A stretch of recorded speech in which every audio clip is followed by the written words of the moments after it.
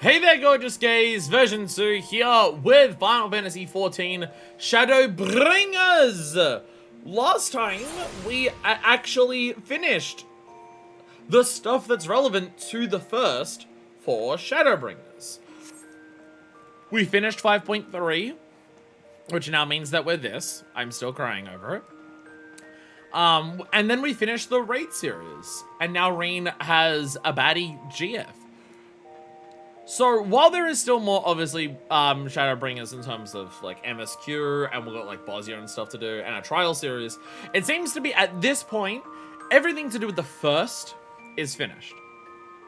At least for Shadowbringers. I'm going to assume the first will come up in some capacity in the future. I cannot imagine that we never come back here for main or side stories forever. It's just an entire world that I can't imagine it being abandoned forever. Like going back to it the way that we like may go back to like a Limsa or an Uldar or an Alamigo kind of thing. Like I imagine we will come back here in some capacity at some point. So today was gonna be Delabrum's stream, but then we already did Delabrum with Castrum Lacus Latore. So we kind of had to come up with ideas of what we were going to do today, because we're scheduling out our streams very specifically so Endwalker can end on episode 150, because I can do that. But we actually realized there is something that in terms of getting caught up on like everything, so we start Endwalker where literally everything pre-Endwalker is done, there is one important thing that we haven't done for that, and I was originally planning on doing it with Endwalker's one after that, but then I realized, what if we just did it now and say fuck it, and that is Lodestone stories. We read the stories for A Realm Reborn, Heavensward, and Stormblood all together at one point, like towards the end of Stormblood. I think it was like 2 streams before we started Shadowbringers. So we're gonna read the Shadowbringers ones. So like we're actually caught up on even like the extra bits of story there, so I can learn about probably Alisaie's 3rd dead girlfriend before we start playing Endwalker. But because we're only doing that, we've got a lot of other things that we can finish up today. We have got some Kaishir custom deliveries to do. We've got some Bosnia step to hand in. We've got more of the Nia thing to do. We've got Skybuilders tools to finish. And then we're also just going to say, fuck it. There is probably a shitload of yellows that are important to go around and do. Let's do those. I've got my own list of yellows to do on my computer. And these are specifically important yellows that I listed, going around and checking literally every single yellow quest that I have in the game. And any of them have the picture, because I've said picture yellow quests are still important, because if they give you a picture, it means that it's like usually decently important. So I've marked all of those, plus a couple little extra ones that were just in important locations. Like there was someone bought the Prima Vista. That seems like a thing. Or some of the ones where it was just like, if you do this quest, you won't be guided and you won't know what to do. Follow it on your own. It's just like, those are usually like interesting enough, unless they require like a really weird math puzzle to be worthwhile doing. The shoe bill has migrated from the balcony onto the table.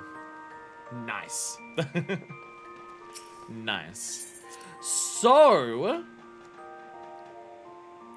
I believe our plan was to start with Lodestone stories. I feel like out of everything that we have today,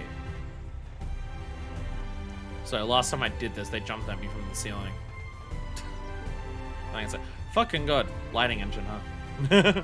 Right, lighting engine has been improved in this game compared to when I originally played Shadowbringers.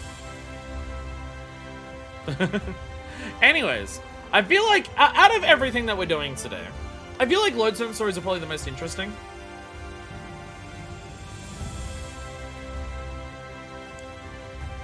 Like Kaishir custom deliveries is still interesting and stuff like that. Skybuilders is, you're gonna watch me craft a lot. But like, some of the Lodestone stories last time made me cry. So I think we're gonna start with that. Now, to do what we have to do for our Lodestone stories, we have to go home. Because we did this last time, and we're gonna do it again, because if we go here, we can choose the music, and we can have rotating music in the background while I read to you.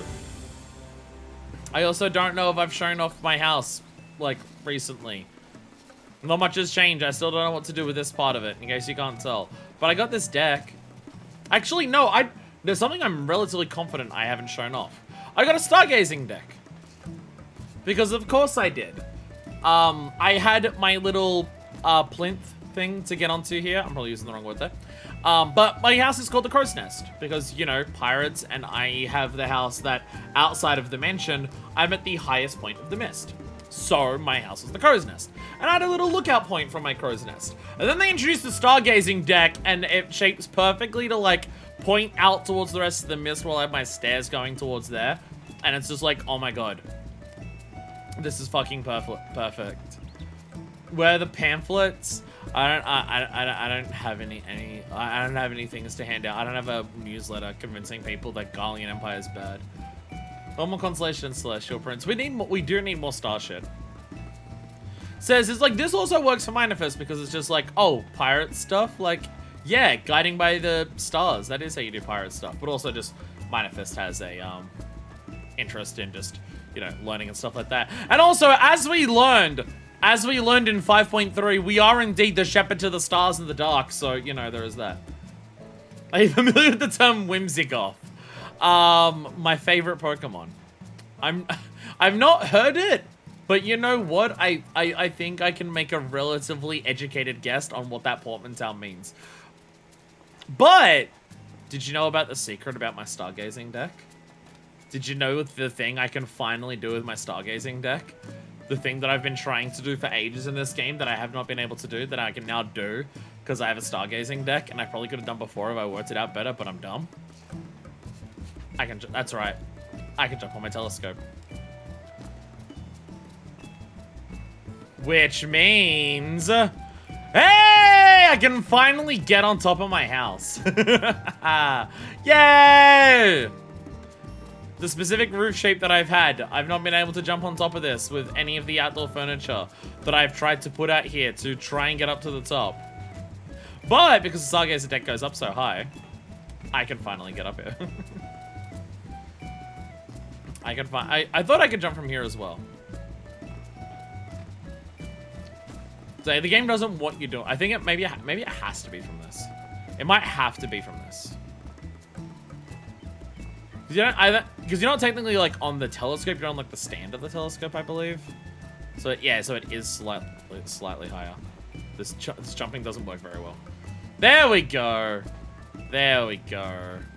So yes, I can finally jump on top of my house. I unfortunately cannot place any furniture up here. The game will not let me place furniture on top of my house, which makes me very sad. But I can get up here now, and that makes me very happy. Maybe in the 90s, everything was rune shade and everything was made of crushed velvet and star patterns that were everywhere, basically that. So I like space shades, just like, probably not like some of that stuff, some of the other things of like the whimsigoth nature. I'm into metal aesthetic, so I probably enough of that would be interesting. Anyways, let's go into here. Hey!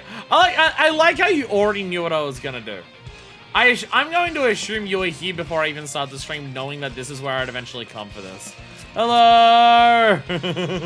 Hello! Serving us drinks. What I'm saying is I want to dress like Ashley Joke your IRL. What's your poison? Your finest mead. Your finest mead, thank you. Do I have to say it in game? My keyboard's all the way within reach, but not directly in front of me right now.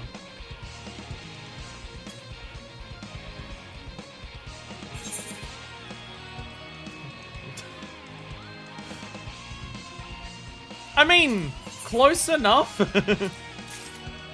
Should chat go and get booze? I do have booze over there.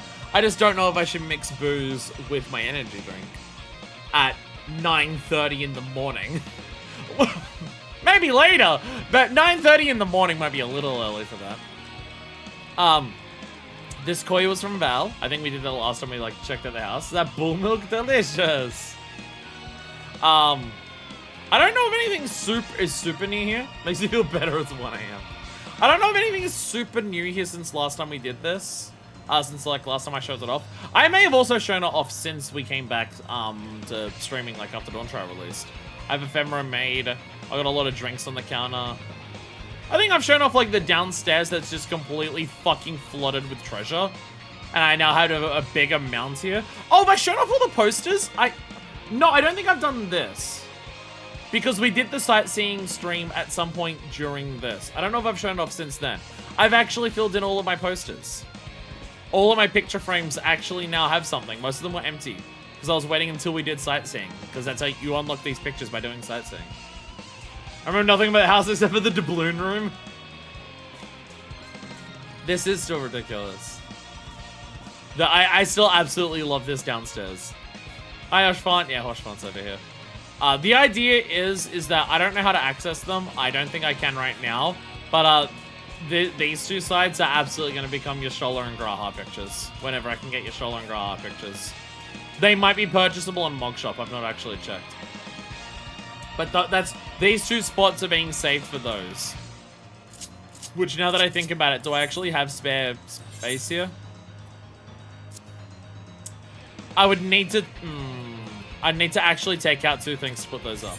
I've not thought about this. I don't know what I can afford to get rid of, though.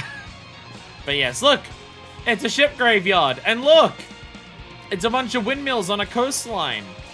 And it's the big ship. The Sharlayan ship. And look! It's Lim Lane. And look! It's the Barracuda fleet. And look! Another dead ship. I believe this is the one behind Yulma. And look! A lighthouse. And look! Oh, a waterside. I think this is Asari. So it's like I think this is Asari, the fishing village. And look! It's another boat in Limsa. And look! It's Buscaron's Druthers. It's a Bob. And look! It's another lighthouse. Hell yeah. My character has a theme, and I'm sticking to it as aggressively as possible. And look! A dead man! Look! This is a guy who died. Also, I'm pretty sure this is the music that was playing before, but listen. It's, Limsa, well, Lenosha 1.0 battle music. Nail from the heavens. Artesia's over here getting drunk. I believe it's, yeah, yeah. You unlock this from Blue Mage, because this song also is used, they still got 1.0 music. This music got reused for some of the Blue Mage Mars Carnivale stuff. But there is, like, I believe if you go to the music vendors that are in, like, the Adventurers Guilds in those 3 starter cities, I believe they've, like, at some point during Endwalker, they got added, like, a handful of 1.0 music. But Nail of the Heavens specifically got reused in, Blue Mage stuff. So I think you get this song from the Blue Mage, quests. Like, the Blue Mage vendor with the seals. Possibly. Anyway, is this one that you made, Artesia? Or is this the one, I think this is the one you made last time. Because looking at Stormblood and everything like that, from memory, like, I'm gonna look at this and be like, I'm pretty sure you got this last time. Wild guess. Yeah, it was from last reading stream. Oh, actually, you know what is the season? Obviously, Papaya. Obviously, the only song we're playing today. 'Tis the season. We must play Papaya. Go to a dentist and make a playlist. Oh, good. Let's do that now. That's not what I meant.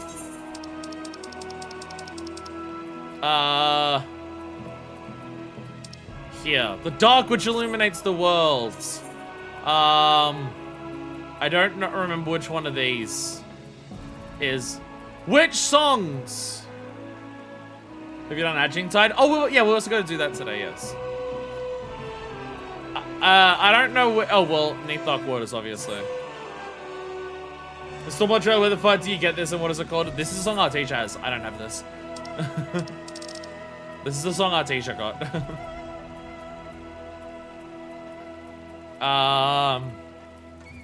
Ren counter. I'm just choosing songs.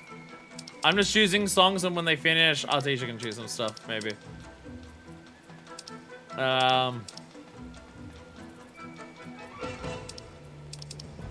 Where's raid music? I was gonna do Torn from the Heaven, the new Torn from the Heavens version. Do I have that? I thought I had that. I thought I got that. To the edge, we go. Yeah, that makes sense. Yeah, I have to the edge now, obviously. Yeah.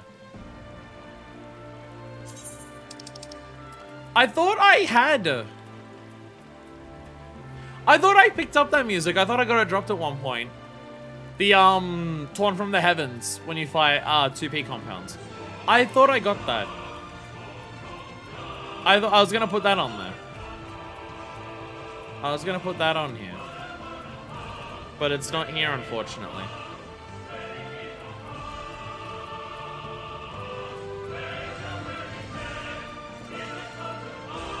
Oh, Return to Oblivion. Yeah, Return to Oblivion, obviously.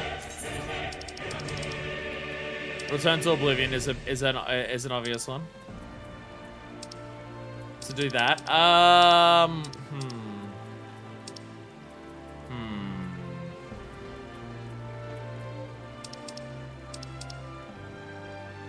Well, if my room, I phrase it smells like Parmesan cheese. Powdery stuff? It smells like powder. Oh, Civilizations, obviously. Civilizations has to be there. Well, we're apparently doing the meme playlist. Apparently we're doing the meme playlist. Full Fathom 5. And... What's Anvil? Obviously, there we go. Machinations. There we go. There we go. There we go. There we go. It's like we never left the Crystarium. It's like we never left. There we go. I had to move all of my chairs back so slightly so Rose could actually sit at my bar in my row house and not clip through the counter. I originally made them too close. From memory, the last time we did a reading stream, this place was not decorated properly and there was like a pile of books in the middle of the room. I feel like that happened last time. But, now that that's done, now that that's actually sorted out, and I'll turn it down because I'm going to be talking a lot. Where is my stories? I would like to read my stories. Here we go. I found some stories. I found stories.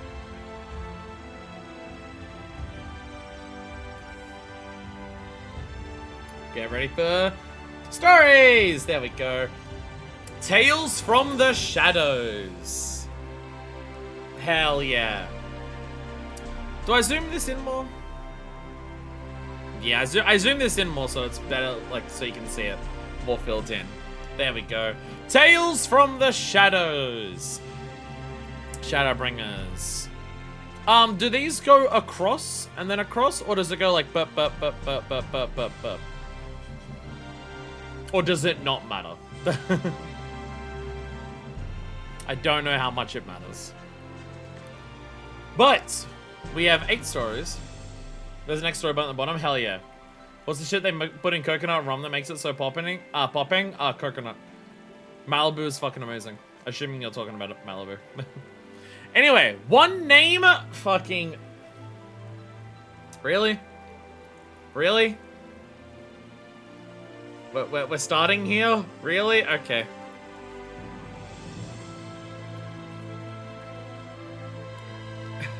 Off-brand Malibu. It tastes like Malibu, it's so good. One name, one promise, one mind, one vision. In this den of... I'm gonna need to turn on the music on my end. If you like the music lower on your end so you can pay attention to me talking more, let me know. But for me talking and reading, I need the music very quiet on my end. In this Sorry. One of the bits of pepper from the pie I ate before stream just got unlodged from between my teeth.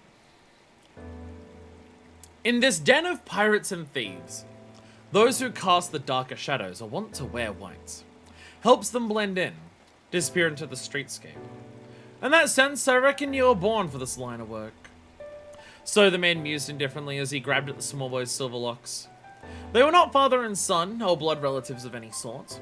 Just a child who knew no life but that on the streets, and a merchant of ill repute, was all too eager to employ the urchin in one shady scheme after the next. Business partners and nothing more.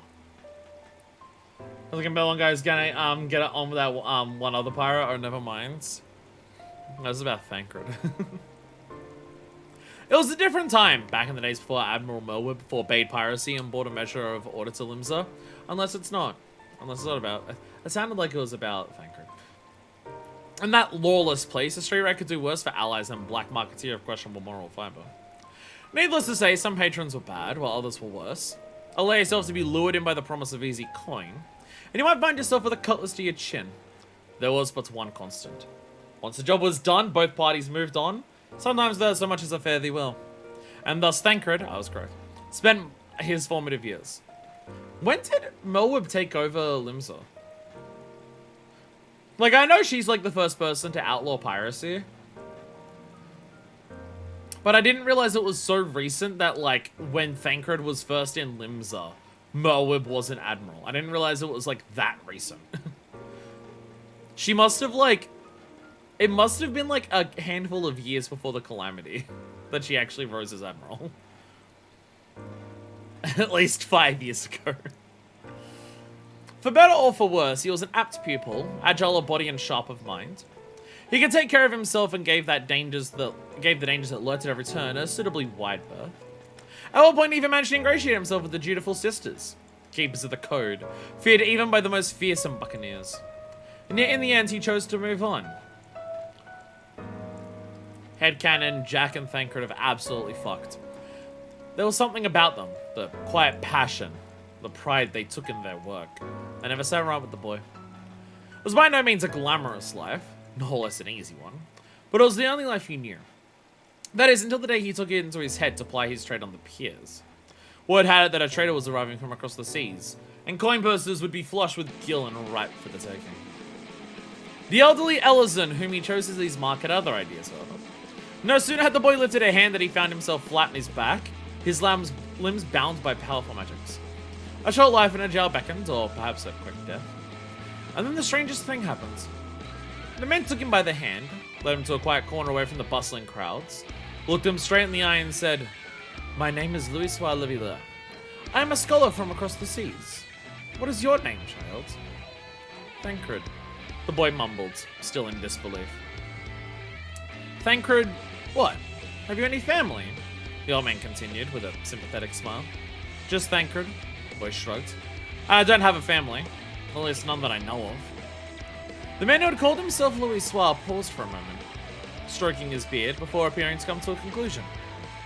"You are quick and able beyond your years. Well, you're only in a place where you could learn to use these gifts for the good of all, rather than merely as tools for your own survival. Why, there is no telling what life you might lead." Thancred listened in silence, his frown speaking volumes. So as I chose this, you know. But Louis Soir responded with a sad yet knowing smile, and the words that would change the boy's life forever. "Come with me to Charlian. You are a gifted child, and there is much that I would teach you." And so it was that Thancred's new life began. To commemorate the occasion, Thancred was to claim the surname of Waters. Such flourish has been unnecessary in the Limousin streets, but would be indispensable in more respectable locales. Thancred chafed at first, not keen to declare his lowly heritage to all and sundry, but Master Louis Soir would brook no opposition. "Tharliak, guardian of rushing rivers and purveyor of knowledge," the sage mused. "A lad such as yourself could do far worse for a protector." And so Thancred grudgingly accepted the name he would come to wear with pride. Louis Soir also found a suitable mentor for the child, an old hand in covert operations who would train Thancred to follow in his printless footsteps. Charlian was a society that valued knowledge and expertise in all forms, and shadowy agents were not shunned as disreputable rogues, but respected as key contributors to the nation. It was in such a capacity that Louis Soir hoped the boy might excel at and find his true calling.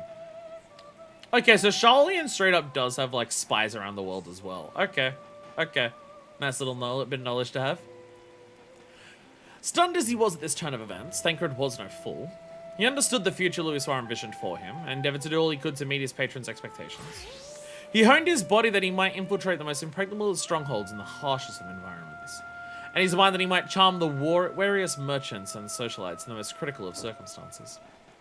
Before he knew it, the streetwise child of Leminson alleyways was no more. In his place stood a confident youth who could pose as anyone's friend and confidant long enough to procure the knowledge his client demanded. A short while later, Thancred's surpassing skills were recognized, and upon his skin was inscribed the sigil of an Archon. When Louisoix gazed upon this mark, he could scarce contain his joy. The boy he had personally led out of penury and taken under his wing had realized his potential. Okay, so Thancred specifically got his Archon mark because of his skills at stealth and roguery and shit.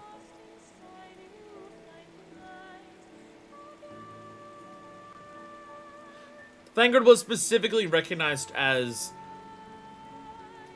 like, someone who was pushing forward the boundaries and knowledge of being a sneaky fuck. Okay.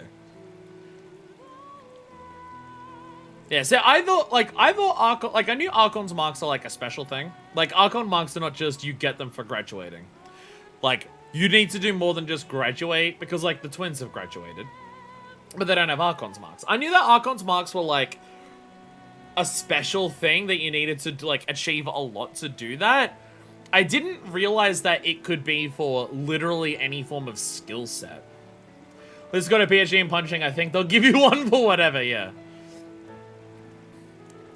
Okay, yeah, so, like, yeah, so Eda didn't necessarily, like, oh, it was, like, something, like, book smarts that she did, yeah. When a giant Charlie next time to be a hindrance for a spy, Thancred can literally turn invisible. I think he's fine.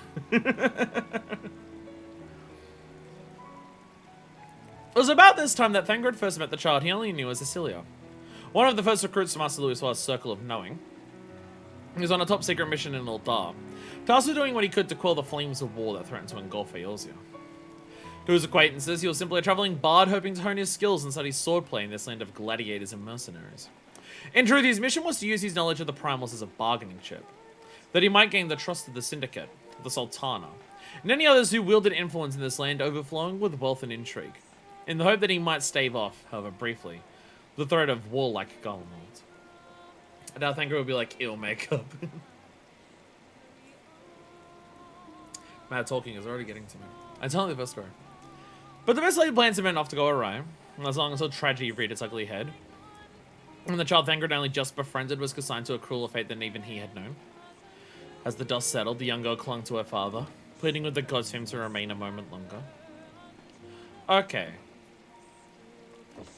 Like, obviously this is all stuff that we know about, like, Minfilia's backstory. I didn't realize that Louisoix, like, had already contacted Asilia before her dad died. That I did not realize. A part of him was keenly aware that the child was all alone now, as he had once been. This part pitied her, knowing what she'd be forced to sacrifice to survive in this cruel and unfeeling world. Yet another part of him, a more selfish part he would admit, seethed with pain and regret. As much as he had grown, as strong as he had become. In the end, he was powerless. I failed her when she needed me most. Fortunately, the child was not without friends in the world. The songstress Flamin soon resolved to serve as her guardian and protector, for being one of the people who got that killed. And so Thancred's role in the child's story came to an end. Or seemed as if it might. Pardon me. But for reasons he struggled to explain, he could not let go so easily. Perhaps it was the knowledge that the child's father had betrayed his Garlean spy masters before his death, and that danger might still follow in his wake. Or perhaps it was something far simpler, though the former made for a convenient excuse. Oh, okay, that part. I had forgotten that part. I feel like I have learned that before, but I'd forgotten that Minfilia's dad was, like, working for Garlemald. Needless to say, he had many more important responsibilities. Nevertheless, when his duties brought him to Aldar, he would make sure to look in on Nasilia, lest she get caught up in anything unsavory. Dispatching common lads was easy enough, but on the occasions he found himself face to face with an uncovered Garlean operative, no doubt one who had followed her father's trail, shivers would run down his spine. When it became clear that it would be nigh impossible to shake their trail, Thancred decided to step forth from the shadows and make a proposition. You should take on a new name and assume a new life. Only then might you free yourself of your father's legacy. Trust me, it's for your own good. Asira looked into his eyes and considered the implication of his words without prejudice. After a moment, she nodded in agreement. Very well, but what name shall I take? Thancred closed his eyes, thought briefly for a moment, then spoke. Minfilia, he said with quiet conviction. Minfilia Ward. It was nearly as inspired a name as the one Louisoire had convinced him to embrace so many years ago. A common enough name for a Highlander girl, yet one so overused as to draw unnecessary attention. A name that would keep her safe in Thancred's absence. Minfilia, she said with a smile. Yes, sir. Rather like the sound of it. One night, after seeing to some reconnaissance task or other, Thancred found himself aimlessly wandering the streets of Uldar, as he was wont to do. It was then he spotted Minfilia, sporting a pickaxe and other assorted gear. The girling as nothing if not devoted to the cause. Something the matter, he asked. Surely your task didn't require you to stay out so late. Oh, Thancred, Minfilia responded calmly. It's nothing, really. I simply got distracted. For her outward projection of strength, something was clearly weighing on the girl's mind. And so Thancred flashed an understanding smile and offered to escort her home. It was not far to the humble abode where she lived with Flamin, and he hoped he might learn more of her troubles. The conversation quickly turned from that topic to rumors of the day, and several inconsequential laughs later, they arrived at their destination. Thank you, Thancred, Minfilia offered, before fixing him with a look. Do take care not to overdo it at the tavern. You are too quick to forget yourself, especially in the company of women. I will heed your sage advice as if my very life depended on it. Thancred replied in a tone that made it clear he had no intention of doing anything of the sort. Minfilia sighed as she pushed the door open. For a moment, the warm orange-hued glow of the lanterns within bathed that alley, and Thancred in light. With a farewell wave, the girl stepped inside, and as the door closed behind her with a creak, that fleeting glimpse of warmth and tranquility vanished along with her. From beyond the threshold 1,000 miles away came a gentle voice. Welcome home, my dear. Alone in the alley, Thancred took a deep breath. It is not for you. He had seen the girl safely home, though it had been a simple task. He felt prouder than he had in a long, long time. ARR, Thancred. Sorry. I have listened to this song so many times since we did 5.3. Holy shit, so many times. Every single day, at least once or twice. Some days are several more. How many years has it been? Thancred had long since lost count. He pondered the memory as he delved deeper into the tunnels beneath the city of Yulmore on the first. Quite literally a world away from home. Just as he had been many times in his younger days, he was here on a mission. A mission to rescue a young girl. The streets of Yulmore were lined with soaring, majestic buildings carved from pristine white marble. Though there were many differences, of course, Thancred could not help but be reminded of Limsa Lominsa. In this den of pirates and thieves, those who cast the darker shadows are once to wear wounds. He had shed the Yulmoran soldier's garb he had worn to gain entry, donning in its stead his own cute of purest white. The garments were light and flowing, befitting a man who had traded 2 daggers for a gunblade, a man resolved to serve as guardian and protector. The whites too was Thancred's choice, a color that would allow him to travel unmarked in this world flooded with light.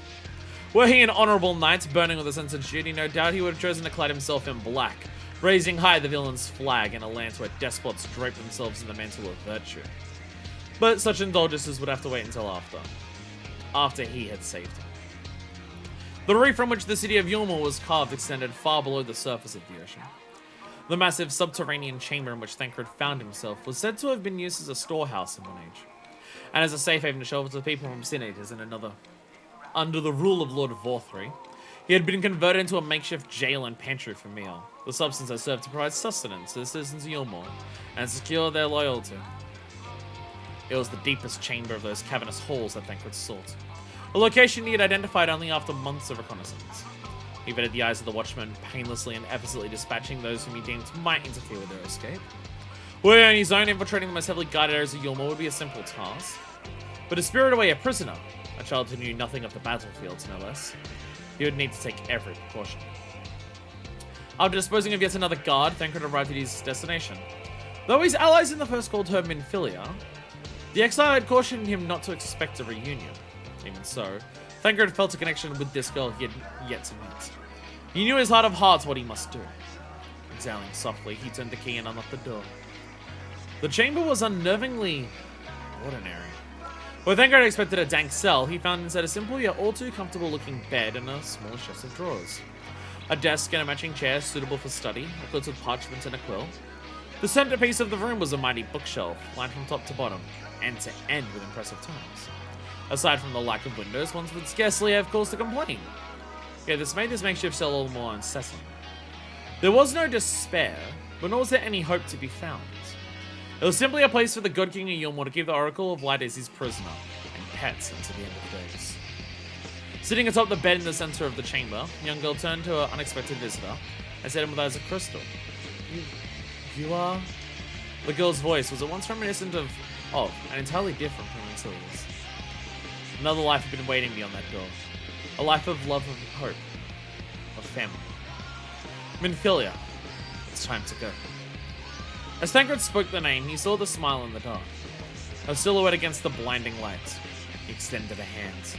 After a moment's hesitation, the girl took it. This time, I will make it.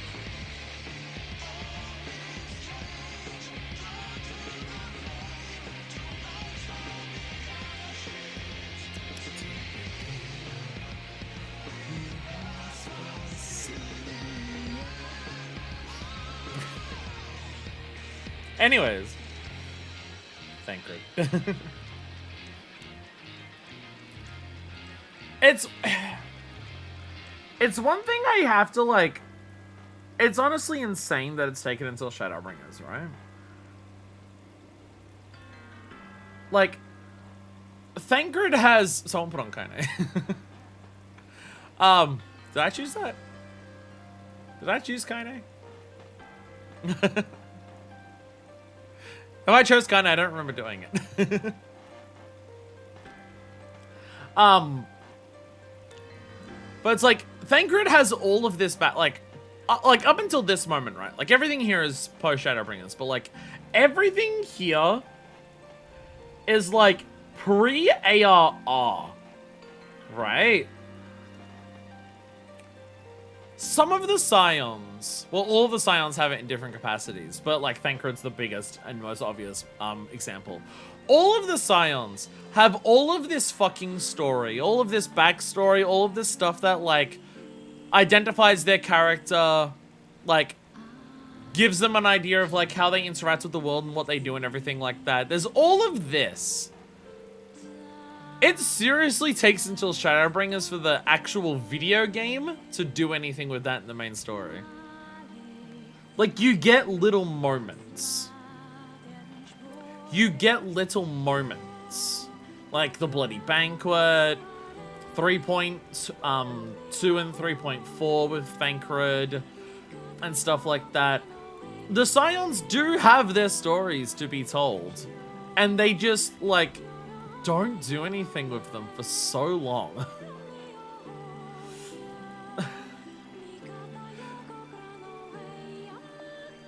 Like, ARR doesn't do much with many of the characters. ARR is very much not a character-driven story, outside of, like, Gaius being an interesting villain. And then, like, post-ARR is Alphino's story. Heavenswood is Alphino's story. And then you've got, like... post Heavenswood, which has some things with Thancred, and then it recreates the character of Ida into Lee so she can have her own story. Well, Cid's stuff doesn't even happen in MSQ. All of Cid's exploration of stuff is delegated to side content. Like, everything that we've done with Cid that really gets into Cid's story and character that he absolutely does, and like, it's been so obvious with Cid because it's just like Garlean Defector, who is now like one of the biggest like inventors helping push the effort against that and stuff like that. And all of Cid's story is just like primarily contained within Omega and the beginning of Ozio. It is what Interested 14 was in its main party for so long. It really is. I mean, for Stormblood and Heavenswood, like, jump scare. Like, Heavenswood is about Alphino, which 14 has been focusing on Alphino since, like, towards the end of ARR. And then all of post-ARR is entirely about Alphino, basically, again. But then, like, Heavenswood is just like, oh, it's Ushfan, it's Astinian, it's Acel. And then Stormblood is just like, it's Ian, it's Gosetsu, it's Lise, it's Yagiri. And it's just like, it's wild that it took until like the fourth main story in 14 that I had to go through before like, hey, you know that group that you've been a part of since early ARR? You know like your closest comrades who are like been with you this entire time? What if we had an expansion that actually focused on them a bit? I mean, even then, none of the Scions are any of the main characters in Shadowbringers. Because the main characters in Shadowbringers are yourself, Ardbert, the Exarch, and Emmett Selk. So we still have another case of, like, the expansion is primarily about these new characters. Ardbert, Emmett Selk, and the Exarch. Even though Ardbert and Graha are not new characters there. They had small moments beforehand. But it's like, they managed to make it work in Shadowbringers where it's just like, none of the Scions, unless you count Graha because he becomes a Scion, none of the Scions are the main characters of Shadowbringers, but they still actually focus on all of the Scions extensively throughout the story. And it's just like, they could have been doing this the entire... You don't need the Scions to be the main characters of the expansion to focus on their stories. Because they're not the main characters of Shadowbringers. It's just, it took them until Shadowbringers to go, what if we also focused on them while having, like, while the main story is going on? And they just don't do that outside of Alphinaud and a little bit of Alice in Stormblood until then. And like in Alphinaud and Alice are the ones that don't have a history and backstory before A Realm Reborn starts. Alphinaud and Alice literally start their adventure at the same time as you, so it's like they had to develop all of their story there, whereas I guess for the other Scions they thought, they already had their story moments in 1.0. And the backstory and like the lore books. We don't need to do that again. And then they realized by Shadowbringers, oh wait, a lot of people never played 1.0 and saw Thancred's backstory. Shit, we should actually do it. Let's have a story with Thancred. They barely even had that at 1.0. Though that is true. That is true. Hey, they fought Gaius that one time and got their shit rocked. We went to this story of Echoes of Delusion. I'm immediately seeing Shirakaze Hostelry, and I'm just like, wait a minute, what? Where is this story going?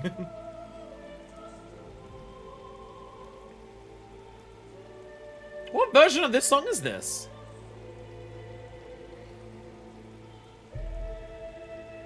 What version of this song is this?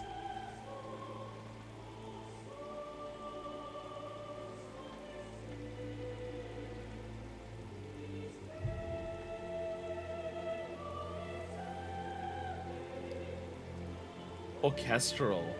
Huh. Yeah, I've not heard this.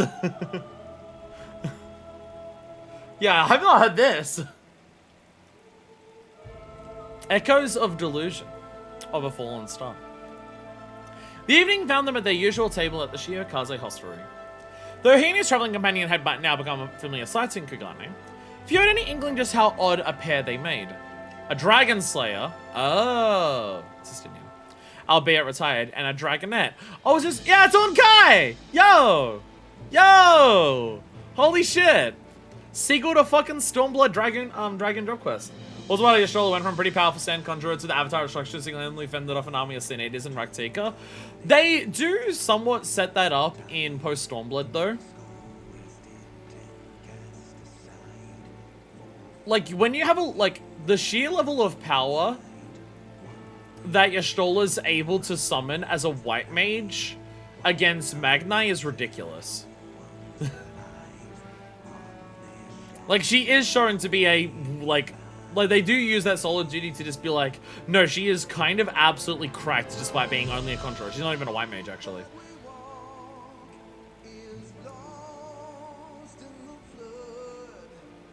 Not a white mage. No, because she never got the job done. She is a conjurer. She's also technically not a black mage. I think her job in the Tross things is sorceress. Jesus Christ, is actually this song. Anyway, Asinian and Onkai. It's well you had me to get us out of this predicament, Onkai observed in that insufferably smug tone of his, and not for the first time. But this, Astinian decided, was one time too many. Is this before or after the dragoon thing when we lay the dog to rest. I wonder. But this, Asinian decided, was one time too many. Face darkening, he snatched face a sun-dried squid, known to locals as surume, from the plate between them, making the diminutive dragon blink. A predicament of your making, your falsely that caused us a needless toil. Tearing off some chewy squid with his teeth, he let out an irritated sigh. Gods had to come to this. But the answer he knew all too well. Fucking... This version of the song might be too epic for me reading. Hell yeah, look at Astinian just fucking chewing on squid. Hell yeah. Hell yeah. It's so inspired that they made Astinian have long hair underneath that fucking helmet. It's so good. Oh. It had begun amid smoke and ash at the Gimlet Dark, when he had plucked the Warrior of Light from the jaws of death. Having borne his stricken comrade to the Ashgardian encampments, he had promptly taken his leave, reasoning that his skill with the lance would be more use on the battlefield than in the infirmary. And so he turned his step back towards the fighting, minded to lead the Alliance's strength, only to learn that it was no longer needed. For Xenos had withdrawn from the front lines, leaving the Imperial forces defanged and in disarray. But for me to grip volleys between my legs, who said that? I don't know. I don't know, there's no way we can find out who said it. Thus had Asinian found himself aimlessly wandering the snow-swept fields of Kurthus, which is where he had heard a familiar draconic voice calling out to him. Onkai. In the past, he had aided the Dragonet in his quest to find his sire's long-lost consort. A journey to the far east which had, it would seem, given the creature a taste for adventure. And now he wanted Asinian to accompany him on another. So yes, between Stormblood and Dragon. And Shadowbringers, it seems. I have no interest in playing nursemaid, Asinian had replied in a tone that brooked no discussion.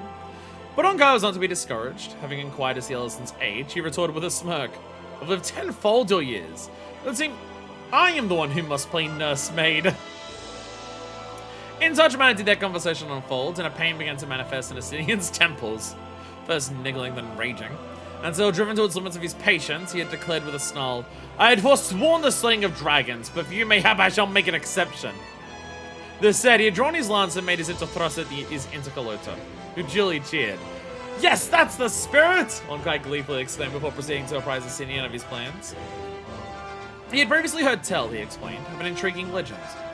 That's of Seiru, a dragon worshipped in the Far East as a benevolent guardian, who in certain corners is a man-eating fiend. I wish to ascertain the truth of the legends, of the tales. This dragon devours man flesh as some believe, if also us to end its reign of terror. So it was the Azure Dragoon had set forth once more to the Far East, a none too willing travelling companion, and an all too willful dragonette. And through painstaking efforts, trudging hither and yon gathering information, they had learned the truth of the legends, to their mutual disappointment. For the dragon known as Seiru was no dragon at all, at least not the kind they knew, but something far more akin to a serpent. And upon their chagrin, their course had dragged on far longer than intended, they had found themselves at the limits of their funds. For days they were forced to endure empty bellies, but their luck had turned when Onkai came to the attention of the proprietor, who got his most famous hostelry. Like many a Hingan, the woman believed dragons to be the bringers of good fortune, and she'd offer them board and lodging in exchange for attracting customers. And here we are, a spectacle for drunkards. How ungrateful, Onkai said with mock indignance. I find myself less and less inclined to see your squid. As little as Asinian cared for the dragon's pertness, at that moment he cared less for the dry rice wine without a savory accompaniment. Fine, I'm grateful, he managed, resisting the urge to roll his eyes. Now sear me another, will you? Seemingly placated, Onkai breathed fire upon the surume, which released a mouth-watering aroma as it crackled and charred. Asinian allowed it a moment to cool before helping him to another bite of this strangely addictive snack. Even as he savored the flavor and texture, footsteps rang out from the direction of the tavern's entrance. I love it. It's just like, oh, you know what? I'm super on board with squid now that it's been lit on fire by dragons. Hell yeah. Welcome to the Shiokaze Hostelry! Ow. 2 of 8, huh? Welcome to the Shiokaze Hostelry. Onkai cheerily called out to the newly arrived patrons. With a brief shake of his head, Asinian drew breath to offer his own half-hearted greeting, only for the words to die on his lips when he turned around and saw the 2 Lalafell maidens standing upon the threshold. There you are! Shrilled the one in the pink kimono. Though she had adopted the local attire, there was no mistaking Tataru Taru, the Scion's indomitable receptionist. And beside her, even less mistakable in a distinctive robe, was Kralbel Decian! There it is. There's the two Lalafels who start fucking T-posing, staring wide-eyed at him. Whatever it was that the Archon saw, it clearly amused her, for she was suddenly racked by paroxysms of poorly stifled laughter. They're gonna kill her. Forgive me, she said tearily, struggling for breath. I had heard the Arzo Dragoon had hung up his lance, but didn't expect that he would take up the serving tray in its stead. To that assessment, Ascending could offer no retort. As much as her amusement irked him, above all, he was troubled by the creeping sense that he was about to be drawn into yet another bothersome affair. He turned to On Kai. To some we went our separate ways, little one. But so long as you remain here, you shan't want for comfort. Fare you well. Sparing the visitors no further glance, Ascending picked up his travel snack with its travel sack. I thought it was snacking. He was picking up some ramen with him.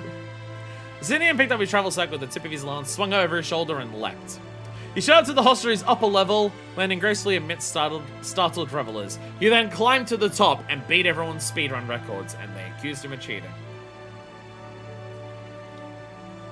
Who broke out in rapturous applause at what they assumed must be a performance. Disregarding the ovation, he dashed through the door and out into the night. He knew at once where to bend his steps. Kagane Ohashu. For across this bridge there lay the rest of Shishu. Entry to which was forbidden to all Ijin, save a privileged few. Surely it would be the last place they would think to look for him. Like I was immediately just trying to book it away from them. But he had scarcely settled into his spot against the bridge balustrade to let the haze of wine clear from his head when, from on the passing traffic, the Lalafels appeared again. You do know they won't let you pass without one of these. Tataru waved a parchment in front of him, bearing Far Eastern script and a crimson seal. An entry permit, why am I not surprised? What was surprising was how quickly they managed to track him down. At that moment, a boat plying the channel below chanced to draw near. He did not stop to think and sprung onto its mast. A few moments and several leaps later, Ascenium was taken into the city, from the Rukakane castle, a self-satisfied grin upon his face. Let them try and find me here. Absent-mindedly, he withdrew what was left of his surume from the pocket, where he had secreted it, raised it to his mouth, and stared. On a nearby walkway, two Lalafels were emerging, led by Seki Sagami, blade bearing a lantern. What sorcery is this? In that instant, it occurred to Ascenium that they may well have good reason to seek him out. The thought quickly faded, however. Perhaps it was the wine, a potent variety sourced from the main island, or perhaps it was simply his nature. The more they pursued him, the more determined he became to elude them. Just need to steer clear until morning. Thus resolved, he stepped off the rooftop and dropped down to the ground. After what seemed an eternity, the night sky began to take on the grey of dawn. A little longer, and the Kurobura Maru would leave port and bear Sinin away, beyond the reach of Scion troubles. But if he allowed himself to hope, the self-same cheery voice that haunted him one night rang out. Anyone would think you were trying to avoid us. You cannot be serious. Groaning inwardly, he turned to face his unrelenting pursuers, his mind racing as he considered his options. It was then that the Bodessian woman fell to one knee, cradling her head. Are you alright? Tataru crouched down beside her companion in a state of alarm. The Archon plainly overexerted herself during their night-long game of cat and mouse. He had to stop himself from feeling a measure of culpability. He was about to proffer her hands when Carl's shoulders began to shake with laughter, as Paulie startled us before. Oh, Estinian! Never would I have imagined... Oh, she's faking the echo. Oh my god. Oh my god. She made an effort to look at him, but the sight of his face seemed to only add to her amusement, setting into further paroxysms. What's this now? Did you see something from his past? Tataru asked, her voice dripping with curiosity. Though it was already well on the way to being a warm day, Sidian felt a chill to rival a Curthan night. He knew that, like the warrior of lights in a sail, Kral was blessed with the echo, and comparing to the past of another's eyes, he could not begin to guess which mortifying episode in his life he had just witnessed. There was simply too many. Finally composing herself, Kral stood upright and regarded him with a look of pity. Be at ease, I'm not so heartless as to reveal what I saw. Not here and now at any rate. Oh, so she did it. So when you have the echo, it's like super fast.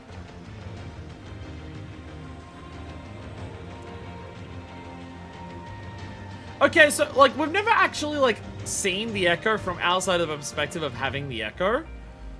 It does seem when you have the echo, the whole thing happens really quickly then. I don't remember this. I don't remember the echo being something that happened super quickly. Of just like, when it happens, like Tataru says okay, and then Asinian like sees it, lends out a hand, and then she's immediately back. I didn't realize it was that quick. Damn you to the bottom of the 7th hell. But enough about that, she continued sweetly. We're hoping to speak with you, if you have a moment. Asinian's shoulders rose and fell as he sighed in resignation. The chase was over. Later that morning, Asinian stood on the deck of a merchant vessel bound for Raza Han on his way to the Empire. He had been charged with finding, and if possible destroying, an alchemical weapon by the name of Black Rose. Left unchecked, the Garleans would inevitably bring the deadly gas to bear against their enemies, Ishgard among them. The matter of his recruitment apart, he could not well stand idly by while his comrades were thus threatened, nor could he deny that he was well suited to the task. As he gazed out at the ruby sea, he rested a hand upon the reassuring weight hanging at his waist. Although the pouch heavy with coin, this was some lucrative venture pertaining to Far Eastern legends according to Cesaro. Yet another bothersome journey, but at least I shan't want for funds. Reaching to his travel sack, he pulled out a piece of freshly seared surume, a parting gift from Onkai. He took a bite, making sure to chew it slowly. There was no telling when he would see any more. I like how this squid snack has now just become like his comfort food during this. At the same time, Tataru and Crow was sitting at the Shiakaze hostelry, taking refreshments with their new friend Onkai. So tell us, Kryle, Tataru began, her cheeks flushed from rice wine. What scandalous events from Asinian's past did you see? The morning sun peering out over the horizon, a coy smile slowly broke from Kryle's lips. I'm sorry, whatever gave you the impression I saw such a thing? I knew it! She faked it! She faked it! I knew it! I knew it! I knew it! She faked it! Their boisterous laughter could be heard as far away as the water's edge, but thankfully not beyond. I knew it! I knew she fucking faked it. I knew it! I knew it. I knew it. I knew it. Man, last one was just like, here's this emotional like story with Thancred and everything like that. And then we get to the next one, it's just like, here's a Stinian trying to run away from some Lalafels. A World Forsaken. Objective: to record and analyze events surrounding the 8th Honorable Calamity, based on information extrapolated from statements and reports made by Sid Garland. Following a series of decisive victories, the former Imperial colonies Doma and Alamigo overthrew their provincial rulers and secured independence from Garlemald. Damn, this place is short as hell. All the songs are really quick. It's repeating. I forgot what I was up to. Oh, it's secured independence from Garlemald. This prompted other occupied territories to rise up against their oppressors, rise with me, and join forces with the Orsian and Eastern alliances. The Garleans responded by marching the bulk of their troops to Gimlet on the Alamigan border, where the allied armies gathered to repel them. Though peace negotiations were attempted, the difference between the opposing sides proved to be irreconcilable, because Varus wanted to create a master race, with open warfare the only viable recourse. Against expectation, the well-equipped and highly organized Imperial legions failed to capitalize on their early advantage, allowing the alliance to stage a counterattack. One possible cause for such ineffectual display on the part of the Garlean troops is the high proportion of conscripted soldiers who, in the words of Master Sid, lack the conviction required to maximize their combat capabilities. Unfortunately, I'm not programmed to assess such unquantifiable variables, and this theory must therefore be dismissed as mere conjecture. I can, however, say with some degree of certainty that the arrival of ones known as the Scions of the Seventh Dawn was a critical factor in the Garleans' defeat. After the Empire's withdrawal, Sid Garland and his Ironworks colleagues, including the elusive Nero Skyver, traveled to the burn on the Athardian subcontinent to bolster the field generators at Savoryu's Wall in preparation for the Garleans' next offensive. They set about their work unaware of events unfolding elsewhere that would change the course of history until they received the first report, which, according to Master Sid, was unusually brief. The Garleans have deployed a powerful new weapon on the Eorzean front. They tried to contact our comrades at Ralga's Reach, but received no reply. Despite lacking several essential details, the message was entirely accurate. The reason the sender had been able to communicate with said comrades was simple. They had been annihilated by Black Rose, a poisonous gas developed by the Garleans. This ingenious weapon halts the flow of aether within organic beings, causing near immediate cessation of respiratory functions. Being highly potent and capable of rapid dispersal across a wide area, the majority of settlements in nearby Alamigo were also entirely depopulated in the aftermath. Contemporary reports say that the damage extended far beyond Alliance-held regions such as the Black Shroud and Thanalan to several Imperial territories, resulting in significant loss of life. As my present configuration is only equipped with basic audio-visual receptors, I must draw my conclusions from limited and, I'm compelled to admit, unreliable sources of information. At the time of Black Rose's deployments, I was otherwise engaged deep within a Gormaro and was unable to make detailed observations of the weapon's effects.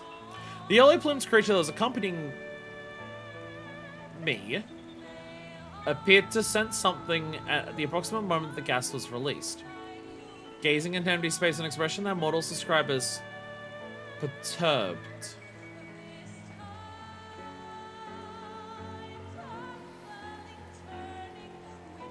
Request songs? You can request songs to Deku.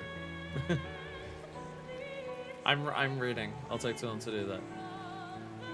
Because like this is clearly from a robot, so I'm just like, is this like a recorder thing or something? This is straight up Omega. Like the Omega that's been going around with Alpha, which I didn't realize could like think.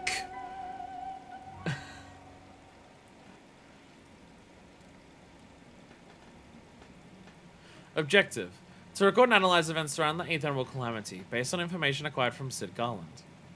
Master Garland had made numerous attempts to initiate conversation with me, despite my current vessel being no more than a simplistic automaton conceived as a plaything, lacking any oratory mechanisms with which to respond.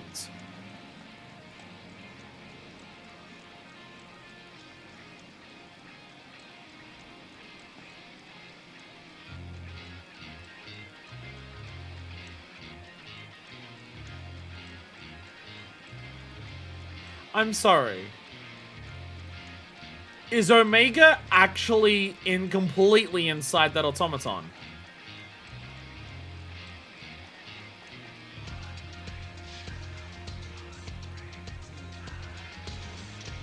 Omega is straight up inside it.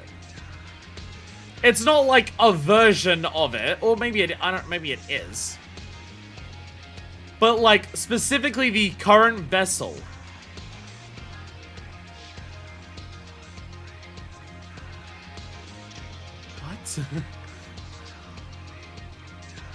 Unimaginable cosmic power, itty bitty living space. I guess that's what, like, because it's like, it can't do anything because of what it's in.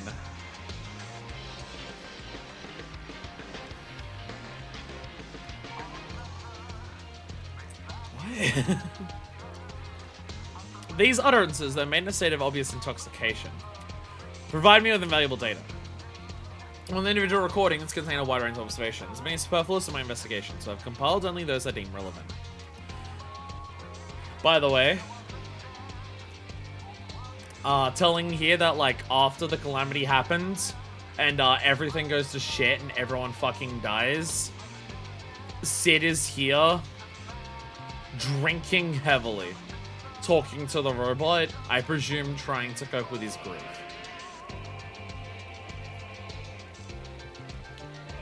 Black Rose wrought immeasurable destruction to organic life forms, resulting in widespread environmental upheaval. The ambient aether ceased to flow along its normal channels and stagnated, rendering the land barren and uninhabitable. Inevitably, the wild imbalance of natural energies affecting neighboring regions, and in some cases, led to sudden and unpredictable alterations in flora and fauna. Overnight, the crops on which men relied for sustenance became toxic, further increasing the death toll. In the aftermath of these unprecedented disasters, the communities formed by sentient beings fell into disarray, and all forms of societal organization, from small settlements to entire nations, were abandoned as individuals struggled desperately to avoid annihilation. It did not take long for cascading environmental repercussions to be felt in Garlean territory. Due to the aftereffects of Black Rose, the ceruleum that once supported daily life in the Empire and powered its Magitech armies failed to combust. The machines duly fell silent before after the energy required to set them in motion. Black Rose caused the cessation of aether so much that it stopped ceruleum from fucking working. The creatures that escaped the initial devastation were thrust into a battle for survival. Among them, those belonging to supposedly civilized races, particularly quick to turn on their brethren, in a bid to seize control of land and resources. While they attempted to justify these wanton acts of violence with a range of superficially illogical explanations, it is my assessment that greed and desperation were the primary motivating factors behind their actions. Mustard, his colleagues frequently referred to the situation as a quagmire, though in a figurative rather than a literal sense. Much like an actual quagmire, it threatened to pull mankind into an inescapable predicament. Correct interpretation of the audio data recorded at the time is dependent on accurate comprehension of this metaphorical expression. The mortals who found themselves in this quagmire were no longer governed or protected by social conventions or societal norms, instead reverting to a more primitive way of life, closer to those referred to as beastkin. However, certain groups of sentient beings were reluctant to accept this descent into savagery, with Garland Ironworks being one such example. Quagmire, Family Guy. Its members expended considerable time and effort in largely unsuccessful attempts to bring an end to the numerous conflicts that had erupted. In addition, they hunted down and reprimanded those who sought to profit from the desperation of their fellow survivors, and offered a safe haven to the exploited. While their deeds earned them the support of many like-minded individuals, the number of comrades gained paled in comparison to those lost in the days which followed. I recall one particular incident in which a Lalafell engineer was carried back to headquarters after being mauled by a carnivorous beast while overseeing the digging of a well. Despite his treatments administered by the trained chirurgeons, his wounds were beyond healing and his vital signs began to fade. As he lay dying, one Ironworks member in particular, a broken male considered to be the stricken Lalafell's closest friend, refused to leave his bedside. Gripping the patient's limp hand and whispering words of encouragement, appeared to revive him for a few brief moments. Drawing on his final reserves of stamina, the diminutive engineer demanded that his counterpart live on and produce offspring to continue his legacy. To this, the large man responded with a trembling voice. "Tired home to a family yourself, though that was, regrettably, not a realistic prospect." Smiling, the Lalafell replied, "Sorry, but no one will ever compare to her." These were his final words. Lalafell's death prompted an emotional response from my feathered associates, who pressed his tear-stained cheek against the lifeless body, because Alpha knew the examination. I mean, obviously, like, Alpha's like Ironworks employee, but like Big Sandwich was like, Sometime later, once Master Sid and his colleagues had finally exhausted their supply of tears, they gathered for a lengthy discussion, their expressions growing ever more despondent as the talks continued. They eventually arrived at the conclusion that they lacked the means to restore their shattered world, with the only viable option being to entrust future generations with the knowledge that they had accumulated, in hope that their successors may one day find a solution. This was met with some resistance, however, as many expressed disapproval of the idea of forsaking those in the present day in order to save a world they would never live to see. Teams of Shadowbringers. Unable to deny this, Master Sid simply nodded and said, "Even so, our sacrifice will not be for naught." With that, Garland Ironworks found what I believe to be its true purpose.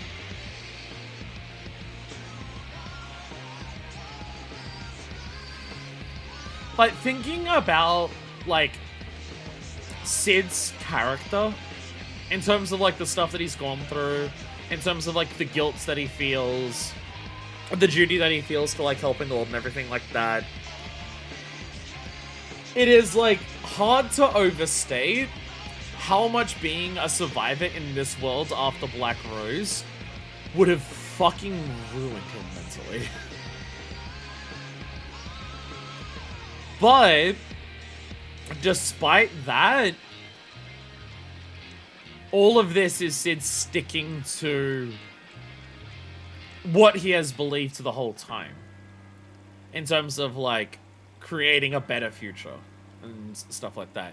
Using his knowledge to try and create a better world.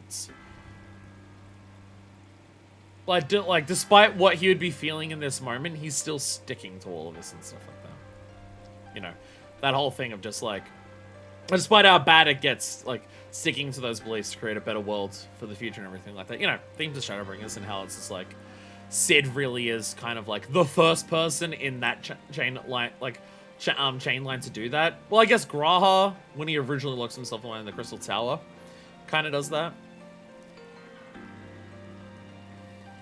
Objective: to continue recording and analyzing events surrounding the 8th Umbral Calamity. The researchers at Garland Ironworks continue to investigate the process by which Black Rose, possessed of a destructive power far exceeding its creator's expectations, triggered the 8th Umbral Calamity. They believe that they understand the nature of this catastrophe could reveal a means by which it might be averted entirely. Their aim was to change the past to create an alternate reality in which the calamity never occurred. a feat rendered conceivable by the knowledge of the advanced technologies of fallen civilizations. However, many of those who would bear the burden of continued existence in a world ravaged by Black Rose failed to see this as a viable strategy. Such responses were consistent with my projections, as it is generally the primary objective of all life forms to secure their own survival in the here and now. Many of Mustard's followers either refuse to cooperate or express a desire to leave the Ironworks altogether. Certain former employers went as far to appropriate equipment and supplies by force before heading into the wilderness to fend for themselves. Although the vast majority opposed Mustard's radical proposition, a select few remained to lend their assistance. Research into the 8th Emerald Calamity continued, headed by experts in the fields of magic and ethereal science. During this period, one loyal scholar noted that while preventing the disaster may not solve all of the problems that afflicted the world in the past, the one dubbed the Warrior of Light would still be alive. The various members of the team each had their own personal connection with the deceased, and the notion of creating an alternative path in which the heroes survived the calamity met with unanimous approval. Oh, the original plan wasn't even necessarily to try and avoid... Like, they weren't even like... I guess, yeah, that makes sense. When they're just like, we can avoid the Umbral Calamity, they're also just not realizing that, like, Black Rose would be stopped entirely.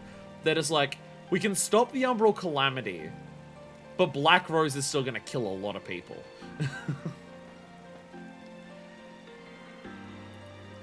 Well, actually, at this point, they're not even planning on stopping the Calamity. They're literally not even trying to stop the Calamity at this point. They just, like, create a path where the hero survives the Calamity, is their original plan. It is impossible to discern the manner in which this theory affected the motivation of the Ironworks staff and their associates, or whether some external factor triggered a sudden increase in their mental faculties. But the fact that they eventually succeeded in unraveling the mysteries around the 8th Emerald Calamity is a matter of record. In addition, by presenting their plan as an attempt to save the Warrior of Light rather than a bid to rewrite history, they were able to gain the support from survivors of many different species and subgroups. Can't interact with the Orchestrion. It's probably because you're not, like, a person of my house. Deku was, like, a resident of my house. You're not, Crafts. Sorry. My bad.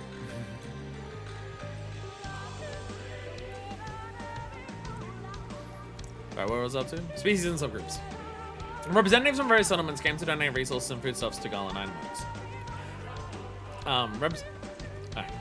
Representatives from various settlements came to donate resources and foodstuffs to Gala Ironworks, despite possessing barely enough to send themselves. Many of them were also acquainted with the Warrior of Light, some even claiming to have been beneficiaries of the late hero's acts of philanthropy. A semi-aquatic creature known as a Namazu, who had arrived bearing donations, imparted information apparently gleaned from premonitory dreams. The following is an extract of his recorded testimony. The world was never in such a ruinous state in the vision sent to me by the Big One. No. So I get to the Enlightened said that the future I witnessed was part of another history. A different chain of events with no 8th Umbral Calamity at all. Whatever that means. It remains to be seen whether this is anything more than nonsensical ramblings of an anthropomorphic catfish, but I shall store it in my databanks for future analysis. Over time, support for the Ironworks continued to grow. They caused finding allies in the most unexpected of quarters. Memorably, during a routine mission transporting research materials, one of their vessels was ambushed by bandits, only to be rescued by an immense airship captained by a golden-haired female claiming to be a sky pirate. She is reported to have made the following declaration. My mother was once snatched from the jaws of death by this champion of yours. As her successor as Queen of the Skies, I mean to see that debt repaid in full. Oh, so, like, every side story comes together for this. Their fucking kid, I'm assuming it's gonna be the two of them together, had a kid here. Instances of Ironworks representatives being extracted from perilous situations were abnormally frequent, their apparent saviors including multiple non-humanoid entities. In one such example, an emissary who was attacked and thrown overboard while crossing the Ruby Sea reported waking up on the shore of a nearby island, with a vague recollection of having been borne to safety by a large beast, properly Chelonian or serpentine in nature. In a similar incident, an ill-equipped messenger would have fallen to his death while traversing the peaks of Som Al, were it not for the intervention of a colossal white-winged creature, later identified as a dragon. According to the official report, there was a brief exchange in which a Ravanian rescuer expressed its disinterest in the affairs of man, particularly his insatiable thirst for conflict before disappearing into the clouds. Must be another. Due to the lack of independent eyewitnesses or material evidence, this account remains unverified. Well, if it's going into the clouds, I'm assuming that it's Freisfelger.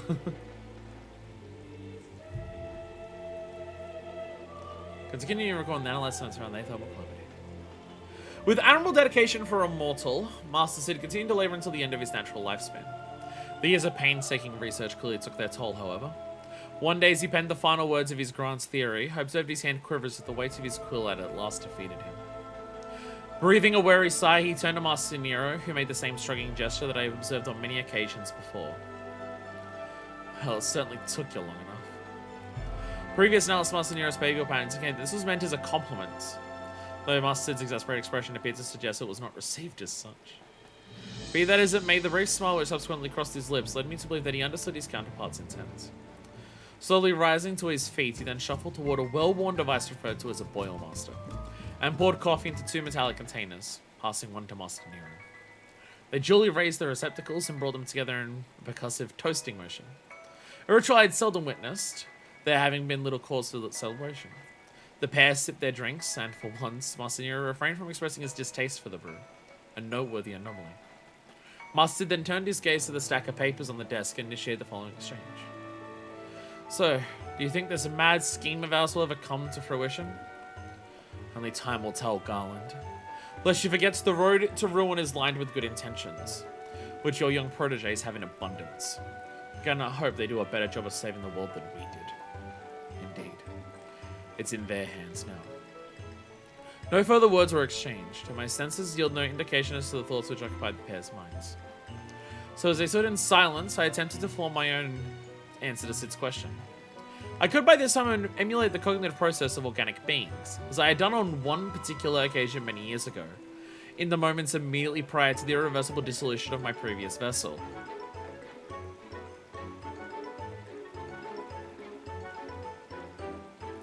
I mean, like, we knew that's what happened at the end of Omega. We knew that at the very end, when we thought Omega died, we knew what had happened there is that Omega was finally able to, like, think in this way. Like, with what Omega's final words were. But now it's just, like, Omega's been put into another vessel, and it's taken, like, this long to be able to, like, do this again. With what might be termed wakeful eyes, oh my god, Omega's getting woke, I reviewed the reports made by Ironworks members following their investigations into the Crystal Tower. The mechanical primal known as Alexander and the interdimensional rift, the findings of which were instrumental in formulating the plan to alter the past. Thus did I discover that each of these missions had one common element. They ended with a key figure entering a form of self-imposed exile, not unlike a deep slumber. Hey! Literally that thing that I was talking about. Remember how I kept saying, why does the raid series always end with someone putting themselves into a state of, like, not death, but non-existence for a while? How I kept pointing out how this keeps happening in every raid series? Hey, guess what? That's, like, literally, yeah, they're literally addressing that. As times such as these, when one is to be separated from one's companions, whether it be by sleep or by death, there is a phrase which I have found to be particularly fitting. Good night. And after the night comes the morning, and as the sun rises to greet the new day. While it may already be too late to mend this dying world, there are those who would strive to create a place where the sun will shine again. Not for their own sake, but for those in a past that may yet be saved. I think this must be what mortals call hope. It is beautiful.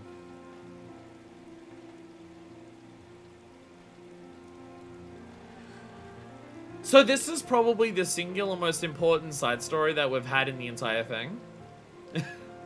Took him a while, but he finally figured out why we won.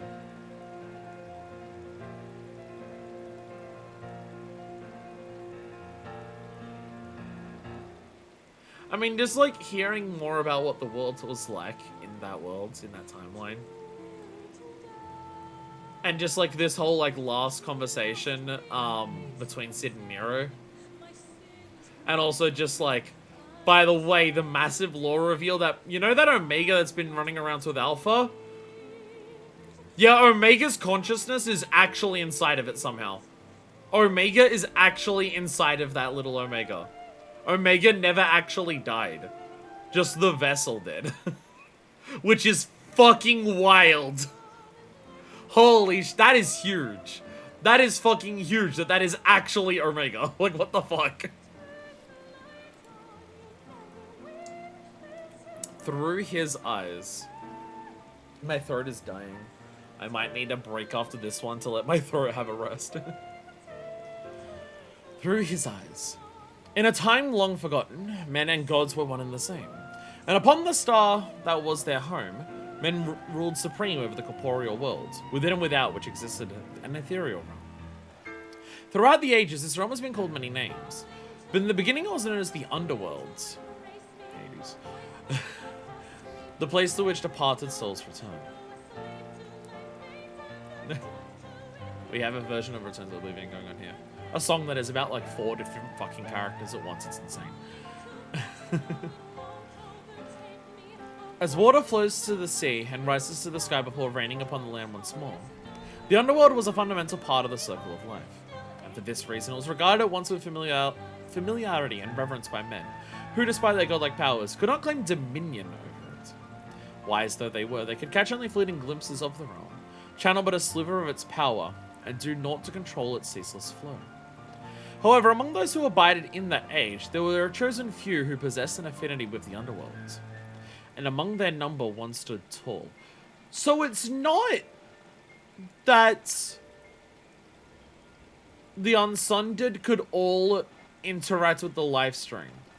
Specifically, Emmett is the one who's able to pluck Y'shtola out of it. That's not something that just any of the Unsundered can do. That is something that Emmett is particularly good at, even among his people. Kind of gives you an idea of how fucked up the elementals are then. Like, how fucking strong are the elementals that the elementals are able to do shit that Emmett... I mean, to be fair, Emmett was able to do it a lot easier than the elementals did. But, like... the elementals actually have a level of control over the live stream that, like, Emmett is a rarity among his people to do. Another idyllic evening had descended upon Amarant. Citizens strolled carelessly along the streets of gleaming capital. Identical black-robed figures bathed in gentle torchlight. Some would while the night away in agreeable company, others retire early to their beds. The illumination served equally well for both. Elementals are horrifying. You know, looking at the stream, but what if you read the words at the same time that I read them? I'm glaring at Forrest Rose doing live stuff as he kept as good as he can, just being like, what the fuck? But he had chosen to spend the time alone at a park, reclining upon the manicured lawn. The cowl of his robe had fallen back to reveal locks of white hair, which framed the unique red mask covering the upper half of his face, the sole item upon his apparel that was his and his alone. To see him lazing there, most would have assumed he was simply gazing up at the stars, or perhaps the glittering towers that seemed to reach for them. The sights that were reflected in his eyes, however, were a far cry from any seen by most men.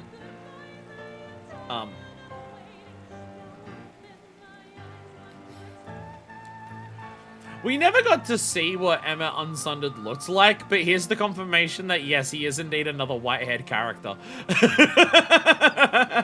Even when Emmett revealed his true face to one another, he still looked like Solus. But here's the reveal that, no, don't worry, he also had white hair. He was also a Final Fantasy character. What he beheld was the aether that comprised all things radiating life. From the depths of the land to the heights of the firmament, its light shone bright. Here and there, lives that had served their purpose drifted upon the currents before suddenly plunging down onto the underworld. Stupid anime finders. That he could behold those wonders was not a wonder in itself. Many were blessed with the sight, yet very few were as strong in the gift as him. As a man focuses his gaze upon the object of his interest, he needed but to direct his attention towards the aether to behold all the lives born upon the currents. So acute was his vision, he could make out not only the soul, the heart of life, but also discern subtle differences in the hue of each, telling individual lives apart. and by virtue of this transcendent skill, he had often been likened to a denizen of the underworlds. Okay, so being able to tell us by the hue is something that, like, he and Hythlodaeus and also Sato are, like, also good at. Forwarding devs when they actually don't need to, when they don't even need to actually design a character or get them approved or anything, but still give them white hair. Oh my god. I mean, it extends to my fucking character, so, you know. For a while, he continued gazing up at the sky, watching the dance of Aether alone with his thoughts, until the soft rustling of grass announced the approach of another. Noticing this, he shut his eyes tight as if to will away the dim. But the steps only drew nearer, growing louder and louder before finally becoming a voice overheard. I heard the tidings. Congratulations, Hades. Or should I say the Honorable Emmett Selk of the conversation of 14. If I pretend not to notice, perhaps you'll leave me in peace. He thought without much hope. And as expected, but to no less his disappointments, the owner of the voice did not make to leave. Resigned, he grudgingly rolled over and heaved himself to his feet. Having repositioned his cowl, he addressed the grinning visitor with unconcealed displeasure. There is naught to congratulate. I merely filled a void. One which I would remind you only existed because you refused the honor. Come now, went to the candidate best suited to the office. You find practical use for that which you see, while I enjoy the seeing for its own sake. And what does that say about your suitability for your own office? Perhaps I shall raise the subject at the Hall of Rhetoric. As he said these words, he glared daggers through his mask. But the threat, idle as they both knew, served only to elicit a snort of amusement from the chief of the Bureau of the Architect, his close friend Hythlodaeus. Interesting. Interesting. 1. Hythlodaeus was almost chosen for the seat of Emmett Selk. 2. Hythlodaeus became the chief of the Bureau of the Architect.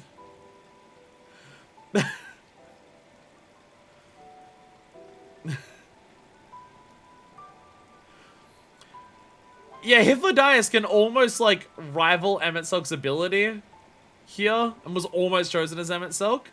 Actually, well, he was originally chosen, just he chose not to, and then it was given to Hades instead. And also, Hythlodaeus instead became the chief of the Bureau of the Architects, which, like, kind of lines up with this idea of enjoying the seeing for its own sake, because I believe the architect stuff has to do with the concepts things. Attired in black robe and a white mask, the man looked entirely unremarkable. Yeah, unlike Hades, he was eminently gifted in the ability to behold the underworlds, which actually this all my friends are politicians Selk. This does make sense then, in like, because they explicitly say here earlier that being able to identify people by the hue of their soul is like something that Emmett is particularly good at. Not every one of the Unsundered can do that. And when Hythlodaeus, admittedly a recreated shade from Emmett Selk's memories, sees us, is also able to tell us by that hue, and it's a case of, oh, is that Hythlodaeus being able to do that because Emmett can do that? No, Hythlodaeus is if not better at Emmett at doing the underworld stuff. It's just he chose not to. So that's why Hythlodaeus can also see the hue of your soul as clearly as Emmett can. You know, seeing that and immediately recognizing it as Asm. As we now are aware that it's explicitly just like, oh yeah, they recognize it as Asm. Which, like, I've not really mentioned it on stream, but I've definitely thought about it brain rotted. How fucked does it have to be for Emmett that the Warrior of Light that he's going up against in Shadowbringers is a Sundered Shard of Asm? AKA the one person in the convocation who wasn't down with the Zodiac plan. Who was also his friend. Like, Emmett has a friend in the convocation who turns around and says, I disagree with the convocation's plan for a Zodiac so much that I'm leaving the convocation and being considered a traitor. And also then there's like all these years in the future, the biggest person in the world who's like stopping ASEAN plans is the sundered soul of that. Like, fucking the mental strife that must have been going through Emmett's head during all of Shadowbringers, which also just like it very much like lines up with just Emmett being the one to, you know, basically save us during the Cedar Sacrifice trial as well. As I'm coming down Millennium later, tell Emmett his idea is still dumb.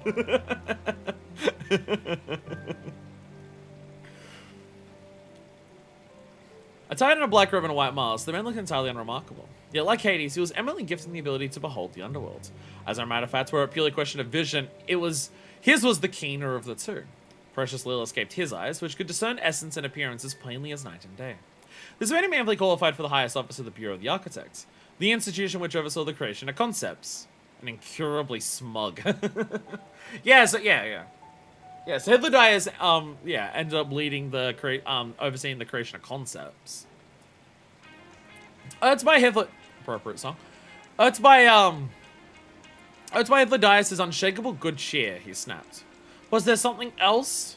And Amelia regretted it when he saw the man's grin broaden. As a matter of fact, yes. Have you informed someone of your appointment? Hardly necessary. The memorandum will see to it if the gossips in the street haven't already. News pertaining to the 14 is wont to spread quickly. Were you to ask my opinion, I would tell you such a momentous message warrants a personal delivery. Shall I ascertain our friend's whereabouts? It'll take but a moment. I do not ask for your opinion unless your help. I understand you have pressing tasks and I would not keep you from them. It's amazing how just like, even back then, it's not the years wearing down. No, Emmett's always been a surly bitch. Emmett's just literally always been like this. It's not the thousand like lives that he has lived trying to restore his world that made him like that. No, he's just literally always been like this. Honestly, he seems more like this then than now. For the first time since Hythodias arrived, the grin faded from his lips, the tilt of the man's head all but asking how Hades could have known. And though he was certain he would regret answering the unspoken question, in the end he found himself yielding to the interminable silence. With a sigh, he continued. A short while ago, you received a visitor from the words of La Habrea. This invariably means you've been tasked with an inspection of considerable import, and by right should not have time to spend in idleness. That you should seek me out at such a juncture suggests you have consultation or, the mind boggles, a request. For a moment, Hythodias said nothing, as if mulling over the words. Then his shoulders began to shake with laughter. You wound me, old friend. I merely chanced to notice you lying here and wished off my congratulations. As he continued, his voice took on an impish tone. And I dare say, given your new responsibilities, you have even less time than me to spend in idleness. Of course, you would never want to rouse yourself, save when you deemed a matter worthy of your attention. Though said in jest, the uninvited observation did not improve his mood. You have offered your congratulations, he said testily. There is naught else, I shall be on my way. Seeing him turn to leave, Hythodias hastily changed his tone. Wait, as you say, I have consultation for you. And a request. Will you not hear me out, most eminent Emmett Silk? Yo. An immortal bird, Hades repeated as they made their way through the restricted area of the Bureau of the Architect. Hythodias nodded. To be precise, it is not a living being, but magic woven in the likeness of a bird. One possessed of pure sound healing powers. And as befits a masterwork of the words of La Habrea, it is a thing of beauty. I don't doubt it. So what then is the problem? As I said, it is not a living being. The concept proposed was a magic and avian guise. With this in mind, are they talking about Phoenix? Like kind of a bird has healing powers and it's immortal? Are they talking about a phoenix? It's like the creation of Phoenix.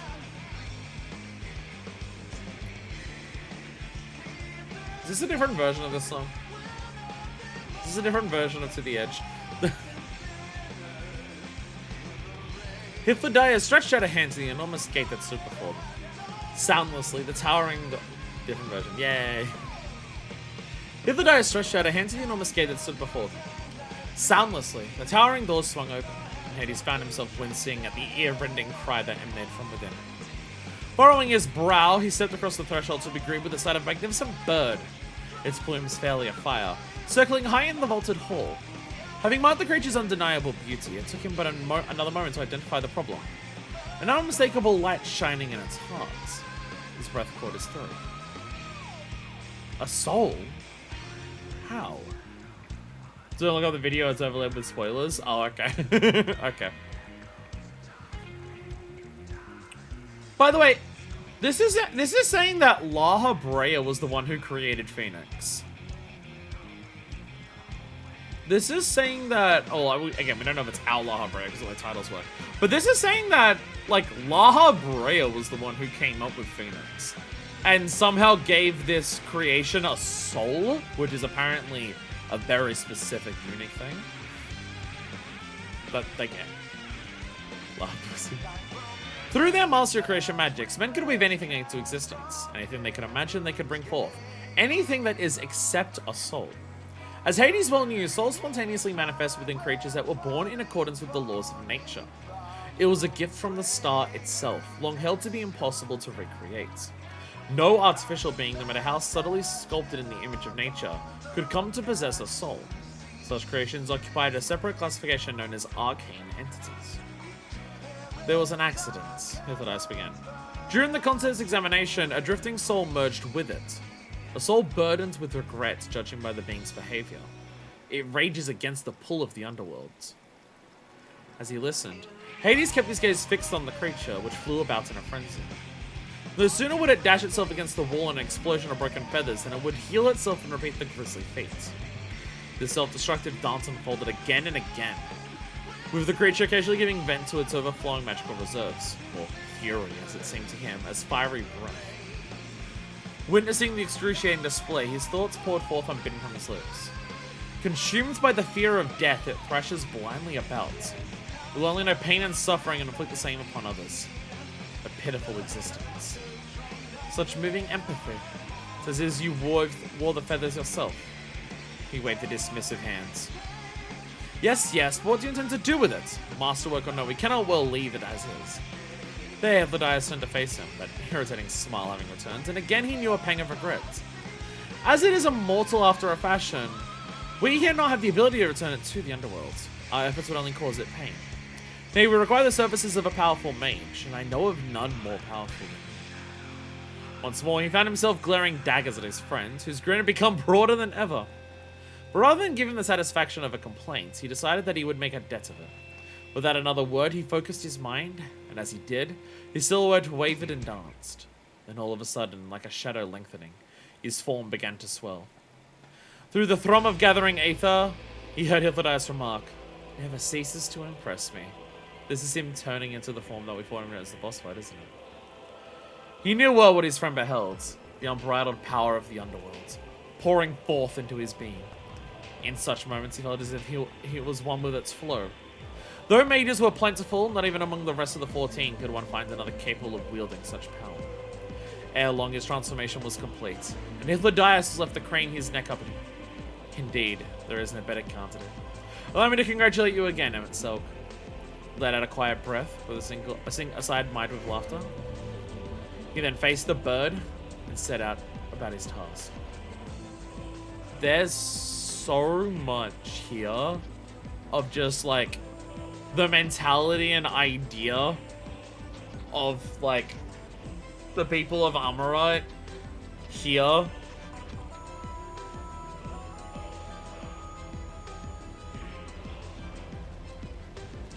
Like, this part here is so fucking telling. Consumed by the fear of death, it thrashes blindly about. It will know only pain and suffering and inflict the same upon others. A pitiful existence. Man. This idea...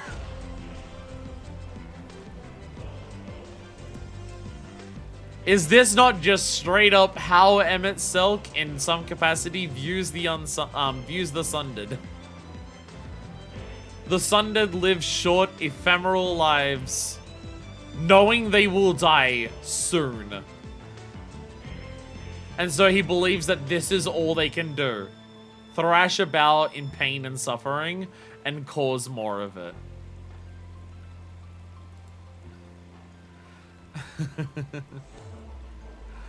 Oh, the irony of originally thinking this about an immortal creature and then Emmett transplanting that thoughts onto the furthest from immortal that he has met. Your radiance? Your radiance. Subtleties for cowards. Well, actually, there's also a part here in terms of just like with this transformation and how he feels one with the flow of the underworld. That explains during the second phase of the Hades boss fight, when his like wings are literally made up of the faces of them, It's like he's pulling from the souls of the underworld of unsundered souls to like embody them, because he's becoming one with the flow of that. I mean, I imagine the live stream itself is also sundered with Heidelin's attack. But yeah. The voice rumbled from a distance, impatient and insistent. Drowsily, he opened his eyes, and through the haze of sleep, by the way, it's the solace, his radiance, inadvertently focused on the flow of aether, the habits of aeons. Unlike aeons ago, however, there was no brilliant shine to greet his sight, but a wan, sickly glow. A guttering candle where one signal flamed blazed. His face reflexively contorted in disgust. Gathering his scattered thoughts, he finally remembered where he was. Dozed off in the chair again. Ah, the joys of old age. It's funny when this long goes really quickly before we dies. Yeah, so even when he's soulless, half of his time is still just spent remembering what the old life was like. Your radiance, that is the appointed hour. The voice rumbled from right before him. He cast a bleary gaze toward the sound to see a young man, tall and strapping and golden-haired, regarding him anxiously. Though he was still well shy of his 20th name day, the crease which adorned his forehead added years to his grandson's appearance.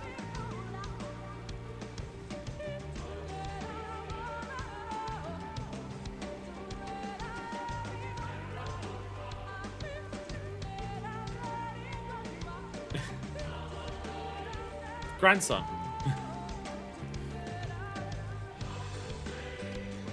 I like this. Though you're still well shy of his 20th name day, the crease on his forehead added age to his appearance. Varus has always appeared old as shit. No matter what. This body's grandson, he corrected himself. Then he remembered. The boy Varus had been eager to report on his recent expression of unrest in some forsaken province or other. Scarcely a matter warranting a formal audience, let alone rousing me for.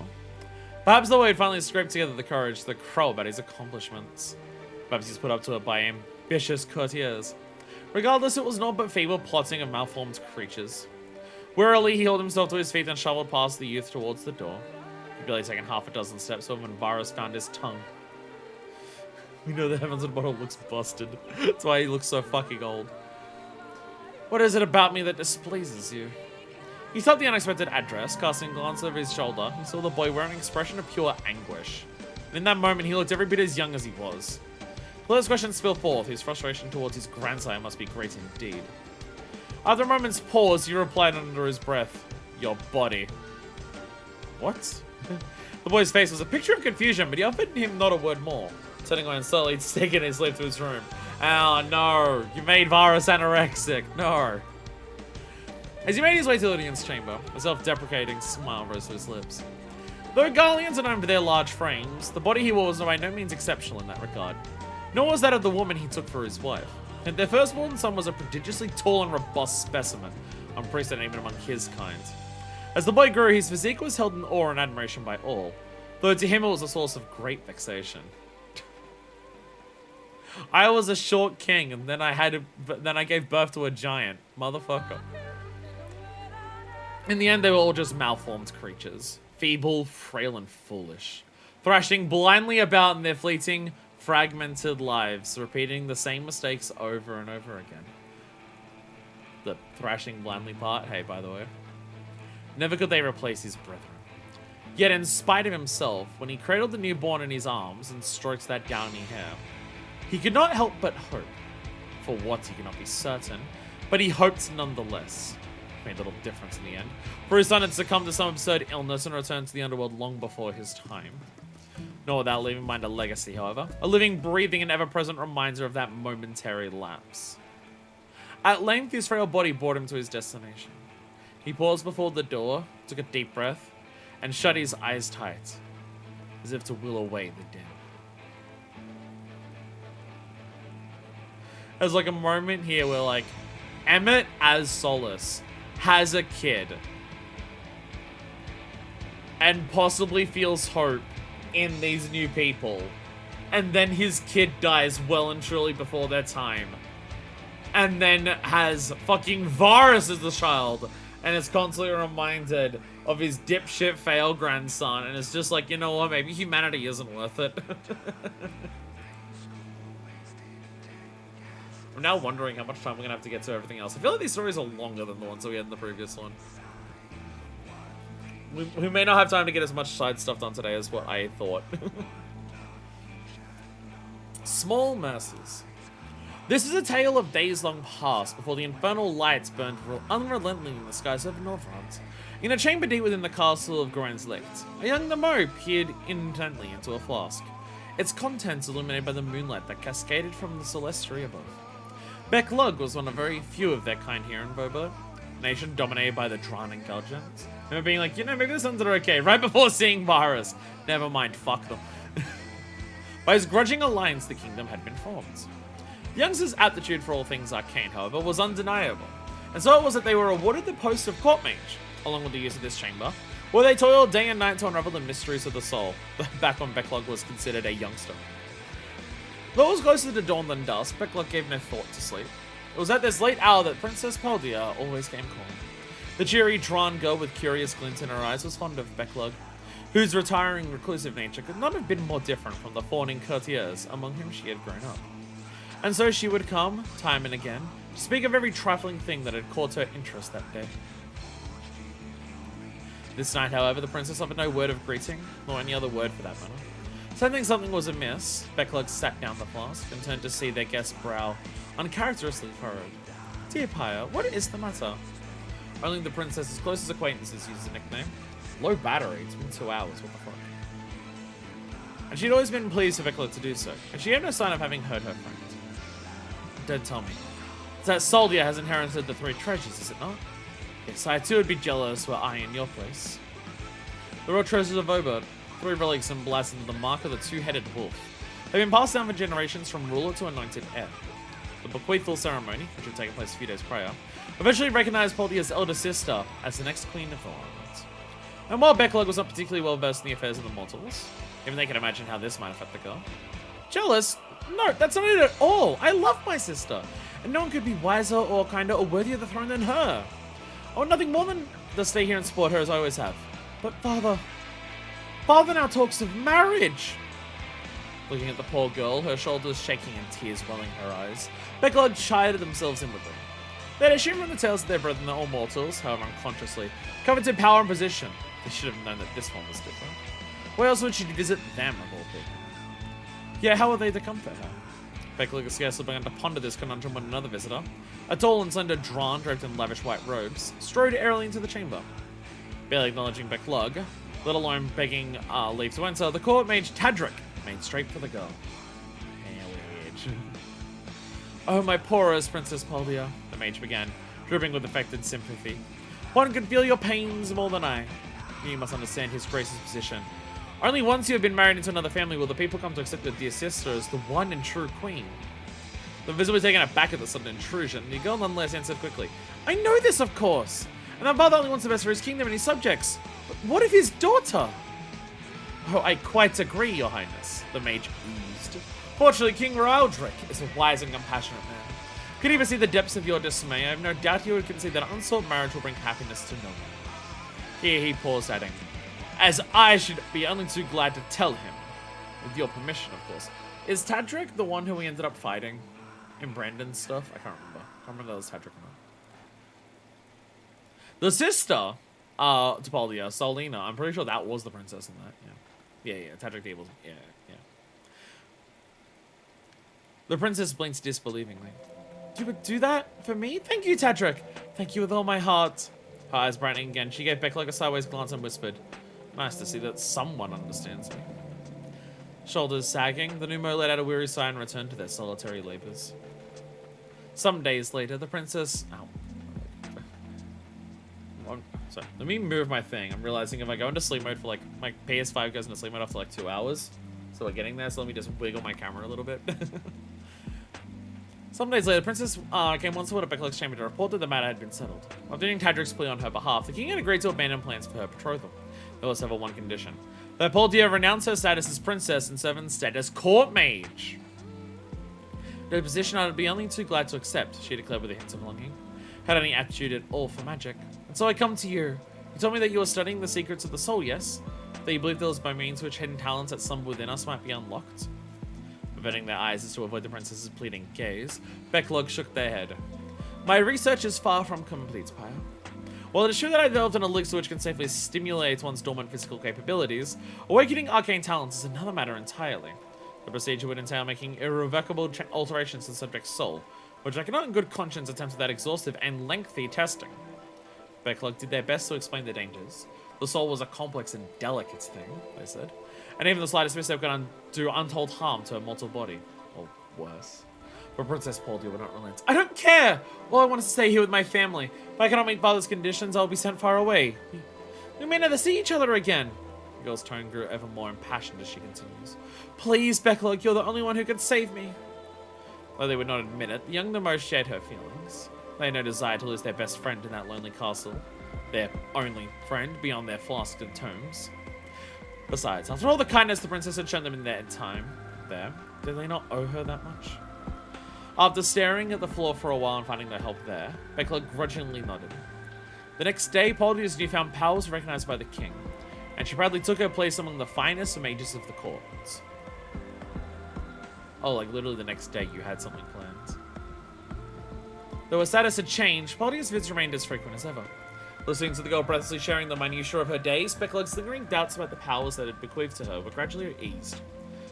And yet their heart was not entirely free of worry. What has it? Strange beasts have been appearing near Long Mirror Lake of late. Promise me you'll take care of yourself, Pyre.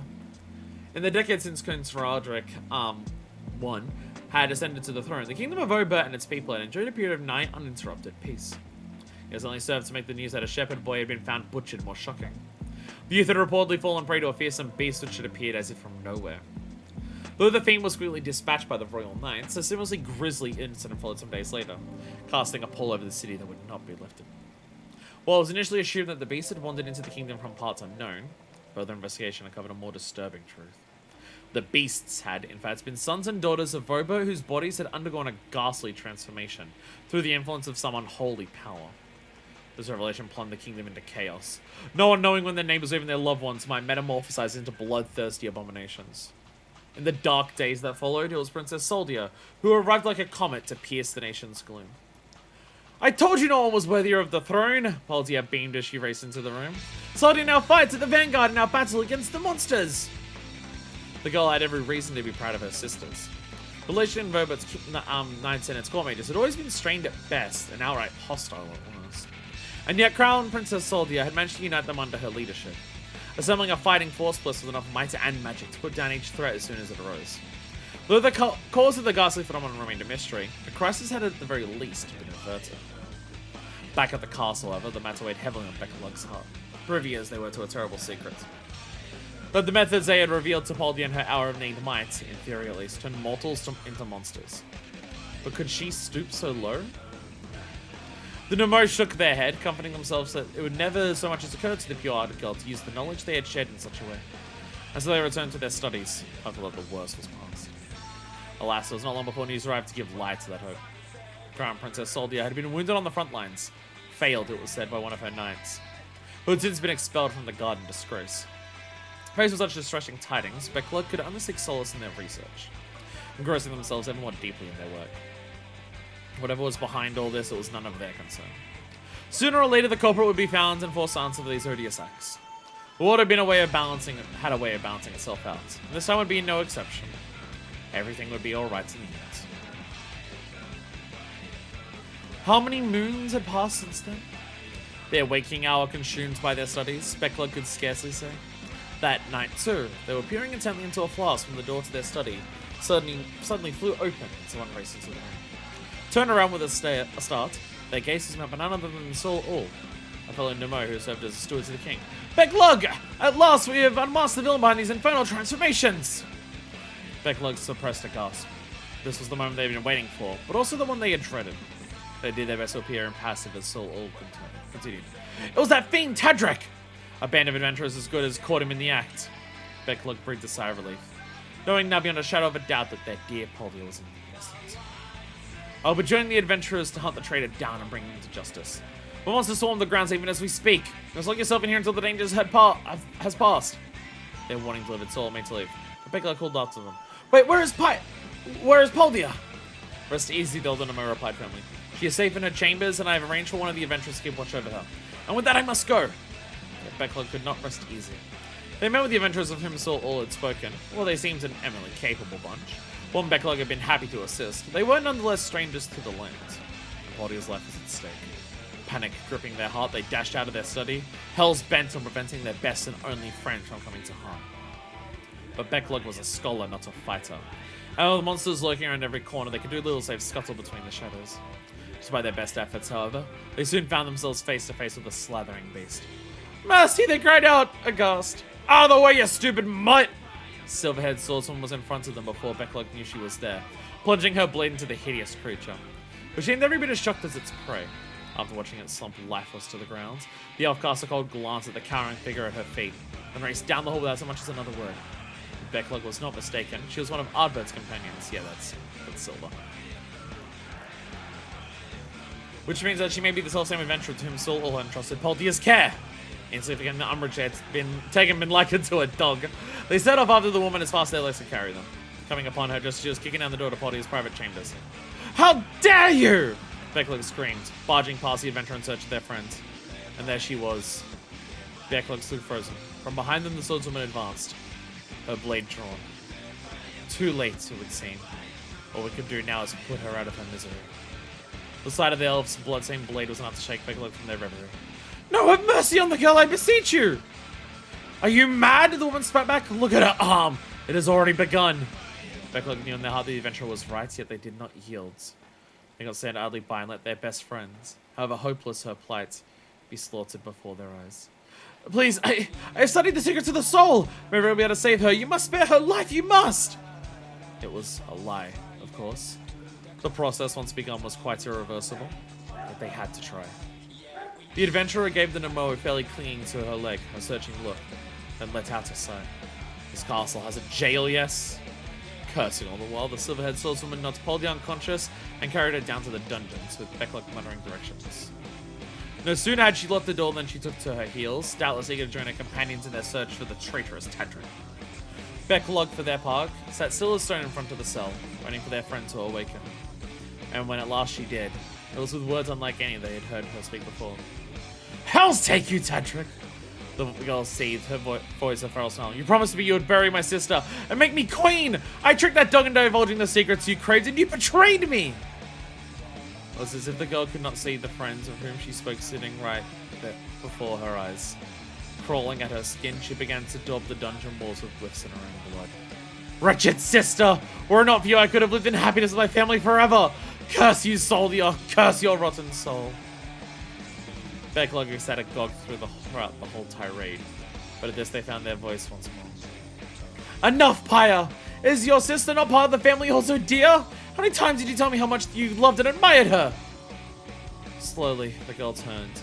Peering into her widened eyes, Backlog could see a dawning realization, as if she were only now remembering things long ago. You were right. I love father and mother and my sister too. Why did I tell you? As the words left her lips, she slumped forward, a shadowy mist beginning to seep from her body before dissipating into the air. In that moment, Backlog saw the truth. That Tadric had bound the poor girl's heart with dark magics and forced her to do his bidding. "Forgive me, Backlog, my friend." A tear tumbled from her cheek and struck the dank stone floor. When at length she raised her head, Backlog saw that the curious glint in her eye had been extinguished. Only despair remains there. Her stare a wordless cry for mercy. Before the Vesper bell tolled that day, Backlog left the castle, never to return. And though Ardbert and his fellows succeeded in apprehending the architect of these tragedies, they could not save Soldia from one final act of spite. Thus was the proud kingdom of Obert robbed of its heir and condemned to an age of decline. When the flood came, it was a shadow of its former glory, but powerless to defend itself against the Sea-Eater hordes. And so did the kingdom fall, and fall for good. It is claimed that poor Poldia was still in her cell on the day Garen's Licht was finally abandoned. As for what became of the ill-starred princess after that, neither Backlog nor anyone can say. Oh, I've seen this.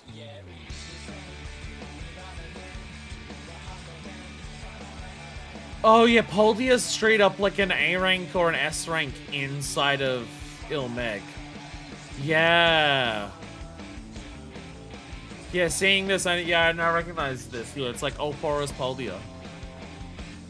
I believe it's called, or something like that. Oh, God.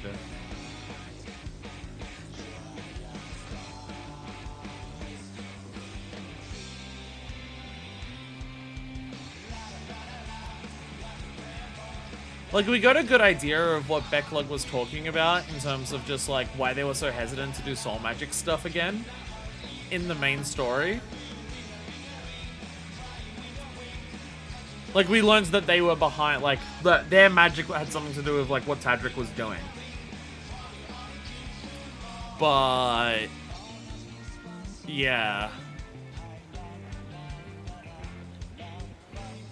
This, details it a hell of a lot more. Yeah, no wonder Becklug was so hesitant to help us.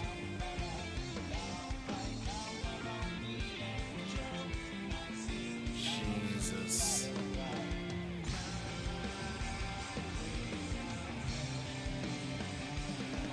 Everyone who plays 14, go and read the side stories. The side stories tell so much important shit about backstories of characters and shit in this game. Go read the Lodestone stories. Go do it. Go do it. A dream partnership. I see the word Amaro. Don't make me cry again. Don't be about Seto. Please don't be about Seto.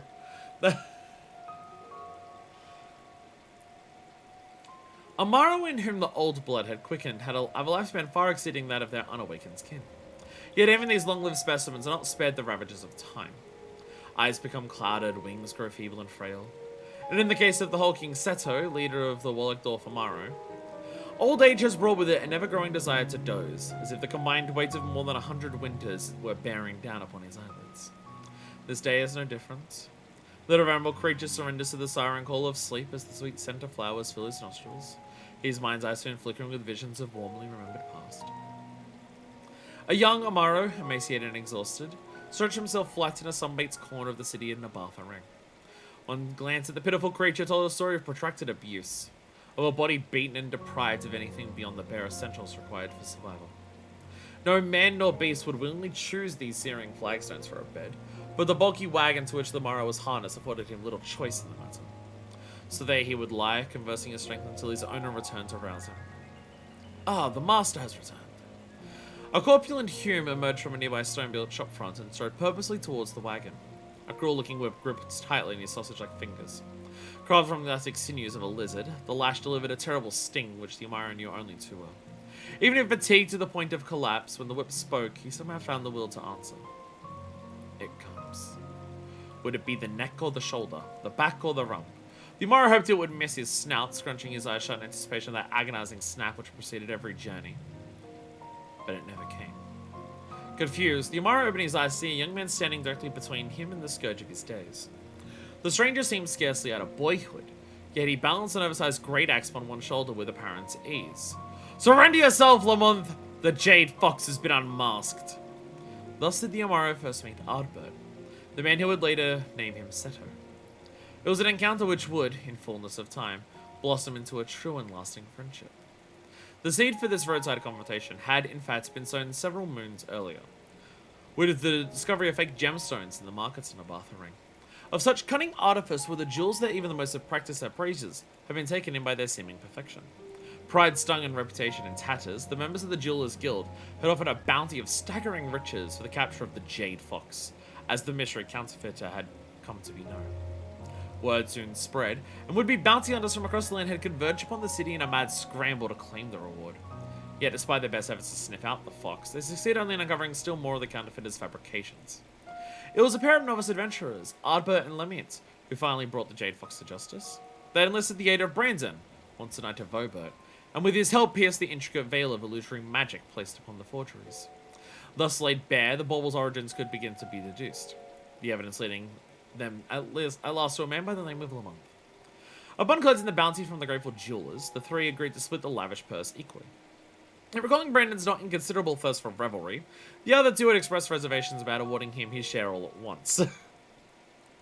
No matter what star you're on, Rose get drunk.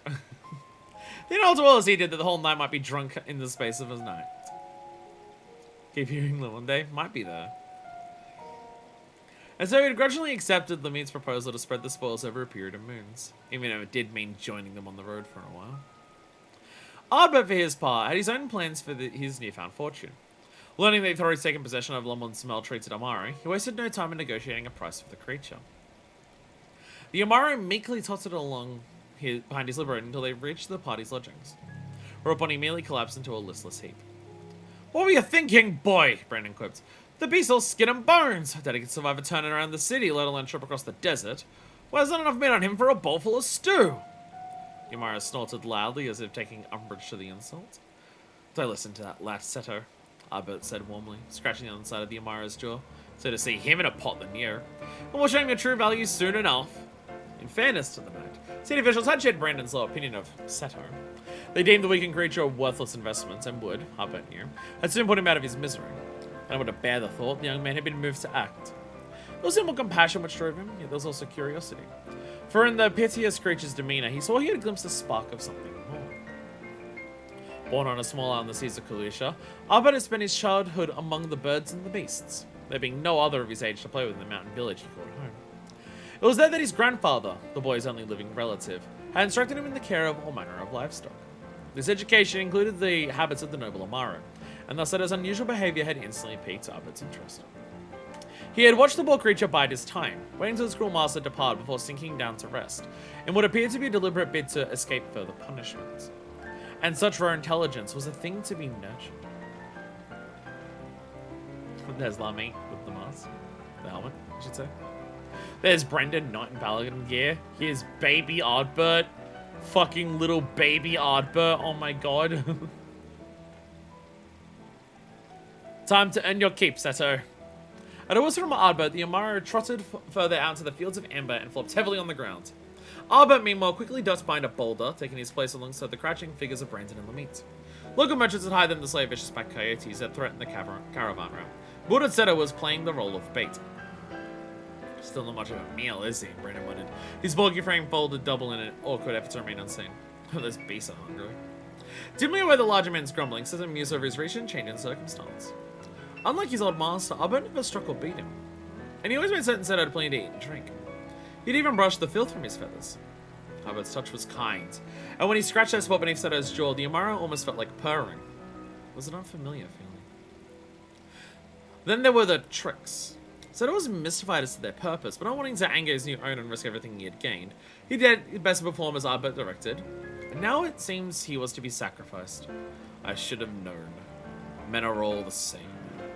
As he lay there despondent, resigned to his fate, Seto spotted the pack of coyotes approaching at an easy lope, and realized why he had been fed so well. "Seto, to me!" Great axe raised, Ardbert came charging in his direction. Seto tilted his head in momentary confusion, then sprang to his feet.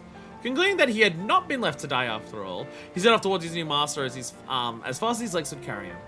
And though he was unable to take flight, his body having yet to recover from using so much nourishment, he flapped his wing with frantic strength all the same. The predators duly took up the chase, and the sight of the earthbound Amaro scrambling along in a blind panic had Brandon in tears of laughter. Ha! The scrawny rascal can move when it suits him. Bridling at the knight's mocking tone, Seto changed course. A dozen yards short of his onrushing master, the Amaro hopped high into the air and glided straight over Brandon's head. Moments later, the coyote, which had been snapping at the Amaro's tail, were now snarling in the big man's face.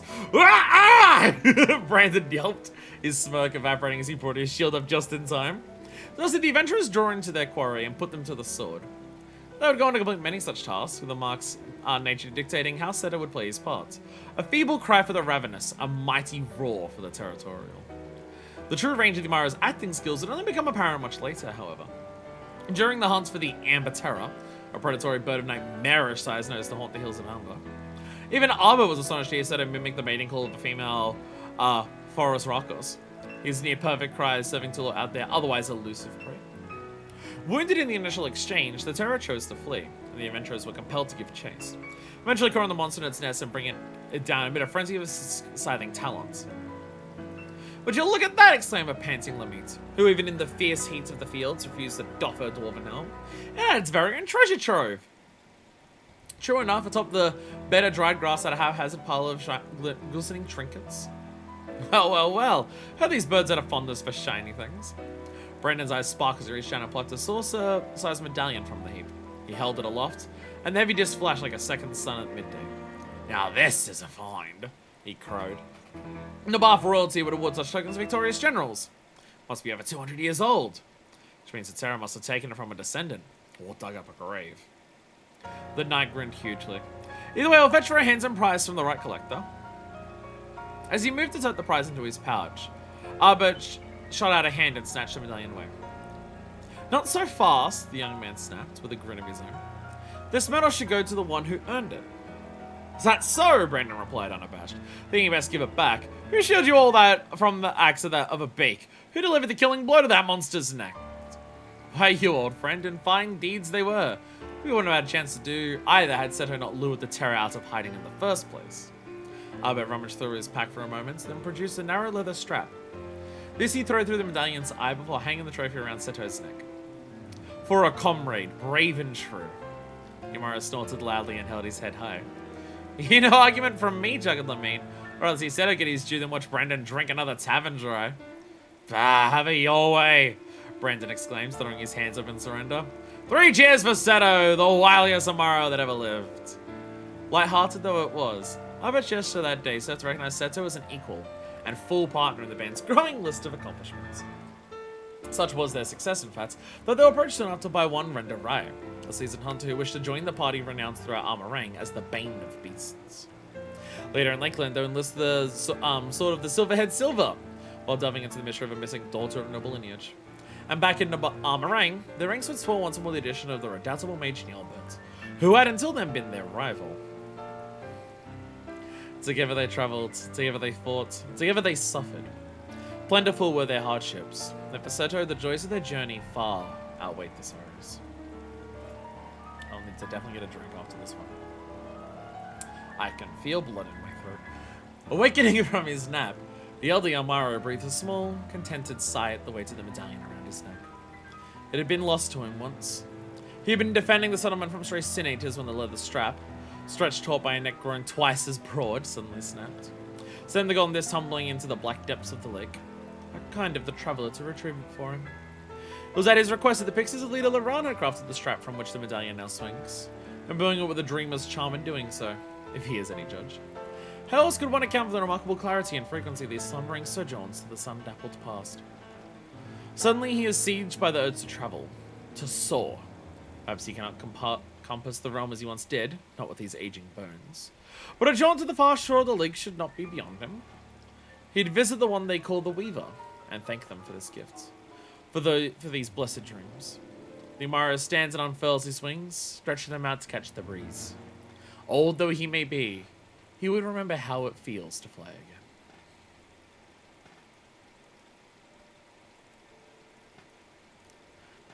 It's always Seto! It's always Seto! It's always Seto that does it to me! It's always Seto! You can give me a story about Alpha and Omega in a dead world. You can give me a story about Beck Glog, like, inadvertently causing the fall of a kingdom. You can give me a story about, like, Thancred taking care of Mephilia. But it's gonna be the one about Seto. Seto's gonna be the one that gets to me. I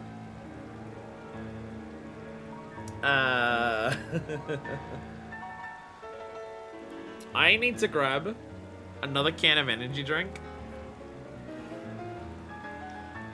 Good timing, my headphones just died. I will also need to swap those around when with that. I've chosen a really bad day to not have any water in my fridge. Oh, this is gonna go very poorly. I forgot to refill my water last night. Oh, that's why the headphones didn't last as long. They're out of battery. I've completely forgotten to charge them the last several days. I've been crashing really hard after like every stream this week. I have forgotten to chuck my headphones on charge. I've forgotten to charge my controller. So unusually, I have my controller on charge. Because it's the Astrobot controller. Like, it's a relatively newer controller. It's got really good battery.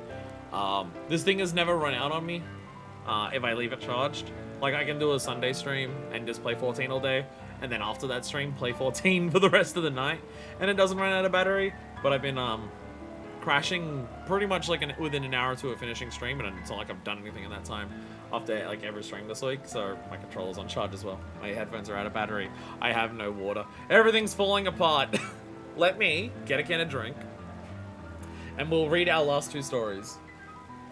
These stories definitely feel longer than the last ones. Or maybe I just don't... Actually, no, I think I'm now remembering what it is. My brain is saying the last stories didn't take this long to read. Like, I'm not complaining about the length, it's more so just I feel like they are longer. Like, I'm not complaining about the length because, like, they do a good... Like, with how long they are, they're doing a lot in it. So I'm okay with it. But I'm now remembering, I think the last time we did Lodestone Stories, because I knew it was going to be so much reading, we split it into 2 streams, and they were combined into a single YouTube video. I think that's what happened. I think that's why my brain thinks that it wasn't that long to do, like, 3 expansions worth. Because we didn't do it all at once. It may have been split into 3 streams, honestly. We may have done it over 3 streams. It may have been even longer. Anyway, I'm getting a drink. Give me a second.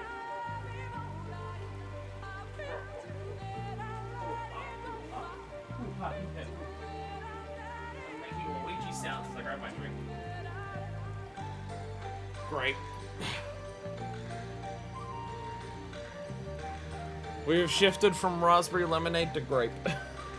The raspberry lemonade was shockingly good. I've had this grape one before.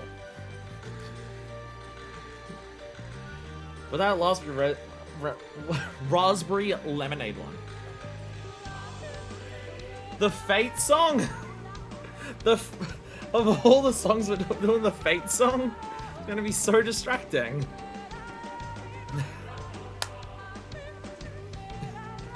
I'm assuming they're orchestral.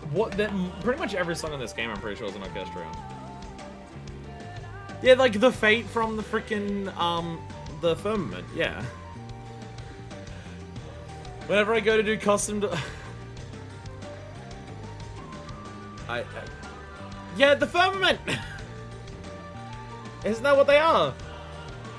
Every time I go to do custom deliveries, it always happens to, like, and I'm going to the Firmament, it always happens to be while that music is playing. And it's just, like, very distracting while I'm, like, doing my things.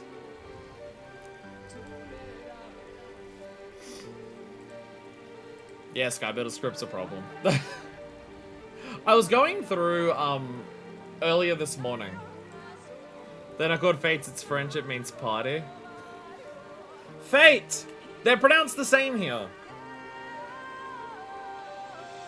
F-A-T-E, I pronounce that Fate. F-A-T-E, I pronounce Fate.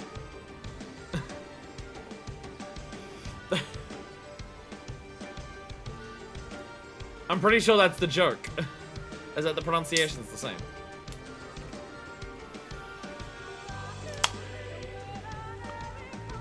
Yeah, I was going through a list of emotes on 14 Collect this morning, because I got my PvP rank to level 5. The only time I can do frontlines where people are actively playing is in the morning, like before I go to work, and because I've been crashing so hard this week, I've not been waking up early enough to do my frontlines before work for most days, so I'm only up to like rank 5. So hopefully I can actually get up to 25. With that being said, starting with this season, they've now putting some old rewards into the Crystal Trophy Shop. Thank fucking God.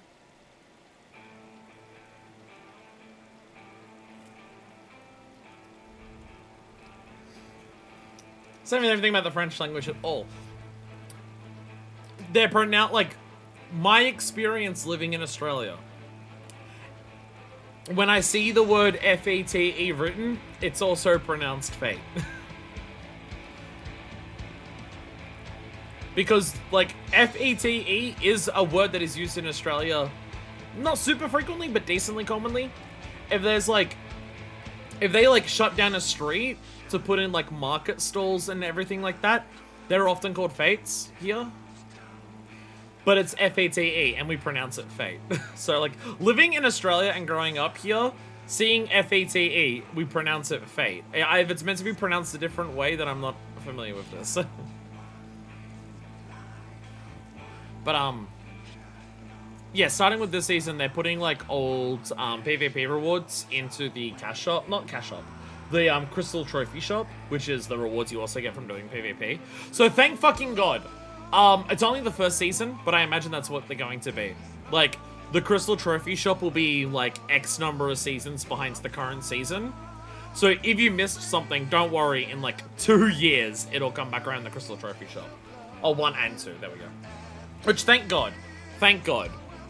Thank God. Because, again, it was a criticism I had about how they did it. I'm just like, this game, outside of, like, seasonal events, which are usually small rewards and usually put stuff in the cash shop later anyways, this game usually does a pretty good job of not using FOMO. So having a battle pass for the PvP kind of sucks. But it's big now that they're doing this, it's just like, oh, eventually it'll come back, so don't worry about it. It's like if you miss a seasonal event, you gotta wait a year to buy it with real money. So, it's like, anyways, 2 more stories. Hopefully my throat can survive. Hopefully my throat can survive. Ere our curtain falls. Hey, guess what? We're back to Amarok. We're back to Amarok. Oh, hell yeah, this song. Fuck yeah, I love this song. This is always a song that I keep forgetting how much I like it until I hear it. I always forget about this song, and then I hear it, and I'm just like, oh yeah! This shows off sheer fucking range. Finish stories because I'm running out of Shadowbringers music. I want to turn around and say this is an example of Sokken's range. I feel bad when I say that sometimes, though, because I can almost guarantee I'm saying, damn, Soken has that range. And I'm talking about one of the songs that is probably not composed by Soken. Though I imagine this one is. Usually Trials are him. Soken usually does, like... They put Amanda through it here. I don't know who Amanda is. I don't know who Amanda is. I don't recognize any of the names of any of the vocalists, so if this is a vocalist from, like, another one of them, I don't recognize that.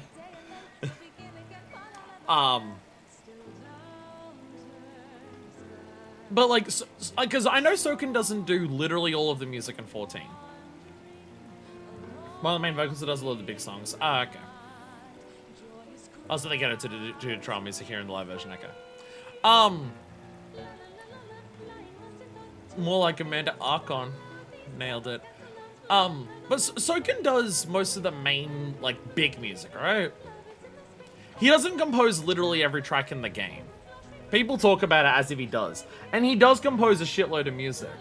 But he doesn't compose literally every single song. But he usually does, like, trial music, raid music, trailer music. Yeah, this one would be by Soken because it's a trial song. Because, again, from my understanding, trials, raids, a lot of the area themes are not him, yeah. Yeah, that's what I've, like, understood it as, is that primarily he focuses on, like, the big fight music. But his team is I mean, like, 14's music design and, like, sound design across the entire thing is, I would legit... I'm trying to take personal bias out of it, but it is also my favorite video game ever, and I obviously have the emotional attachment to it. But it's like, I do genuinely think that 14 is some of the best music, like, design and direction in video games. Part of that is cheating, because it's an MMO that's been going for so long, so there's so much of it.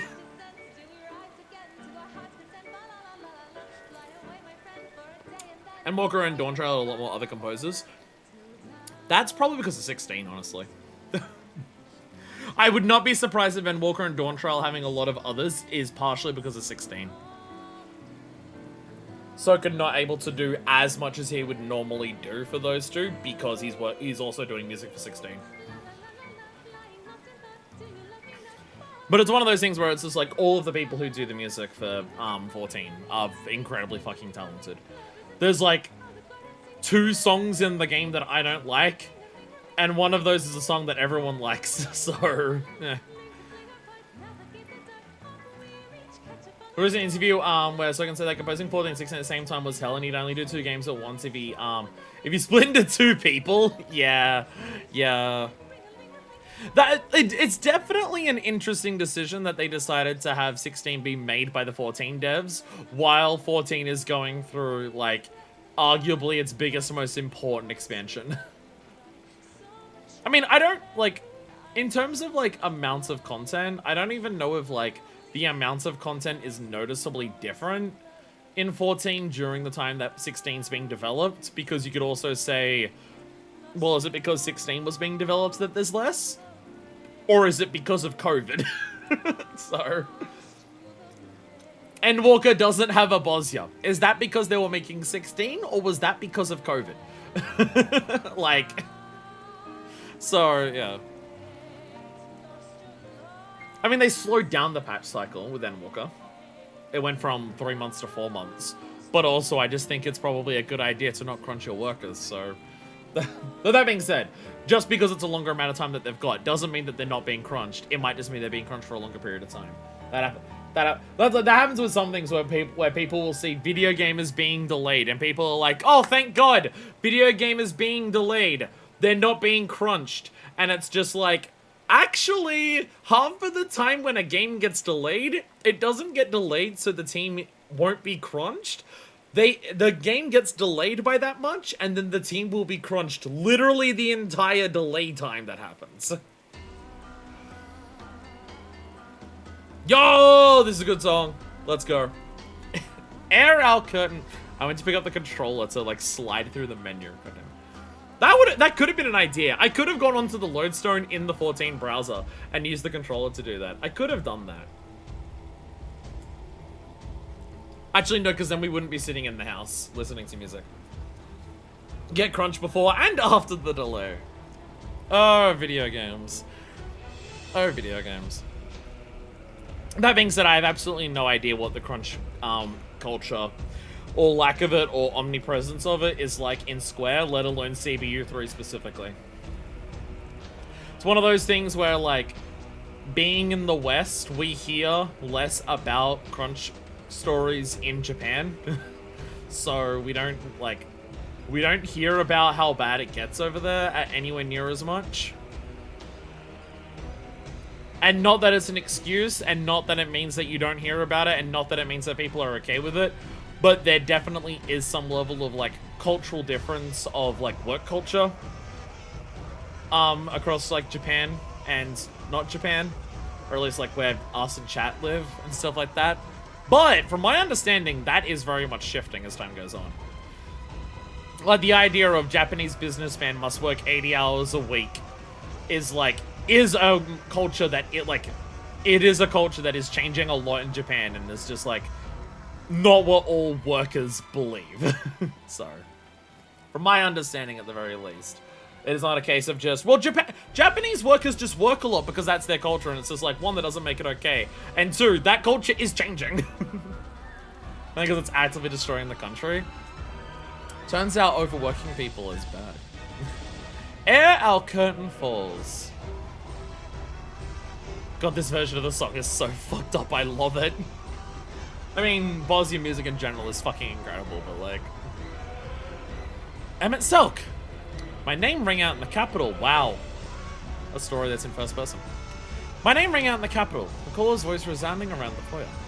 I could hardly pretend to have not heard it, alas, and thus turned to face my pursuer. I had been so close to escaping. The voice belonged, as I knew it would, to a white-robed youth of small stature, who was hastening across the hall. His red mask marked him out as one of the convocation of 14. Elidibus. It's interesting how, like, Elidibus is the only one in a white robe. Like, it's not just, oh, amongst, like, the Asians, Elidibus wears white compared to the others. But even, like, even as part of the convocation, because Elidibus' role as emissary, he wears white compared to everyone else. He is also younger, yeah. I mean, like, he looked like he was smaller than the others when after we, like, did see the sacrifice. But even here, he is smaller. I mean, that being said, younger here can still mean a couple 100 years old, given that we're talking about people who are effectively immortal in age. And I was like, how come your two side story is written from your POV? He looks straight up baby. I fixed him with an inquiring look as he recovered his breath. When at last he spoke, it was, as ever, in earnest. I love this here, where it's just like, we are going, like, this is first person writing for Emmett, so we're getting the snarky remarks in real time in his brain. Do you know of the volcano we'll be discussing in the next session? I know that we are due for some pyrotechnics. According to a report circulated among the convocation, there had been unusual ethereal activity on an isolated volcanic isle, which is to say an eruption was forthcoming. The island had but one village upon it, and a wealth of fertile farmland, all of which would soon be lost. But that was simply the way of... Yo! There we go, Tom from Evans. But that was simply the way of the world. As in many such cases, our role was merely to acknowledge the facts. The islanders would do the same. Those who deemed it prudent had likely begun to move elsewhere. While it was true that the convocation intended to discuss the matter, the conclusion would be no less inevitable. But then why had Elidibus approached me? Well, Azim went there, and it was resolved to stop the eruption. Anyone else drawing, like, immediate similarities to Sharlayan? Anyone immediately getting Sharlayan vibes? Of, like, the whole reason that, like, Louis Soir was basically exiled from Sharlayan was because of, wanting to interfere and stop bad things from happening rather than just looking at it. Interesting. Interesting that, yeah, Sharlayan is like... Azim went there and Emerson pulls out his emergency booze. There's the flask. Naturally, I felt my brow furrowing and fought to suppress a scowl that threatened to pull my forehead down over my eyes.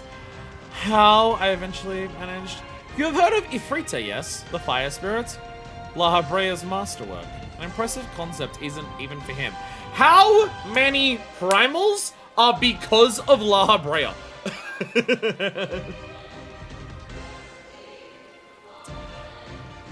How many primals are La Habrea? It truly is incredible, the youth said with quiet fervency, the determined line of his lips curving into a grin. Generally, I found his ardent admiration for the rest of the council endearing, if embarrassing. But at that moment, I was rather preoccupied with the implications of suggestion. It's a wonder my brow ever recovered. La Habrea, Ifrit, Phoenix, Ultima, I think he likes fire. To be fair, Ultima is more so just a giant explosion. It caused flames, but I think it's more so because of the cerulean fuel tanks. Yeah, like that, like the spell of Ultima was a giant explosion. All of the such devastation of the flames, I think that's cerulean fuel tanks exploding. Ifrita, a manifestation of concentrated fire ether. I can see what Azim was planning. Transform the volcano's aether into Ifrita, draw her away, and then destroy her elsewhere. This would sadly disperse the excess. Of course, the plan required someone to procure the concept of Ifrita for Azim. But as someone was not La Habrea himself, who else could it be? As everyone knew, concepts were still in the Bureau of the Architect, and not all could be readily removed for personal use. The Chief of the Bureau, however, could grant access as he pleased. Who else indeed? The bit of my friends cheerfully sending Azim off to battle without a second thought. Forgetting my mask, I clapped my palm to my forehead in exasperation, which Julius took as a sign that I understood. If things get out of hand, Azim could be censured again. And here the youth paused. But I'm sure that won't happen. Not with your help. My brow resumed its descent. Very well. But are you certain it's wise for the emissary to ally himself with so divisive a figure? Oh, I'm not, he replied with practiced deafness. I'm still giving Azim's opinion on the matter equal weight. The rest of the 14 have yet to reach a verdict, after all. I was like, yo, that sounds sick, Azim. Here you go. Have a fucking field day with it. It's just like, oh, for fuck's sakes. Still gonna kill me. On this point, I could not argue. I wasn't particularly inclined to agree. And so I shrugged. Also, by the way, giving Azim's opinion on the matter equal weight. Emissary. Emissary. And so I shrugged, musing inwardly that Azim was lucky the current emissary was such a kindly soul. Before we parted ways, however, I couldn't resist asking one more question. Did you happen to find out why Azim is so keen on preventing this eruption? View frowned, inevitably striving to recall his conversation with Azim as accurately as possible. It wouldn't do for the emissary to speak unadvisedly after all. I waited politely. If I recall correctly, he began at length, with the air of one about to reveal a grave truth. The grapes grown on that isle are particularly delicious. Well, so Azim said. They must truly be remarkable. Indeed. I couldn't bring myself to shatter his faith. I did, however, vow to treat my friends to a lecture on priorities. Emma, look, the grapes, they're square! We have to save them! Blissfully ignorant of my the favored polygonal grapes. Blissfully ignorant of my misgivings, the young man smiled to himself again and bade me farewell. As he wandered away, I swore I heard him murmur something about Azim's ever-refreshing perspective. That's the sort of person Elidibus was. Eager to fulfill his duty, and he also respected and admired the convocation more than any other. To many of us, he was his younger brother of sorts. When it became clear that he was the most suitable candidate for Zodiac's heart, it mattered not how strong our resolve. There was none among us who did not waver.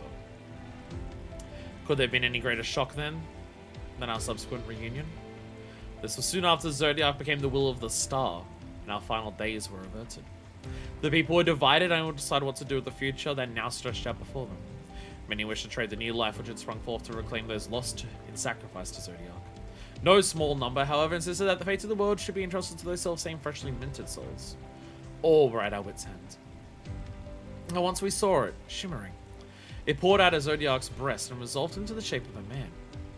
As he looked at us over, mouths agape no doubt, he gave what passed for an earnest smile. So, okay, even the others were, like, completely fucking shocked that Elidibus actually separated himself from Zodiac. The rest of them were just like, how the fuck did your Zodiac's heart, how the fuck did you do that? Fear not, you will make the right choice, and I will see it through. How long had passed since then I did not care to remember. In any case, my role as Solus Galvus, founder of an empire, had concluded, and I was drifting. I thought I might settle down for a nice peaceful nap in the rift for a century or so. It would serve to rinse away the cloying residue of Solus, whose body I'd left back in the source. One should not remain perpetually in character. But there was much point in me retaining my sense of self. I had thought more than once it would be easier simply to have done away with it and discard my real form altogether. Yet given the state of the other two unsundered, some part of me was convinced that if I remained stubborn, a reason more compelling than hollow sentiment would come along eventually. Emmett Silk. My name rang out in the darkness, tugging me back to consciousness. Again? I elected to ignore the disturbance, but the voice was persistent. Once more it called, closer now. Though the voice was the same as the one that ambushed me in the capital so long ago, it sounded as if it belonged to another person entirely. Perhaps it did. La Habrea is gone, the voice said softly. I could hardly continue to feign slumber at that, so I righted myself and turned to face Elidibus. The silence that stretched between us then only affirms the truth that had gone unspoken. For us, death was not the end, but gone. We knew this day would come. I closed my eyes, letting out a measured breath, or what passed one in the emptiness of the rift. He was right, of course. La Habrea's boldness had only grown with the passing of ages, segueing inevitably into recklessness. Across many vessels and many worlds he blazed his trail, each mad leap forward, leaving him that much more broken. Not satisfied with having brought about the seventh emerald calamity, he labored needlessly to prolong it. Was it his affinity for concepts of flame that made him so like the fire itself? From peerless Ifrita to that hopelessly immortal bird, his creations had burned bright and beautiful, as did he. He should have known what becomes of the flame once all else is ash. I opened my eyes to take in my brother's face, with lips visible below his mask bore no expression. Would he never again show what he felt for us, as he once had so readily? Were those very sentiments long lost? What is it, Emmett Silk? Nothing. I was only thinking how similar La Habrea was to his creations. His creations? I had little difficulty reading Elidibus' uncertainty this time. He couldn't remember. If his clenched fists were any indication, he shared my conclusion. Yet another part of him had been lost. Ever since the day he had reappeared to us as the embodiment of hope. Time's tides has conspired to wash away what bits and pieces remained of the person he once was. Will you not look at your crystal? I asked. When Elidibus was still Elidibus and La Habrea still La Habrea, we had collected all of our memories of the 14 and committed them to crystal. And those who would take our seats one day might learn. Elidibus would, I was sure, find much within to help him remember. Yet he shook his head. I am Elidibus. As long as I remember my duty, that is enough. Aught else I would only lose again in the course of this timeless struggle. And if these memories are truly so precious, pray do not ask that I forget them twice. On this point, I couldn't argue, though again I could hardly agree. As he was now, however, I doubt that Elidibus could tell my struggles affected. I make for the source, to put an end to the one who laid La Habrea low, he said, as teleportation magics began to whirl around him. Sounds like a real hero. No match for you, in other words. We must all prepare for the worst. If we are to succeed, you must resume your efforts as well. I was half inclined to tell him I preferred to sleep, but of course he was already gone, leaving me alone in the darkness. That was the last time I ever saw Elidibus. Wow. They actually, like, yeah, they straight up never saw each other after that, until, like, after he died. Like, until Emmett died. Holy shit. And now my charms are all overthrown, and what strength I have is mine own, which is most faint, as is my breath, that quavers here at the brink of death. 'Twas ere my fate to wager all, for that which wrought my brother's fall, and thus the aether beckons me, to depths of black eternity, to dream of things long lost and gone, and futures which might yet be won, though not by me, lest you mistake, for others wait the stage to take. And while their worth is far from sure, I bid the falling curtain pause. Let's encore be my final word, their epilogue to death preferred.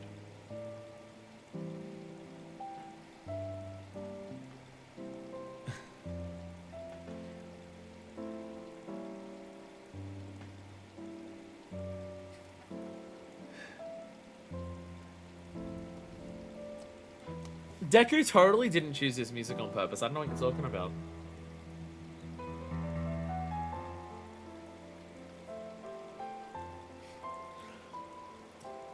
Deku totally didn't choose this music on purpose at this moment.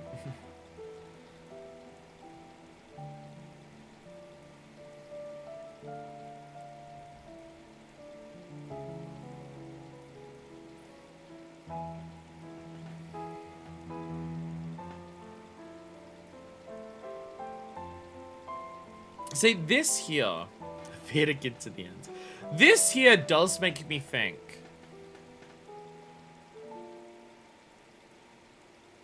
that, like, with Emmett's death, in those moments when he realized that he had lost, that, like, the fact that he lost and the fact that we had won was enough to give him a level of hope. Oh, hell yeah, Jazz, let's go. Enough to give him hope in us being able to create a better future. If it can't be his, then let it still be a good one, kind of thing. I mean, again, he literally helped us defeat Elidibus. Emmett literally showed up to help us defeat Elidibus. So there is that. There is that.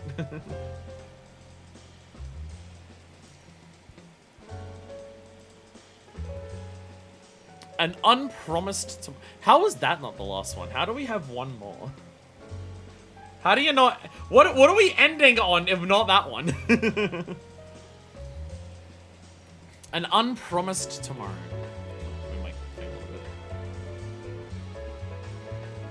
Pardon me. When one looks upon the chronicles of history, those immovable tomes of ages past, one is certain to find the mark of a great many notable figures. Conquerors, pioneers, heroes, men and women whose lives serve to punctuate the endless passage of time. I am not one of them. No builder of nations me, no less a savior of the oppressed. I am but a humble engineer who had the good fortune to become the 18th president of Garland Iron Works. Oh, shit. Okay. Never mind. Yeah, this is where you end it. Yeah, fair. Yeah, fair. From the first one to the last one. Well, the second last. No, sorry, that was the third one. For 200 years now, we have kept alive the dream of freedom through technology, passing on the legacy of our predecessors to the next incumbent upon our retirement. Save for one poor fellow who died after 3 days in the role. In the end, however, the only name history will remember is that of Sid Garland, our own appearing as mere footnotes to his legends. A legend we are only too happy to preserve. Garland Ironworks' first home was a workshop in Ravenstorp, and I am told there was a time when people would flock from every corner of the realm to gaze upon its wonders. A stark contrast to our present operation. Our base now sits nestled on what remains of the Keeper of the Lake, a monument which both time and necessity have done much to diminish, a legion of scavengers having taken their pick of the elements or fit to spare. They're just hanging out in the ruins of the Gallian ship? Alright. Indeed, the site is an utter shambles. Yeah, I can think of no better place for us to have set up shop.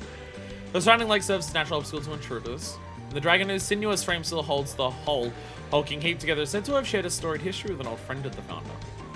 In short, a site as apt as is inaccessible. It was there that our engineers and some few volunteers were enjoying a hard-earned rest. After several sleepless nights, work on the Crystal Tower was at last complete, and on the morrow it would be transported across time and space to another world. The first. Meager though our resources were, we had laid on a veritable feast to commemorate the occasion, and one and all had enjoyed the much-needed respite to the fullest. Indeed, many had reveled to exhaustion, choosing to sleep where they fell on the meeting hall floor. You know, there's part of me that's like realizing that like the Graha who's with us now straight up has memories of like being in this world. And just like, fucking hell. Guy's been through a lot of shit. Though I too should have been counting sheep, my mind was busy enumerating reasons to stay awake, which were, it assured me, many. And so I sat there staring into the fire. Thankfully, I was not without company. There he is. Like, Graha has memories of this world and how destroyed it was and shit. And, like, carries that with him. Alongside the memories of, like, seeing the first and, like, how close it came to the brink and knowing that in another timeline it did. Oh my god. Man's got a lot going on in his head. I've always wondered, I began, turning to my fellow insomniac. His crimson eyes seemed to glow in the firelight. A gift from the blood of Allegan royalty, he called them. A gift by which the Crystal Tower had borne him to us. In the morning he would make another journey, this time bearing all our hopes and dreams for a better tomorrow with him. And though he had assured us it was a mission he gladly accepted, I could scarcely imagine the weight of that burden. There was so much I wished to tell him, but I put it aside to first ask the question that had long been burning in the back of my mind. Why did you do it? Why did you stay behind in the Crystal Tower? He blinked at me in disbelief before letting out a curt sigh. You would ask me this now? Would you rather I ask you on the morrow? I replied with a rather forced grin. I understand you're the only one who could have done it, and in hindsight has shown it to be the right choice. Were it not for you, our dreams would be just that. But you couldn't have known that at the time. Not for sure. What if we had never opened the tower? What a relief it was to finally speak the words aloud. I feared he would take them as little more than idle banter, but the thoughtful swishing of his tail suggested otherwise, as he returned his gaze to the fire. An age seemed to pass as we sat there in silence, but I knew my wait for an answer was over when a faint smile tugged at the corner of his mouth. It occurred to me that he hadn't been gazing into the fire, but through it, at something far brighter. I would have slept for all eternity, he laughed, which would, if nothing else, have been ironic. For it was only as the gates of the tower were closing behind me that I realized what it meant to awaken to one's true purpose. Go on. In those days, I could but dream of being counted with the likes of Sid, Nero, Biggs, and Wedge. Indeed, I would still give my right arm to achieve half of what they achieved. He proceeded to paint a picture of our forebears as paragons of invention, able to race from concept to product in the time it would take him to put on his boots. But then he spoke of his mentor Rambros, head of the Sons of St. Koinarch, and of his pride at having been chosen to take part in the expedition to the Crystal Tower. He told me that the mission had taken a most unexpected turn when their party was joined by a pair of scholars named Dogar and Unai, whom they later discovered to be clones born of Alagon technology, which had lain dormant within the tower for millennia. Apparently, when the structure was unearthed in the chaos of the Seventh Calamity, the horrors within had awoken, prompting the pair to seek the aid of Grahatia and his companions in thwarting the dark designs of the tower's creator, one Emperor Zand. What began as a simple quest for knowledge thus became a grueling climb to the top of the tower, culminating in a battle with darkness itself. Yet far from laying claim to these feats, he was careful at every stage to record the pivotal role played by the greatest hero of the age. One immortalized in song and script, and remembered to this very day. Before me stood the very embodiment of heroism. The fables of my childhood made flesh. And in the light of so shining an example, I saw at last the part I had to play. How could I do aught but remain in the tower? Quite easily, I chuckled. Well, you and your example are not cut from the same cloth. Being of a rather less heroic disposition, however, I can tell you that my first act, having endured such an ordeal, would have been to go home to bed. But tell me, were you not scared? Of course I was. But courage is not the absence of fear. He leans back then, to stare up the ceiling. It is the triumph over it. The roof, I should probably mention, was in the process of being repaired, and not without the odd gap. Clear nights offered small glimpses of the stars twinkling in the sky, and Grahatia seemed entranced by them as he continued to regale me with memories of days long past. So long as we were together, whatever foe stood against us, whatever twist of fate can... Fuck you. Whatever twist of fate could spy to undermine us, I believed with all my heart that there was nothing we could not do. I went to speak, but when I glimpsed him gazing up at the heavens, his eyes full of steely resolve, I can only smile and wonder what fascinating life he had led. How a single individual could affect the fates of so many. Grahatia, Sid, my grandfather, and the countless others who had given their all to see our plan come to fruition. Would the Warrior of Light have believed that so many lives could be changed? Or what inspiration others could take from so tragically foreshortened a tale? Whatever the answer, the hopes and dreams we had labored so long to keep alive would soon be realized. Even to think about it made my heart skip a beat. I cleared my throat. And we have to keep believing, for a brighter future. I prodded my hands in our customary manner, and Grahatia returned the gesture. That we do, my friend. That we do. The following morning, the hour of his departure came at last. We stood upon the precipice of an unknown future, contemplating the promise of a tomorrow we would never see.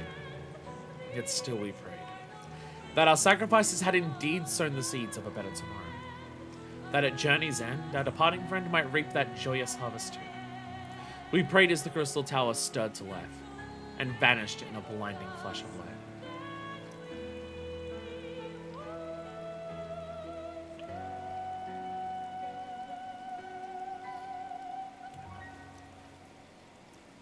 I can't say for how long we stood there at the shore of Silvertear Lake. It wasn't until the sun broke the horizon that I noted the passing of time and the deafening silence. We could only assume Grahatia's mission would carry on across the rift, and that we had played our part to its completion. Yet with that duty done, I couldn't help but feel a part of me was missing. Much like the Crystal Tower from the skyline of Mordona. I told myself that the void would soon be filled by a sense of accomplishment. But I wasn't sure I believed it. For 200 years we had toiled and struggled, and our efforts had not been met with, not with thunderous applause, but the languid lapping of the lake. In the end, it was one of my companions who gave voice to the question on all of our minds.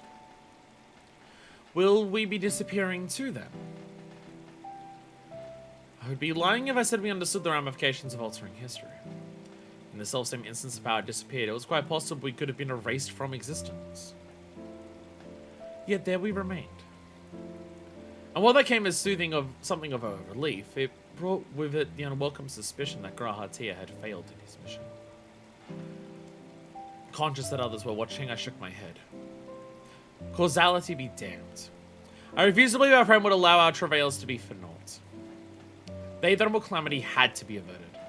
If not for us, then in a divergent timeline. Unbeknown to me, the others were busy reaching the same conclusion, and a laugh escaped the lips of someone in the crowd.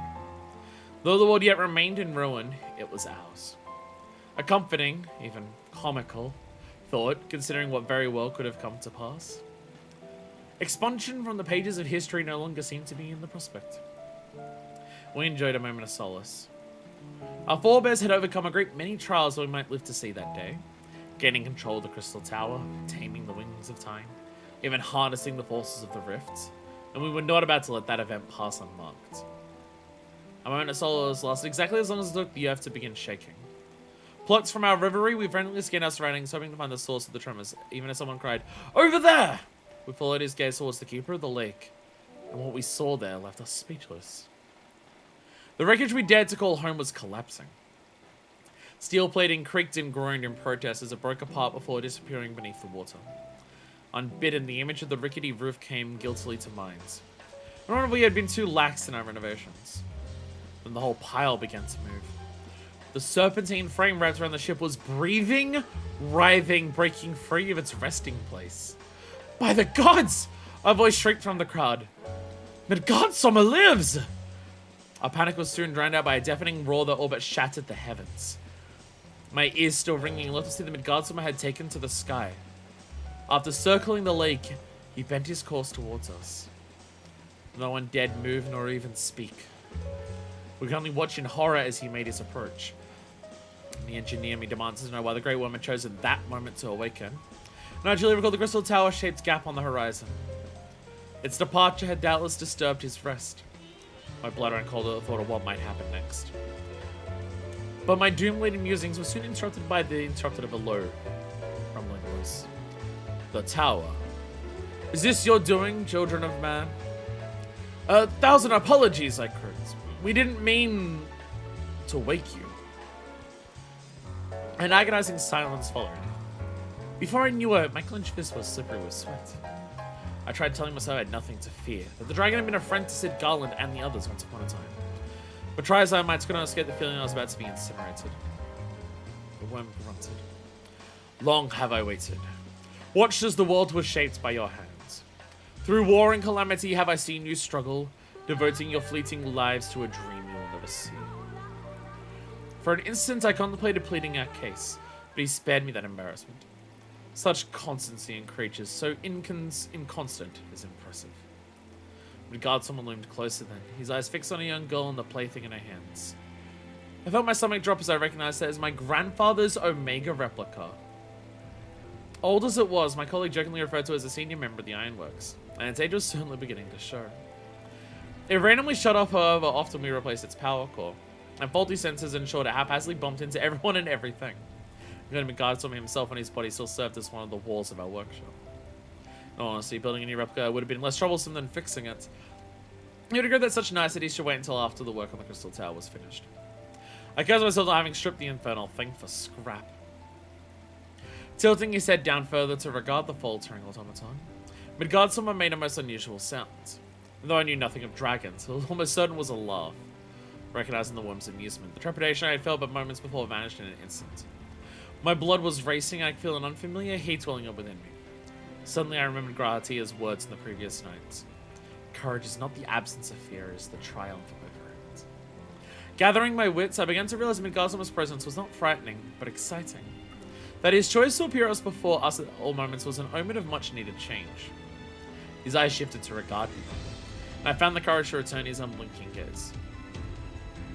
"Tell me, child of man, what dost thou see at dream's end?" "I see..." In my mind's eye, I glimpsed a world where the eighth terrible calamity had never come to pass, where Yorzi's champion bestrode the realm unbroken. But just as suddenly, I saw that this was Grahatia's future, and not ours. Yet the skills we had honed to make that dream a reality were still ours to employ. Another image flashed before me. I see a world pulled back from the brink. This time, Midgardsormr's booming laughter was unmistakable. "Very well. Under my protection shalt thou and thine rebuild, gaining a newfound knowledge and the wisdom to wield it. Thus shall the children of man usher in a new astral era. And so our journey began anew. That Graha's here could see all that we will accomplish. Though we shall remain forever on different pages of history, and different books besides. I take comfort in knowing we strive for a future of the self-same brightness.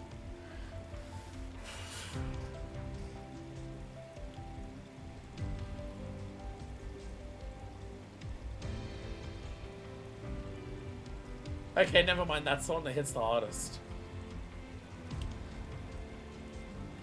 Fucking hell. Holy shit. Oh my god.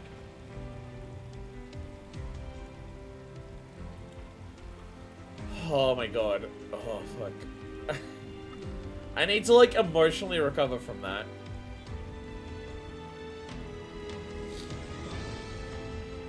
Oh god.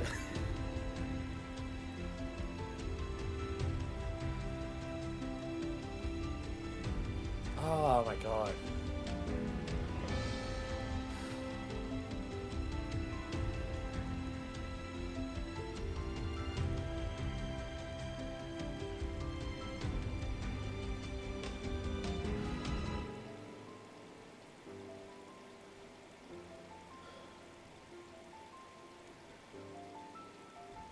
Fuck me.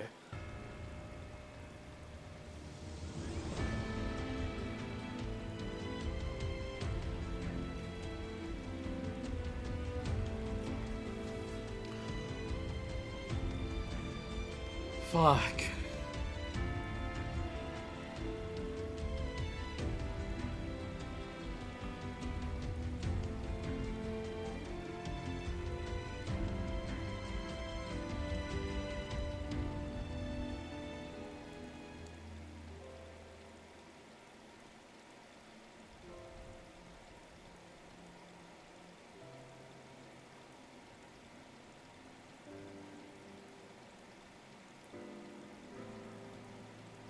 Like that moment of realization here. That moment of realization of just like, they've done all of this to create like a better future, one where the calamity doesn't happen and stuff like that. And they do it. And they still exist. And then it's just like, now it's time for us to improve our own worlds.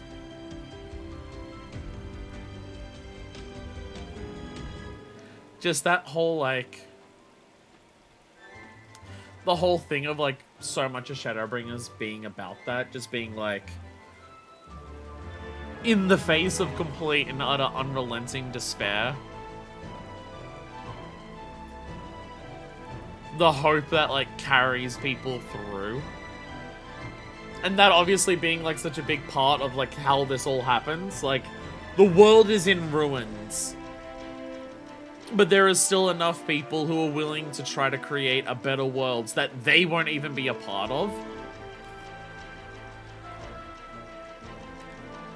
And just that, the idea that, like, even after they do all of that, they then realize they can still apply all of that hope to their own future.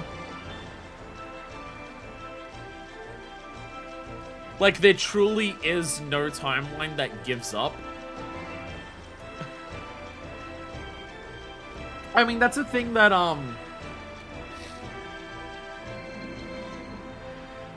that's the thing that Graha says. In, I think, 5.3? I think it's in 5.3 that Graha says that. Where they were just like, the act of sending Graha into the past is also an act of giving themselves hope. And Graha just being like, I almost believed that, like, that hope could actually help their world for a moment.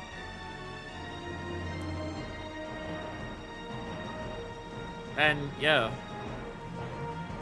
Like, even in the timeline of the 8th Rumble Calamity, where they spend 200 years doing something to help our timeline, just because they finish that doesn't mean they just lay down and accept that they've done enough. oh, we did it with possibly, like, we've done everything we can. Hopefully another timeline will be created where this isn't the future. That is like, no, we're still here, though. We're still here. We're still going to do all we can for this timeline. Ah! My nose has got all my...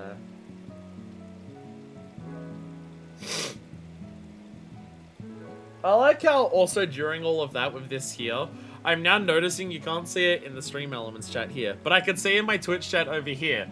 Deku Miguel added permitted term. I am going to strangle you.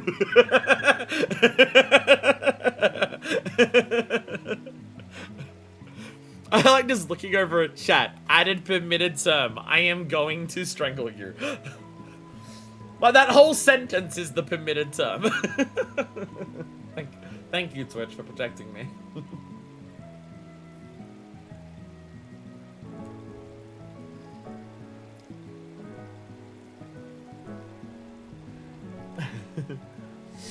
Coldplay the music choices? Yeah. Deku's being evil with the music. Fitting, but evil. Fitting, but evil. A joke is a come down? Sure. I will say though, load-bearing Shadowbringers post. Can I say though, this particular short story, like the other ones are good. The other ones are good. There's like the Seto one, the two about Emmett and everything like that. There's a lot of really good stories here. There's a lot of really good stories here that help flesh out a lot of characters, flesh out a lot of moments. I legitimately think this is one of the most important parts of the story of Shadowbringers as a whole now, honestly.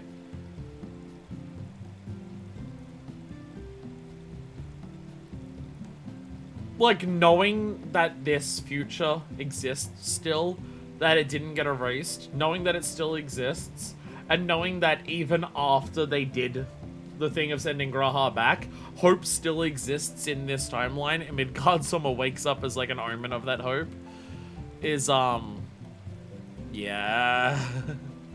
Yeah. Oh god, don't do that in full, oh god, don't do that. Don't do that. Don't do that. I have to be careful. I have to be careful, make sure there's nothing untoward appearing on the screen when I do that. Okay, we should be fine. They tuck it away in there and it's like, read your stories! Final Fantasy villains. I'm evil! I'm evil! I'm evil! Final Fantasy villains, one moment from death. I just want to play on the playground. I like how I can see Elidibus in the replies immediately. I like how I can immediately see Elidibus in the replies.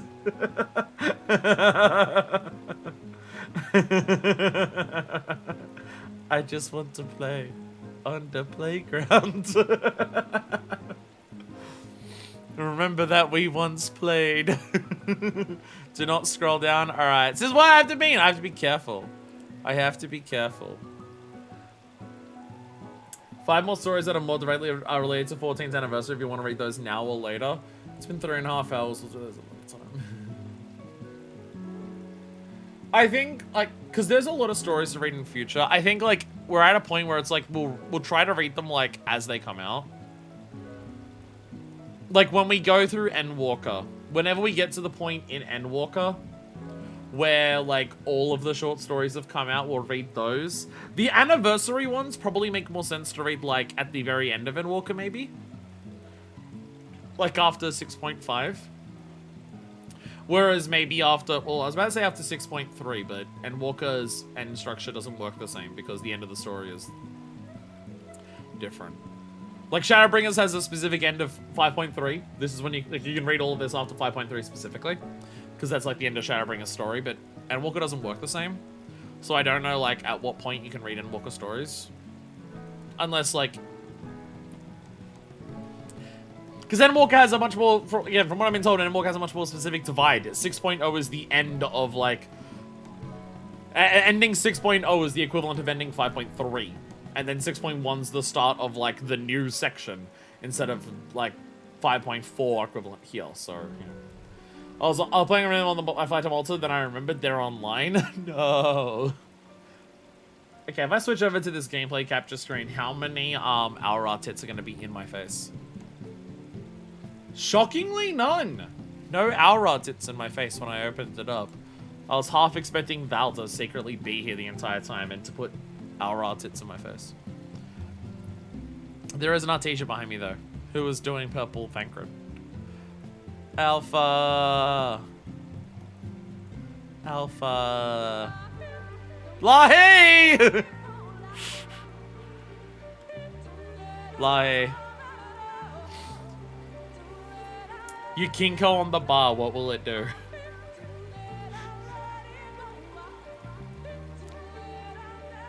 So that's our crying for today. You know, I was like, I mean, I knew short stories are gonna have like a big impact. I was worried today was going to feel like filler overall, though. I was worried that today was going to feel like filler, because a lot of today is filler. But I will say, reading all of those stories just then, no, this is not a filler episode. This is an important, vital episode of our story that we are considering. Next episode is filler, because it's Blue Mage. But Blue Mage also only on level 80 Blue Mage only unlocks after 5.3. Filler, I hardly know her! Again, where is the Val when you need him? Hi there, Badass Gunbreaker. Hello. I have this hat, but it is on my, dragon. Anyways. Oh, my nose. Oh my god. I cried too much and now my nose is fucked. So, we have a lot of things to do today. Shall we start with our turn-ins of our various things that we have to turn in? Because we're going to do that. And by that, I mean we're going to Bosnia and then we're going to Yulmore. Excuse you, their name is Badass Pirate, bitch. Oh my god, my nose. Yeah. So, we have, at bare minimum... Well, forget, first we're going to Bosnia. We first go to Bosnia. We then have Yulmore.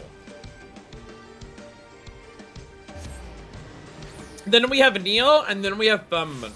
Then we have a lot of Firmament. And then from that point onwards, we're kind of just doing whatever. So! Oh, hell yeah. Hell yeah. I've seen this person in Bosnia a few times. They're badass. Oh, we also have to do Easter. I'm just considering Easter less important than everything else. I'm just considering Easter less important. So, Bosnia, as you will recall, or not, I don't know. But as you might recognize, last time we were doing a Bosnia and we handed in a relic. Actually, let's go over to our relic. We have our relic. It is the Law's Automatic Trigger. We were working on this. We got our next step for the Delubrum. I now have 36 pieces from Delubrum Reginae. Hashtag Tide is a really dumb event, but it's Easter. I have 36 pieces from Delubrum Reginae. You need 15. I've so far done 12 runs. I have done my 12 runs of Delubrum Reginae. I have gotten some level of reward here for this. I don't know how many I'll need, but I bare minimum need 2 because I also want to finish the Red Mage one. But then I'll also need however many of these I need to like keep everything going up, all of the steps that I'm doing, to keep something at every step so I can keep doing everything. So it's like, I need a lot more of these memories, which are this Heavens' Fates, which is why I have less of them. I have enough for 2 weapons of this, I have enough for 3 of this, I have enough for 3 of this, and I have enough for 2 of this. And I'll need to work on a shitload more of those so I can keep everything at one step. I'll be honest, making one Bosnia relic feels like a really simple task. It feels like you don't need to do that much to make one Bosnia relic. The fact that I'm doing it the way that I'm doing it, where while I'm making my first relic, I'm also trying to keep stuff at every stage so I can continue getting the materials at every step. This is making it feel like I'm doing as much work as I did to just get the one relic in Eureka. Getting it set up so I have something at every stage for every step is the equivalent of doing one Eureka relic in its entirety. Oh, also, I've got like 9 Bosnian gold coins. We need 12 so I can get a full set of Law's Order armor. But then I need to do Delibram Savage so I can actually turn that Lord's Order armor along with the augmented Bosnia armor here to get even more haste. So I'm not quite at that point yet. We're not quite there yet. Anyway. Is this our quest that we're turning in our fragments? Please insert raw materials to begin ethereal siltstone extraction. There we go, time-worn artifacts. The delicate carving on this ancient artifact belies its pre-excavation position amidst so much midden. This goes to every Eureka relic except for the last one. Why may suck so much and I never see them? That's the thing. Your Eureka relics require so much time and so much work to do, and they are universally some of the ugliest weapons in the entire fucking game. Like at the very least, nearly every single weapon that I have seen for Bosnia is like top 10 for that job. Every single thing I've seen for Bosnia is top 10 for the job. It's ridiculous. They actually decided when making Bosnia, what if we made the relics good as opposed to shit? For some reason they decided the theme with the Eureka relic should be, what if they looked like trash? What if they just looked like a bunch of shit mashed together? And then making the Bosnia ones that were just like, what if they all look like clean, elegant, but powerful weapons?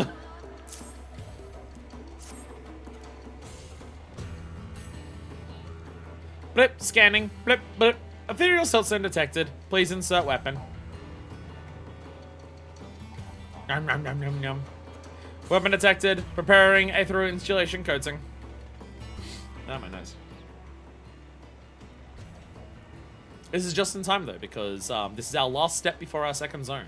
Our second zone we unlock after 5.4, which is like next week. Also, second zone is next week. We're doing a lot of 14 next week. Weapon Aether stabilized. Please select memories for desired attribute weapon adjustment. Adjust weapon attributes. If I just adjust. Emerald ones all look extremely mid in comparison, except for the last ever Emerald, which looks butt ugly across the board, and yet I see it everywhere. I mean, it's just stat time that no one cares about. I mean, it's just, you just do crit determination, right? You just do crit determination.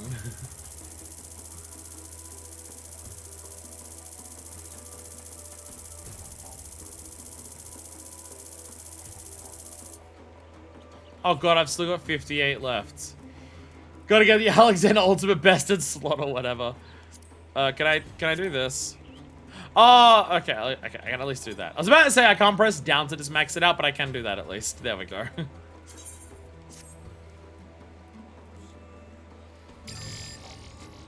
Yeah, when we do ultimates, this will matter. Scanning registry, radiating memories for extraction. Applying Aether installation coding, initiating etheric memory infusion.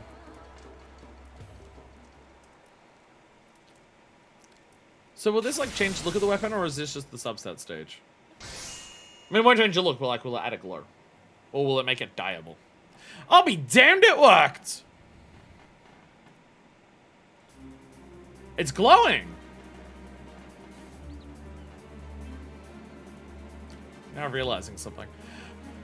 I'll give the elegant ball of bolts credit. Any smith worth their hammer would be proud of a weapon as fine as this. I'll call her the Augmented Law's Order Mana Trigger.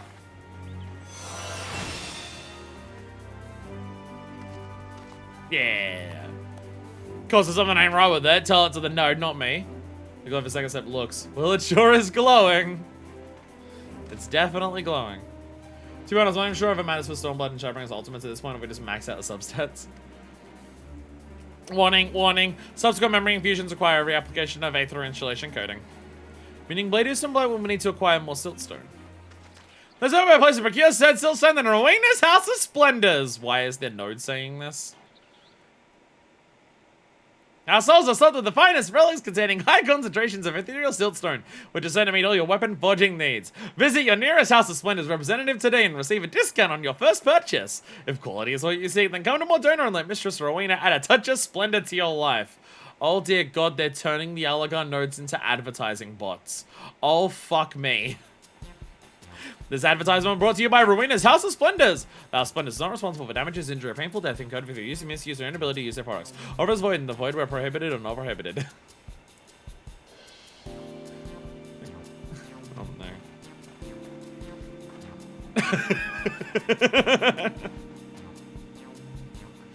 I got her! Bloody hell, there's nothing safe from that money-grabbing witch. Gotta count myself fortunate. Those I got to keep me name, unlike the rest of her bloody underlings. Ugh. Though I reckon she'll come for that too or fall long. Wait, is the reason that all of her people who work for her have similar names, does Rowena make them name themselves that? Does Rowena make them all have the, like, anal part of the name? What the fuck? What the fuck, Rowena? By the way, name. By the way, name. I think you're selling a mutane from Moriana at Raven's Toll or his miner at Idleshire. Part of buying up their debt and stuff. So Rowan is the final boss of Endwalker, right? I'm not counting this one. Augmented Laws on a mana trigger. Oh, by the way, this happened at some point with 7.2. This happened at 7.2. Boss, weapons now have double die. Just in time for me to not use it on the final stage because I already tested double die, and the second die slot I don't want to use. Just in time, but I'm still not using it. Quick to judge Laws Order mana trigger. Hey.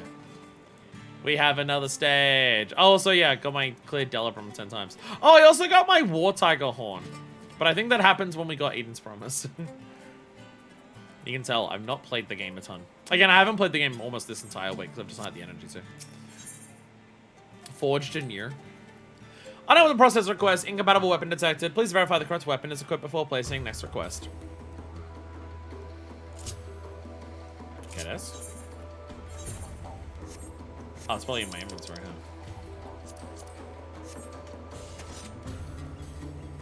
Oh, the redo stats quest.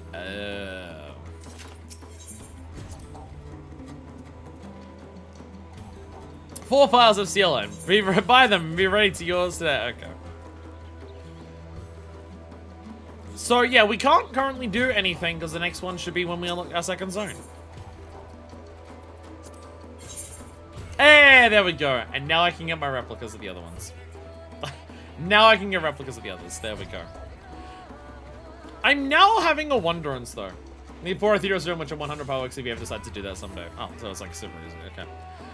I'm now having a wonderance. This is our second stage of this weapon, and it's already at the glowing and dyeable stage.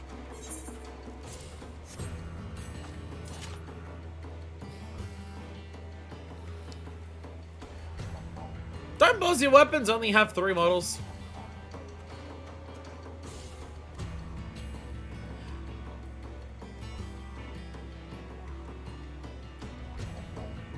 I thought I was shown that like Bosnia models, Bosnia weapons only have 3 models. The starting one, the Law's Order, and the Blades one.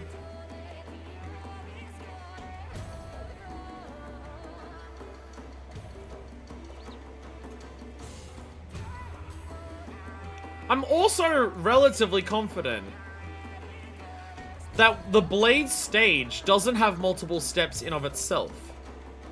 The Blade stage doesn't have Blade, Augmented, and like then Dyeable Blade, and then like Colored Blade. Because the specific thing that I want is the matte replica of the Blade's Resolve. And it's called that because the normal Blade's Resolve glows. Like when I've tested it out on other people, just Blade's Resolve in of itself glows. And then I've seen there's the matte replica Blade's Resolve, which doesn't have the glow.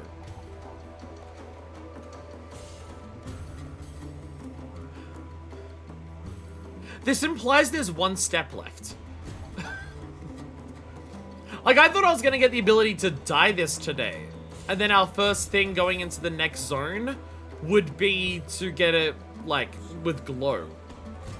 But I guess that wouldn't make sense because that'd be separate patches.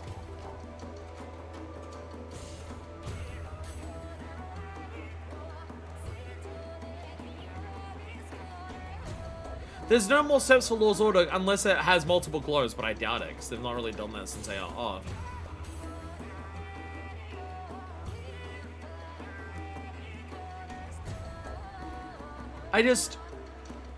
Zone 2 will have its own zone to do. And then my guess is, unless it doesn't, it should have its own Castrum equivalent. I would hope it does. If there's no Castrum equivalent for the final zone, that's pretty lackluster. The final zone is just do the final zone and here's the story, and there's like no big final fight to do for the final. I know it doesn't have a Delabrum, but I would assume it has a Castrum. But then that means like somehow between the zone itself, the like multiple sections, I'm going to assume another 3 sections like we did before. Possibly more, possibly less, but I'm going to assume it's divided into sections like the Southern Front is. And then its own Castrum. We got somehow all of that just goes straight from this to our... I'm so confused. I'm confused. I'm confused.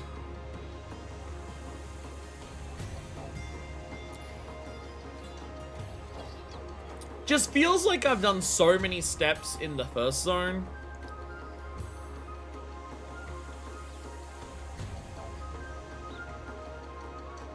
That I'm just confused how there's so few steps in the second zone. Okay. Okay. I am confused, but okay. I mean, there can be steps that are like this, where it's just like, you gotta do a thing, so this machine can do a thing, and then turn in stuff.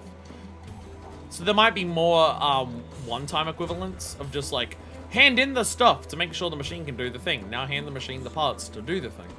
There might be more one-time stuff like that, or stuff, or maybe it's not a one-time. You just gotta like, you complete a step, it doesn't progress the weapon, but it progresses something. But like, you need those resources for every time you do a weapon. I don't know. It just means that the next time this weapon changes, it's the weapon that I want it to be. The next time this weapon changes, it becomes the fucking Blade's Resolve, which is just really confusing. Right? And okay. Anyway, who's ready to go to Kaishir? Kaishir, where are you? There you are. There we go. To Kaishir! For more custom deliveries. So what... I've also not been keeping up with my custom deliveries. I should have all of my jobs at 100 sooner or later. But I've not been keeping up with my custom deliveries. The last thing is, like, the last couple of weeks, I've either been in the game and trying my hardest to do nothing but Delabrum, which is why I have so many of these. Like, there are days where I log into the game and I've done like 2 or 3 or 4 runs with people for Delabrum, and that's all that I've done. But because, like, it has a mandatory 10-minute wait time, you gotta wait for people to go into POF, into PF, and then you've also gotta, like, do the actual duty, which is relatively long itself. A lot of the times I've been playing it lately, I've had time to do Delabrum and nothing else, or the energy to not do anything else after that. And then again, most of this entire week, I've, like, literally not booted up the game, so... there is that, so... I am behind on a lot of things at the moment, which will become very apparent when we go to the farm, but don't worry about it. Oh, pardon me. Ugh. I've drunk so many energy drinks and now I'm burpees. I'm making airship fittings. We are making airship fittings. Okay. Airship fittings. Vendors up and merchants over this way. Alright, we're gonna go to our Dadden. Dadden! Airship fittings! There we go. Alright, who's ready for top tier, high level crafting? Never seen anything this good before in your life. Who's ready? Here we go. Leather worker. There we go. No, one of my headphones died! Balls. Oh no. My other ones aren't going to be charging properly. Oh fuck. Actually no, I plugged in the cable, don't worry.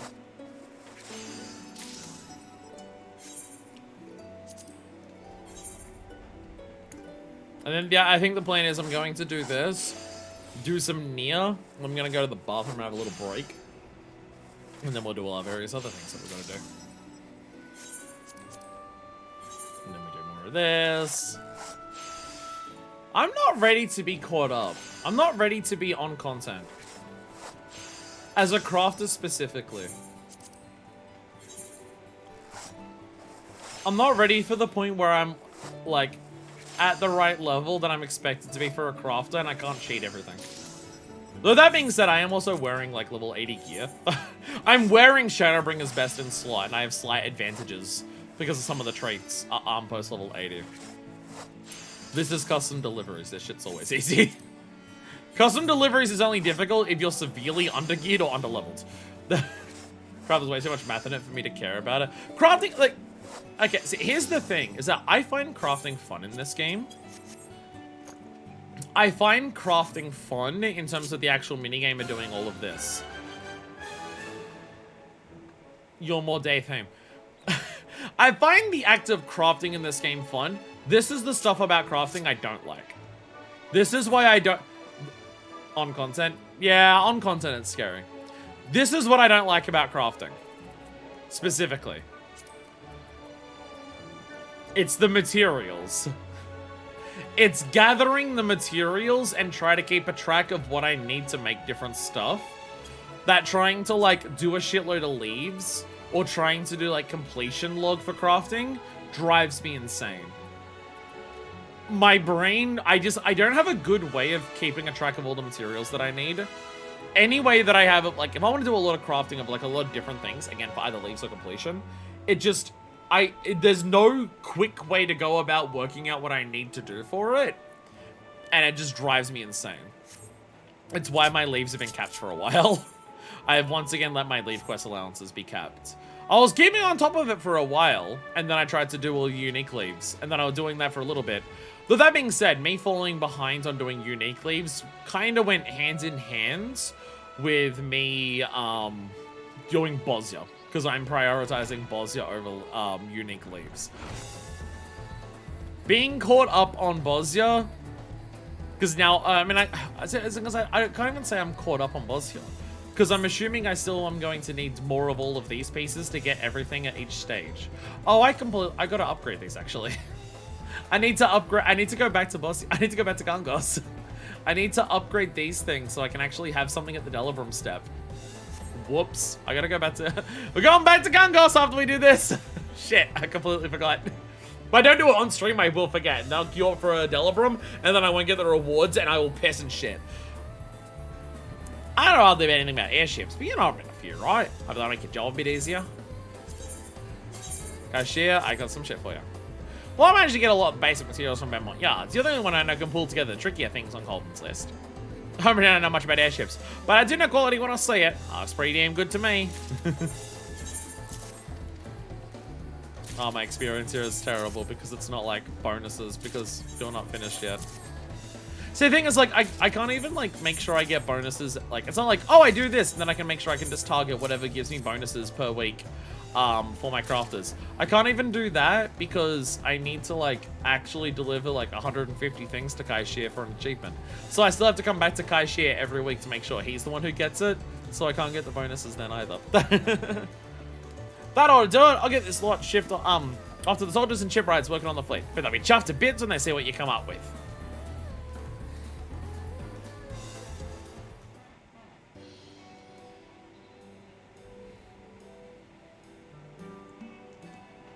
Finally managed to get Colton to get everything he asked for. Since that part of the bargain is taken care of, all we have to do now is wait and see how things turn out.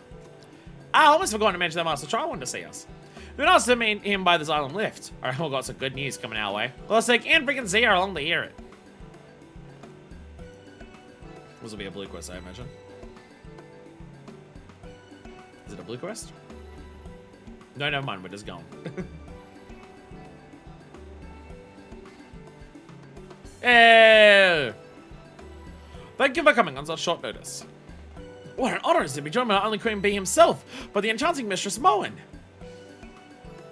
We were enjoying one of our promenades when we chanced upon Master Chai, who graciously invited us to accompany him. I'm lucky I ran into you as I neglected to invite you from the outset. After all, with the fortunes of your respective businesses being so closely tied to those of Yulmore, this affects you more than most. Kaishi, your efforts have finally borne fruit. In other words, we can now commence airship flights to and from the Crystarium. Our newly repurposed fleet stands at the ready. As a matter of fact, preparations are now underway for our very first voyage. Yay! Ba, ba, ba, ba, ba, ba, ba, ba, ba. We did it! Now the BR will be absolutely swarming with visitors. Especially once we put the next part of our plan to action. You mean there's more? Of course there is! We're gonna wait for them to arrive to tell them about the beehive. I'm looking into advertising in the Crystarium. Once they hear about high-class entertainment and affordable food and drink we have on offer, they'll be racing to get on those airships. Hold on, I got another idea. If we give them a little souvenir on the way out, they're bound to come back for more. And when they get back to the Crystarium, they can show off their friends and tell them about all the fun they had at the beehive. That'll bring in even more customers. He's never gonna end. Any bonus, it doesn't really matter because we're not going to be traveling between the Crystarium and Yulmore much anymore. But we've actually unlocked an airship travel in this game.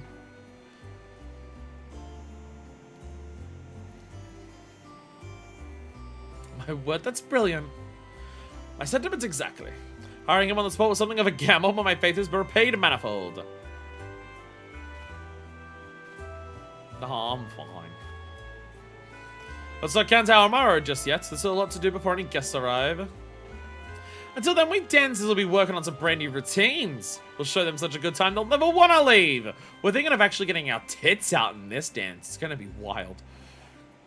I never imagined that entertainment would be the key to turning around our fortunes, but here we are. I see great things ahead of you for you, Kaishia. Though it is often said, the proof is in the pudding. I have every confidence you will see this through to its natural and successful conclusion. Yeah. Yeah, Catboy, thumb up.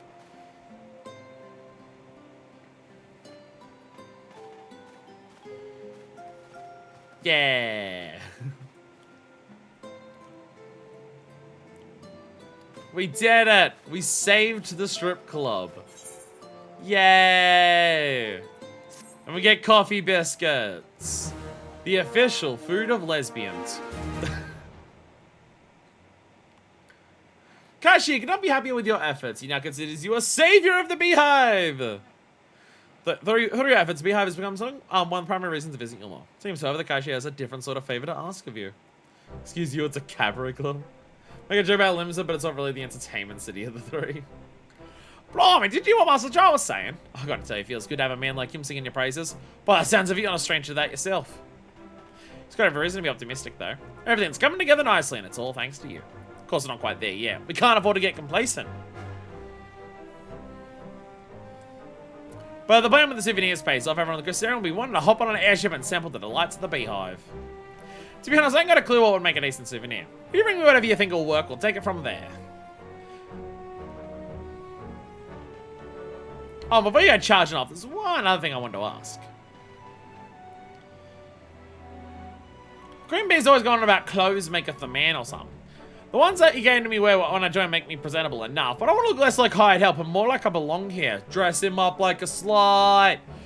Don't worry, you don't need to donate half your wardrobe to me or nothing.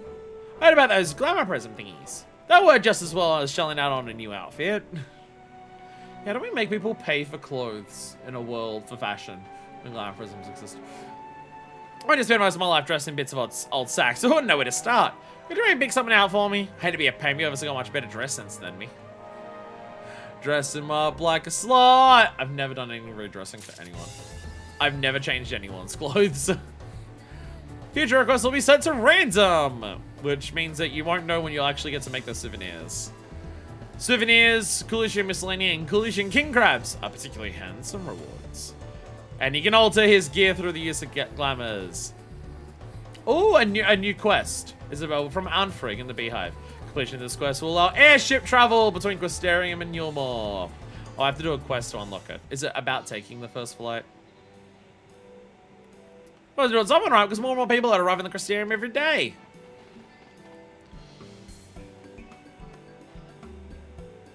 To tell the truth, Handbring and the others having trouble keeping up with all the orders, so maybe we should slow down for a bit.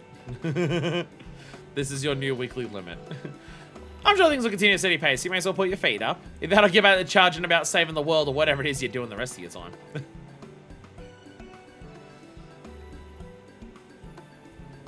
Yay. And frick, there he is. We have another thing to look at. What am I looking at? I'm looking at a thing. I'm seeing a bunny girl. I'm seeing a bunny girl. I'm seeing a bunny girl. I've changed deliveries NPC heads out precisely once realized you need to have the clan PC inventory and said fuck no. I just don't want to dress up Zoe in a sexy outfit. That's my daughter. Saima is an 83-year-old V's and known to take the role of healer at Fanel. As an extremely curious individual, she's known to take a peek at merchants, bringing in their wares. Due to being open outside influences for a village, she's also a fan of coffee biscuits. Fan of coffee biscuits has got to be Norbron's code for into women.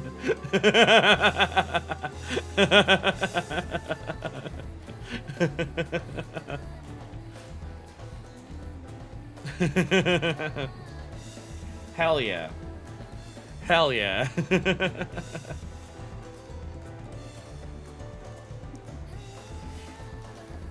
I approve. I approve. And Frag! A ship on his shoulder. And Frag may be tempted to put down his cocktail shaker for a change if you want to engage him in conversation. Glad he didn't put it down. Save your shame and trouble tracking it down. There's a bit of news I'm in my ass to share with you. One of the refitted airships is about to embark on the very first commercial flight to the Crystarium. You've been invited to join them as passenger of honor. Considering everything he contributes to the cause, it's only fitting. When you're ready to board, speak with Lara Bird, that godly dressed twit over by this island lift. Be warned though, he usually has an expression so sour he could curdle milk at 20 paces. Friend of Dorothy for foodies.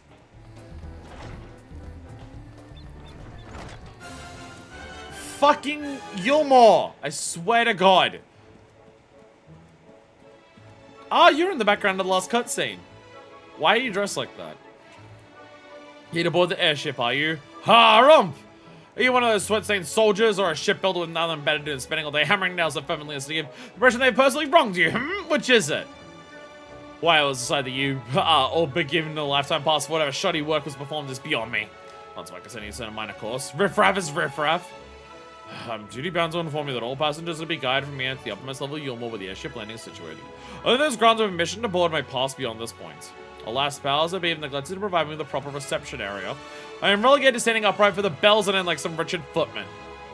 If you're done quite boring me, bring your airship awaits, madame. I'm gonna kill you. I'm gonna throw you off. I'm gonna make like Chai Shear and pretend you're a painter who did a bad picture and throw you off the roof. I'll be able to come visit Yulmore, right? Quicker you are on my side, the better, so I'll make the necessary arrangements. Look! I can do it. Yay! Yay! I can airship travel between the two now. Yeah!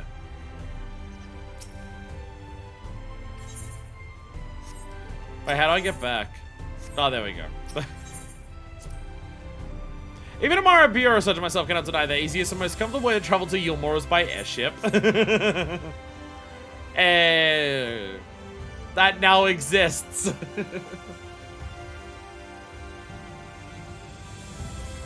I do appreciate having this be a thing that unlocks, because it makes sense in the world, even if it's not useful for gameplay. Anyway, is ready to go back to Gongos because I fucked up. To Gongos! I'm an idiot.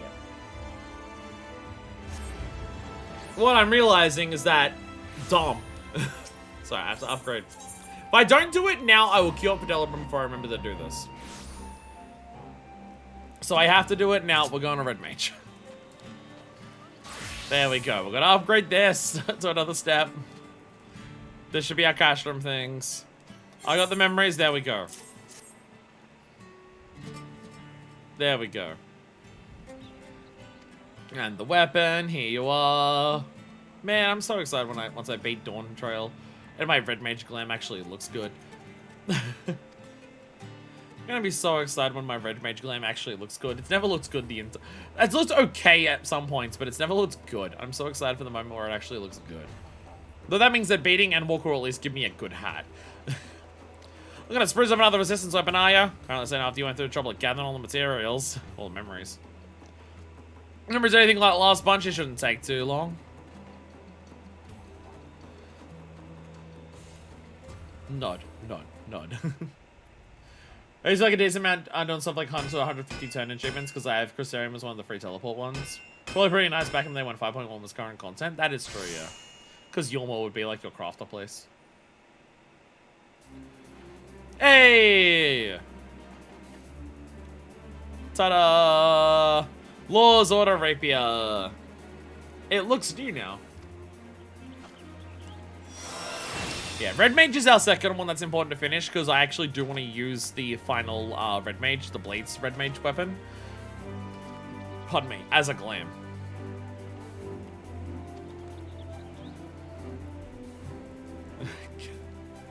I ain't any compliments but made. I'm happy you let me fix up a kettle or two for a nice change of pace. Let me make a kettle. I need to go back to making kettles.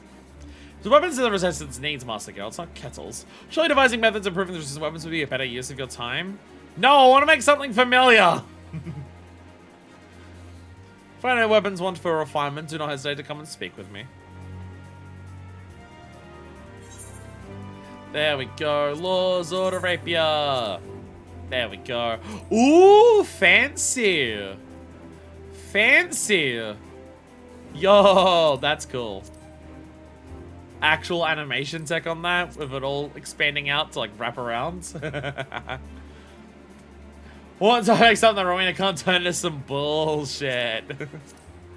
I love that animation, that's cool. Just like technical term. So now I gotta do this for a new path of resistance and red mage, and then we'll do this. Ethereal Siltstone! I know where you'll get it, and you'll be fine to get it. There we go. Delabram. There we go. So now we need to go to, what's our other one? What's our next? Fuck. Not my bit of memories. There we go. We need to go to Bard. Bard. That's not Bard. You're not Bard. That's Bard. I have everything we need. Green memories. Here we go. There we go. So there's unique dialogue when you do when you repeat one of these quests for the first time. But we've already redone all. I can skip this one because you've actually. I don't know if you've seen. I might have seen it on camera. But when you do a quest for the first time, it's different from dialogue to when you repeat it, because like it's the difference between. Like they didn't mention kettles last time, I don't think. I've just sobered up. Hiding ale again, but where? Never mind. Here's this. Fucking love my Bard outfit. It's so ridiculous, which makes it a perfect Bard outfit. It was also my Stormblood outfit. It was also the Stormblood outfit. And this one will glow! Yeah. Brilliance Recollection. Yeah. Yeah, we did it. Where did I put the flag in a veil? Hiding me drinks is gonna be tricky with Zlatan and Regana both breathing down my neck.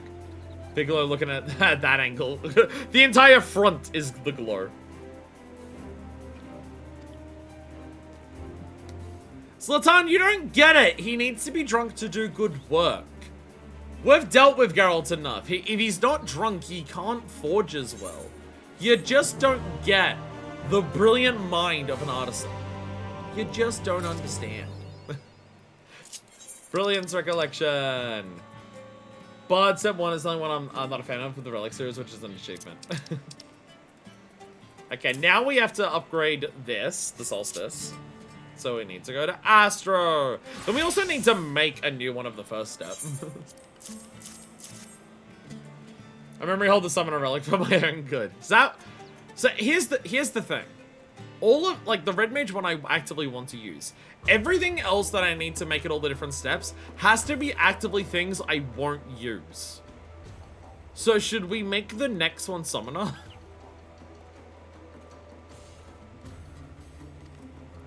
Which ones will I definitely not be using regardless? That's why I have Bard, that's why I have Astro, because I know I'm not using the ones for this. I probably won't use Summoner because it's just a book. Summoner or Scholar, they're both shite. We'll go for Summoner, because I already have a healer. I already have a healer and a mid-step, so we'll go for Summoner so we have a ranged DPS there. Because if I turn around and decide I want one of these, and it's one of the ones in the middle step, then to actually finish it, I need to make sure I catch up something else to that stage, which will be a pain in the ass. Like, I might use one of the machine, like some of the machinist ones look really good. I might, so I'm not sold on my machinist weapon that I currently have. I like it, it's just a little too small. So I might want to use the machinist final stage, so I can't have the machinist be one of these middle steps. Otherwise, again, if I want to upgrade it fully, I need to catch something else up to it. So I need shit that I will actively not care about. Resistance is all futile. There we go. And then we get our scale powders.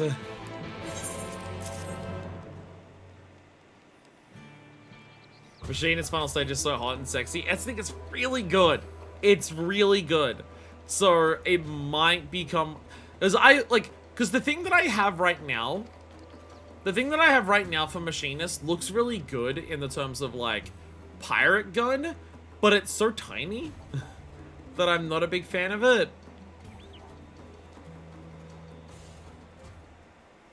So I don't know if that's the one I want to stick with, because like, I don't know.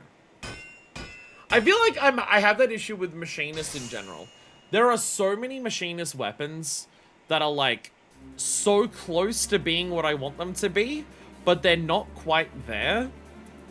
And there's nothing that I have for machinist that I fall in absolutely love with being this is perfect for my glam. Everything is close, but not quite. I mean, was that the only one as close to a purse pistol as I can get? It's more so the thing that I have for machinist right now looks too small for what it is. Like, it looks like it should be bigger, if that makes any sense. I'll pull it out after I do this. Yeah, it's more so just, it looks like it should be bigger. Like, it looks like it's not the right size. More so. Do I have a quest that... No, I'm missing some. Which ones am I missing? Oh, because I upgraded some of them, but I didn't actually get quests for them. Okay, so what do I have right now? These are the 3 memories, and this is Delabrum. Shit. Okay, I didn't actually turn in quests for the others. Like, I'll get the new quest for them. My bad.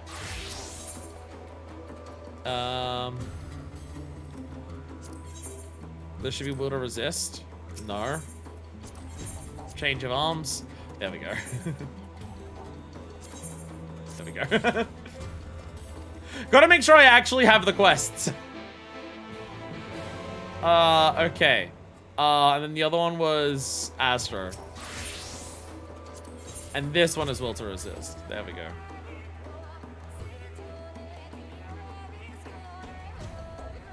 You know, also accept it. Please make sure it's there. Where is it then? I did Scholar. I thought I was on Astro. I went to Scholar. Astro. There we go. There we go. I gotta make sure the quests are actually active. There we go.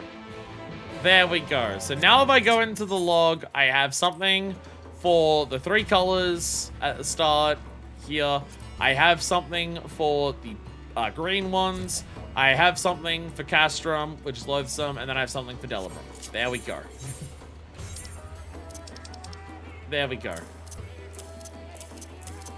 And then we just line that up in our inventory. There we go. There we go. So yeah. Color memories. green memories, clear memories, duller time warm artifacts. There we go. There we go. That Summoner book made me remember a weird thing in 7.2 because they updated the textures and stuff on the ARR relics. They actually got rid of the special fancy book pages that the AR Summoner book has. Why? What? They updated it to make it worse? Why? What the fuck? Anyway, here's my Machinist. Oh, by the way, Machinist has new gloves. My Machinist Glam, as opposed in terms of like the armor, is actually finished now. I have buzzed-in gloves on my Machinist Glam. They're really good. It gets rid of the awkward, like, massive shoulders that this Crystarium top loves to have. And it also just looks really slick. And also, specifically, your gun hand has, like, an extra big glove on it. Not the other one. The other one's, like, a small little, like, just follows the sleeve. But specifically, your gun hand has that. But here, yeah. Is it, again, it feels like this gun should be bigger for its frame. I don't know, does that make sense? Does that make sense? Crystarium top band boots, isn't that a bit overkill? These aren't Crystarium boots. These are Moonwood boots. Sure, it was just a mistake of something they did with how they did the upshade textures. Now it's just the generic Summoner book pages. I'm assuming they'll fix it. It's fine. Well, that's kind of my thing. Is that like how... I don't know, I feel like for how big the frame is, it should be longer? I don't know. That's kind of my thing with this. It feels like... Yeah, these are Moonwood boots, yeah. I'm honestly shocked how well the Moonwood boots line up with the Evilist hat. they look like they're made out of the same material, and even like the patterning on them is very similar in color. They line up shockingly well. They look like they're part of the same set. I like the bulk of the gun, but also I'm Lalapel, so... No, I like the bulk of the gun. It's just, to me, the bulk of the gun makes it look like it should be a longer gun. That's more so my thing. And also, like, the end is, like, so big, it's like, this is very much like a pirate blunderbuss kind of thing. I don't know, it's just like, when I've got it out and I'm running around with it, like, here's my thing, right? Running around with it, shooting with it, like, standing like this, shooting with it like this. This looks normal, right? This looks fine. This works for it. Look at mine if it's up, clone. Like, this makes sense to me. This looks normal. Here's where my issues with the size of the gun come into play. It looks really awkward on my back. And honestly, I think part of that is the fact that it's up so high. Part of that is that it's up so high. Because it's sticking out so much off the top, and then it just feels like it's shifted over to one side. So sitting on the back, it just kind of looks awkward. But it doesn't, like, if it was longer, it would, like, balance it out on the back more. I mean, there's also just, like, guns in particular in this game have that issue of just, like, they are just hovering on your back. Some things that make sense that it looks like that, but these really do just hover really far away from your body. I've hidden my Machinist weapons partially because of the lunchbox. No, I like the lunchbox. My lunchbox is gold. Because pirate. Yeah, it's like, once I've got the weapon out, it looks good. Though that being said, that might be a good, that might fix it, yeah. That might be the fix. The fix might be to normally have it hidden and only have... That might actually be the solution, Deku. You might be right on that. The solution that will fix my problem with this might just be to have it hidden unless I have it pulled out. I think that does actually fix it. Because then it doesn't have... Because most of my issues come with it being on my back.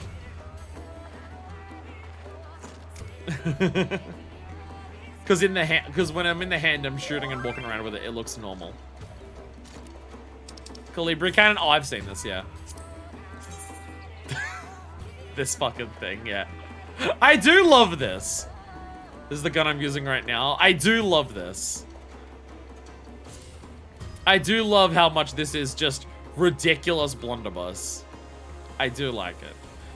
But, like, watch this. Similar issue when it's on the back, where it's just too off to the side. But yeah, I think you fixed it for me, Deku. I think you fixed it for me. Thus, I usually don't like doing it. I usually want to make sure, at least for like my primary gleams for jobs, that the weapon is showing on my back. But Machinist is so weird that, you know what, fuck it. I'll actually have it hidden because that's the main way, like, because when it's sheathed, that's the main reason I don't like it. Deku, you've solved my problems, thank you. Couldn't realized I have very different tastes from the General 14 playing Populous. I feel like mine line up somewhat. I'm more adventurer themed than the average person, but in terms of like sleek, stylish looks, I very much line up with that. I mean, I have all of my fashion gleams that are just like, it's fashion for fashion's sakes and it looks like modern fashion. I have these gleams like this. It's just these are specifically side gleams. These are specifically side gleams. None of these are my primary gleams. They're all off to the side doing their own thing. All I want from the game is great gowns, beautiful gowns. Gowns don't make sense for Manifest. Manifest likes open jackets and like open robes. It's something that I've noticed literally across every single outfit that Manifest wears. If something is long, it's open at the front. Or it opens up at the front as it goes down. Because of the pirate aesthetic. Pirates don't have robes or gowns that are fully enclosed at the front. They always open like that. This is our workout outfit. This is like one of the few times I find that Ephemeral shows off their shoulders in a top, and like the broadness of their shoulders makes the top work really fucking well. Have you tried it with the 16 pants? They pair really well. Oh, I was having these because the idea is that this is the outfit that Manifest wears when she goes to work out with Lise, and then they have sweaty post-workout sex afterwards. So I wanted pants that show off her ass.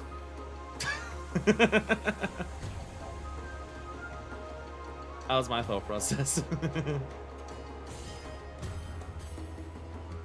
Oh, that was my thought process behind this claim. Do you mean the Metian pants? The Metian? Metian? What are they called? Meat-filled something? Yeah.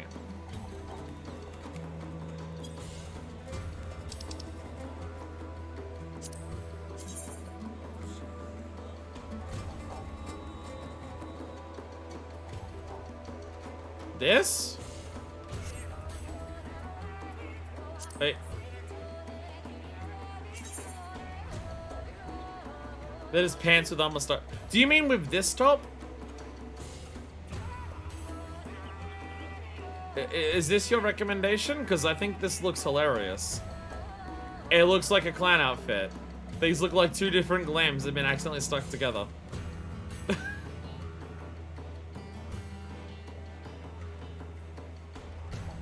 I don't know. I don't get how this matches the top.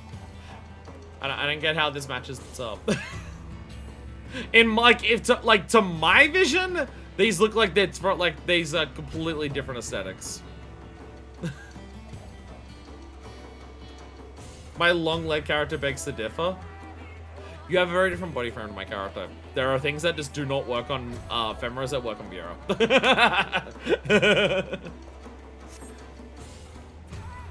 Yeah, maybe on a Viera that makes more sense. On a Feम्रो, not really. What else are we doing?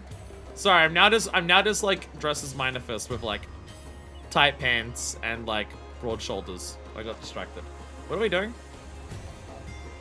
My free teleport expired. No.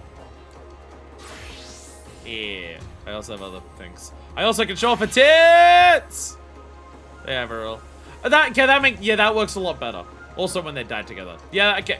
Yeah, see, this makes a lot more sense. This does make a lot more sense. We were gonna bathroom. That is true. We were also gonna do that. Yeah. Yeah, when you can actually stretch out the armor and you're not expanding the width of the armor because of thick legs. When the armor goes taller and not wider, it does make more sense. You are correct. You are correct. That works a hell of a lot better.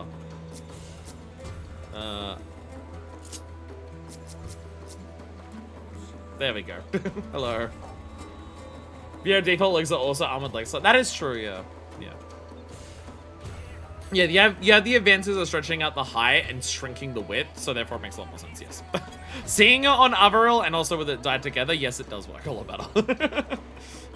It's one of those things where it's like fashion in this game, because the different races look so different body-wise, there is so much like about dressing in this game where it's like you can't just take someone else's outfit because it just may not work on your character at all. I'd look at the back of it with it a lot. I'm totally not looking at Manifest boobs. Yeah, the straps and everything there, yeah. Jesus Christ, it also makes your character have a much bigger arse than Manifest ever does. I also have a gold suit though, so like, you know. Gold suit, gold's gone. And also this. This is the one that I'm using the Blades Resolve on, by the way. If you're wondering. If you're, not the Blades Resolve, the Red Mage. The Red Mage blade weapon, this is the glam that's gonna have that. Oh, also, check out my new shoes. I got new shoes for my suit glam. They look so much better. Because they don't have, like, heels, and they actually look like good dress shoes. They only cost me 4 million gil. It was a collection I was filled by Viera and Ellison because they have similar body builds. Yeah. I may have bought bouncer shoes. I may have bought bouncer shoes for this because they perfectly complement this this suit and the look that I'm going for Manifest in this suit. I may have spent 4 mil on the marker board for this. But it's totally worth it. This pants around the needs I thought that has something at the waist to help him out a bit. Again, on Viera, I think it works. On Viera, it works, and I think it makes a lot more sense. It just doesn't on the Femora. Femora has thicker legs, so they get stretched a little bit. And not as tall legs, so they get shrunk down that way, which makes them look even thicker. Anyways, we're now just rambling about glam, as, you know, we're playing Final Fantasy XIV, as is wont to happen. We're rambling about glam. This is a known thing. There's also this. Fucking Square, make these pants double dye, I swear to God. Square, make these pants double dye already. For fuck's sakes, do it. If these pants get double dyed, the straps I'll be able to dye. And then I can dye the straps red, and then this finishes this glam. For fuck's sakes, do it already. Do it, do it, do it, do it, do it, do it, do it, do it. Had this game half-ish picked up glam for ages and I still need the fucking top. Best Man Gators not have words there instead of bouncer. The heels are a bit tall on Best Man's Gators, and also the length of the shoe is shorter. Averill boobs. 4 mil for brand new Verisal after glam isn't even that bad. Although, again, when I have 15 mil, I don't care. When I have 15 million gil, I don't give a shit. But, Best Man's Gators, the shorts are a little too, the shoes are a little too short. So it kind of makes it look like Manifest has to, like, wedge her feet in there, and they're not big enough for her. Whereas the bouncer shoes are longer. Breast boobling to the good nights, Averill. Anyways, the next thing we're gonna do is Nia, but we also I need a break and, get it. I was about to say get another drink. I don't know what the solution is for that because I don't have anything. I'm gonna gamble. Let's go gambling. So, yes, we will come back. We've got some Nia stuff to do. We have some Foundation Firmament stuff to do. And then we have yellow quests for, like, ever. So, I'm going to do this. I'm going to teleport over to Stilltide. And then as I go, you can all listen to the Nia music that plays in the village here. How long is your list, Deku? Because I have my list, and this is just starter quests. My list is 1, 2, 3, 4, 5, 6, 7, 8, 9, 10, 12, but I think we already did some of those. My list is 12, but I think some of those we may have done for Triple Triad. Or at some point for something else. I didn't realize reading was going to take so long, so... And then also got other stuff to do. Then we started ranting about glams. So I knew today was going to be a really long stream, because it was just like a sort of miscellany, which means that we do a lot of shit. I knew it was going to be a long stream, just... We're going to be like 6.5 hours in before we start the yellows. Here we go. Outeja. Hey! Look who's dressed the same.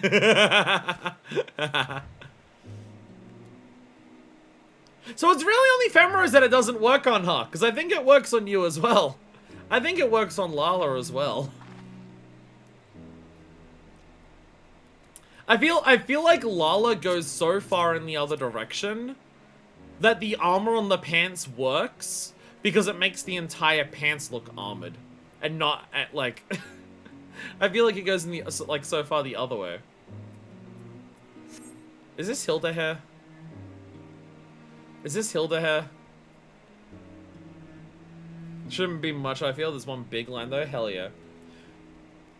Artesia has so many different hairs, and almost all of them look fucking amazing on Artesia with both her fashions and also the purple and white. Artesia makes nearly every hair in this game look fucking amazing. It's ridiculous. And then there's me over here with Minor Fist, who has not changed her hair in like 3 years and never will, because to me, if I change Minor Fist's hair, she is no longer Minor Fist. To me, Minor Fist hair is her visual appearance for her face, and not what her face looks like. Can you tell I have partial face blindness? So I will never change Minor Fist's hair, because otherwise she is no longer the same person to me. And also, I just feel like this hair works so perfectly for her. I just feel like Minor Fist's hair works so perfectly for her. Compared to what it is. Anyways, I am going to go to the bathroom. I'll change everyone's hair until they had a new cunty bob. I can understand that. I will be back, and we'll do various things. She kind of needs bangs. I will return, and we're doing more things. Again, my worry about today feeling like a filler stream completely went away with those stories. I mean, the remaining 6 hours is filler, but everything before that won't be filler. Crafts leaving right before we're about to do near content in this game. Understandable. Good night, Crafts, and not good night. I'll back in a second for everyone else. And we're back. We have a very important question. Honey or... Do I want to know the context between honey and barbecue? Because if we're talking about, like, a sauce to put on something, I'll be honest, I am one of those sluts who is agreeing with the hot honey trends lately. I'll be honest, I was on board the hot honey trends before it really picked off. I was buying chili honey, as it wasn't called hot honey, it's called chili honey, instead of normal honey, and putting that onto like my honey toast sandwiches, or when you put honey on a grilled cheese sandwich, I was doing the hot honey on that, and it was a lot better. Bean flavor. If we're talking beans, I'd go barbecue. If we're talking beans, I would go for the barbecue personally. That'll be my vote. Hot honey is one of those food trends where I'm just like, you know what, I get it. So like there are food trends that happen, and I'm just like, I'm not super into it, or I'm just like, I get it, but I don't get why it's in everything. Biscoff is one of those. I like Biscoff. The fact that everything is Biscoff, I'm just like, I don't think Biscoff flavor goes with everything. If it's anything to do with like a cake or an ice cream, sure. Biscoff works for that. Biscoff works really well with like the milky creaminess of an ice cream or a cake thing. But it's being put in everything. I'm just like, I don't agree with that. Vegemite had that like 2 decades ago here. Of just like Vegemite with everything. And I'm just like, I don't want to put Vegemite onto like my celery sticks. No. Or anything like that. Or, how do you pronounce ACAI? That fruit? Achai? Achai? It has a pronunciation that I keep forgetting. It's that and quinoa. I thought for the longest time it was quinoa. And then people told me that it was pronounced quinoa. I'm just like, oh, I did not get that from the spelling at all. Or quinoa, sorry. Not quinoa, quinoa. So, ACAI, that fruit. Because I think the C has extra parts on it that means pronounced differently. But like, that's like another huge food trend. I don't know if it's, I'm assuming it's as big in other countries. But in Australia, it's fucking massive. There are several shops near me that, like, They are specifically dedicated to that flavor, where it's just like, we're an Atchai, or whatever, however it's pronounced, shop. We sell that in smoothies, we sell that in brownies, we sell that as milkshakes, we sell that as ice cream. And like that one flavor is their entire shop, and there's several of them near me, and I'm just like, I think it's fine, but like, that would be like there's that's like a special flavor, like a frozen yogurt place, not a place that's dedicated solely to that flavor. But hot honey, I get. McDonald's here is doing hot honey now, which is usually an indicator of it being omnipresent. Once McDonald's here gets it, it usually means that's where everywhere else has got it. Like Australia McDonald's started having Biscoff at its McDonald's after everywhere else got it. It's the same with hot honey. I got a hot honey chicken sandwich for free a few days ago, and it was dope. I get the hot honey one. I get any hot honey one is one I get, especially if it's with chicken.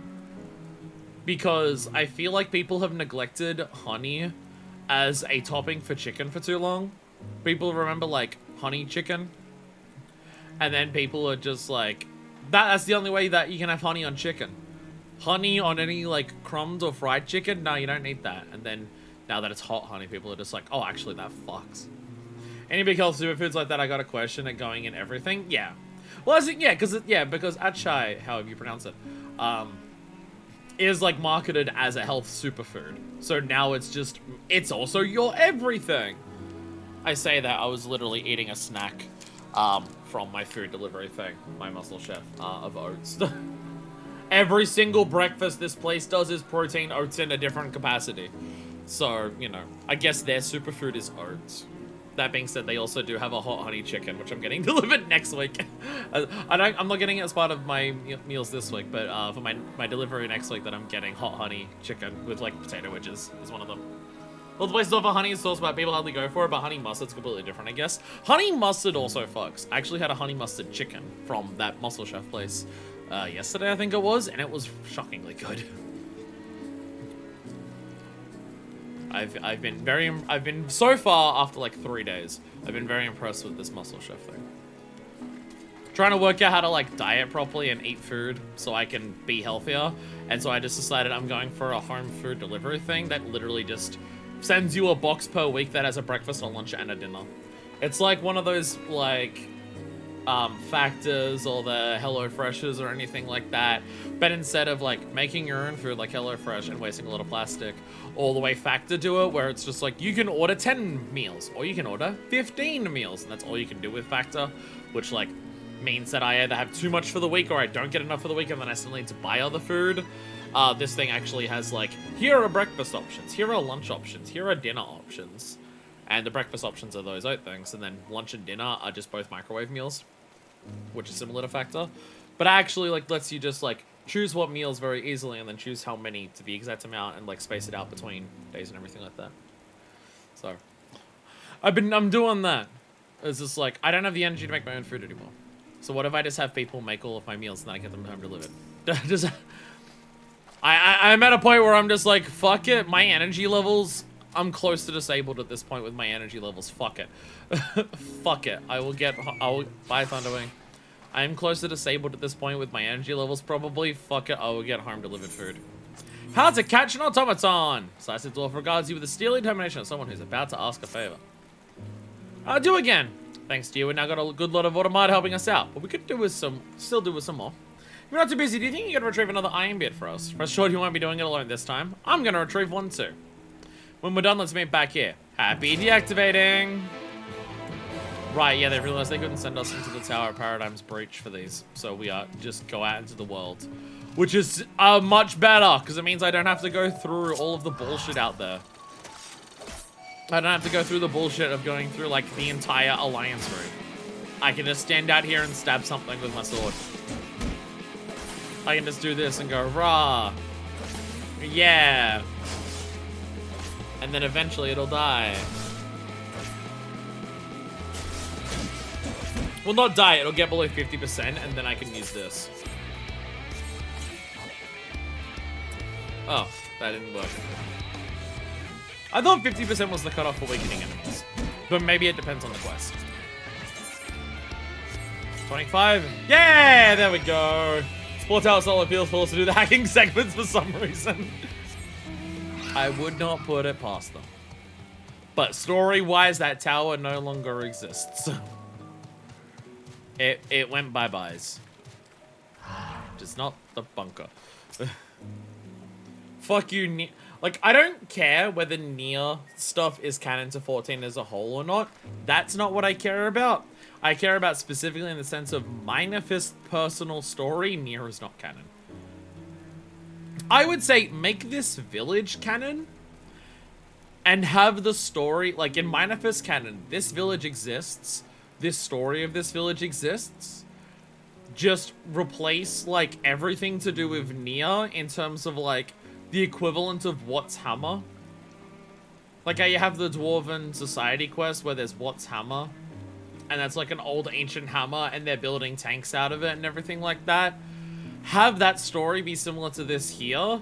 But instead of, like, building the tanks worked as a peacekeeping thing, have him build, like, some automated form of, like, tank frog here. And that's what, like, destroys the village. And that's Minefist canon for this storyline. And nothing to do with Nier shows up. And these boots that we got from the Nier questline, she made herself. Fuck you. Those are off going. Even with your example, man, shut down automaton in the end. How about you? Great, with these 2 additional units on duty, I'll be able to spend more time I'll be able to spend more time doing things that Automata can't do for the rebuilding. Yes, that's it. Thanks, you. I found something I can do for Comra. As helpful as you are, it wouldn't do to rely on you forever. But from this point, I want to make sure I can get by on my own when the time comes. There'll be others who could use a hand, though, so you ought to talk to the chief. Thanks again, and be saying, yeah, you've still got 2 more video. Yeah, they build Formidable. They build Formidable, and then Formidable destroys this. What?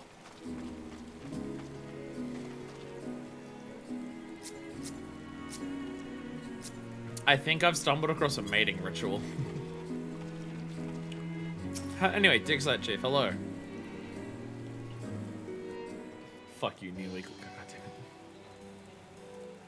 This cutscene's different. The cutscene's different. Did they finish? It's raining, so it's hard to tell.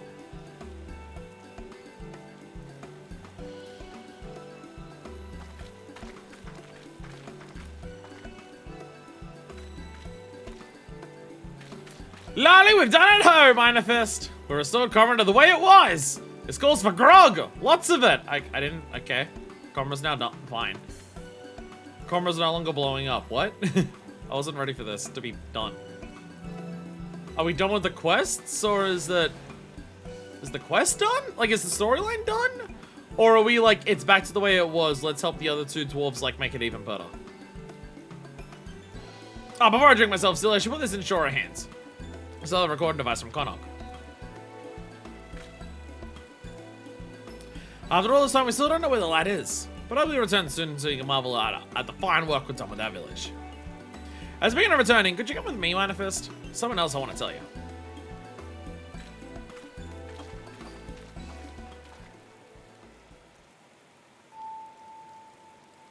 There's the bunker. Some days ago, Glag suddenly vanished from the village. Remember we got this on the random miscellaneous stream day? Some days ago, Glag suddenly vanished from the village. I ended up becoming my miners, and together we set out to find him. The trail led us deep into the machine space inside the crater, to the place where we encountered that strange white orb. It was there that we found Glag lying face down and unmoving. We rushed to his aid, but before we could so much as roll him over, he got up and proceeded to walk off in the direction of the village. As if we weren't there, as if nothing had happened.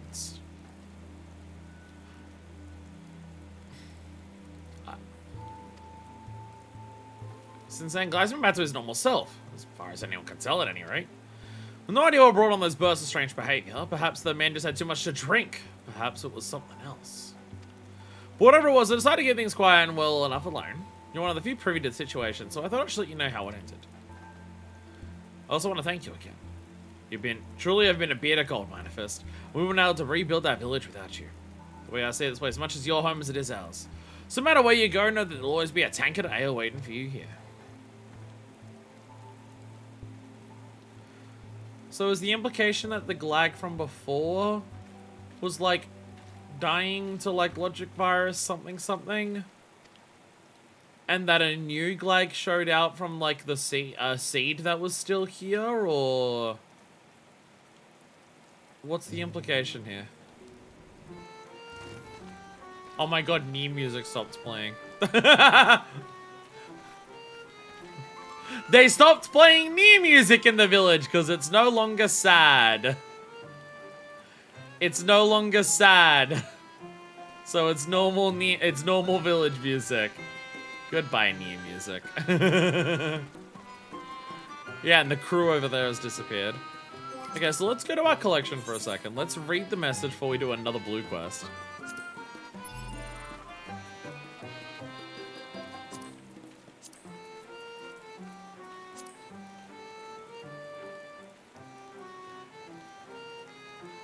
This is the worry. Is this like the last message that we got? If the spheres can rebuild anything, then surely it can grant me this. For as long as I can, okay, there's no even like to or from on this one, it's just that. For as long as I can remember, it's been just the two of us. Hardly anyone even bothered to be kind to us. We always had each other. When I was with Anok, there was nothing to fear. All my sister wanted most was to get revenge on the world that had done this to us. I can't accept that the world got her first. I won't.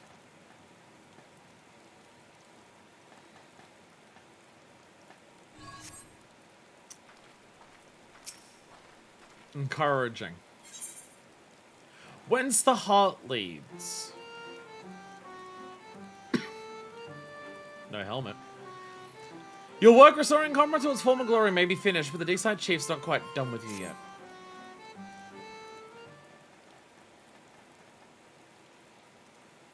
It's fine. Lolly, I can't thank you enough, ho. Karma's looking like its old self again. Better if we're honest. You say that for yourself, though, so let me tell you something you don't know. I hear that Automata Dwarven make him been spotted about Yulmore of late. Signature frog motif and all. Now, where the city folk have gotten their hands on artisanry like that? So they haven't been peddling to outsiders. You aside. I don't think one dwarf who might be, though. With the right skills and little else to his name. If it is Conhog, well, I have a lot to say to him. I'm sorry, for starters. It'd be nice if he could see how far we've come. The new Comra. I like to think he'd be happy here. And seeing as you're the worldly, so I don't have too much trouble picking up Australian Yulmore. Let me know what you find.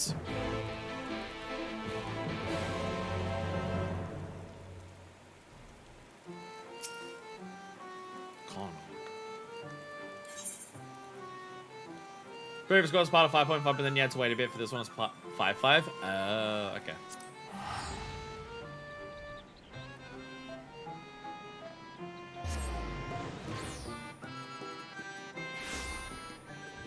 To be fair, with it being weekly, 5.55 may have come out by the time that you got to this, because 5.5 you had to do the raid.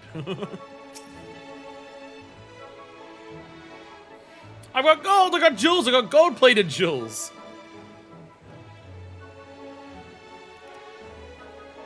Not interested in my wares? Pity.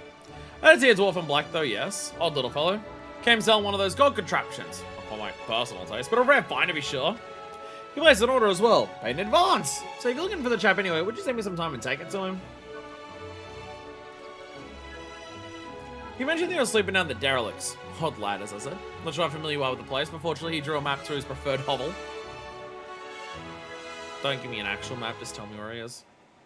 Oh, I'm gonna walk? We're gonna be teleported there. Oh, we're looking at a map, I guess.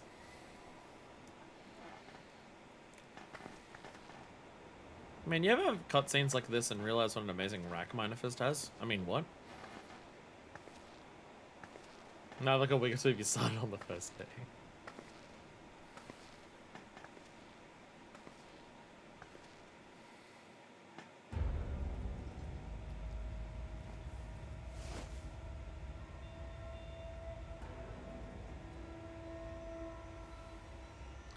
Wait just a little longer, Anok.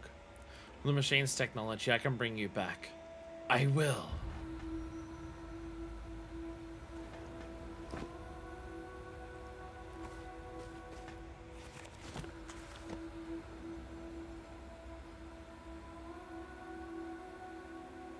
I'll make it work. I will. I will!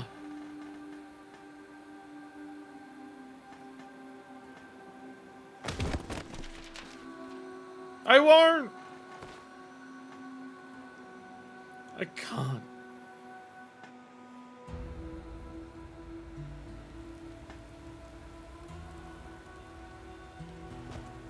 I can't.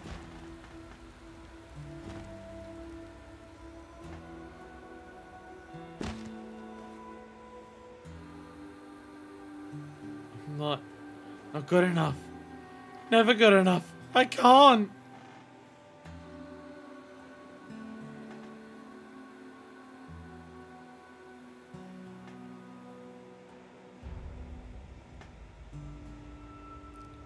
I can't do this. I can't live in a world without you. I just can't.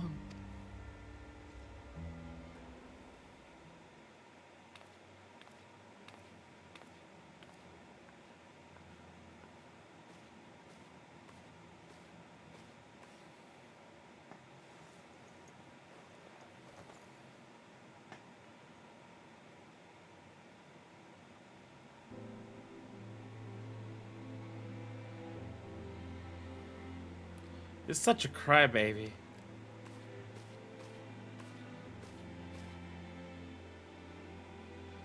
Okay. The one ends. Well, suffice it to say that I'm back. Thanks to your hard work and my innate genius, of course.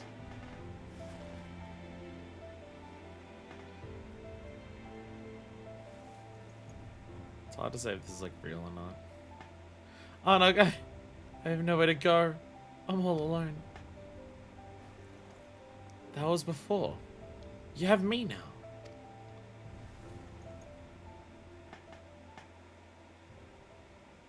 Don't you dare say we have nowhere to go. There's a whole world waiting for us, Konok.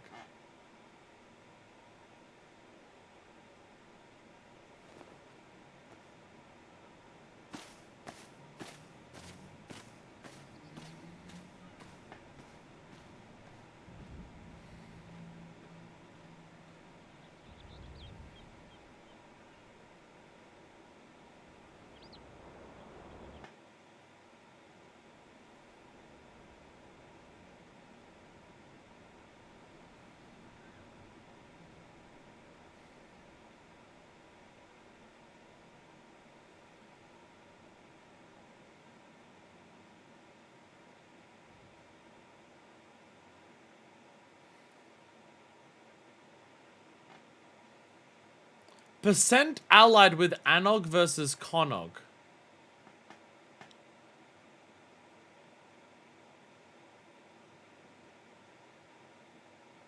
So across most worlds, it's like 2/3 across nearly everything. Nearly every world, this is exactly 2/3. I mean, this is the meta shit. This is like, hey, we want to do something meta because it's near. So we have to do something meta. So the Anog versus Konog decision, here's which, okay, reminds me which, what was that? It is astounding how it is nearly exactly 2/3 everywhere. Nearly everywhere it's 2/3. Slightly in favor of the 2/3 one. Near like that entire data center is exactly the same except for Vamfrite. And then Chaos tilts even more there.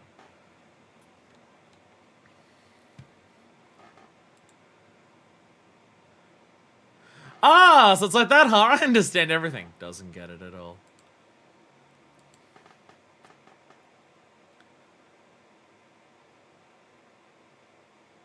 That is so close to nice all the way.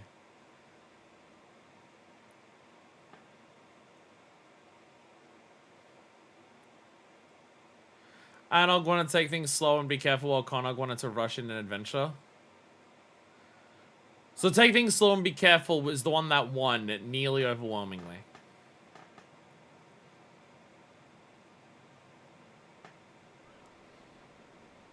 Is that like when you first explore? Is that when you explore the puppet's bunker? No, not Puppet Spunk, a copied factory. Is it talking about that decision? Because my brain immediately went to the decision of like who to blame and who's at fault, which I ended up going with everyone's at fault. But yeah, no, yeah, I was thinking of that choice of like who do you blame for who's at fault. Yeah, I was thinking of who, where you choose who to blame for who's at fault. But no, this is regards to the copied factory.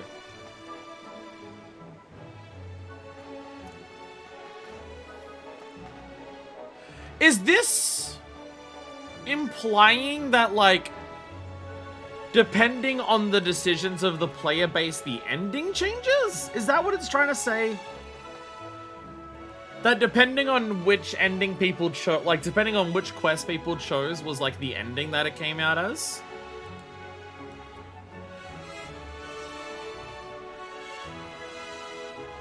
Is that what it's trying to say? That, like, the outcome of this questline is dependent on that. Maybe I have no idea what Yoko Taro was planning. I don't think Yoko Taro was planning anything. I think Yoko Taro is a self-important hack who thinks that, oh, I made a decision, and now those decisions will be reflected on the player base of, like, this one throwaway part of just, like, do we take things slowly or not? That feels like one of the most inconsequential decisions possible for the questline.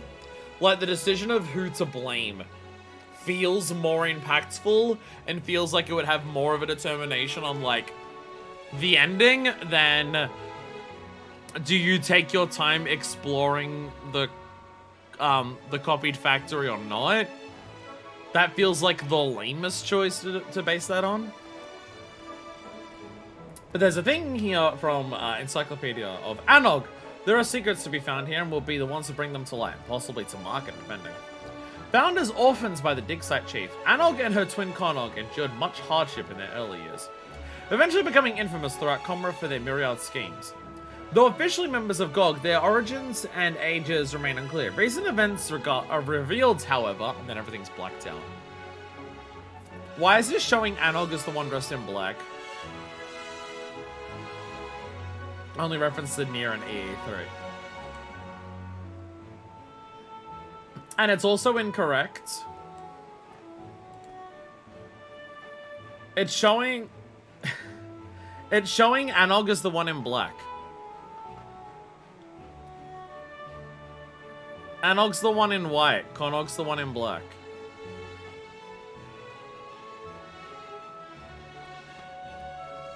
It's not even showing the correct character. They made a mistake and had to put out a revised edition. There's another mistake elsewhere. Oh. Okay, so don't buy Encyclopedia Eorzea the moment they come out. Okay. Okay. Don't buy these the moment they come out because... I mean, I just think it's fitting that it's just like the people who write the lore for this game give so little shit about this part of the game. They give so little shit about the lore of the game that they're just like, it's one of the fucking dwarfs, just chuck it in there. This questline doesn't respect us, so why the fuck should we respect it?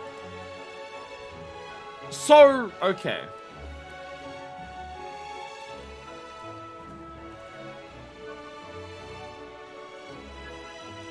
Is the implication... Why the fuck am I... Why am I asking? I don't care.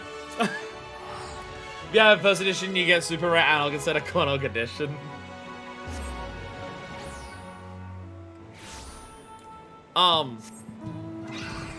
Yeah, I was gonna ask about the implications of that ending. And then I realized I don't give a shit. So there's no point in me asking what the implications of that ending are. Because that would require me to care. And I don't care because Yoko Taro doesn't care. Because he's a hack fraud.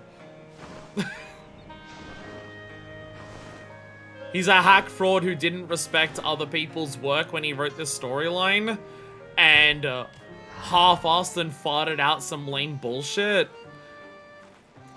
Because he's a self-important hack. Who thinks that his stories must be better than everyone else's. That is the impression I get from this storyline and everything about it, because that's exactly what this storyline says. It has no respect for 14, has no respect for Shadowbringers. It barely has any respect for Automata itself, honestly. Lally, they keep me in suspense, ho! Did you find Konog? I found his workshop, but I don't know where he's gone. Wasn't I meant to give something to him? Do I just still have that? That's disappointing. So I appreciate you letting me know all the same. What's all you have there? Some kind of fancy mead? Ah, yeah, there it is. This is the one that's for him. I was about to say, what about that item? Konog. What's it for? Aside from the obvious, I mean.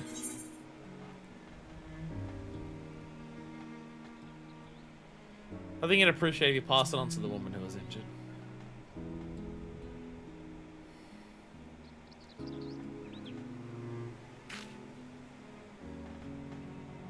Oh well. I only wish things hadn't turned out like this. What happened to the village was bad enough, but then everyone was at each other's throats, and Anok and Konog were gone. Then I gave me a start on the Glag debacle, which still has no real explanation. I keep turning it all over in my mind, and I see nothing but the mistakes we made. And I wonder, how can any of us be sure that we won't make a mess of this things again? We can't, but life is a series of choices of what you make of it. Because they did the ending A thing, but lame. Maybe we can't. Maybe we should try to remember every single day how bloody wrong we probably are, and we'd learn to live with that. Maybe that's it. Maybe life is, maybe it's embarrassing, and life is nothing but a series of embarrassments. Most people seem to believe either work themselves to death or just commit suicide. Most people are just confused and don't really think it's good. Even the near fans are like, what? It's almost like Yoko Taro farted out this story and didn't give a shit about, inner truth. I did it. Witness to the Dark Apocalypse. It's almost like Yoko Taro wrote this storyline and farted it out in a drunken bender and didn't give a shit about the story he was writing or the world he was writing it for or his own world.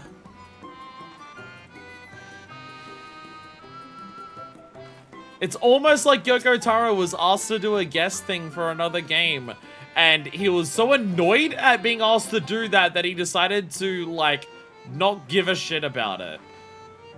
Because I'll be honest, I think that's a more charitable reading. Because I think if the reading, like, I think it's more charitable to say that Yoko Taro just didn't give a shit about this, and so he didn't put in any effort. Because the other explanation is that Yoko Taro genuinely tried. Yoko Taro tried his best for this storyline. And his best has fallen so far from when Nier Automata was made that this is the best he could muster, which is dog shit. Like, which one of those, like, which one's, like, is it more insulting to the man to say he didn't give a shit about this, so he didn't try, or he really tried, he's just fallen apart and can't do a good job anymore? Like, at least the first one implies that if he gives a shit about something in the future, he can do well again. Again, it's one of those things where Nier and Nier Automata themselves are really fucking good, are really fucking well done, have incredible themes, incredible characters, incredible stories, and I love so much about Nier and Nier Automata. I have been, before I did this, before I played Drakengard, I've been of the opinion, honestly since before Nier Automata came out, that supplicant work for Nier I don't care for. I actively like, for my own personal story of how Nier Automata goes, I consider most stories that aren't in the game of Nier Automata that are about Nier Automata actively non-canon. And I've thought that for a long time. When it comes to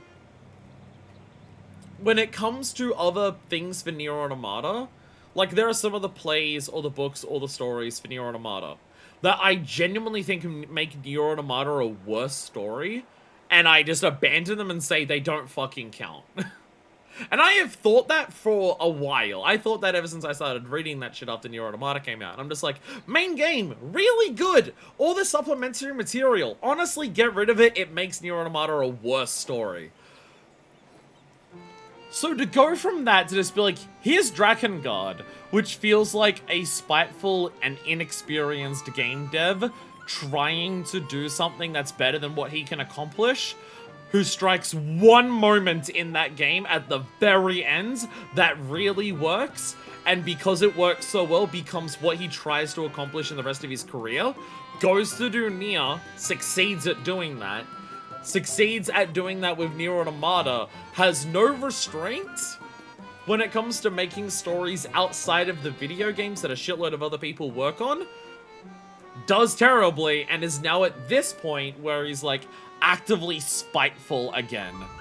And just like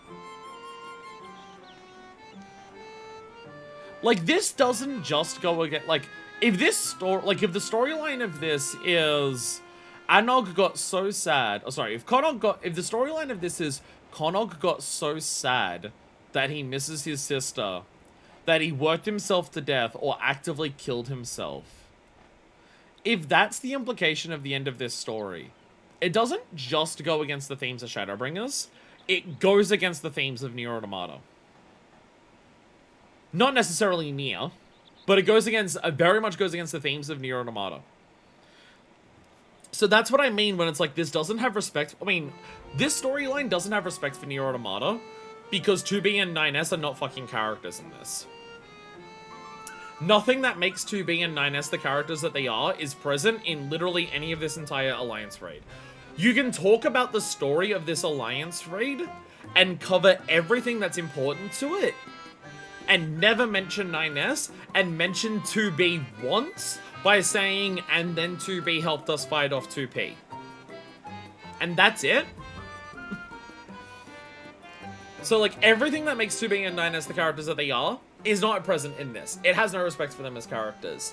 It does fan service things for Nier Automata in terms of bringing in, like, the copied factory, and then the bunker, and then the Paradigm's Breach. That's, like, not disrespectful, but it's fan service. It existing here in this way doesn't make sense for what Nier Automata's story is, but it's fan service to see the cool shit because you do cool fights in it, so it's fine, right? This has, like, some level of respect for the machines in Nier Automata.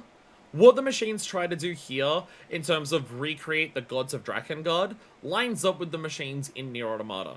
The machine's whole shtick in Nier Automata is to achieve godhood. And the whole point of a lot of the machines is the different interpretations of what godhood is.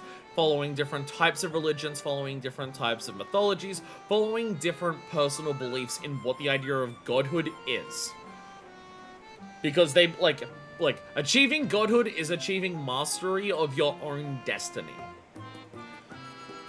Achieving, like, mastery of your own purpose. Again, it very much, like, Nier Automata is not a, like, Nietzscheism work, but it uses Nietzscheism as, like, a foundation of its story building, in terms of, like, the idea of God is dead and we have killed it, and stuff like that. That's a very big part of Nier Automata, and so the machine's response is to recreate God, to recreate a purpose for the machines. And then you just experience different machines having different interpretations of what recreating God, it means what God is and what the purpose you derive from that is. So the machine's literally recreating a God from the alternate worlds that creates the world of Nier. Makes a lot of sense to the machines. It's like the one aspect of this storyline that I think works in terms of what it means for Nier and Drakengard.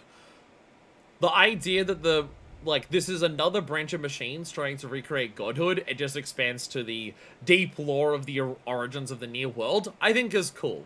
It's not necessarily, like, a thematic thing, it's not necessarily a character building thing, but it's, like, an interesting implication that makes a lot of sense in that world.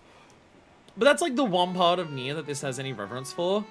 And if the theme of this storyline is just, like, and then Konog killed himself because he was sad he didn't have a sister, it ultimately goes against the themes of the ending of Nier Automata. What Dig Site Chief here is saying lines up with the themes of the end of Nier Automata, but Konog's ending doesn't. Konog's ending feels like, what if the ending was sad and everything was hopeless? Which is, like, what memes and, like, what Nier Automata is trying to trick you into thinking that it is.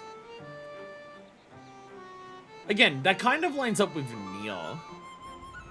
But like, Nier Automata is trying to trick you for a lot of its playtime into a Nietzscheism idea of there is no purpose because the thing that gives you purpose is dead. So therefore there is no meaning and stuff like that.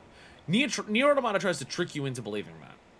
And it feels like it's just, they went with Konog, and it's just like, I guess Konog is meant to be the 9S stand-in of just like, Konog goes so down the path of losing someone that matters to him that he can't handle it anymore, that he goes on the self-destructive route and everything like that. But that works for 9S because of what the ending of Ending E is. And in and of itself, like, you need Ending E. You need Ending E for the themes of Nier Automata make sense. Like, Nier's themes only come full circle and fully complete themselves when you do Ending E. And the thing is that, like, I'm not going to spoil what Ending E is, but Ending E's themes are very similar to what Digside Chief here is saying. I was literally quoting Ending E when I was doing that. But, like, Digside Chief's final words here line up with Ending E. It's just, like, Konog doesn't get that. Konog just gets the, everything is sad and pointless, you should kill yourself. And he doesn't get anything beyond that. It's just like, if he's going to be like the main character that we focus on for the entire thing, and we're going to focus on him in his final moments right at the ends, then like, why aren't we lining up with Nier Automata's themes? Why aren't we lining up with Shadowbringers' themes? This thing that's... Fuck you, Yoko Taro, you're a piece of shit. is my takeaway here. And then Manifest like a battle of Grog and forgot about the Nier storyline. Didn't Yoko Taro want a dialogue line that deletes your character? Yeah, Yoko Taro apparently tried to field the idea to the devs of the game that there should be an ending, or just the ending of this storyline in general should delete your character, and they had to tell him no. And that's one of my things where I'm just like, they clearly, like, Yoko Taro clearly doesn't respect the creators of 14. That's what, to me, that says. To even, like, suggest, hey, as part of my guest storyline in your world, that is, like, a side story, no main story, no critical thing like that, as a guest story that I'm writing in your game, that is a crossover for my game, that I get to feature in yours. Can I delete all of the work that players have put into your game for my silly little crossover? Again, to me, that comes across as extraordinarily disrespectful.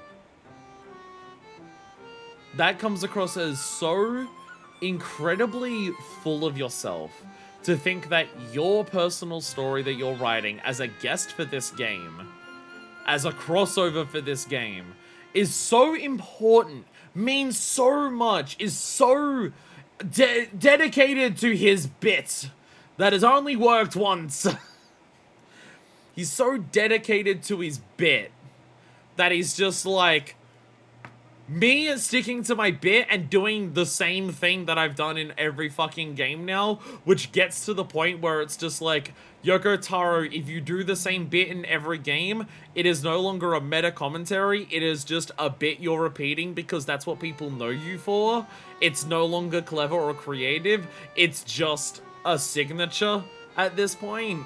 It worked once and it's one of the best moments in video games. Stop trying to recreate it.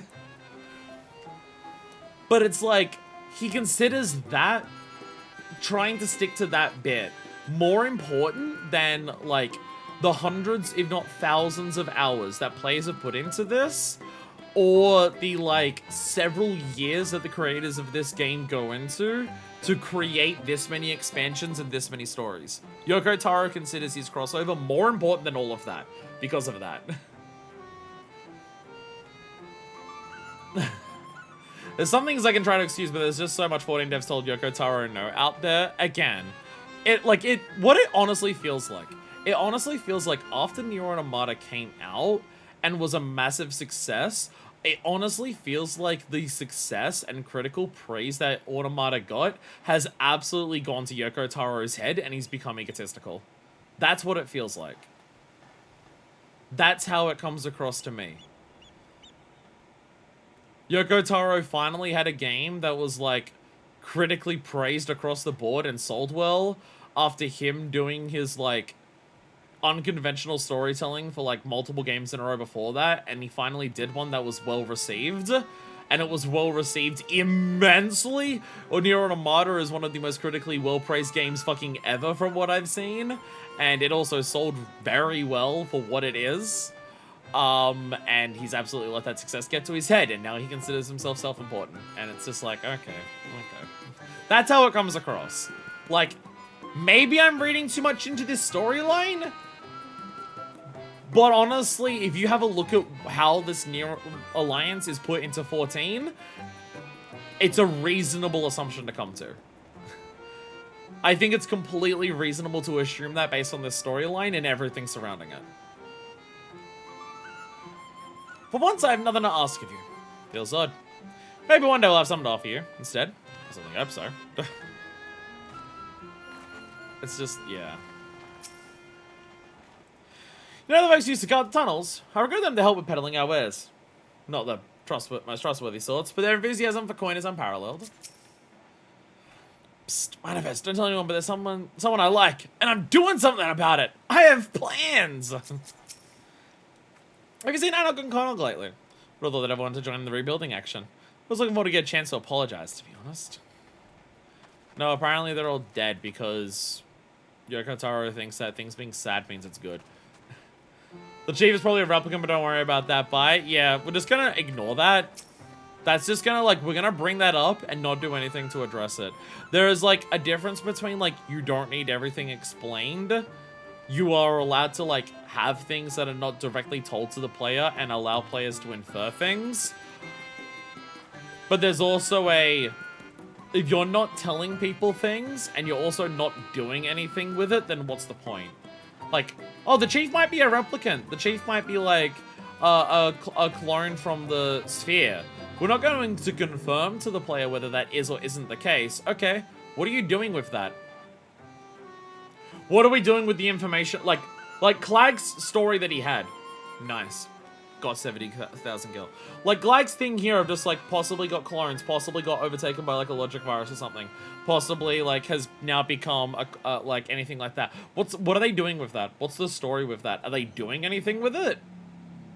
Because if they're not doing anything with it, and they're not confirming anything to the player, then it just makes me ask them, what's the point?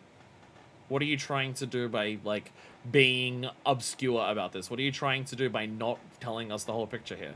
Like, I get it for Conog. I get not telling us exactly what happened for Conog. It being open to interpretation, you being unsure, is emotionally the point. I get that. I get that's what they're doing with Conog.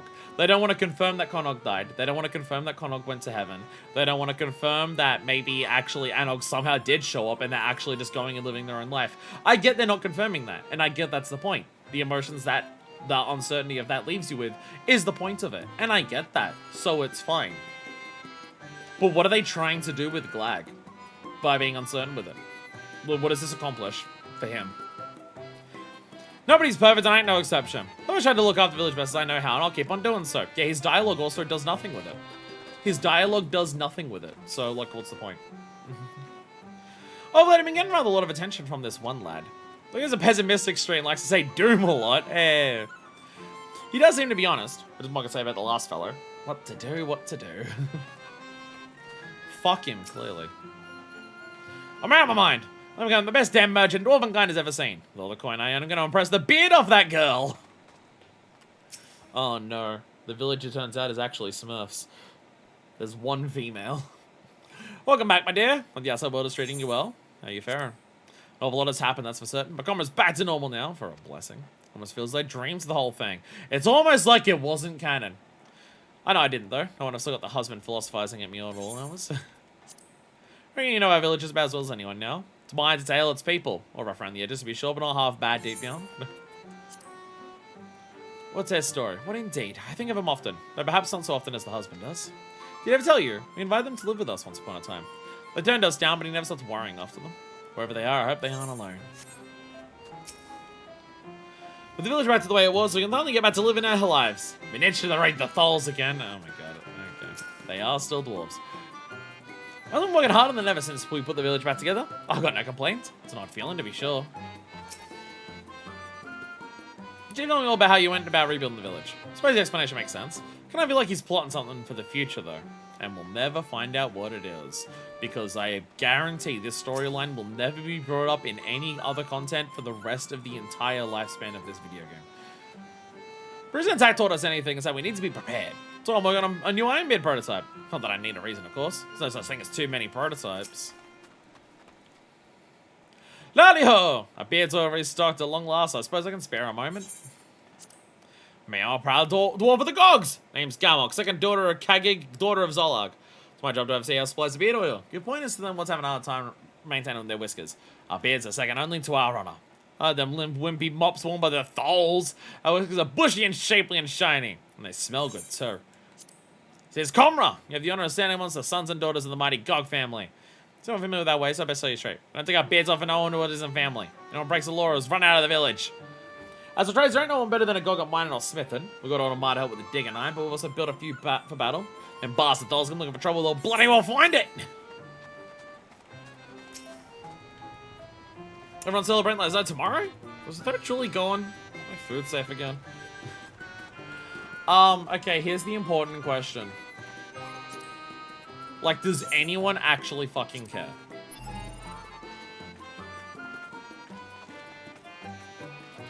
Like, at least we got a cool title and some glams. Here's my question. Does anyone actually care? In terms of checking whether we have them all, in terms of, like, what it is. Does anyone give a shit? Because technically if we're finishing this, reading all this would be a part of that. But honest to God, does anyone fucking care?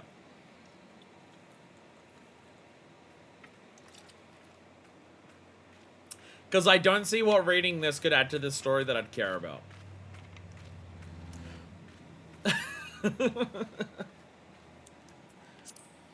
Because, actually, they're all really short. They are all really... Fuck it, they're all really short. The question is, do we have them all? Hopefully we do. We went through those places so many times. I hope so. Expedition Log 1. Survey of local terrain continues. Ecosystem in this area appears to have adapted to extended drought. Dry climate conditions must have been present for some time. Investigation of a murky spring did reveal aquatic life, though of an unusual sort. So you know if you don't have one. Thank you. Expedition Log 2. Survey of local terrain continues. Location currently is particularly verdant, likely owing to the plethora of freshwater springs. Pure that two so markedly distinct biomes should exist in such proximity. Yeah, weird. Oh, brother, where art thou? It's dark, I'm alone, all alone and lonely. I want friends. Don't stop me. I'll kill you. I need friends. Oh, the brother robot. The machine's primary objective seems to be nothing more than kill enemy. What's troubling though is that their auto-evolution systems have begun to build a private network. We're literally just redoing the story of Nier Automata then. Machine's network has evolved to the point where paradoxes no longer present an obstacle, allowing for diversity among individuals. They may continue to incorporate whatever data is within reach. Someday, the world in its entirety. The blade is in motion, once gleaming white drenched red. A blow to Holt's twin gears, life and death. Its impetus long forgotten. Weapon fragment data. Our world never doubted, only closed its eyes, to turn unburdened. In that world we once knew, sharp and shattered, a single spark of memory grows to a flame. It shines upon the loss, and at last we understand. Ruin not what has come to be, nor lay down your arms while life still rises amidst ruin. The blade demands this vow, this virtue. Thanks for bye! To the thriving chain of including swords that match the regional features and squads of... Is this fucking a meal? Is this a meal? A meal! A meal! Sorry.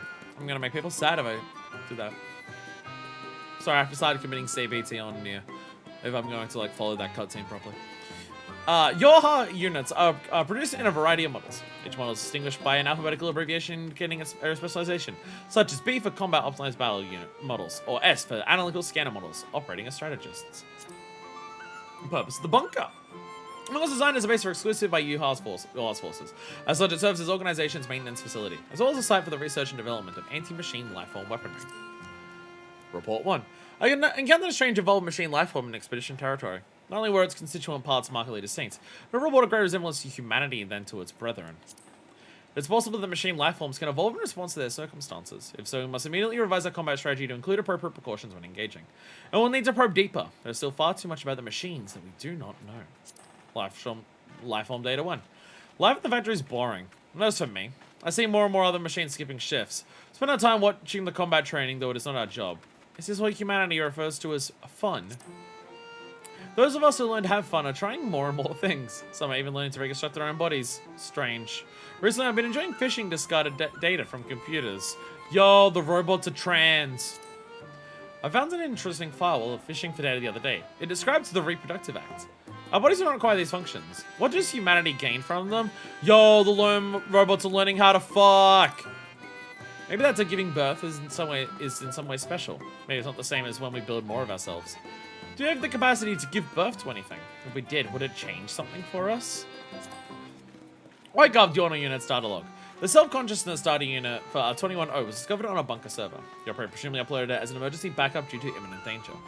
With this data, it may be possible to simulate 21.0's consciousness, take control of the defense systems and peripherals. This all will be shared with all currently deployed units, and that's why you fight her during that. Saved message history. Regarding the laundering of stand issue attire, all clothing issued by Yoha must be turned in for washing on appropriate days detailed below. Late laundry will not be accepted. Combat attire. Upon return from deployment, accepted through the following morning. Civilian attire. Every Sunday. Leaving one's clothes on the floor will result in a reprimand. I'm glad that we got the message about their laundry. Very important law for this. That makes sense in the actual automata, where you get everything. For this, who cares? Longing. Suffering is born of something. Sadness is born of something. Laundry law. Joy is born of something. Yet I, who was born to give birth, have never known suffering, nor sadness, nor joy. From what is a soul? A true soul, not a synthetic one. Really born. I learned a lot from this. I learned that this is trying to say cryptic weird shit to sound deep. I only missed one. Which area? Which area? Posted in Discord. DY babe. Unidentified expedition log 3. Survey local terrain still continues, though no discoveries particular notes. Players are growing tired of searching. Still, it's better to be stuck in the middle of nowhere than on the front lines. That would make it copied factory. Right. That would make it copy factory, I believe. Because that was expeditions. Yes. Oh, so it's relatively... Okay. Near the start of copied factory. Which we've got to go into here to go to, I believe. I should grab it. I'm a completionist. I haven't done 130 odd streams of this game trying to do everything in it to just say, fuck it, I'm not grabbing this.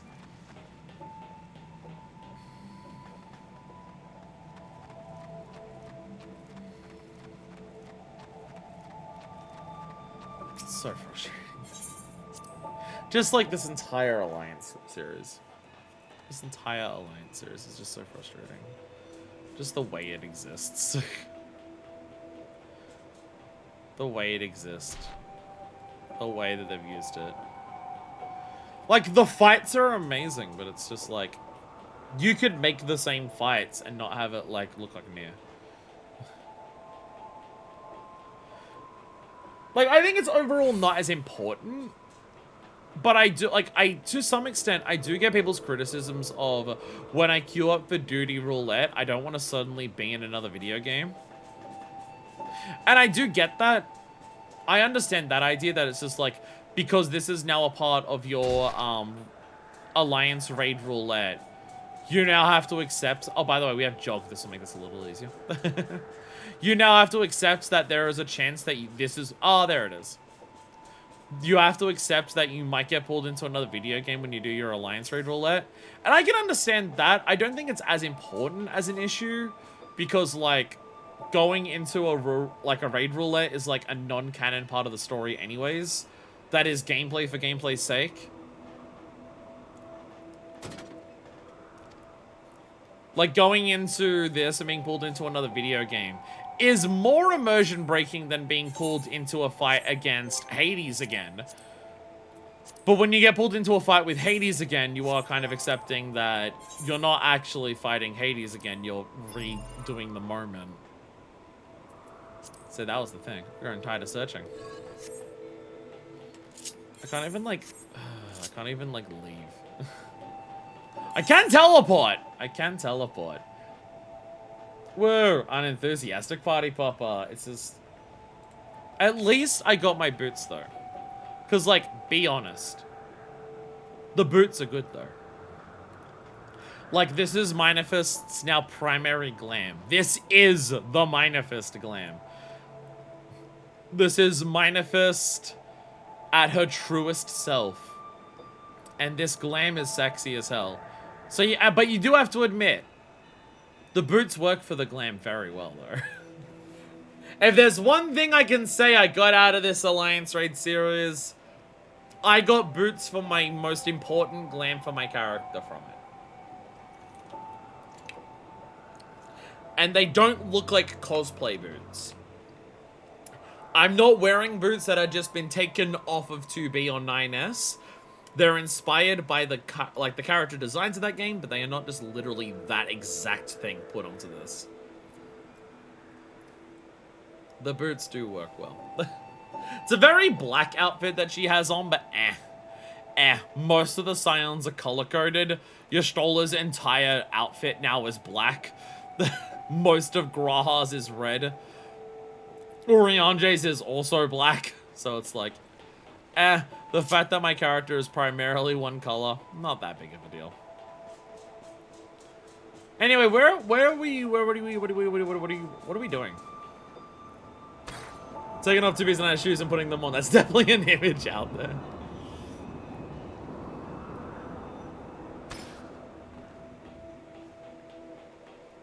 What's our goals and objectives? Gridania! We're gonna do Easter. Oh, there. I was about to say, we also have to do Firmament, but Easter first probably makes more sense. I can't even see Mount Gold from here. Actually, from memory, I think you can see... I was about to say, you can't see Mount Gold from here. What the hell? Because it should be right next to each other. You can actually see Mount Gold from Puppet's Bunker, though, can't you? From memory, you can see Puppet's Bunker. But from Puppet's Bunker, you can see Mount Gold. Yeah, this goes like into a cave, so it's meant to be further away. You know, because it totally cares about Because, like, you can see Puppet's Bunker from next to Comra. But I believe when you're in Comra, you can still see Mount Gold. Because that should fucking stand out. Anyway, who's ready for Easter? Who's ready for Easter? We have Easter quests. And Papaya. And Papaya. Papaya. Papaya. Chat, did you know Papaya? Does Papaya come from another Final Fantasy, or is Papaya a unique creation for this game?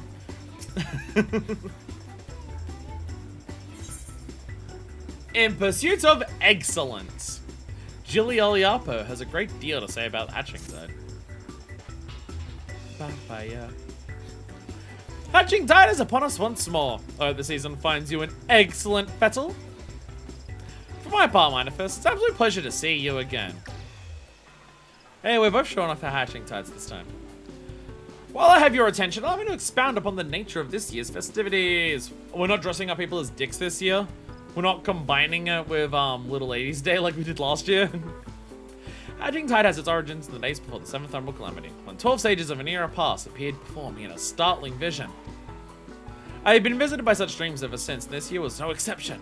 I saw great massive eggs, as vivid as those before you now, borne aloft unto the heavens. Wait, did she create it? Wait, is the lore of Hatching Tide that Geely literally created it?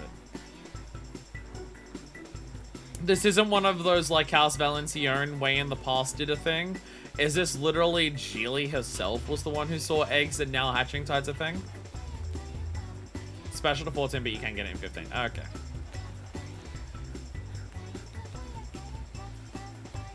Pink and Dreams Manifest has never failed to lend wonder to Hatching Tide before, so needless to say, I intend to bring my latest vision to life. speaking of which, the eggs I commissioned ought to have arrived any moment. Oh, Jilly, it's a disaster! The cart toppled over en route. Thankfully, the driver was unscathed, but I can't say the same for the eggs. Good heavens. Glad to hear the poor driver was unharmed, but without the eggs, how would I breathe life into my dream? Don't worry, I'll simply fashion some more eggs myself. Jilly got a vision of the gods and eggs now every year spreading the wonder of eggs. Okay, I didn't realize she was literally the person who created Hatching Tide. Well, there's always a reason of, like, in story-wise, why this, like, holiday that we have in our world exists in the 14 world. Like, again, House Volunteer and having a woman with a heart shield. I just didn't realize this was literally the woman who did it. We broke the eggs. It's like $5,000. We dropped 3 packets. Though to create the quantity required will take time. We're already facing at least a minor delay at this point. I could find someone to help you. Alas, the other dream was busy enough as it is, and I must see the schedule alterations myself. Wait a minute. A friendly adventurer just showed up. But wait, Manifest. Perhaps you'd be willing to lend a hand? Manifest! I wonderful to see you again. Knowing what an exemplar assistant you are gives me cause for hope. If you're happy to help, that is. Do you want me to bring Petey back out? Thank you! First order of business will be procuring more of the necessary egg supplies from the merchant. That's why I should be in the market. He's a burly fellow, so he's going to be difficult to spot. I can only hope he has enough stock. Where are the hatching tides that have, like, the fate event of just, like, gather the eggs while the rabbits try to kill you? Or the tomberries try to kill you, or whatever that quest was. No, you dress as tomberries trying to stop the rabbits from killing you. That's what it was. And Nana's like canonically 7 years old or something. You think it'd take more than more to create a naturally celebrated holiday. That's what I mean. Is this like all of the others have a long history, and this one is just like this one woman was obsessed with eggs, and now she just throws eggs around every single city all the fucking time forever. That's why it's a bit weird that she's the one who created it, because it's just like you have this many people like being this happy about the concept of eggs. Because we can't have, like, Easter in this world just be like, some dude died for a couple of days and then he got better. So, like, like, some of the other ones can line up a little more with, like, their real-world reasons. Like, Christmas, like, Starlight has a bit more to do, like, is a little closer to, is that ephemera in that? Hell yeah. Fuck yeah. Like Christmas. Blaze Resolve? Blaze Resolve? Replica Blaze Resolve! See, here's my thing. Here's my thing about the double die. Now that I can show this off. By the way, look how perfect this is on Manifest back. Like, for this glam specifically, I don't know if I've actually shown this weapon on this glam on stream. See how perfectly shaped this is for this glam? Like, it fills in the back. You know, replica deletes itself. You know how I was talking about the gun, the machinist, and how it doesn't, like, fill out the form, well? Look how perfectly this, like, fills in the entire back. Even down to when you stare at, like, Manifest directly back on, like, the curve of the blade lines up with the curve of her jacket as it goes down on that side. And then the top of it is perfect that just the handle comes out from the side. So even when you see it from this side, it's like, yup, there's the handle. And it's like away from her face. It's like, on her back, it looks so perfect. But here's my thing, right? Here's my thing. Let's do a die preview for this. So my plan for the die preview is I'm going to be a basic bitch and I'm going to do it gunmetal black, right? Gunmetal black. I love the look of this. I like the color of this. I like it a lot. Gunmetal black, it is Pog. And it's also just like because Gunbreaker's LB3 is Gunmetal Soul. So using the gunmetal color for that is also good. I am also partial, but I probably won't do it, to Metal Silver. Metal Silver also looks really good. Honestly, I kind of go back and forth on these a lot. Don't be surprised if I end up going with Metal Silver. I literally have one of each of them in my retainer just in case I decide to go with Metal Silver. I lean, every time I do it, every time I look at it, I lean more toward, I still lean towards gunmetal, but then I'm just like, is the gunmetal too much because I'm already wearing black? I prefer the look of the actual weapon with the gunmetal. I prefer the weapon itself with the gunmetal My only worry is that I'm already wearing black, so it blends in too much with that. Whereas the silver, I still like this, how it looks with the silver. I still like how it overall looks with the silver.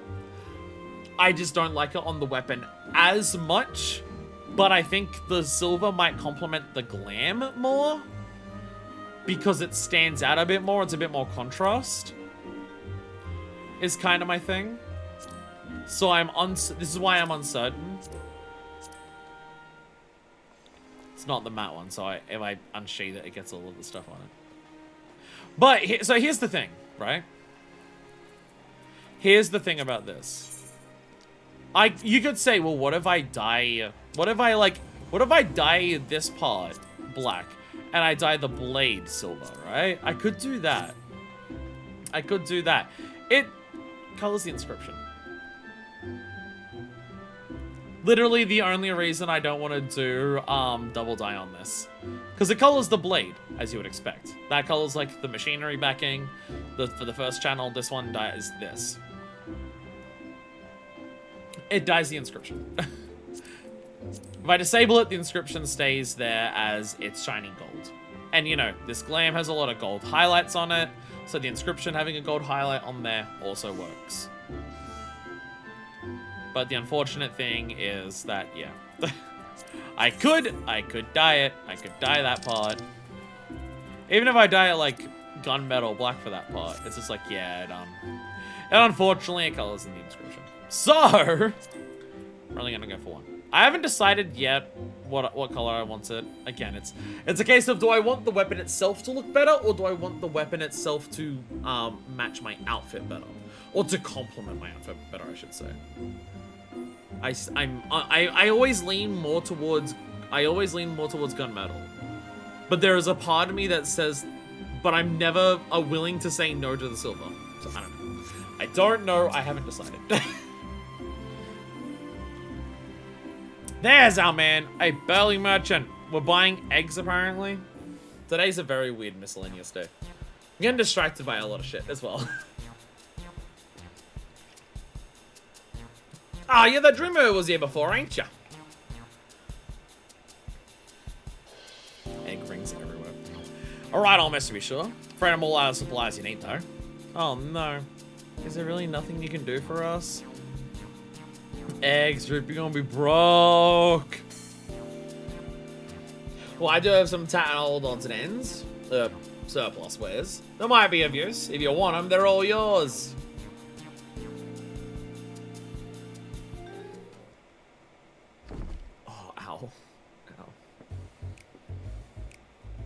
Might not be exactly what you needed, but I'm sure you can gobble something together with these. Storage fees were eating to me prof. I mean, I'd rather see them put to good use. Here's some trash bullshit I'm trying to pawn off. Fucking take it. Merging him a slow level craft material so he doesn't have to pay for retainers anymore. When I owed the initial batch of supplies, I remember thinking what kind of fellow he was. He certainly proved me right. Anyway, we better take stock of what he's given us. Let's see, this leather looks durable. With some metal springs and rings like a different mechanism of some sort. These links of timber could be cut down to a more portable size. I think these herbs and resins are used to concoct water-repellent alchemical solutions. Never tried it myself, but there's a first time for everything. Oh! Are we making an umbrella? Is that the umbrella that the cat girl 2B was running around in earlier? Besides that, there are plenty of bits and bobs. We should have no trouble when it comes to decoration.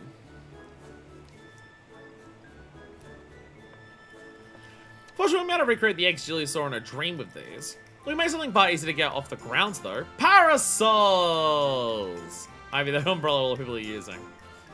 The trick will be making them look eggy enough. Any rendered object looks like an egg from far enough away. It's science! The shell makes the egg, as they say. Do they say that? Any road, we should paint them. The shell makes the egg, as they say. Egg Parasol's my favorite Sonic boss. You're right! With some festive patterns on the outer canopy and convincingly eggy structure, Parasol might just make for a worthy replacement. I'm now thinking, is every boss in Sonic in Japan called, like, Robot something? Because it's Robotnik in Japan and not Eggman? Parasols are slightly more fiddly than your standard egg, though. With just the two of us, production will take far too long. So need us further help, just as I did with you. Fortunately, the good artisan should be less likely to balk at a request of parasol parts than a rush order of myriad eggs, particularly if we supply the materials. Jiva! No, I'm not asking you to peg me this time. I want you to make some parasol parts. Let's first pay a visit to leatherwork's good. Sure, they'll be able to transform my leather into something fit for a canopy. A Carline canopy?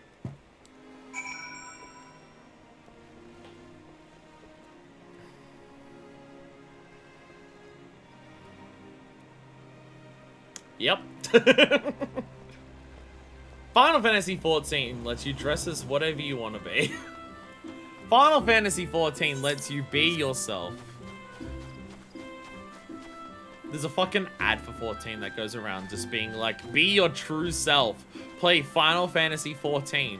And it's just like, wow, you're just leaning into the part that this game transgenders people. I approve.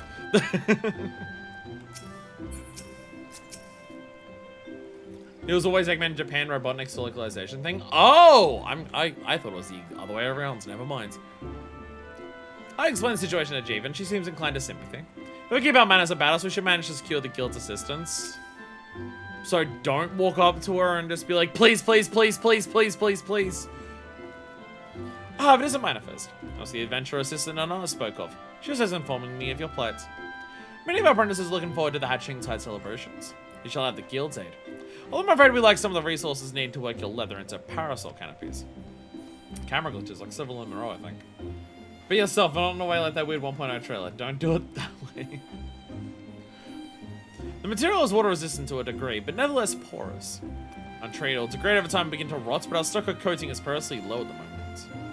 It's water repellent you're after, say no more! We just happen to have the necessary ingredients so I can see to its preparation. In the meantime, we take this timber over to the Carpenter's Guild and request they craft a parasol frame. We can meet up by the Black Rabbit Trade is stolen on.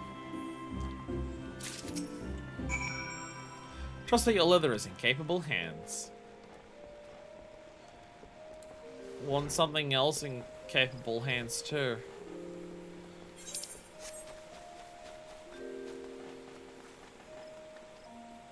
I feel like Jeeva's gotta be one of those characters that is shipped with like the least amount of walls. Purely on the basis of, I think most people are completely aware there's absolutely no way their Warrior of Light could snag that bag. I feel like a lot of people also don't ship their wall with Y'shtola for the same reason, but Manifest is just built different. So haha. Why do you stand there like a frightened schoolchild? You need something. Speak. Ship with who? Jeeva. Jeeva being the literal leather mummy. Shipping their Warrior of Light with Jeeva, Leatherworker Guild's guildmaster. I think most people are aware that there's no way that a lot of people ship their wall with Y'shtola. But no, I feel like no. I think there are some people who don't ship their Warrior of Light with Y'shtola. Not because they don't, like, think their character likes her, but more so they're aware that their character wouldn't be able to, like, convince Y'shtola to reciprocate that. I think there's a lot more people who are like that with Jeeva, though. Because Jeeva's way more prone to, like, anger. Parasol frames. That's not beyond your own skill, no doubt, with the imminence of the holiday not force you to compromise their quality. You've done well to seek aid, my Manifest, and you shall have it. I'm a better carpenter than you. The young's in the Acorn Orchard await the festivities. For their sake, no, I thought we spend the Parasol's preparation. You're like level 50, I'm like level 90 something. We should commence work right away. The Associates and the Carpenter's Guild has matters in hand. My guy thinks that I'm not good at being a crafter. I'll have you know I baked an entire airship, thank you very much. She'll have a giggle and then knock our teacher over if she asked her out. See, this is what I mean. I'm delighted to play a part in realizing another hatching tide for the ages. Leave the alchemical solution, find the details to me. I'll soon have everything sourced. We're gonna just go around to every single woman Gridania who has her hatching tides out. Which admittedly is like 2 characters, but still. It's not quite like Limsa. Or Oldar. I trust everything went well at the Carpenter's Guild. I'm just placed to know for the alchemical solution and a few other things besides. The next step will be to piece all the parts together into a prototype parasol. I'll run the prototype over to Gilly once I finish, so you can go ahead and wait for her there. I think Mina's saying you're cool, but probably too busy to craft 99 pieces of wood. I could quick send. Knowing my crafter gear, half of them will be high quality anyways.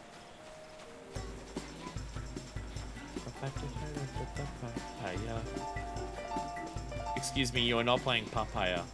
Hey look, Blade's resolve again. I'm not going to examine it again. Let Beaten have his wood time. So, are we going to get this parasol and the quest is over? Or are we going to get the parasol and be like, here's a second quest about using the parasol to delight the children so they get their own? Welcome back, Manifest. You'll be pleased to hear that I've adjusted the... Can you tell that maybe some of these are getting a little too similar to each other? You'll be pleased to hear that I've adjusted the schedule to accommodate our little mishap, and all is set to proceed. How fare the eggs?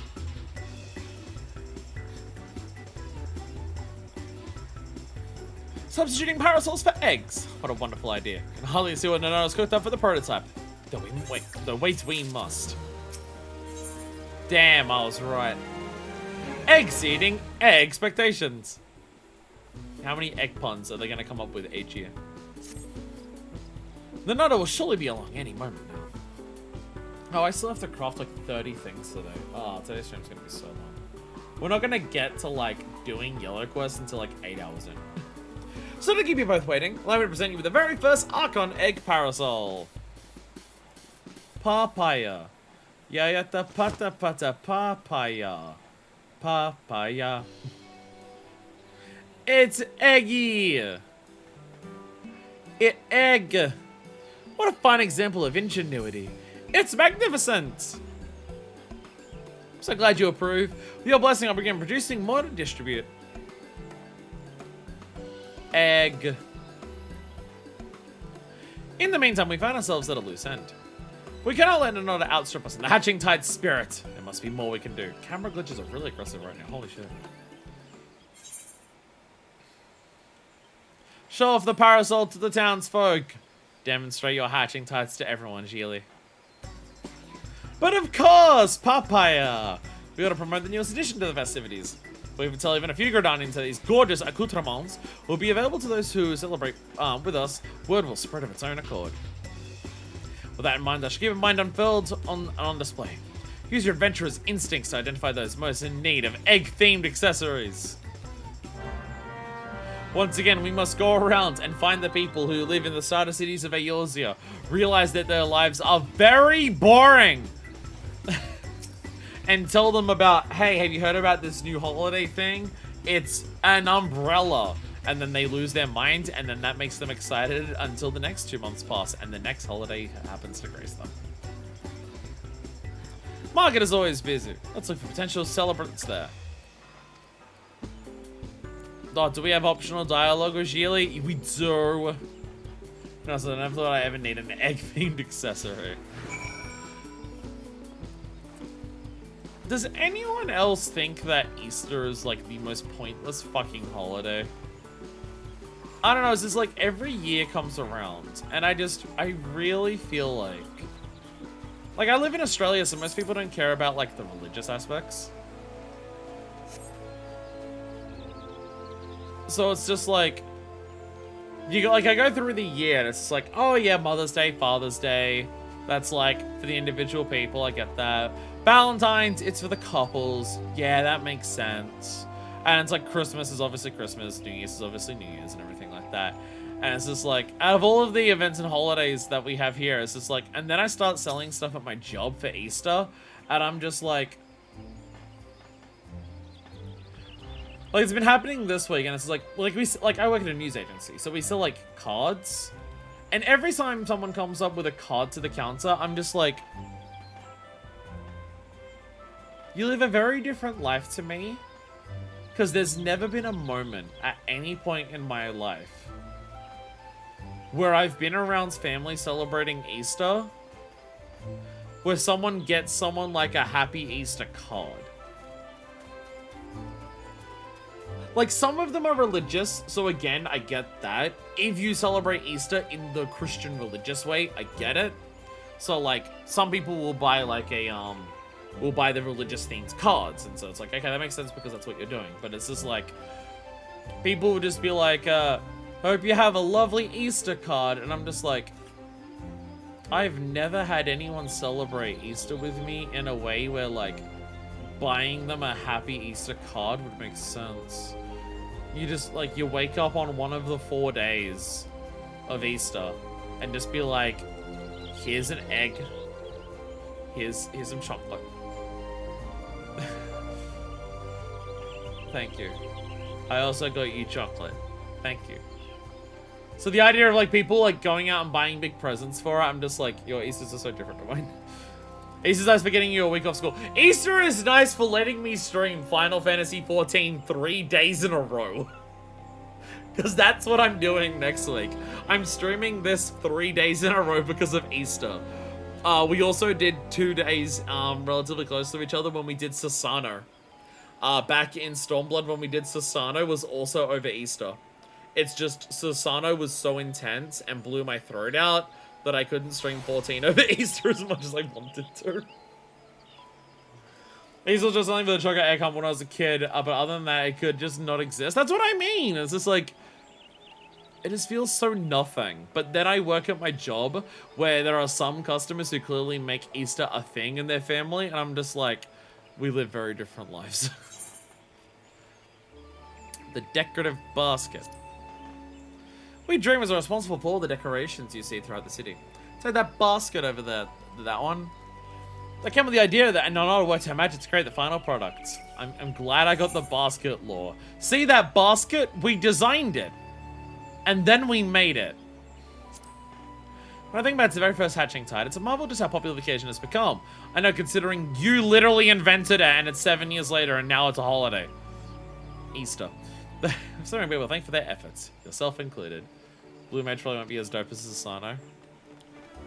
I can't remember what we did on the other days of 14. There, you know, there's a possibility that it was Blue Mage. You're wearing my hat. It's a possibility that Blue Mage was going to be one of those things that we did over those 4 days that I couldn't do. Now that I'm, like, remembering it, I think Blue Mage is, like, what we had to skip. I think what happened was, like, we did Susano. My throat died. I went to do 14 the next day. It was gonna be Blue Mage. I could barely fucking talk. Basically, no one showed up because last day's stream was so long. And I needed to do dungeons with people in Blue Mage, so I said, fuck it, we'll come back another day. I think that's what actually happened. From memory. From memory, that's what it was. I tried to do a third day of it. And then it was just like, no one's here, I need people for it, and also, I can't talk. It hurts. We also think about Thanksgiving, like, it should be taught in dev school and not a holiday. If I want to have dinner with the family, I'll plan. I don't need a holiday for it. Well, that's the thing, we don't have that here, so, like, for Australia, it's like, it's Valentine's, Mother's Day, Father's Day, Easter, Christmas, New Year's. That's it. That's all the events that we have here. So there are other events that are like public holidays, but they're not like known as like a family celebration. Those are just an excuse to have a day off. And so I mean, I guess there's like Australia Day, which is celebrating the start of genocide. So it's fucked up that we do it, which I think is also Thanksgiving for you. But that's like, yeah, people meet up for Australia Day and buy Australia Day themed things. But that's like not a present giving situation. But that being said, I don't think you give presents at Thanksgiving. You just meet up for a dinner. It's in October? No. No, because the thing with Australia Day in Australia is that roughly when I was born, it's not been that way for a long time, but like roughly when I was born, like a year before or after, they changed the date of Australia Day in here to be January 26th, aka the day that like the first white man landed in Australia. And they very, very explicitly changed it to that day because it was never that day before. And they very explicitly changed Australia Day to be, let's celebrate the white man arriving in Australia. So it's fucked up that we do it. I mean, I don't... I say, madame, you must tell me where I might acquire a resplendent parasol like unto your own. At our Hatching Tide events, of course. Our battle. Will you join us at the amphitheater? I'd be delighted. As a true connoisseur of eggs, both decorative and edible, I attend annually in hopes of glimpsing a ovoid perfection. This parasol surpasses my every imagining. Such elegance, such egginess. People in this world get really excited over eggs. Guess what? Living a medieval life is fucking boring as dog shit. Clone, I keep forgetting you're Canadian is the issue. Clone, the problem is that I keep forgetting you're Canadian. So when you say Thanksgiving, I think American. Because I keep forgetting you're Canadian. Because I think of Canadian and I think of Domino and Cruz. I had two Canadians in chat before you showed up, so it's just like, my brain apparently has a limit of knowing true Canadians. So I keep forgetting you are as well. I think a lot of egg widows are in town today. I don't use the shaped ones at all. I don't use umbrellas in this game because I'm lazy. Well, no, anyway. Parasol's an absolute delight. I'm not often see level craftsmanship with such decorative flair. It's not the finest egg-inspired apparel I've ever seen. A list that is shockingly high for some reason. But I also was responsible for this masterpiece. They're just eggs. They're just fucking eggs. Why are people so obsessed with them? Looks at current world. Oh god. The Leatherworkers Guild, the Carpenters Guild, Black Rabbit Traders, and our Dreamers all had their parts to play. If you join us in celebrating Hatching Tide, you can receive one just like it. Should have known the guild's artisans are involved. Means getting my hands on a parasol, I'll be more than happy to take part in the festivities. How boring is life in Gridania? Like, honestly. How boring is life here that there are several people, like, there is no chocolate around this holiday. There is no chocolate in this holiday. There is no religious significance about this holiday in this game. This entire holiday in this game is not just eggs. I just think they're neat. How are people this egg crazy? What the? God. Heavens above! A keeper of the moon in Gridania? Look! Gridania's no longer racist! They allow keepers of the moon in the city now! Yay! The elemental issue has been fixed. Off screen and only explained subtly in a holiday event. Yay! Heavens above, is that adorable parasol fashioned after an Archon egg? Also, as someone who doesn't like eggs usually, in terms of like the chicken eggs that go bok bok and then you go psst and sizzle them and cook them in like 40 billion different ways. I also, for the most part, don't like those eggs. So this is even more confusing to me. Exquisite, isn't it? If you join us at the amphitheater, you'll receive one just like it. Because I have searched for a parasol as darling as an egg, getting sunburned and soaked by turns, and you offer me one free of charge?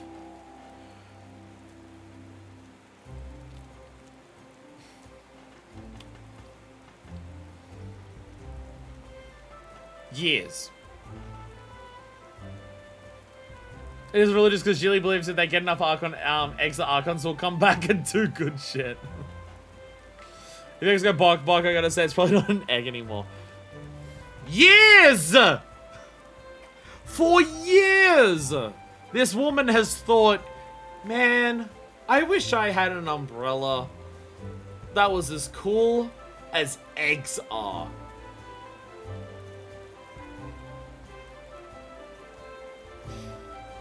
Years! It's a Hatching Tide miracle.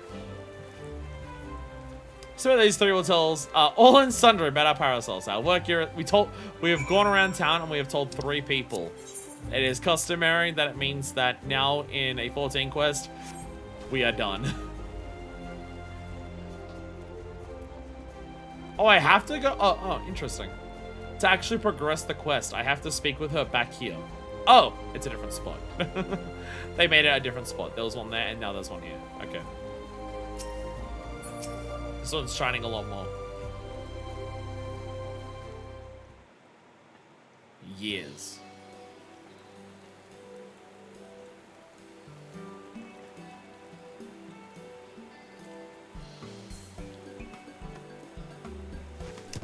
Manifest, take off your bra,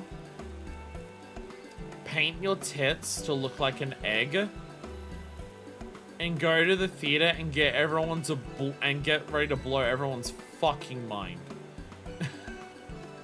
Even 14 holiday events and even for Hatching Tide this year was certainly a thing that happened. The dialogue just feels so forced. They'd be like, isn't Hatching Tide important? That I honestly feel like that's the bit. I feel like the joke is them trying to be like, Hatching Tide is the least important event in this game. Let's have a bit this year about trying to make out that there are some people in this universe who are completely and utterly obsessed with the concept of eggs. I honestly feel like it's meant to be a joke. That went rather swimmingly. We have an eye for the egg connoisseurs. Like this, like the absurdity of this feels like a joke. It really does. Gonna get real Julie's like super fucking rich world is playing along because of that. Oh, she's somehow Gigi Ruju's kid. Just like one of the many courtesans he has, eventually one of them got pregnant, and ta-da, we now have Julie. I should go and see how many attendees are gathered at the amphitheater. Feel free to join when you have a moment. Again, manifest, paint your tits like an egg. Or really just take your tits out. Manifest, I want to see your boobs, take them out. Do it. Do it. That's gonna be like before end of service for this MMO. Which, by the way, I'm now just like scaring everyone by talking about end of service for 14. It's probably a while away. But honestly, like everything with Square Enix, where I'm just like, man, I like this thing by Square Enix that isn't finished yet. Like every single time I have that thought process with Square Enix, my mind is just like, it'll be popular enough to survive for long enough. The remake trilogy will be popular enough for new games to keep coming out.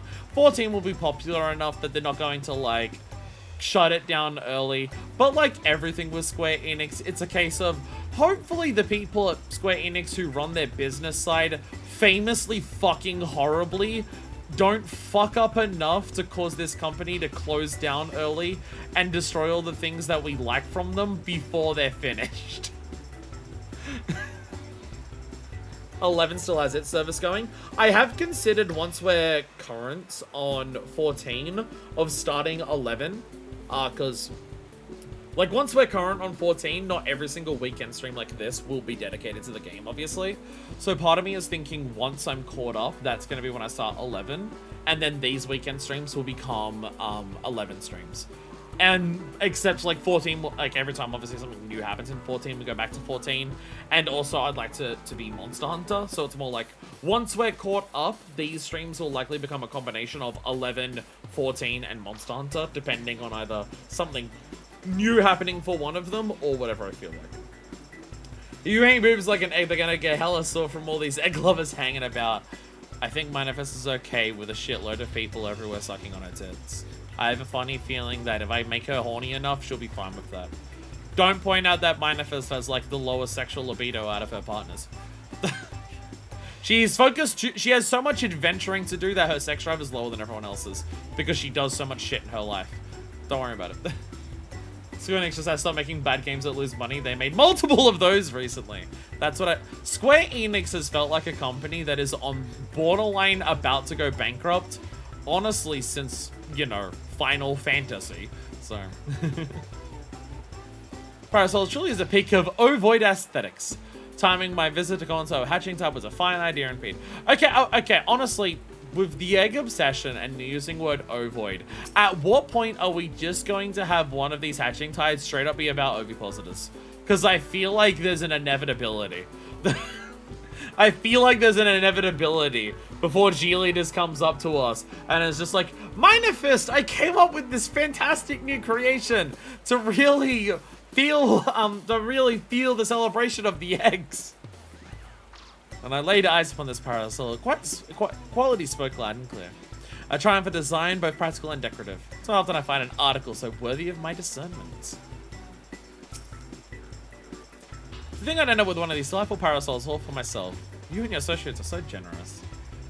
Okay, but this NFT game will work this time. Also, 14, those multiple games would have killed Square Enix. That happens a lot. There's a lot of times for Square Enix where it's just like, man, if we didn't have something that was doing really well, we'd be dead. Bugs at 14 are quite big. I mean, what? Folks gathered are certainly enthusiastic about showing off their parasols. Fortunately, no one's yet lost an eye. They are pointed down quite far. Papaya.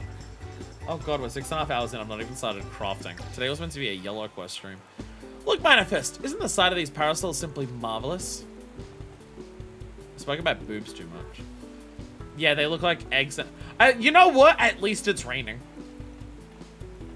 At least it's actually raining. At least it's actually raining, so this cutscene looks like it makes sense. The one-time rain in a cutscene makes it better. Eggs held aloft, just as in my dream. Hooray! We did it, Geely!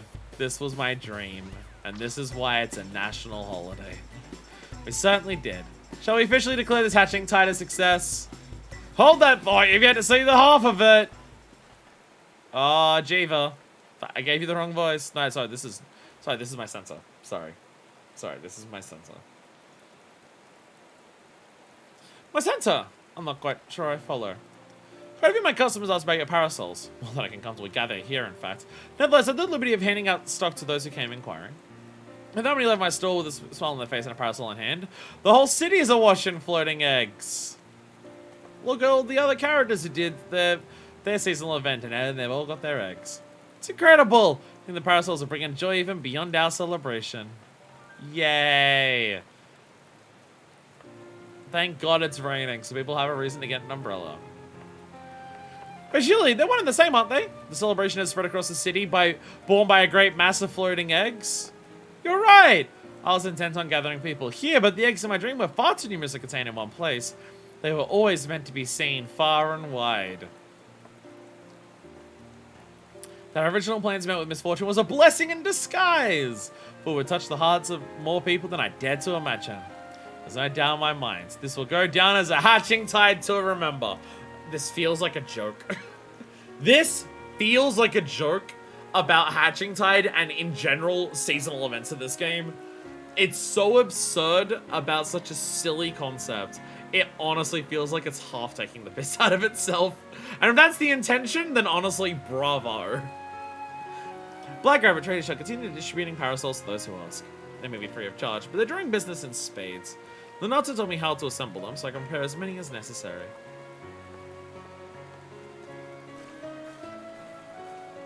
Truly, where would we be without your ingenuity, Nonata? Couldn't have done it without our able adventurer. Ah, that reminds me. I have something for you, Minifest. You also get an umbrella that look like egg. Very second parasol I ever made. After Chili's, of course. I thought it fitting that you receive it. Yay! With eggs aloft across the city, what's left to us enjoy the festivities. Your work may have finished, Minifest. I almost got a roasted black one again. But hatching tide most certainly hasn't. Papaya. Archon egg parasol. Finished in a striking yellow and golden trim. This accessory provides exceptional protection against all but the worst of downpours. Use to unlock an Archon egg parasol. Probably told to write a story about a fashion accessory. It's like the second time they've done one of them. Problem parasol. And immediately Artesia here with a better one. Artesia with immediately the... Why did I think looking at you like this would actually like show... What hat are you wearing? What hat is this? Udakan's hat? What hat is this? I don't recognize this hat. I want to make like a Manifest courier outfit and not use the actual courier cap. That would work well. Oh my god, it's Curio. Oh, schoolgirl outfit. That makes sense. Now that I see it, that makes sense. That makes sense. Papaya. How do you fashion accessory? I never fashion accessory. How do you fashion accessory? Everything I have is umbrellas, except for the wings. Oh my god, they've allowed a second Keeper of the Moon in the city. And they've allowed someone with, disco pants. So many hatching tides out on display right now. Papaya. Papaya. Papaya. Papaya. Papaya. Papaya. Papaya. Fendra, had such fun preparing the parasols with you. I'll be forever grateful for all your help. I walked with you to speak to one guy. Two, sorry. When the none of us really thought for news, I wondered how we could possibly salvage the situation. But now I can see I needn't have worried. This has exceeded all expectations. Thank you, Manifest. They have the same dialogue. Anyone talking about eggs? Golden trim is simply marvelous! Wood grain on the handle adds real character. Hey, Mother Mione! Hatching type parasols are positively charming. They still don't help this couple that's breaking up at every single event. Maybe they should stop trying to get back together. They did a half-decent job with the patterns. Is this a character or is this a random person? Is this someone or is this a random person? I don't recognize him. What pleasing contours! I don't know. You look dashing, oh my god. Why? Give Onawar a parasol, you fuck! Let him have one! Oh my god. Oh my god, Manifest absolutely fucking punched you in her timeline.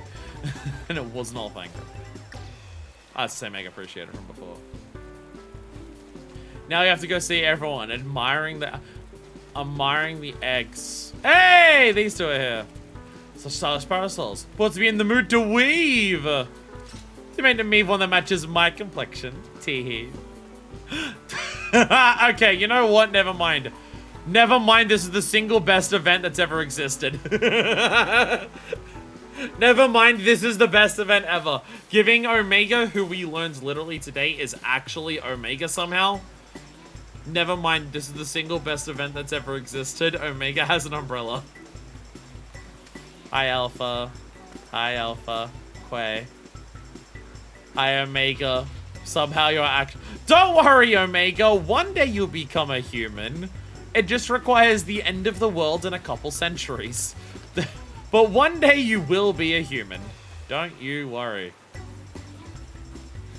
Do we have anyone else less than Papaya? Papaya. Perhaps such a parasol could be forged from steel instead. I forget her name, but it is Blacksmith Girl. Festivities is drawing quite the crowd. Captain, mayhap we could avail ourselves a parasol each? This is Company Heroes guy, right? I don't know if we learned her name. I don't remember her name. Armor Girl, I can't... Sorry! Armor Girl. Armor and Blacksmith are in the same place. I can't be expected to remember which one's which. No, because the Blacksmith guy is the fucking... Yeah, I remember Blacksmith guy. But this is... I was about to say Laurentius. I don't think that's correct. I'm pretty sure. Former Company Heroes here. I was about to say Laurentius, but no, that's one of the Crystal Braves that betrayed us. It's a little different. It's a little different. Is this woman just one of the people who hangs out at this teleport point? Camp Tranquil? Is she just one of the NPCs from Camp Tranquil? Because that's where he hangs out. He hangs out there, so is she just one of the people who's also there? Maybe. Lands an L. That's why I got confused, because it is an L. I was just getting the wrong L character.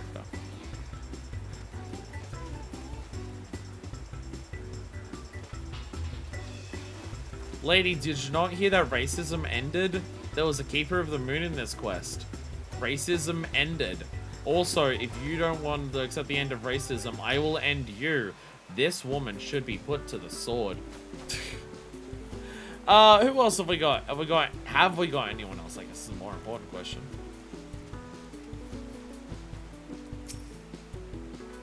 No, that is no. Don't know if girl has a name. Would be that every day could be a festival. Today's a festival! Open up shop and do shit. I think that's everyone. Again, giving Omega an umbrella means this is the best quest ever. And Alpha's just like, Omega, why do you have an umbrella? And Omega's like, hell yeah. I think we're good. I think I got them all. Lala Parade is back. So, are we ready to go to the firmament and craft forever? How ready are we to do that?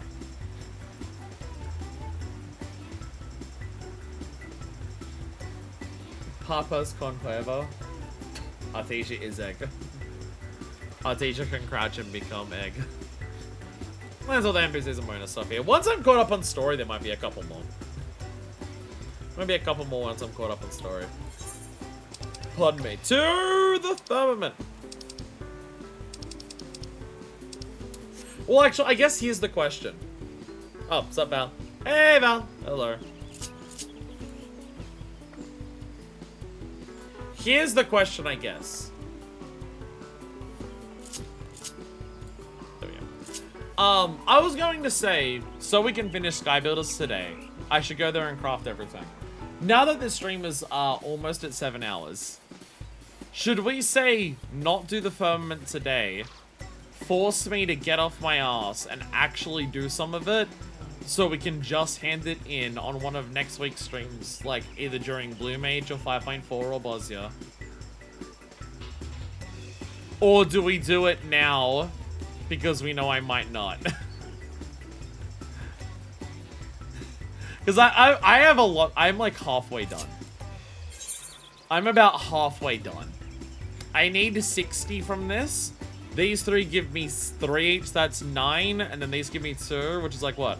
11, 13, 15, 17, 19, 21, 23, 25, 27. And then these two give me 1. I'm at 29 of 60. So I'm not even halfway done.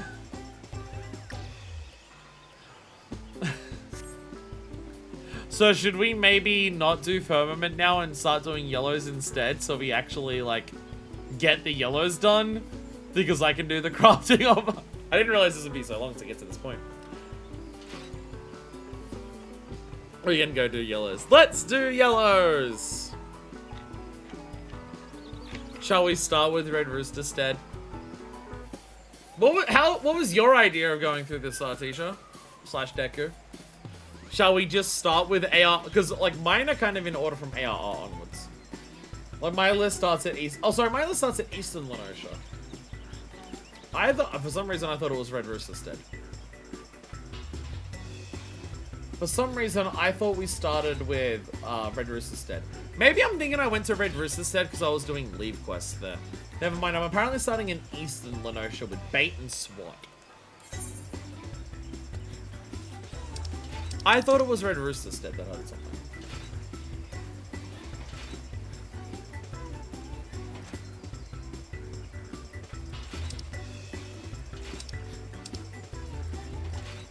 I really thought there was something in this.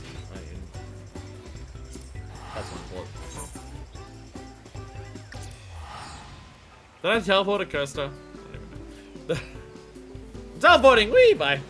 Lol. Coaster del Sol. Okay. Was it one of these? Oh, 20. I wrote it as being here. I think this is Lower Lenosha. I swear it was Lower Lenosha, but I think I wrote Eastern. It's possible I don't know what I'm doing. Okay. 32. It is here!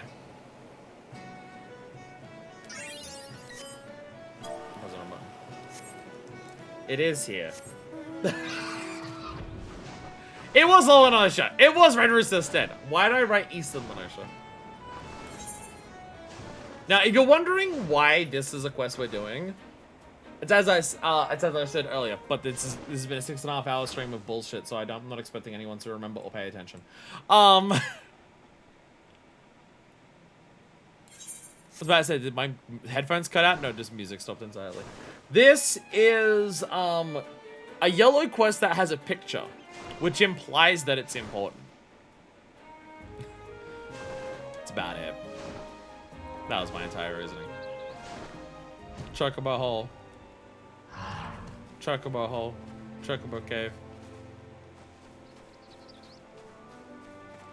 See? Red Rooster's dead. I wasn't making up shit. There's a place here called Red Rooster's dead. From memory, this guy also has like several quests. This is where Voxer is from Lorewise, Shenpai's character. Hey! There we go, see? Bait and swat, see? It has a picture. Anayok, this is a level 9 quest, by the way. Anayok deems that confrontation with kobolds imminent. Show me your hole / Red Rooster. I've already been suspended once on Twitch. I don't want to do it again.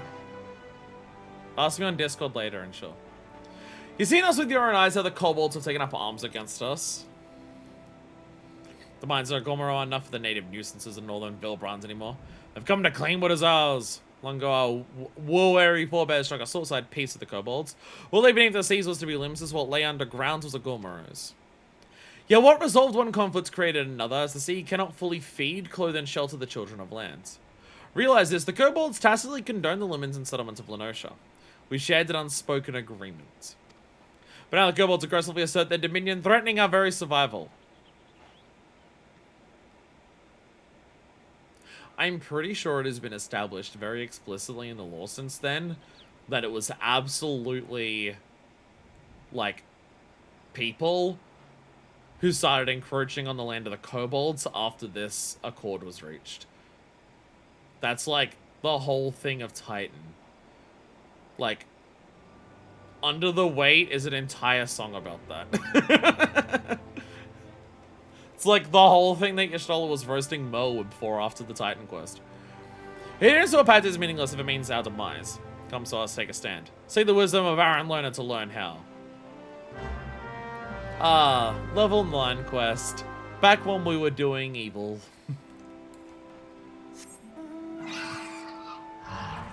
How much does your Warrior of Light reflect on A Realm Reborn and realize that a lot of the things they did in A Realm Reborn were not good things? Because it's definitely something that Minefist thinks about. One of the many things that, like, made her guilt about, like, whether she's a good person or not, or eventually believing that she straight up was, like, an instrument of death, weighing her down, of thinking of all of the very questionable shit you do during A Realm Reborn. By the way, Femra with, like, probably one of the closer ones to having Manifest skin, or maybe that's sliding, she probably still has green. That's the thing, like, even amongst Femros, I feel like Manifest is super unique, just because I feel like most Femros either have, like, closer to white person skin, or lean into the green, if they're a sea wolf. I feel like I see so few, even other creator character Femros, who have, like, aggressively grey skin the way that Manifest does. I feel like it usually either leans this, or green. So, Anayok has a last abandoned the naive hope that the kobold menace would abate of its own accord. The numbers have increased manifold as they expand southward. The food shortage is spurred by a population, quicken the cycle of aggression. Common would know better than the space food slots aboard a stagecoach bound for the stead, but the filthy scamps grow desperate. We need only set the bait and the hunger will be their undoing. Tell Anayok to make the arrangements. Back when we were doing evil. Sup, Val?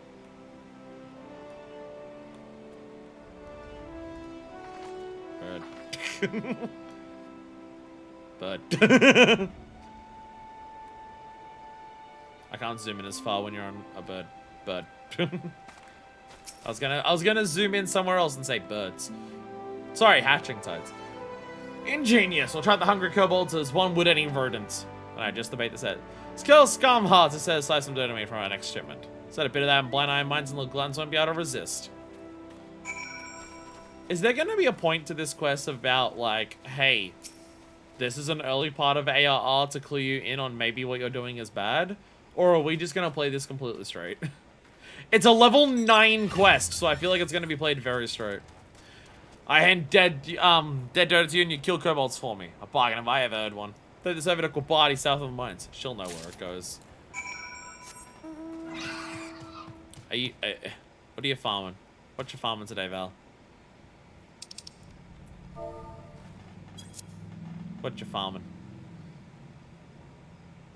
Are you farming kobolds?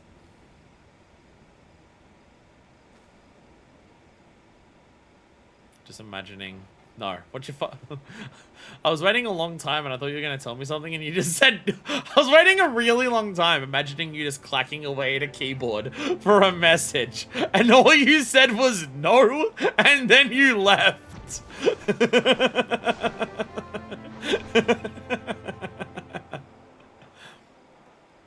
I thought you were going to give me a long message. And then you just said no. You got me good. Quabati! Could have seen Red Rose said hasn't turned chicken on us. Once you got a good hiding spot, open the crate and meet nearby. Kobolds will follow their noses. By the time you see them, it'll be too late. Man, I feel like we're being evil here. Gotta subvert the expectation.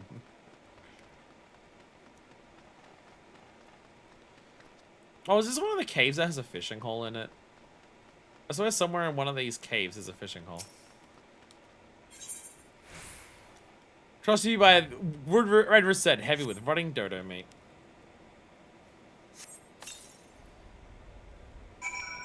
Damn. Rotting dodo meat? Some of that is just straight up fried chicken.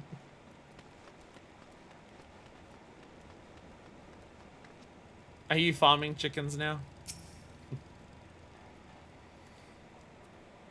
I'm standing watch. Bye, Val. Oh no. The kobolds are here. Quick. We must deal with the kobolds. Quick. Double down. Quick. Rain of beasts. I do have to wonder if Double Down is straight up names that. Damn. I have to wonder if Double Down is called that because of Nero's attack. I do have to wonder. Like, I feel like obviously a lot of Gunbreaker is based on Lightning and Squall. Apparently a number of apparently the thing that you do there, for that Rain of Beast combo, apparently that is straight up Squall's limit break in 8. So like, yeah, stuff like that makes sense. But also like, I feel like Devil May Cry has to be in like, again, this is called Royal Guard. I feel like the Devil May Cry inspiration is also there. So I do have to wonder, is there an attack that Lightning and or Squall do that looks like similar to that is called Double Down? Or is that straight up Double Down because that is the attack Nero does when he slams the grounds from the air and causes it to explode? I have to wonder. I have to wonder. Yeah, done it. I expected no less. Don't know what we're done without you, which makes me wonder what we'll ever do once you're gone. You can visit the drowning wench and speak with Barteron. Knows the Yellow Jackets pay him heed. Maybe you would put you on a good word that instead might procure their protection.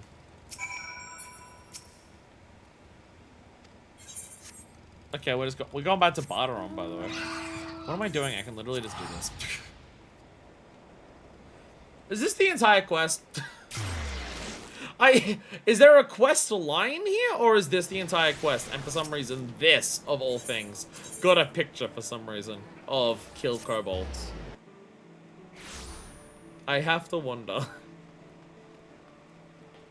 Because if this is the entire quest and there's no line to it, then it's like, why did this get a picture and some other side quests don't? Again, this is what I'm basing my entire thing of why I marked quest on there. I've not done the quest, so I don't know which one's important, where Deku has. I just went, if it has a picture, it's important. The animation's another FF8 limit break, but the name is special. So the name is totally a Devil May Cry reference, and I stand by this. My hair. One part of my hair is like really uncomfortable. I don't even care about how it looks, it's just the way it's folding, it's like really annoying. So instead, and over its heads, the kobolds, are they? To a special thing, I didn't believe the mine rats would stay put in a gourmet. Any bucking until his rodents want to spread. This wave just comes sooner than reckoned. That was a farce. No handshake ever solved a blood feud. We just need to lick our wounds a while is all. Well, I suppose they're all healed up. In the Maelstrome's second note how the rascals were on rampant. Don't make Barteron into a bad person. Oi! I'm sure that Autumn Crystal summoned Titan, and God's help us if they do. As we'd be looking back on those petty thefts and skirmishes, the good old times when that day comes, I'll tell you. I killed Titan. And there won't be no comedy heroes around to answer our prayers this time, neither. I feel like I understand. I think I do remember seeing this quest because of the picture, but didn't lead to much, so I didn't put it on my list. I think I know why this has a picture, though. I think this is meant to let you know it's a little more important. Not because it does anything in of itself, but it gives you a background about, like, the accord between the kobolds and Limsa, and about it falling apart, and about the company of heroes here to kill Titan. This is meant to be like, hey, do this one because this information is useful once you get to the Titan quest. Of like, this sets that up. Well, on to branches or to Pont Secure. I'll talk to the Yellow Jacket, see if I can't slow down the kobolds, advance on the stead. We also get some, yeah. I think that's the reason why it has a picture. I feel like that's the entire reason. That's probably the entire reason that it's marked with a picture. Let me fly to the Red Rooster Stead to double check. Yeah, some have a picture and they don't do anything immediately, but I'm assuming that's why they marked that one as a unique thing. Because it's, like, that backstory becomes directly relevant, like, halfway through AR. You exit through there instead of teleporting to Morrowind Dry Docks, and it's a little faster. It's a little closer. One of those cases where it's just like, look at this zone! And the only aetheryte is at the bottom of the fucking map for some reason. Never mind, I can literally see from here it doesn't have anything. Alrighty! My next thing is in the Pillars. My next quest is the Pillars. This might be within House Fortown, but I think it might be directly outside House Fortown. I think it's one of these. Moogles in the Sky. Mum's a word, no. Moogles in the Sky. This feels like this should have been important to, like, unlocking the Moogle quests. The House of Tom Knights has an urgent letter to deliver. He's looking right at you. Ah, just what I was looking for. Letter was delivered to our house, just to a mistress manifest. I never presumed I opened the letter myself, but the Moogle who delivered it seemed to be in quite a bit of excitement. Might serve you best to open the letter immediately. Damn cold here. Manifest hope your God's frigid climate is treating you well. Kuplakop. As me, I'm glad to be in a place of more agreeable weather. And having delightfully droll time with the Mokom Moogles, and we've come to an agreement. Mokom will host Moogles from the 12's Woods so we can all get to know each other better. As we have a chance for the Moogles to share and celebrate their friendship together. And of course, we couldn't forget to invite our favorite adventurer, you! Come to Mokom before all the wine is drunk and all the Koopo nuts are eaten. Or say I won't be able to attend you to other pressing matters, but one of Mokom's residents has agreed to greet you upon your arrival. His name is Mogul. I've hardly met a Moogle more friendly. He eagerly awaits you from Mokom. From Kuplakop. Is Kuplakop the one who tells us about some of my friends are trying to summon good King Mogulmog?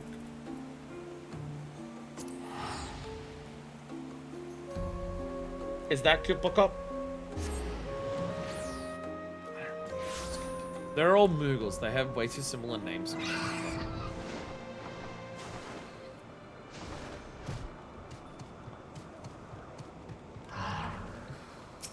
Mogul! Ah, adventure, you're here at last. Looks like the Moogles from the 12s haven't arrived yet. Now, when I heard there were Moogles down below, my pom-pots perked right up in surprise, Cooper. I was thinking, why aren't the Moogles at the surface and sky living in happy harmony? I couldn't think of a single satisfactory answer, Cooper. Maybe we'll find out now when the 12s Moogles get here, Cooper, but I want to know now! Chief the Mugler knows much about history. Come on, adventurer, let's go ask him. Muglin! Muglin! I mean, this is at least interesting, yeah, the idea that, like, the two different, like, branches of Moogles are actually now talking to each other. That's cool. I appreciate this from a world-building thing. Muglin! Muglin! Muglin! Muglin! Yawn! It's manifest. I see you still choose to use that ridiculous name, Cooper. Fucking... do you want to throw fucking hands? Motherfucker, you do not understand the fucking shit I have been through to finally accept this name again. Don't you fucking dare. I will rip that palm from your fucking head and force it down your gullet. What brings you before me today? Chieftain Muglin! Well, I think many, including me, were surprised when we heard of Moogles living in the 12th Wood. Why, the bomb-bombs in our heads bounce the same. Have we lived apart for so long, Cooper? Our little wings are too lazy to get us that high up in the sky. If any Moogle knows the answer to that, it must be you! All the places to get name talk. Well, you'll understand your thirst for knowledge. However, surely the 12th Moogles are just as curious as you, Cooper. Hi, you're right. They'd also want to know. And I scarce have the energy to repeat. I mean, who wouldn't be the best to share the knowledge of together, Cooper? Yes. Well, until the 12 Moogles arrive, then all will be revealed. I'm lazy. Chieftain Muglin, yours is always a voice of reason, Cooper. Very well, I'll go back and await the 12 Moogles' arrival. Was this on your list, Deku? Well, adventurer, they should be here any moment. We wouldn't want them to arrive to an empty Cooper, not awkward, now would we?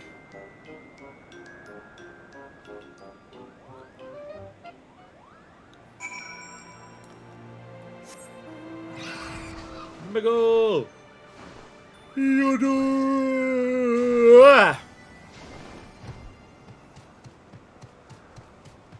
My energy drinks are wearing off, chat. Oh no. That's strange. They should be here by now. There's no sign of them, Cooper. It's gonna be good. You don't think they got lost, do you? Well, damn. Alright, so next on my list, if we go to Western Kurth... Classic misdirection. Moogle's waiting all by himself for the 12 Wood Moogles. I think I've been flapping my wings forever and still the 12 Wood Moogles are nowhere in sight. So I might be waiting for them on a floating island above the clouds. These directions are perfectly clear, aren't they? I mean, there are more floating islands to the east. Why didn't you say so earlier? 12 Wood Moogles could be there right now all alone, Cooper. I'm expected to know of every island. We can't both go look for them. What if they show up here? Fetcher, you're friends with the 12 Wood Moogles. Go and search for them, Cooper. Oh, no. Oh no.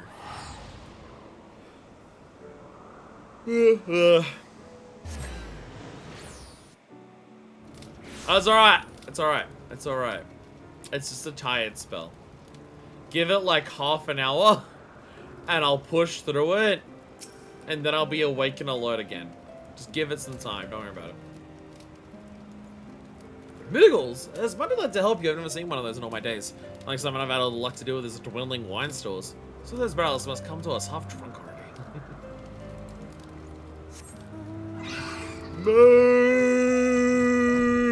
Moogles! Carabao!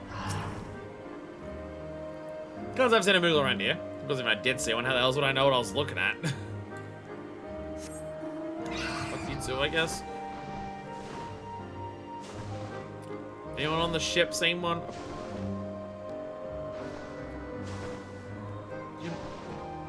Huh. You can land on the wings of the ship. Interesting. Did not realize that was a thing.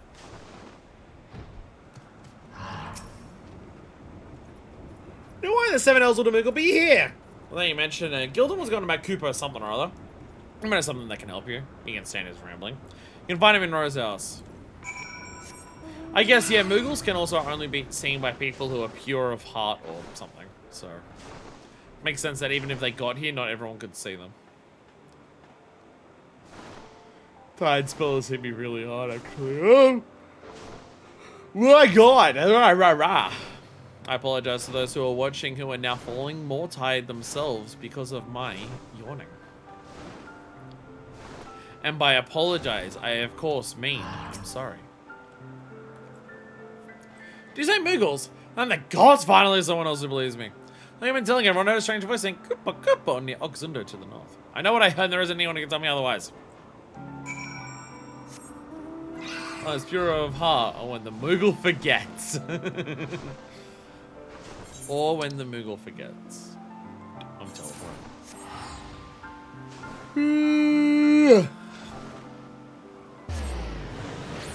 I'm getting tired. I'm a tire. Thing is, when the tired spell hits me, it hits me aggressively. In terms of, like, every minute, I can feel how much more tired I was in the previous minute. This is what I mean by I've been crashing after a lot of streams this week. Or just, like, coming home from work when I've not been streaming. Because this hits me, and if I'm not actively streaming, I'm just like, you know what? I'm getting to a point where I'm just going to say, fuck it. I'm just going to lie down and go to sleep. Because it's really hard to force myself past it. But streaming makes it a little easier. Because I'm, you know, talking and everything. Let me except my throat is hurting, and I'm now out of my soft drink, and I still don't have any water. Ah, nothing seems like fluff which flies like Gaelic cat. Valley looks at skies and sees only clouds. Skies don't speak of thunder and winds. Valley is not their scooper. Well, maybe Valley should try listening harder. Maybe. None of them care. I know Vanu. Oh, great. Nothing speaks of Moogles. Anavana knows lots of such flying animals. They clouds, tell them cats, Sunua, and meddlesome insects. We have to find the one person who has heard about them. Kunu Valley. Nothing sees animal which flies like soaring cloud. Gunavali only sees clouds and skies, but Gunavanu says something strange whispers brought by distant breeze. I'll see what they might mean. Nothing should.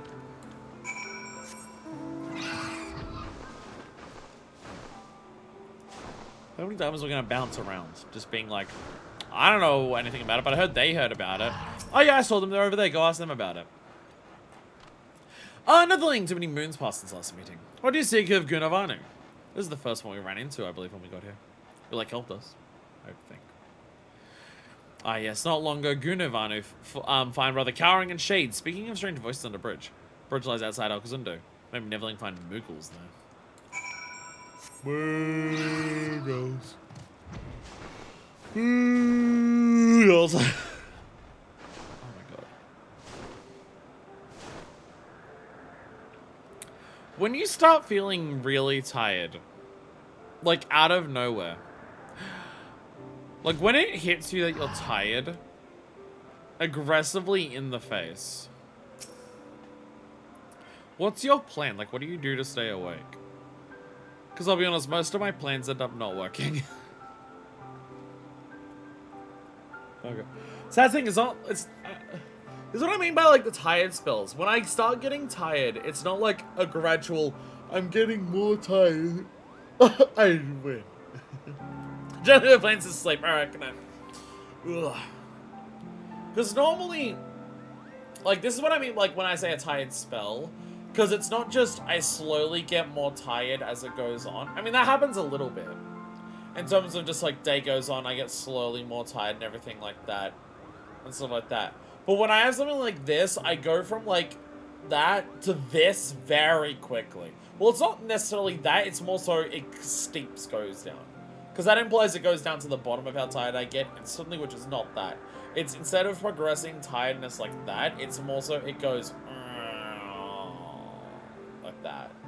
It just starts hitting me and then it's just very, very quickly it goes and crashes and goes and goes and then goes. What was I talking about? Alex is making it cold here too. Oh, you're looking for me, Kupo. And they haven't someone found me. So I was looking for Moogles in the sky, but there are so many mean-looking monsters, Kupo. I know this bridge was the safest place. Wrong set of islands, sorry. Mogum's all the way on the other side of the sky. What a waste of an airship trip. Well, with you to guide us, at least we know where to go next, Kupo. Get into my bag. A tale of two Moogles. Kooply Kooky needs someone to look for his lost friends. Well, I'm overjoyed that we'll finally be able to meet the Mogum Moogles, Kupo, but we can't celebrate yet. I need to find two Moogles that came up here with me. It was when I searched for Mog homes, they could be anywhere near here, Kupo. Hopefully they haven't flitted off too far. If they've been attacked or worse, no way I can forgive myself, Kupo.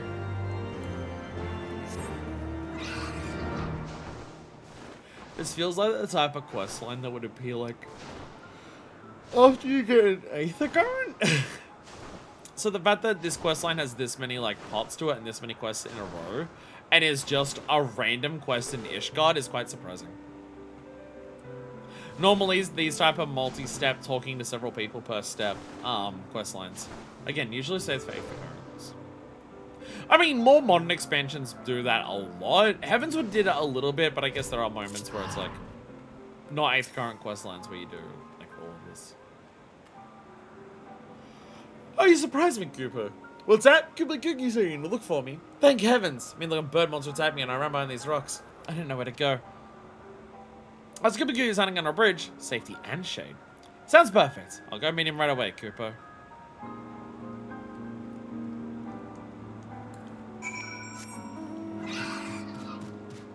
Not that I have expectations, and if you don't, it's totally fine. I'm asking out of curiosity because I know you plan a lot of stuff. Deku, do you have a list of, like, important Endwalker yellows? I haven't finished Dawn Trail. I'm semi-confident. Last time I heard you hadn't started. Don't know how long ago that was. Don't know whether you've gotten further. But last I heard you hadn't started Dawn Trail. But for Endwalker, do you have, like, a list of yellows? Because, like, they are more clear in, like, as expansions go on of just being, like, primarily the ones you want to focus on are just the one... Oh, I'm going upstairs. It's just the ones that are 8th current ones. They're the main ones you want to focus on. Everything else is, like, super don't need. Oh, God. Somehow a further level of tiredness has hit me in the tide spell. Oh, happy days! Goodbye. Right, son. Thought I'd never see my friend again, Cooper. What a wonderful reunion. Fear we'd never meet again, and our party at Mokum would be but a dream, Cooper. Only one more Moogle left, Cooper. How many quests do you want? Birds of a feather. Kooply Kooky wants to help you search for the last missing Moogle. Only one more missing Moogle. Adventurer. You've seen all the scary beasts out there. We need to find him before something terrible happens. It seems the Moogle floated off to the east with the giant bird attacks, Cooper. But hurry, that's right. We'll all be going this time. Oh my God. You're actually doing something.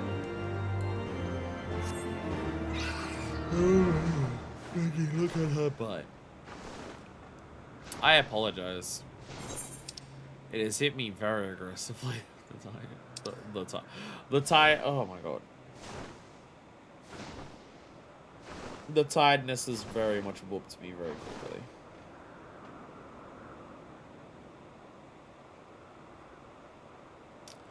Are we there yet? No? Oh, God, I got some more time to nap on the way. Frank, shoot, me. Are we there yet? Oh my God, this fucking map. Honk, shoot, me.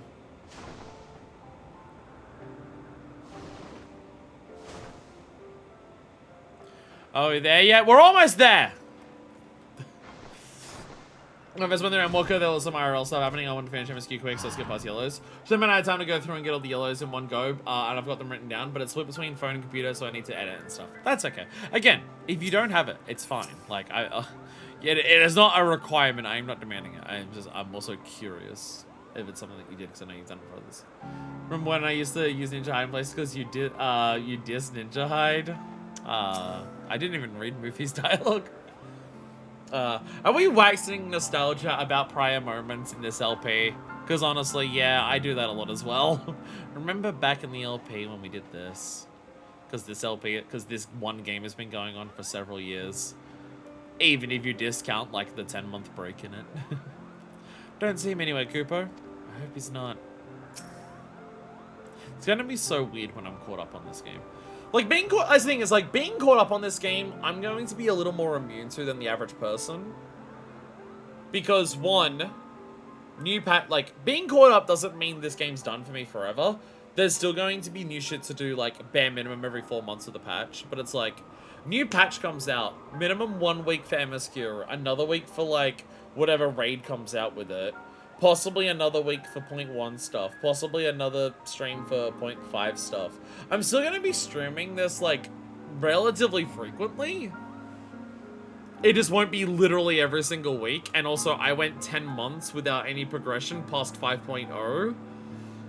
So getting something every, like, 1 or 2 months, even if it's just, like, a halfway patch, 0.5, like, 0.x5 thing, I'm still going to get that, like, every 2 to 3 months at the very least, which will feel like nothing compared to the 10 months I went without doing anything. So, yeah. Kind of inoculate myself against the patch cycle, but it's still gonna feel weird to just know that, like, our progress will slow down because I'm actually caught up. It's gonna be such a bizarre fucking feeling considering how many years it's been of doing this. Well, I understand when DT to skill yells going through MSQ and then write them all down at the end of something. Currently around halfway through DT and I still have been stuck with IRL. Understandable.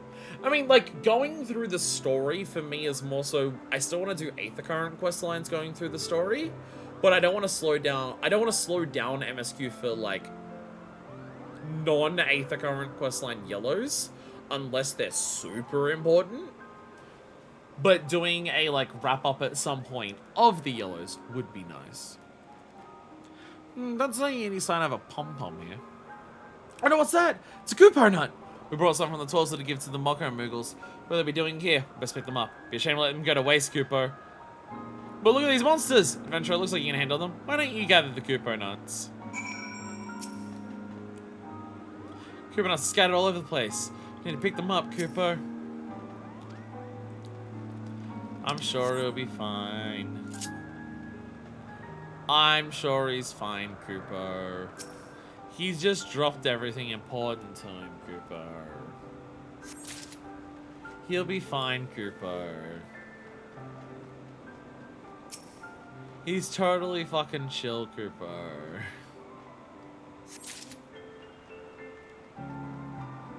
He's fine. I'm not following the trail of evidence to the body at all, Cooper.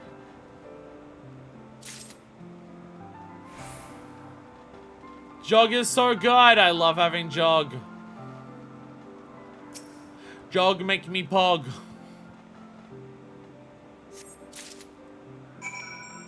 Jog pog.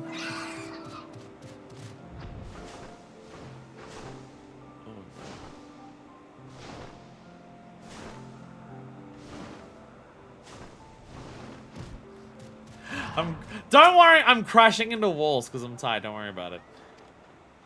Don't worry about it. Don't worry about it. It's fine. I'm totally not crashing into the walls because I'm tired.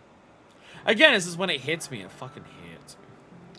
Will we be able to find the Koopa nuts? Level C to Koopa tree. Koopa nut is cherished by Moogles across the realm. Thank you, adventurer. We brought 5 Koopa nuts with us, so there should be one more somewhere else.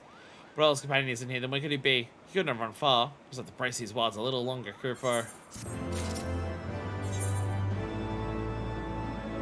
An excellent disguise! How is this tying in? How is this quest somehow tying into the hatching tide that we just did? Cuddly Cookie is ringing his pom-pom trying to figure out where his companion went. Deco, is this the one that you said was like, you don't have many on the list, but one's a long chain? Is this the one you were talking about? Because if it's not, oh dear God. Like I say one thing, I started this quest line, I'm just like, oh, maybe we'll like learn some actual Moogle history. And then most of it has not been that. I'm just like, oh, I didn't realize most of it was going to be running up Koopas. Let's start with Moogle history. I thought that's what it was. To be fair, that can still happen at the end. I say one thing about my companion, say he's quite adept at fleeing, Koopa. For me running, I'd go to the south. No? Oh, God.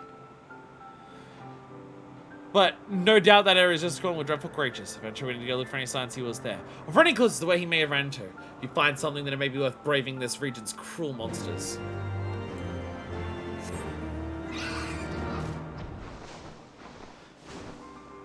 The question is, if we do every yellow that I have written down, and we do every yellow that you have written down, will that be every yellow that we should do on stream for all 4 expansions so far? AKA, will I be at a point where I'm free to do every other yellow in my own time, so my map's a little cleaner and doesn't have yellows everywhere? Because I want to do that. I do want to go through and actually complete every quest on all of the maps. I haven't wanted to do that until we've had a moment like this. To be like, everything that we want to do on stream, we have now done on stream, and everything else is fine. Probably I don't have that many yellows, all in all. Well, I feel like, because you gave me some lists before of yellows, and there was a shitload on them, but I feel like between other yellow quest streams and, like, triple triad streams and stuff like that, we have gone through a lot of them. I feel like we've gone through most at this point, from like, the times that you've given me list of yellows. I didn't realize that today was gonna, like, we wouldn't get to this stage until like 6.5 hours in. And we didn't even do Sky Builders, but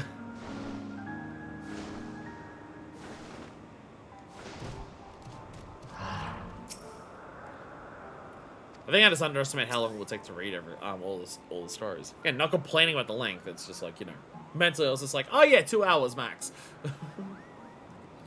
But then I also just rambled a lot about other things as we were doing. And I forgot Hatching Tide was also going to take up time. You might get lost. Did you find any sign of our friends, Cooper? I also didn't think we'd finish near today, so I didn't think handing in the near quest would be as long. I didn't realize we were finishing that today. But yeah, kind of worked out well that we finished it in this stream of all things. Cooper nuts and black feathers. Creatures undeniably large from the sable pinion. Some black feathers and a Cooper nut. It's one of the presents we bought from Mogham Cooper. So I thought he must have gone south, but just how far south? I'd imagine him running too far without resting his wings. Those black feathers must belong to the giant bird that attacked. Means the bird might have flown off with the poor Moogle. We're dead before he's eaten or worse. Hurry, adventurer! We need to follow the bird's trail, Cooper.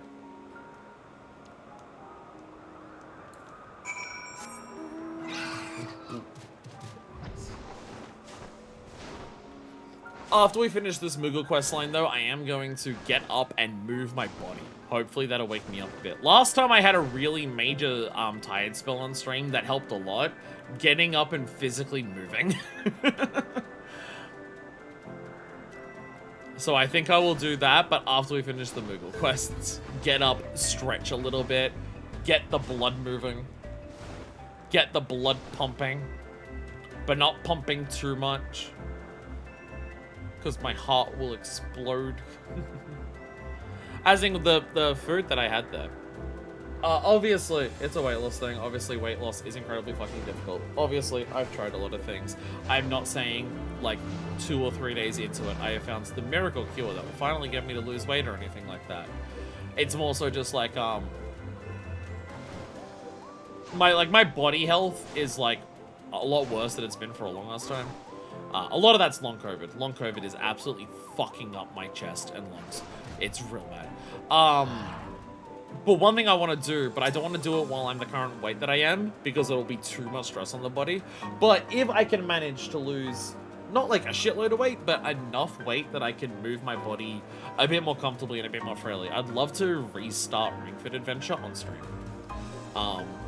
I don't want to try and hold myself to what I did last time, where it's just like, do it 2 to 3 times every single week, because then I missed it for a couple of weeks, again, because of health issues at the time, that I felt no motivation to go back into it. Just like, if, like, any day that I stream, if I feel like I can, like, don't schedule it to be like, I'm doing it this day, I'm doing it that day, I'm doing it that day. Because then if I don't do it, I feel like I'm failing, and then feeling like I'm failing makes me less likely to do it, just more so. If I feel like I can do it that day and just try to make sure I'm consistent with it in some capacity to improve my health. But also just Ring Fit's very fun. And also just a well-designed video game, so I'd love to do that again. And it'll actually be easier in a couple of months. And by a couple of months, I mean like 2 months. In 2 months, it'll be easier to do Ring Fit Adventure than ever before.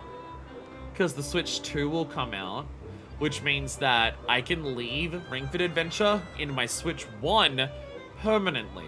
If I ever want to do it, I don't have to worry about changing out the game and making sure the right game's in there or anything like that. All I have to do is turn on the Switch 1 and I can go into Ring Fit. It'll be a lot easier to not have to worry about switching the games over. So I'm kind of waiting until Switch 2 comes out at a bare minimum anyways, but also I'd like to.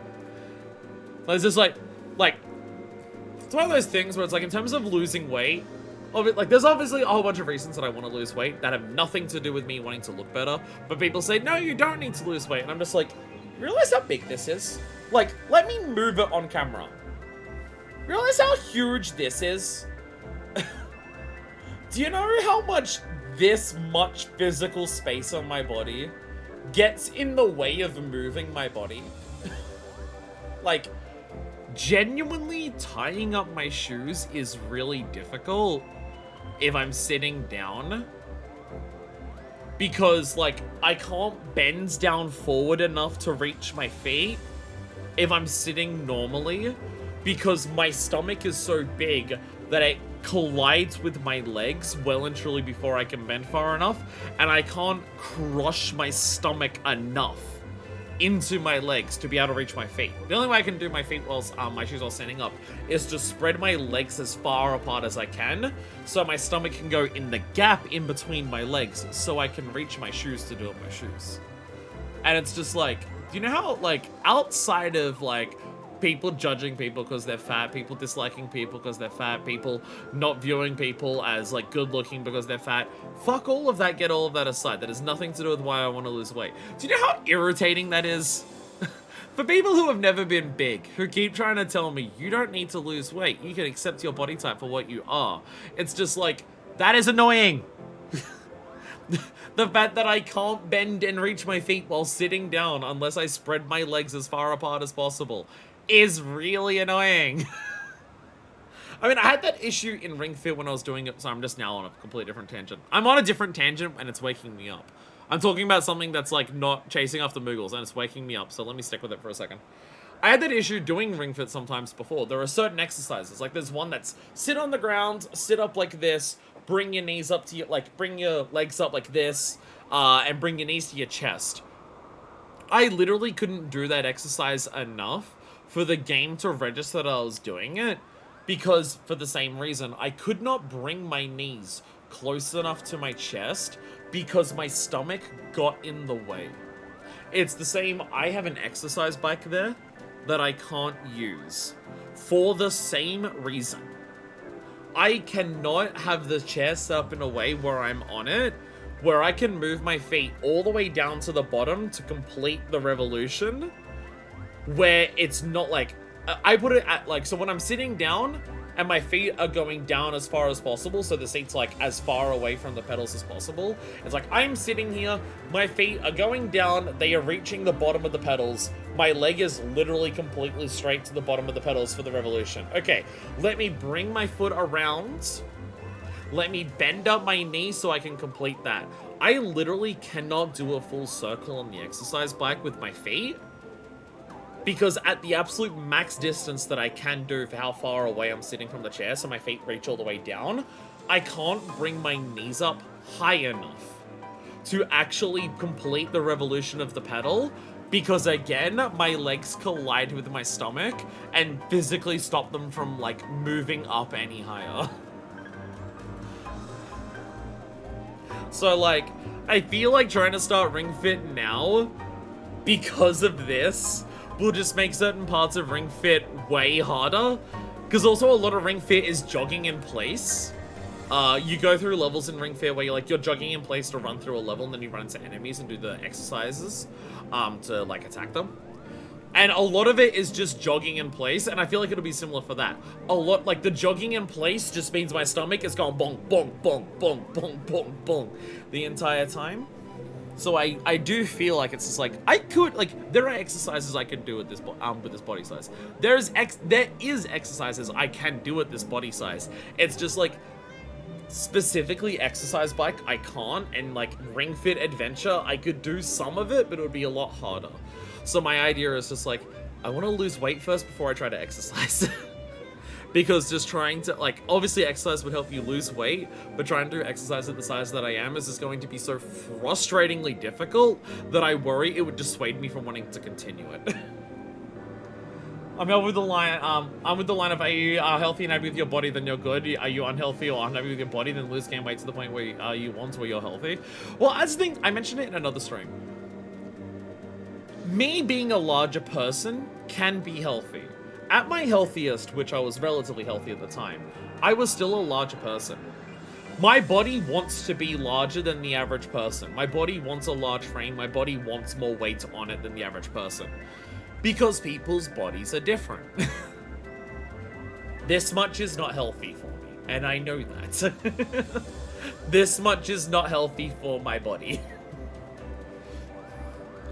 But people get really mad at me when I say, well, not people or some people online, I don't talk to them anymore, but people in this country. People in this country, people in Australia get really mad at me when I say I want to lose weight. When I say I want to lose weight here, people literally get furious with me of being like, how fucking dare you? How fucking dare you give in to the stereotype that, like, fat people aren't acceptable? How fucking dare you give in to, like, modern societal trends of people need to be skinny to be beautiful? How fucking dare you do all of that? And I'm just like, I just want to be more comfortable physically moving and to do work on getting my cardiovascular health improved because long COVID has damaged it. I said nothing about wanting to look better. That was everything you said. But, like, people have punched me over it.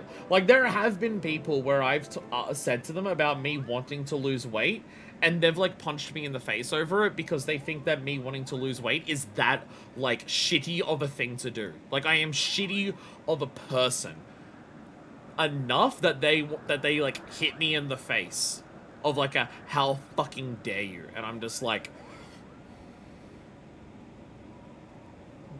this country has no value existing. That's what I think, but, you know. Anyways, Moogles.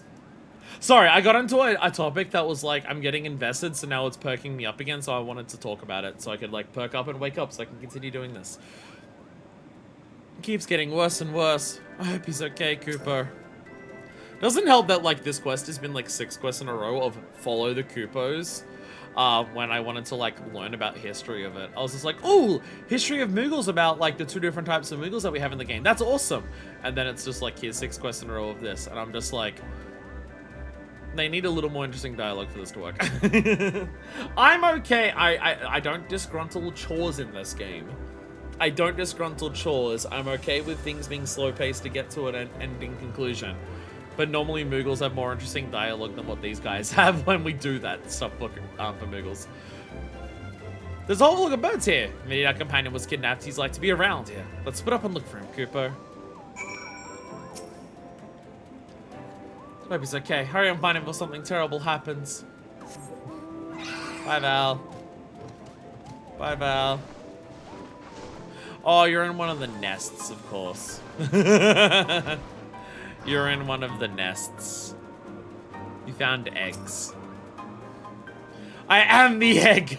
Be the egg, Kapopo. Eggs don't get eaten. No, they don't.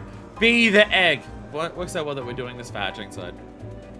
But I've been found now, Kapopo. Don't eat me. I'm so stringy. Skin and bones. You're not one of those nasty birds. Thank heavens, I thought I was done for. Good thing I wasn't. Noodles are notoriously lacking in flavor, Kupo. Eggs 100% get eaten. Not by their own mothers. Not by the birds that lay them. I mean, the others have come looking for me. I knew they wouldn't leave me here, Kupo. I'll return to them at once.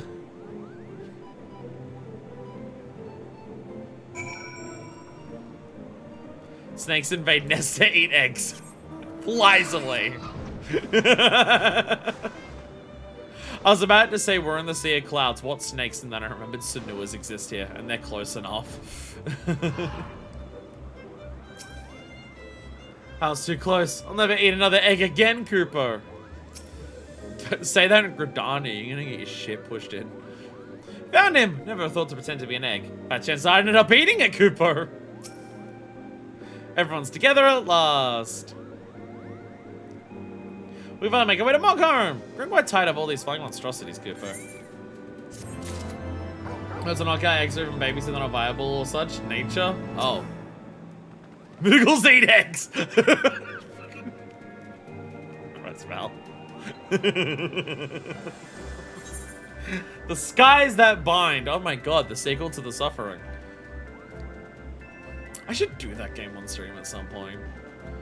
I don't think it holds up, but it has some interesting ideas, and it's like the first horror game I played when I was a kid. Kooply Kooky and his band of memory, not Ties That Bind. I eat eggs. Oh no!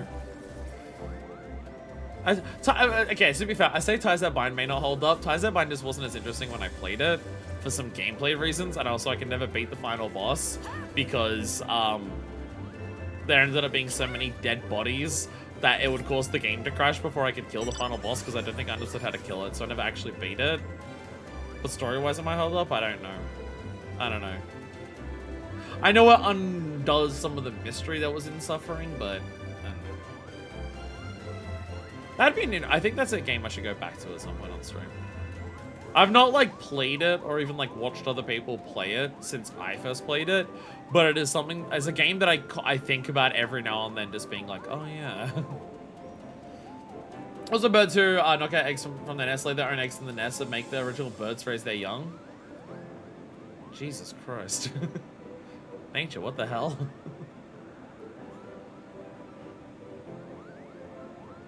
If you're unfamiliar, The Suffering, a PS2 horror game made, I think it was made by Midway. I think it's also now currently owned by the United States Air Force. I think that, at some point I think that happens, where it was just like, oh yeah, it's the Suffering is now like freeware because like it's owned by the United States Air Force or the United States government or something, and they released it as freeware or something. Like, cause like Midway super fucking died, and then the rights somehow went there, I think. This time, thanks to our trusty adventurer, we're gonna get lost on the way to Mockholm. Worry not, for I've memorized your directions. Let us away, Cooper! Mockholm! Hello.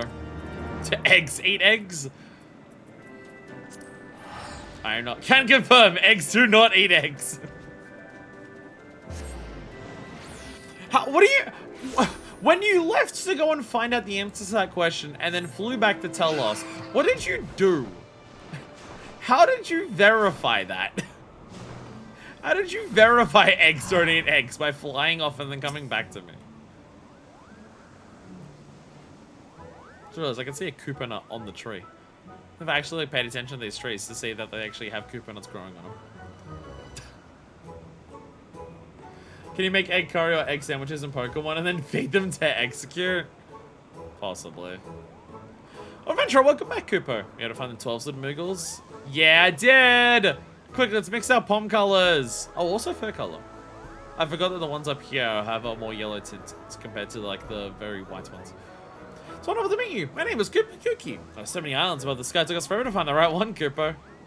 I almost got everyone's able to get here safe, Cooper. The name is Moggul. Welcome to Mockholm. Moggul? What a strange name. And you say Goopo, not Goopo. Goopo. Oh no, they're gonna hate each other. Oh no. Suntanned fur. That's a fur. Almost forgot, we brought gifts to you to solidify a certain friendship.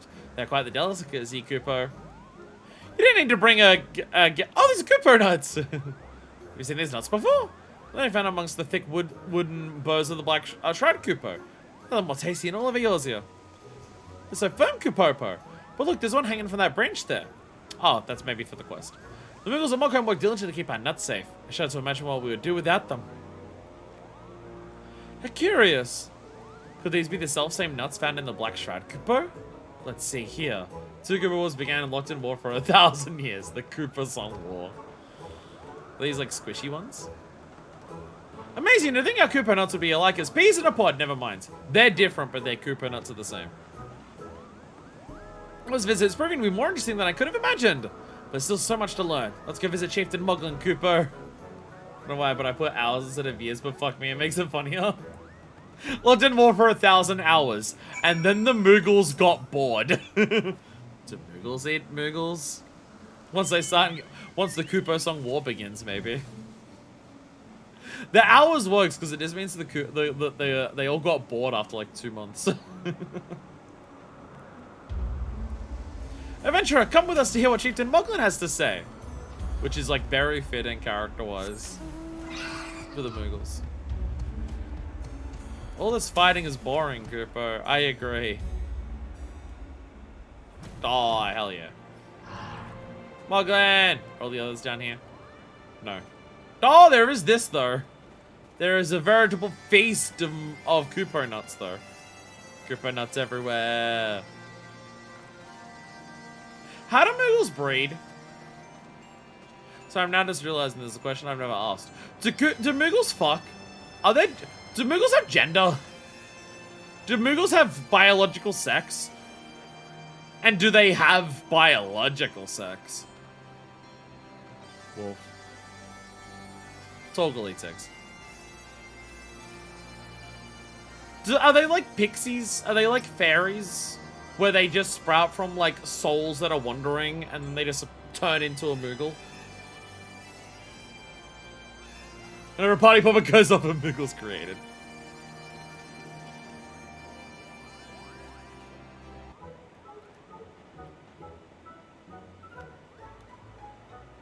Look at them all. Moogles of the 12s would welcome to Moghome. Although your journey has surely been long and tiring, I'd like to solidify our friendship by telling you the story, passed down through generations in Moghome. Listen well for me, I find that which binds us together, Koopo.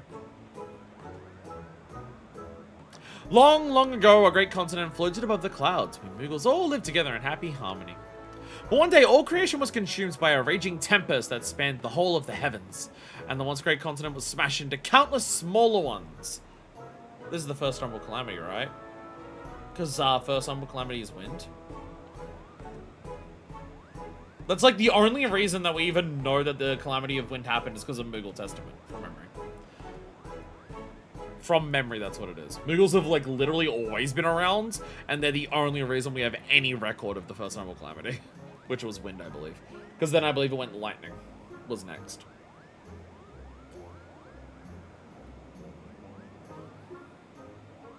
Can't remember whether fire may have been next, and then earth. Then ice, then water. The islands are too small for the Moogles to continue living together as one. And to ensure the happiness of their brethren, a band of brave explorers set off on a journey to a new land and a new home. Or so the story goes, Koopo. Amazing, Koopo! 12-wood Moogles have a similar story. But how does it go again? Once upon a time, our ancestors lived amongst the heavens in harmony. Until one day, the gods up high began their petty squabbles, throwing a once peaceful land into a tumult of chaos, Koopo. And thus at the last king of Moogle kinds, good King Mogomog 12, may his memory live on for eternity, lowered down a rope so long it could reach the surface, guiding his troubled subjects to a new home. Oh my god, there's actually encyclopedias. Moogle reproduction in particular is a subject of enduring mystery, with any direct inquiries into the matter being casually deflected or simply ignored. Okay. But he and all his benevolence remained behind to ensure the rope stayed strong for any stray Moogles. Not so much difference between the stories of Moghome and 12s, but after all. Both tale of Moogles coming down from the clouds into the surface. They must be talking about the same thing, Koopo. Maybe the Moogles of the past brought Koopo nuts with them. That's why the Koopo trees are exactly the same. So that means once long ago our ancestors lived happily together, Koopo. Do you think we all come from the same ancestors, Koopo? Adventurer, thank you for guiding our 12-wood friends here. Today will live on forever as a momentous day in Moogle history. Well, I suppose it's time to get our friends acquainted with their home away from home. Moghome, Koopo. There's so much to see and so much to talk about, I can hardly wait. Yay. Moogle. Yay. We got Moogle history. We did a lot of quests, but we eventually got Moogle history. Oh, you just, okay. I was about to say, what's your dialogue resulting of that? No, your dialogue is talking about Sonkai. Never mind. Sorry, what'd you confirm? Moogles can eat Moogles, however, they don't do so normally. Well, that's nice to know. I think Moogles can change their palm color, but their default tends to be set. Oh. flying around to see if I can see the other ones. Like, after the quest. But I feel like that's the thing, like, things happening around is more so a thing in future expansions. Like, yeah. Never mind. Never mind, the quest line is not over. I knew it. I knew if I looked around, I'd find them. The quest line is not over. Whereas Moogles and Moogles are the first, I have blue poms. Oh yeah, I forgot about the blue ones. A Moogle by any other name. Goobly Kooky is thinking about the Mugger Moogles. The legends are actually true! And this did indeed come down from the sky, Scooper. I'm sure Mogul and the others will get along famously. Many Moogles here have such strange names. So many Moogles with names like Mograt and Mogmug, but no one is named Koopla Kop or Kupta Kupta. I wonder why. Chieftain Mogul's names to know much about Moogle history. Maybe he can shed some light on this mystery. I'm so nervous around chieftains, Cooper. You adventurer, you rub shoulders all kinds of characters. Chieftain Mogul respects you. Should I really tell you about Mogul names? And then you can tell me! Hey, guess what names? Guess what names?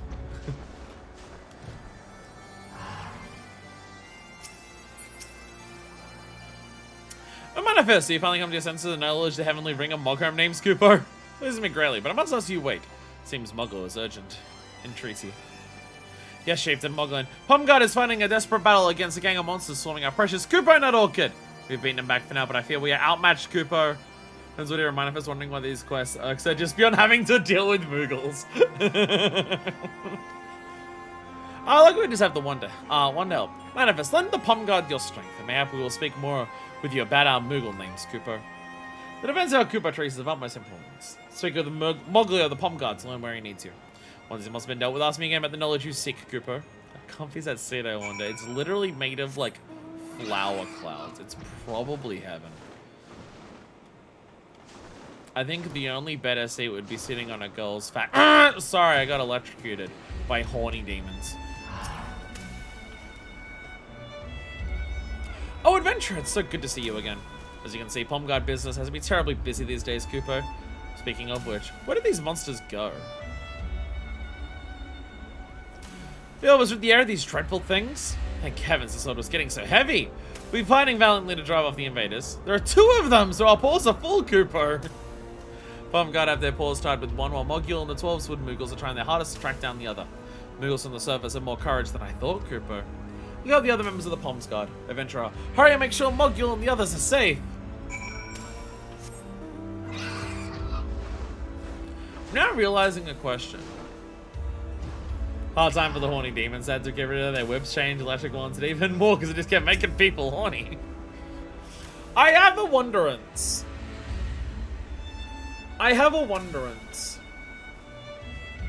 That I'm like not actually thought about. The Moogles who summons Good King Moggle, did they get tempered? Because generally if you summon a primal, you get tempered. But I don't know if that happens to the Moogles, like the Pomsgard who summoned Good King Moggle. That never really came up, whether they got tempered or not.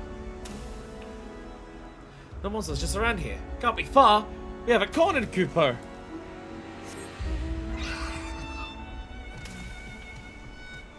Hey, Moofy. Someone over here. We'll find it soon, Cooper. Because like, that's Garbu's whole stick. Garbu accidentally summoned the thing and got tempered because he summoned it. Are you here to help? Well, we drove that monster over to the southeast. I don't think it managed to steal any Cooper nuts. What's up, Val? Good news and bad news. Good news that seat was super comfy. Bad news is Mongol is angry at me. I told you and said you should have sat on a girl's.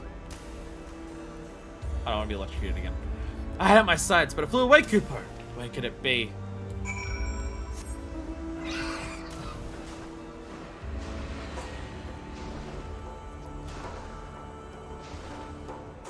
Where is the monster?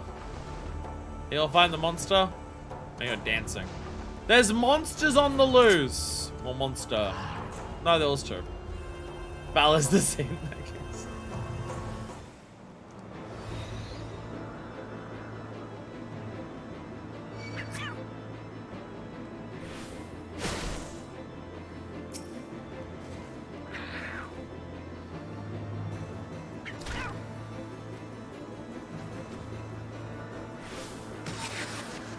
It's one Gaelic.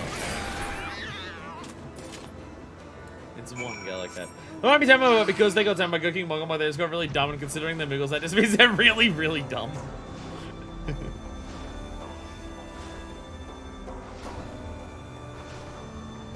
Or if they didn't get tempered, you know what it could imply?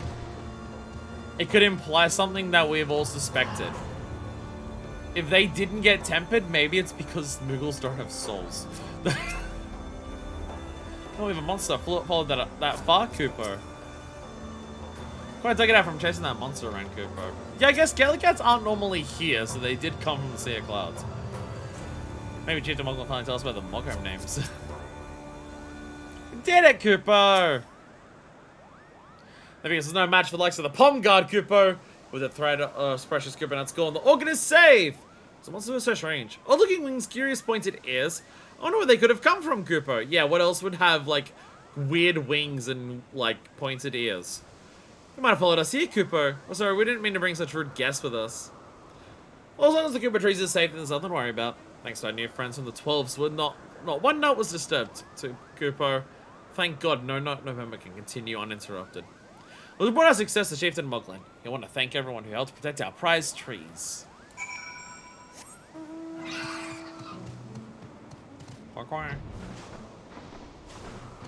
And we...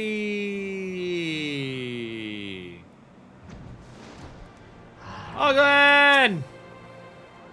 Been a long quest line just for Muggles to learn about their history. This is my second thing I had on my list of like 12 things. Oh god. I returned at last! Are the Cooper nuts safe from harm? Don't worry, I've made sure the Cooper nuts have been spread everywhere.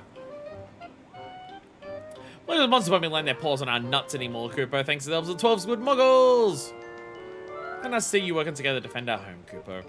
Well, that storm has been weathered, I believe Manifest wants to know about Moogle names. Hopefully it'll serve as inspiration to her.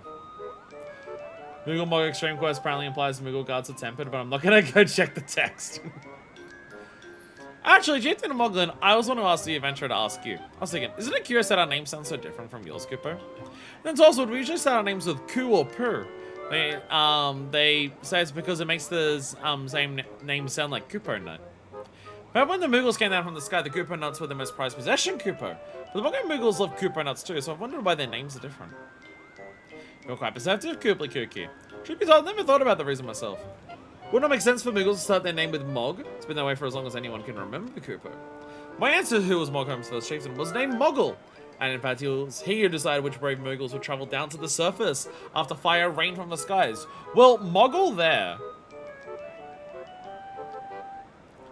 Good King Mogul Mog. Mogul, that name seems so familiar. Kapopo! Mogul Mog! Could Chieftain Mogul have in fact been Mogul Mog? If so, Chieftain Moglin, he'd be a descendant of Good King Mogul Mog 12. May all his lineage bask in greatness. Indeed, the names are quite similar, Cooper. Mogul Mog. I remember, this is the name of the king from your legend. That all makes sense, Cooper. Legend so ancient, so one of the name changed ever so slightly. That means I'm presenting myself before the descendant of the last king of Moogle kind. Legend tells more than just the king, Cooper. Valiant household guard of Good King Mogul Mog 12, may his legend live on forevermore, is also detailed at some length. Does that mean the Pom Guard is also... This is true, the Pom Guard is long and illustrious, dating back to Chieftain Mogul's humble beginnings, Cooper. Kapopo! That means his household guard was actually the Pom Guard! Among some of the most historic Moogles of all time! I never knew it was so important. How embarrassing! I almost forgot. Never think of helping us take down those dreadful monsters, Cooper. For your brave service in defense of our lovely orchid and in celebration of our newfound friendship, we shall bequeath you 1 Koopo nut each. Kapopo! I can think of no better reward myself. Our stomachs will be full tonight. Miggle! Miggle! Moog! Send Moogs.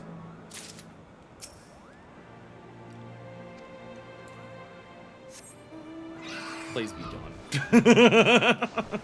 Please be done. There's no other quests that are like up here. There's no other quests that are up here, and we got the material. Because Mog had the quest all along. That quest line unlocks at level 59. Hey, Oshvan's dead. Go hang out with the Moogles, I guess.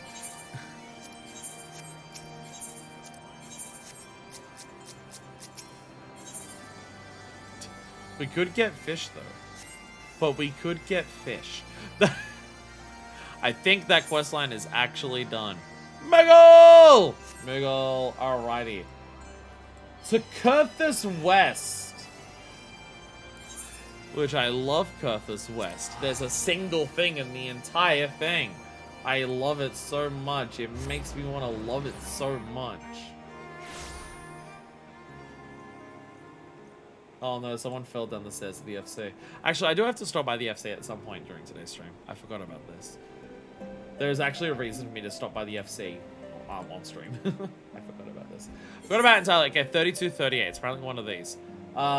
Stolen goods. Stolen goods. There it is. I've got the list. Basically, it's lack of Moogles. Good news, bad news again. Good news, I have some of that seed now. Bad news, Morgan is even more angry with me. You got a lot of that seed, honestly. I think you got a lot of that seed. Orion! I believe you're... See? Picture. Stolen goods. Orion has lost it. I look worried, you say. Nothing of the sort. Simply thinking about something. They're rebuilding a falcon's nest, in fact. Damage from the calamity, and the freezing winds it brought with it, was tremendous. And the rats fled, driven out by the cold. With the imposter Gulielmine dealt with, we can move forward with the rebuilding of the fortifications. Truly delighted and proud to be a part of it, but it's a simple task. The Eredict's various supporters are obviously still a major concern, and the High Houses still have their squabbles and their disputes with the citizenry. But there's no end to the difficulties we face. Just yesterday, some valuable supplies went missing, stolen from within this very fortress right beneath our noses. With no leads and no the resources to scour the Highlands looking for these supplies, but if you happen to see a group of suspicious-looking fellows carrying a large crate with them, maybe it will be our stolen goods. Please recover them for us. I'm looking at my list. I have, after this, 2 in Sea of Clouds, 2 in Kugane, 1 aboard the Prima Vista, 1 in Lakelands, and then 3 in Ilmeg. I have a funny feeling some of the ones in Ilmeg we may have already done on stream, though, for Triple Triad. This is possible. Oh no, gaunt figures.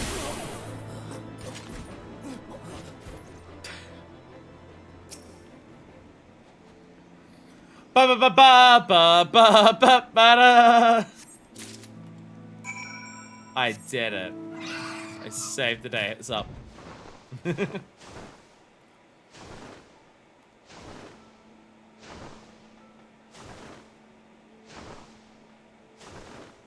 Structure does look imposing and badass. Hello there! Do you have dialogue? Surely you'd want a railing. Especially being in the snow where everything is ice, so this floor is probably slippery, right? How do they light the fire on top? Correct, there is no doors up here.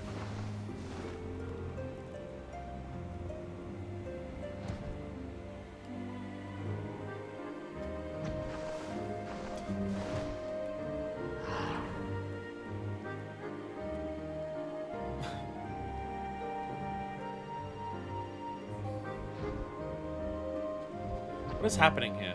Is this Baton? This looks like Baton. With the goggles and the hair. Is this Baton? Good thing 1 in Ishgard, 1 more donor, 2 in Crystarium, and some Kagane and Ilmeg, but might already be covered, yeah. Domestic abuse. Maybe I'm too tired to think. I mean, again, I'm sure we're not missing anything important, even if we stopped right now. I'm just trying to make this stream as long as possible. Stolen supplies. Yes, yes. This is the very craft that was created that was stolen. Looks very much like the heretic's handwork. Something in here that shouldn't be. A feather ornament? Whatever could it mean? Sorry, but ornament was popular in Falcons before the calamity. Something is of no use to us here, a decorative trinket, but there is someone who might be interested in it. There's a humorous old man named Sagan who collects antiques from the small mountain villages east of here in Falcon's Nest. I'm sure he'd love to take a look at something like this. Do you think you'd do me a favor and take it to him?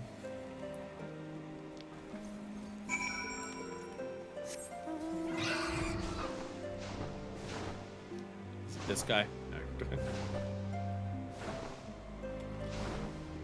Sagan! Oh, this is gonna have multiple quests because the picture shows you sitting on a roof. Did you want something? Symbol pendant crafted from a thin leather strap and a single white Highland falcon feather. Ah, you see this all the time before the calamity. But before Falcon's Nest ended up looking like this. Let's bring back some memories. Sale of supplies stolen by the heretics. Well, thank you in any case. Memories in the snow. Sagan is reminiscing about the past. Just remember another Sensei clouds, but those suck, so no. Maybe does that... Do quests have a picture if they have a cutscene? Is that the distinction? If a quest or a quest line has a cutscene, it gets a picture. Wow. There's a level 50 quest that's hitting us with Dragon Song.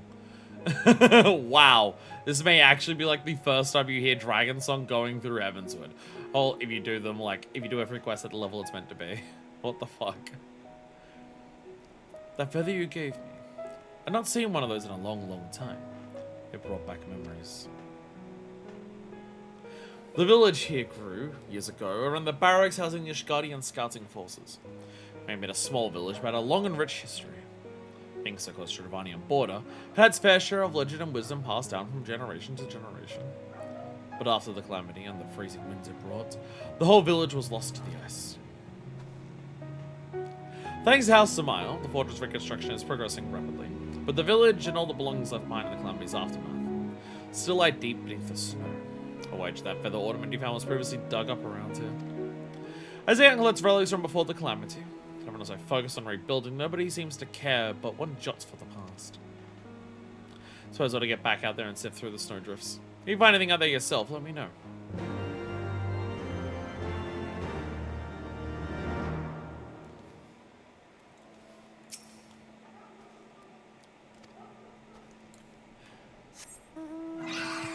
Trying to think if there's like how early in Heavenswood do they start hitting you a Dragon Song?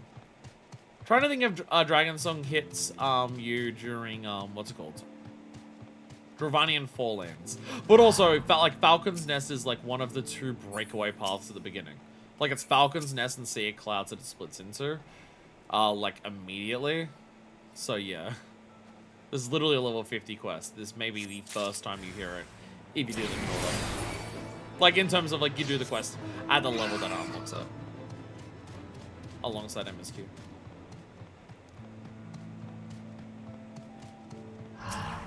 Because, like, the music here is the Heavenswood theme. Which is still emotional. Was there a part when we have to, find the fire, when we have the fire to find a cell?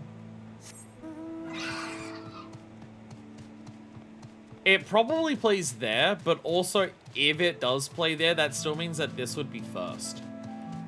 Because that, like, you don't meet her until you get to, like, Gorgain Mills up here. Whereas this quest is, like, literally here.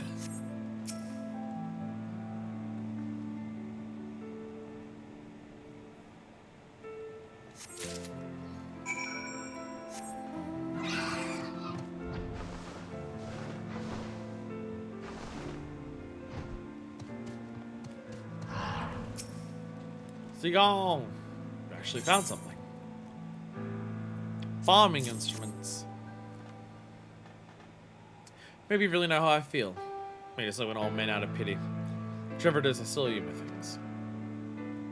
Never been happier than when they first started talking about rebuilding Falcon's Nest. Thought I'd finally have the old village back.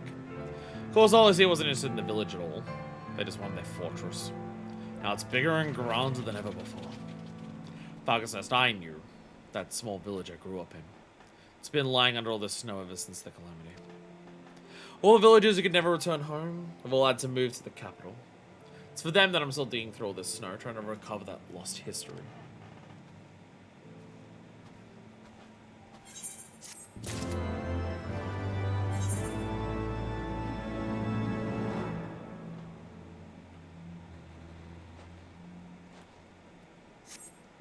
Did a quest just appear?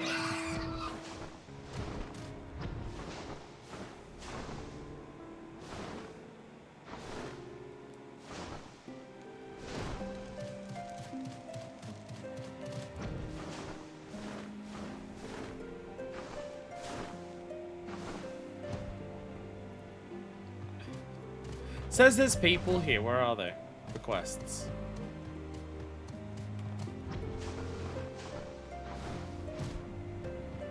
Oh, there's a building you can go inside of here. Right about now. A mystery illness. That's a flour mill. Waterell! Oh, here's where we got poisoned. The poison to poison us. That's contingency supplies. Oh, mystery illness is outside. Redwald! Ah, there it is. Redwald is looking to carry out an investigation. Greetings, Mistress Susan Blowin. Thank you again for your help earlier. As that happens, I happen to enlist your aid once more. So the garrison here fallen suddenly ill, with no obvious cause. It is but a simple cold and so be it, but I have a feeling there's something more sinister going on.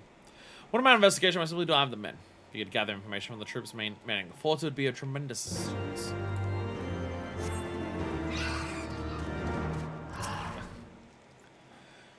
When the soldiers that struck fell sick of late. Happens. My brother's been struck in segments since last night. It's a pity. First time in months I've been able to share a meal together.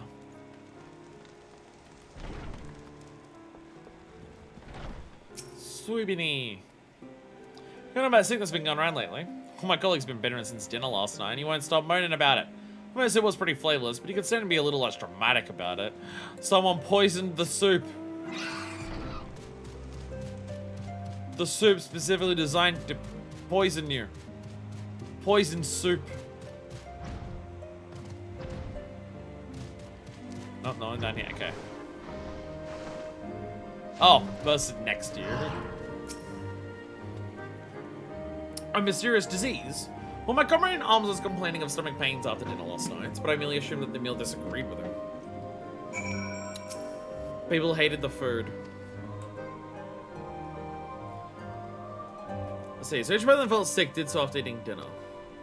Who knows whether your Falcon's nest is prepared, or at least overseen by Noirterel, that chef. I'm not to believe he would let something this severe go undetected. But we cannot ignore the facts.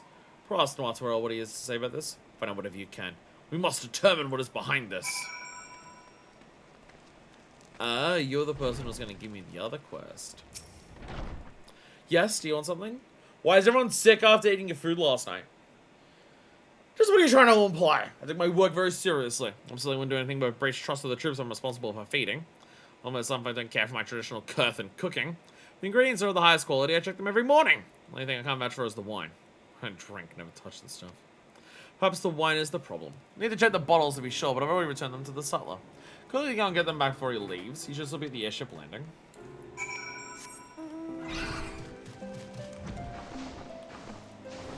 Deku has a question. Do you want to recommend any quest lines after this quest line?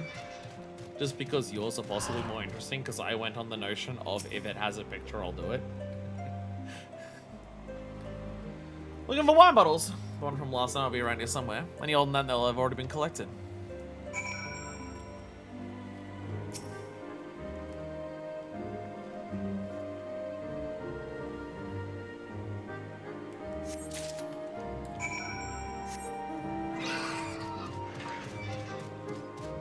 Cold days, colder nights in Foundation? No idea.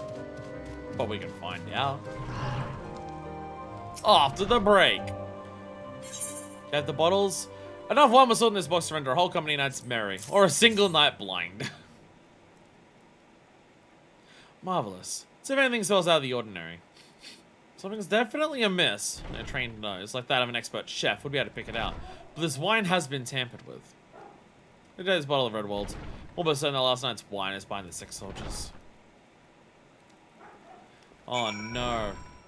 They tested out the poisoning on these people before they used it on me! Gasp. You've returned. I was not really with a shedding light on the situation. What? He thinks the wine caused the sickness. Someone else must have been poisoned. You're my thanks to Mr. Susublowen. Knowing they're the cause of this illness, there's only one thing left to do. Kill someone. Bad wine. Rebel wants to make the next move in his investigation. May have confirmed that poison was causing the illness that struck the forts, but there's still one thing left to do. Find those responsible for this reprehensible crime and bring them to justice. Or outside the logistics here. Suppose if you follow show this bottle, she should be able to tell you where it came from.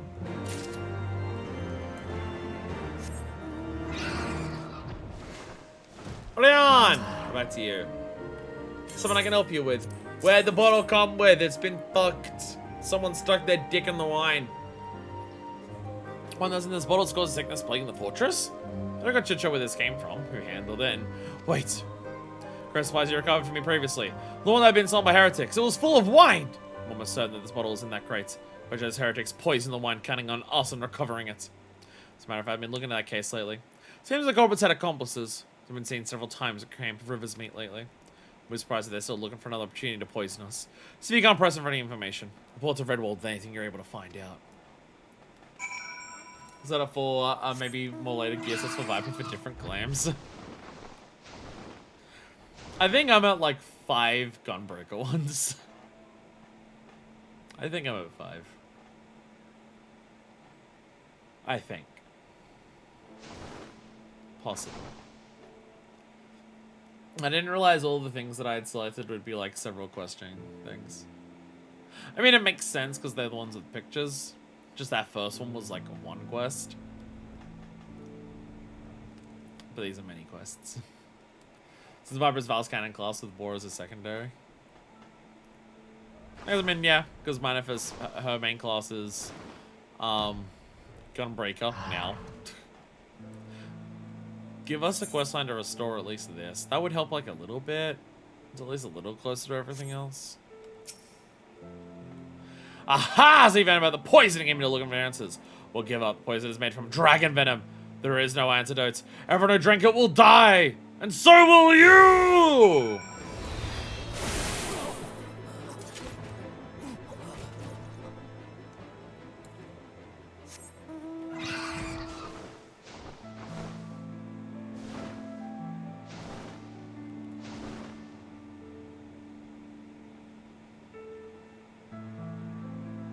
Like, every time you see heretics...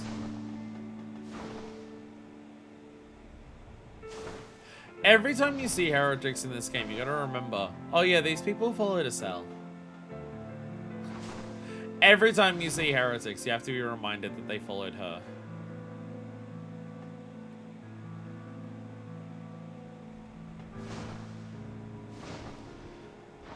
Like, also just as a thing of remembering, like, before her attack on, Ishgard with the dragons, like, at the end of 2.5, she really was planning on just killing absolutely all of them, and then realized, maybe this isn't a good idea.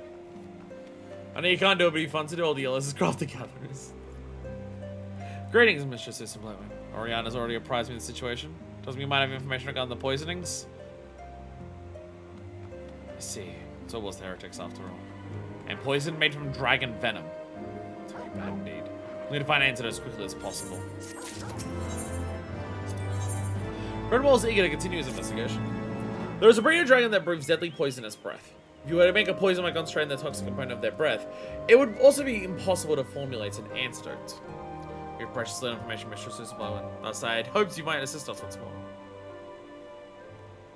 This report describes symptoms of poison soldiers. Please show it to anyone you think might be able to assist in the formulation of an antidote. Just starting with that chief, not where else.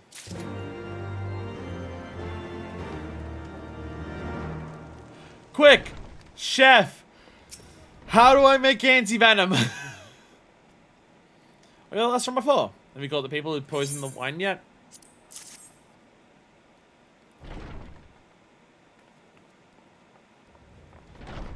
I see. Suppose the cycle made from concentrated dragon venom. Don't know a great deal about venomous dragons, but I do remember reading something about poison-breathing dragons in a book from in a book of old from before the calamity.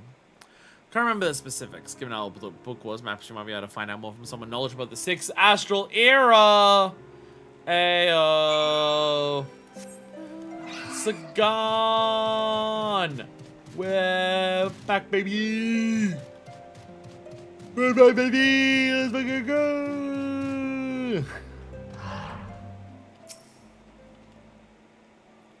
What do you want? Poison made from concentrated dragon venom. Ah, yes. Those story passed down throughout the generations in the old village of Falcon's Nest about dragons that breathe poison. Can't say very well, but this Wintergleam does have moccasins on. Be aware, the beast with poison breath, for whose claws and breath bring naught but certain death. The ancient dragon's noxious mist is born from eating of the poisoned viper's thorn. Oh! Oh, all they have to do is eat the viper's thorn. Val, we need you. All these people need to eat you out so they can not turn into dragons. Thorny viper is a type of toxic brambleweed. This toxin is said to be the source of dragon's poisonous breath. We can find a creature immune to the thorny viper. Should be able to slay its immunity, develop an antidote to dragon's poison. There's a beast that lives near Gorgane Mills, the Black Blood Zoo. Set a fire just problem on the thorny viper. It's probably the key to saving its afflicted soldiers. Take these provisions and travel to Gorgane Mills. I'm here. Yeah, we need all the people to eat you out. Apparently it'll cure them. That's what I heard from the guy, at least. This is a herb that when burned should attract the zoo. When you reach the mill, use this ember and burn the herbs. Then should draw the beast out of hiding. Slay it and recover its blood. Whee!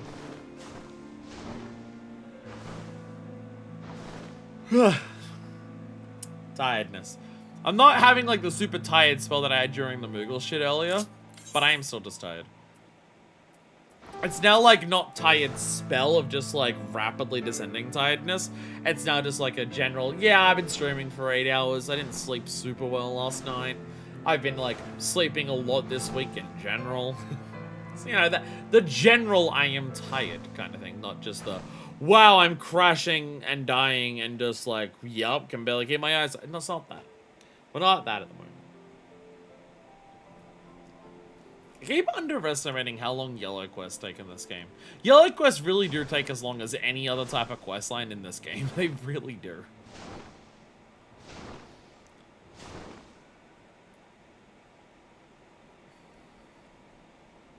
Hey, could I zot? I was hoping to get like the important ones done. I figured the picture ones would be important. And I mean, this is alright, but like... Somehow the most important one that we did was still the thing that's just like, by the way, if you did this, like when you unlocked it, you would have learned about like Titan backstory before you did it.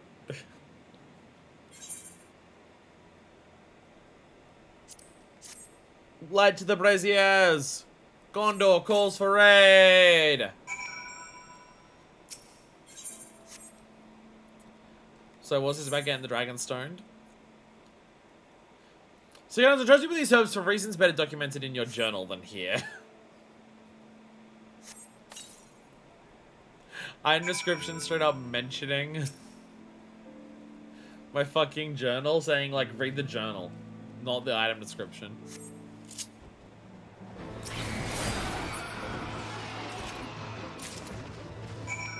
Lee and also Mal.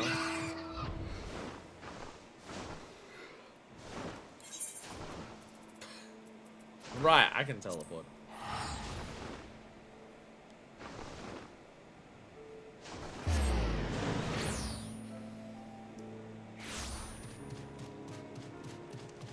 I'm questioning how much doing all the yellows of it. Some Bumble video game will if I ever saw one.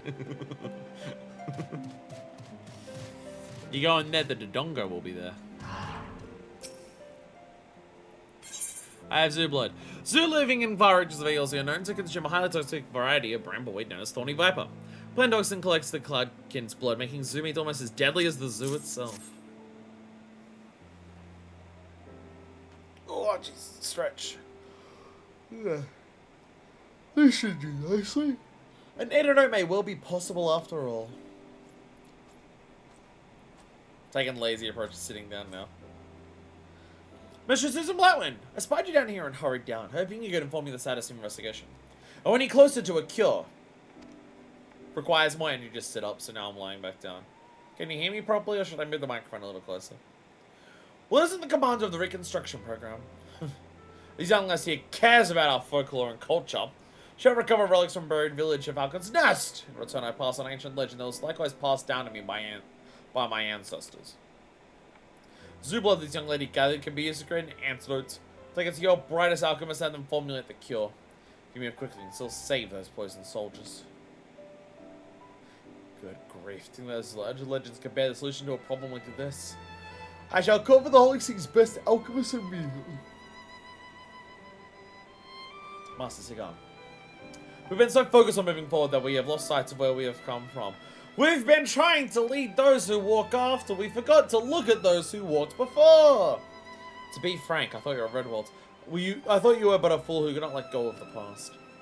But in light of these events, I've been forced to reconsider. The culture and traditions of Falcon's Nest hold great value. They are truly priceless. If it please, perhaps you might be so kind as to lend us your assistance in excavation of the village. I can only offer my most sincere apologies for how little we have done to make you feel welcome until now.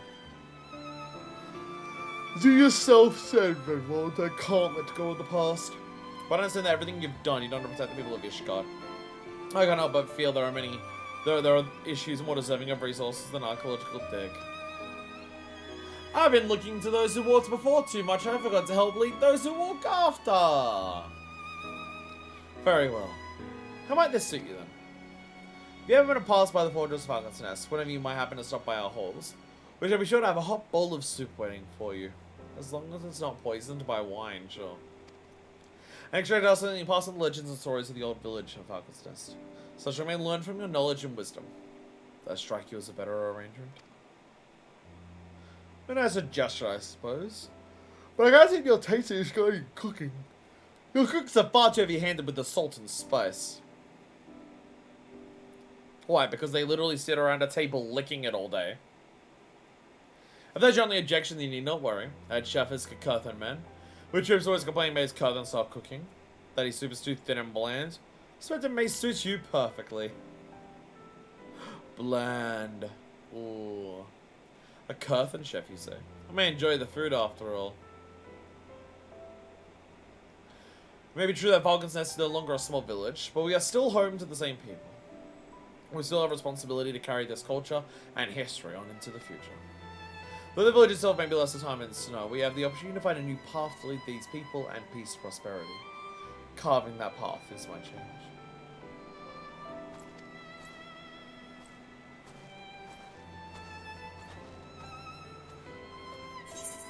Yay! Oh, my headphones died. My headphones died because I didn't get Quest Complete music. Ba-da-ba-ba-ba-ba-ba-da. Did any more appear? I bet they did. I sounded like the end, so obviously there's got to be more. Nope, Den of Evil is finished. That's like what he had before for Redwald. Hey! 3 done. And that only took like an hour in of itself to get those 3 done. Maybe there's a reason we don't do too many yellows on stream. Maybe there's a reason that we haven't done too many yellows on stream.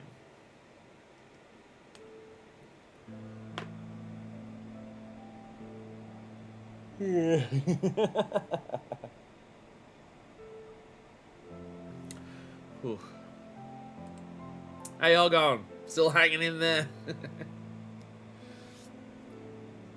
Still hanging on? My headphones aren't connected. You know, fuck, I'm just gonna play it through the speakers. I'm at a point where I'm tired enough in the day that I'm just like, I'm gonna play it through the speakers. It's not like there's any line dialogue here that'll like badly echo onto the screen.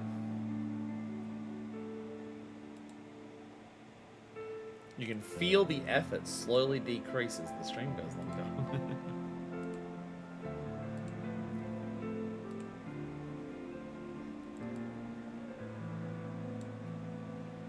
So I'm pretty sure one of the ones that's in Sea of Clouds is from an Aether Current. I feel like one of the Sea of Cloud ones is explicitly from an Aether Current. Which is like next on my list. Cold days, cold nights in Foundation, though. Thing is, I worry is like if I try to actually go through this list.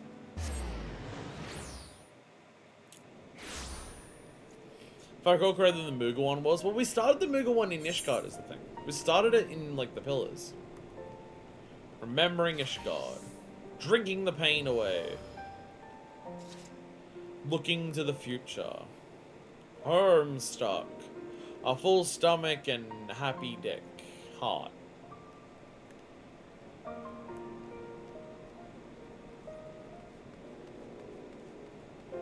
Do you know where that one started? The cold days, cold nights? To be fair, I could check the journal. Well, I go to the journal and go to complete and go to... Where is side quests? Where's regional ones?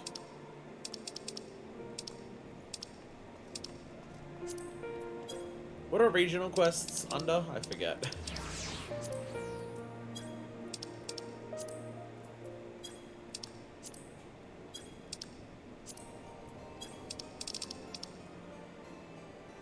The blue queue. Oh yeah, Chronicles Light, yeah. 13, 3, 12, 51. Okay, so 13.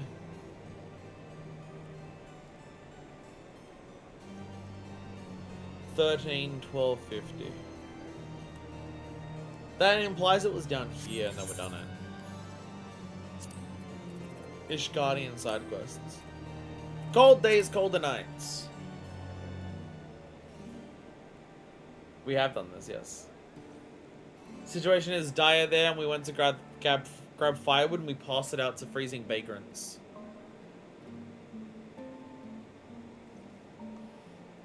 This does sound familiar.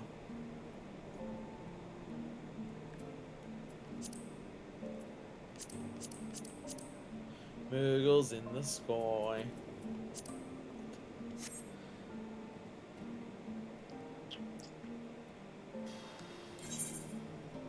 I'm just trying not to fall asleep.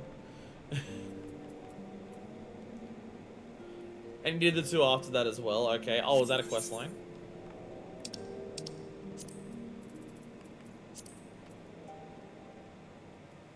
This was a quest line? What were the two after this? Enlisted and one of these?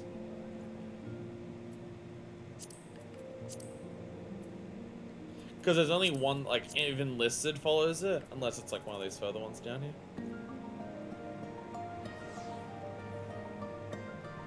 Caught in the act and unfulfilled dreams. Oh, so they're just like, they're not even next to each other. Oh, okay.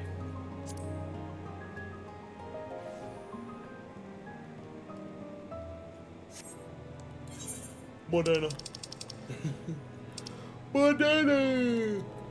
More donuts! I need more donuts to feed me energy to stay awake. Move my chair a little closer so I'm not as far away. Alright. The little kid who freezes to death quest. Lovely. There's a level 70 quest here. Does it happen to be this? I feel like a level 70 quest stands out a lot in Moderna.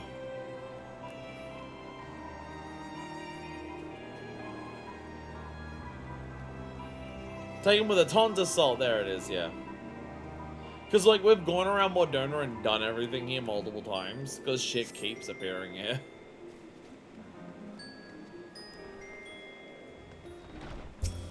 Was it Blowzong?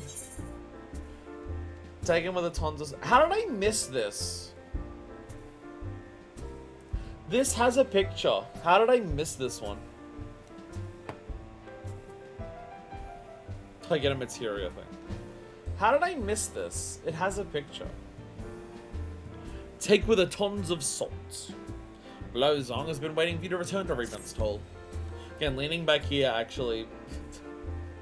No, because I thought I would have gone in here to check out quests. Middle of 4.4 or something.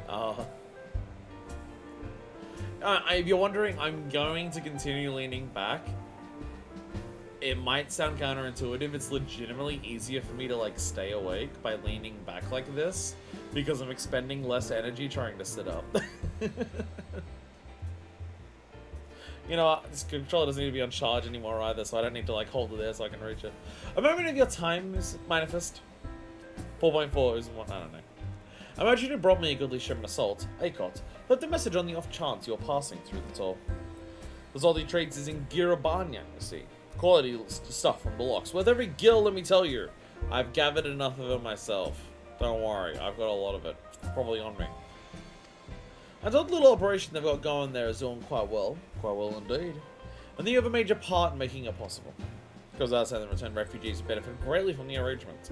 Not just them though, seems there are newfound opportunities to be had for those still in Uldar too. Is this them trying to say, don't worry, that deal that they made with Lolorito in 4.1 was not as bad as what it sounded? Is that what they're trying to do here? Well, the onion in my room, I've got why I got you over. Message from Makot. Apologies. He asked that you come and see him in Stone's Throw should you have the time to spare. Fucking been a while for that one. Has been a hot minute since that one.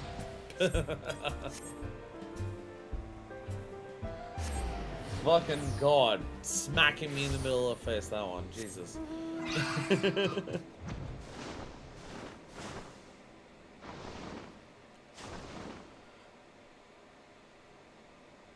Wah.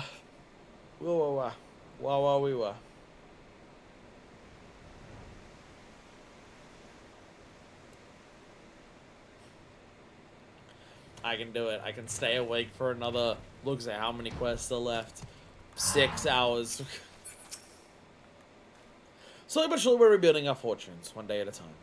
Before long we'll be buying land and buying homes. And then they have to accept us, right? That's totally how it works. But I'll bet you came! Mine of us isn't Blowin, the savior of the Saltery! Yes, I saved the Saltery. My most prodigious deed to the state. It is a tremendous honor, miss, and that is no exaggeration. I don't know if you realize you're instrumental in bringing stability and prosperity to so many lives. Like, that thing wasn't as evil as what it was made out to be, don't worry. Go for the cycle, I got all night long. Oh no. I can't stay awake though. It may be a joint enterprise carried by under the auspices of Sultana and Lord Lolorita, but we all know who's got them in the same room. And besides, even if I wanted to thank them directly, there's also what chance in 7 hells I'd ever be able to. I'm not the one grateful for your intervention. The other salt export from Lox is brought here, and first, an award afterwards shipped to every corner of Evilzone.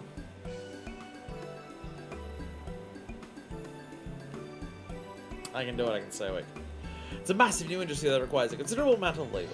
Take a look around you and see how much the lives of the refugees here have changed as a result. Steady work means steady pay for the folks who have few options here before. They in turn can spend the newfound wealth on goods and services provided by their fellow refugees.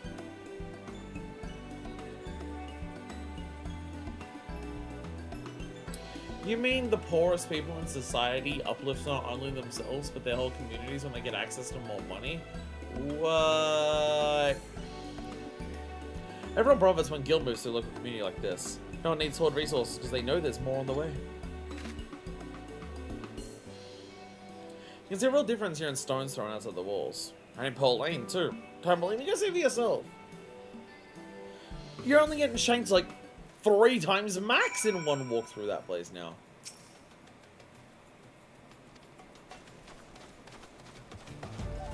Does this work that this person's Stormblood? Like, Reaper's whole thing is that it's in Pearl Lane. Because it's so fucked there, no one would look for him there. How this works.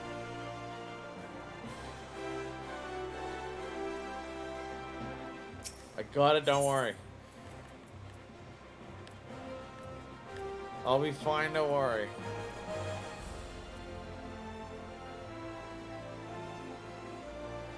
I'll be fine. I'm only like half falling asleep every like 2 menu things that I move. Don't worry about it. Only Thal can say what tomorrow holds. But tomorrow, today I've got a coin in my pocket and a stung on my lips. I'm bleeding every crack my arms. Bugging me. Oh, fuck off, Frostblade. So as everyone's walking the streets and giving the pace, the Almaja or God knows who else decide to attack. They'll have to face them on the battlefield. I understand that, yes? I'll admit there was time when I've seen a span at Garden Time and take a delivery to his guild, but times are changing and we've got to change with them.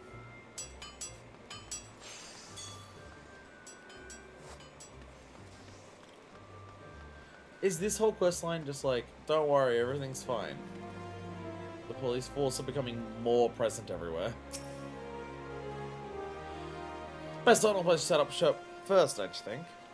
Finest ways and lowest prices when sort of, well, if we are where the action is. And also just like, we may not want to take Lolorito's coin, but like, hey, he's finally giving it out to us, so let's just use it. Like, what are we going for? Plus, I have enough to open my own store. Well, I want to make sure I have a solid plan before I do. My friend has been kind enough to offer me some guidance. Just well, I've shops all throughout yours here one day.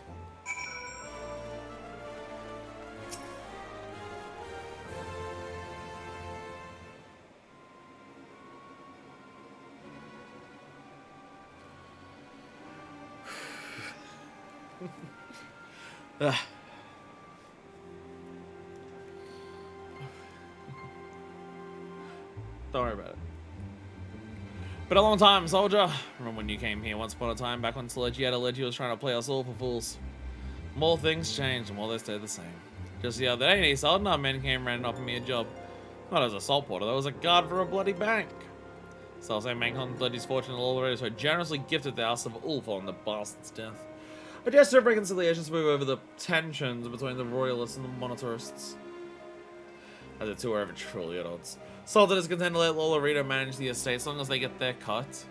Bah! Smoke and mirrors, don't you see? Perform gentry carving up the corpse of a fool who couldn't play the great game while the rest of us trudge on finding over scraps from the master's table. Now the moneylenders, the banks, they're a part of the same rotten system. Shut out the poor and hapless convoluted contracts full of traps. I agree, man. Down with capitalism. Every man on the street can tell you a story about a friend's son with dad forced to work day and night until they fell ill and died. Said he hates people. Soldier, chews them up and spits them right out. So I told that bang to piss off. Bloody fool. Someone else was he thinking coming in here and offering me a job as if I don't know a poison chalice when I sees one. Would that everyone was so receptive?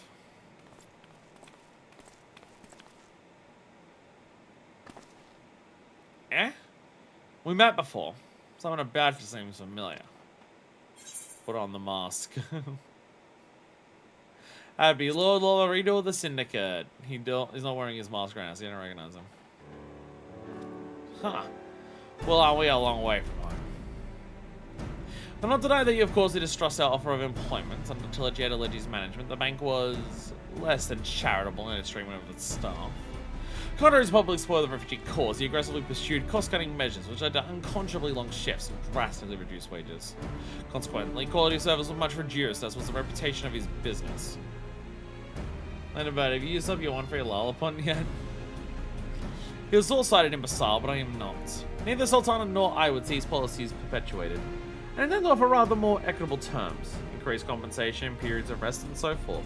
We are willing to pay you a little more and let you take breaks as long as you don't try and do another revolution. You even don't blindly trust a man that says you feel good from his backside 3 times a day. And even if the word is true, I'm not about to believe you're offering all that out of the kindness of your heart. No, certainly not. Nor would I expect a man such as you, one who thinks 5 steps out of necessity, to think otherwise. Simply put, I need you and your people to trust me. Is far bigger than the Bengal assaults or any single endeavor. Nay, it is about every single venture associated with the Mirage Trust, which your people rightfully regard with caution. They to grow and prosper, it will only be with the full support of our Alamegan residents. You are a leader in your community, Landabert, a man who commands respect and loyalty when he speaks. If you vouch for us, then others will listen. I doesn't answer your question as to why I would descend from my golden chamber pot to come and see you in person. More or less, You want me to take your guilt, so others will too. Then was then and this now, So saith the chairman himself.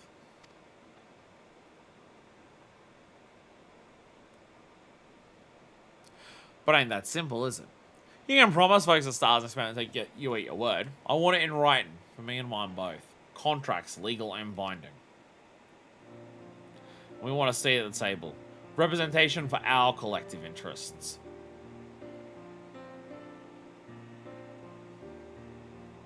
Okay, this would actually be a relatively big change for Uldar. That the Syndicate actually has a singular person on it who speaks for all of the people who don't have enough money to sit on the Syndicate. Other Mingans united in common cause, bargaining as one. Fuck. I didn't realize people here knew what unions were. Interesting. In principle, I have no objection.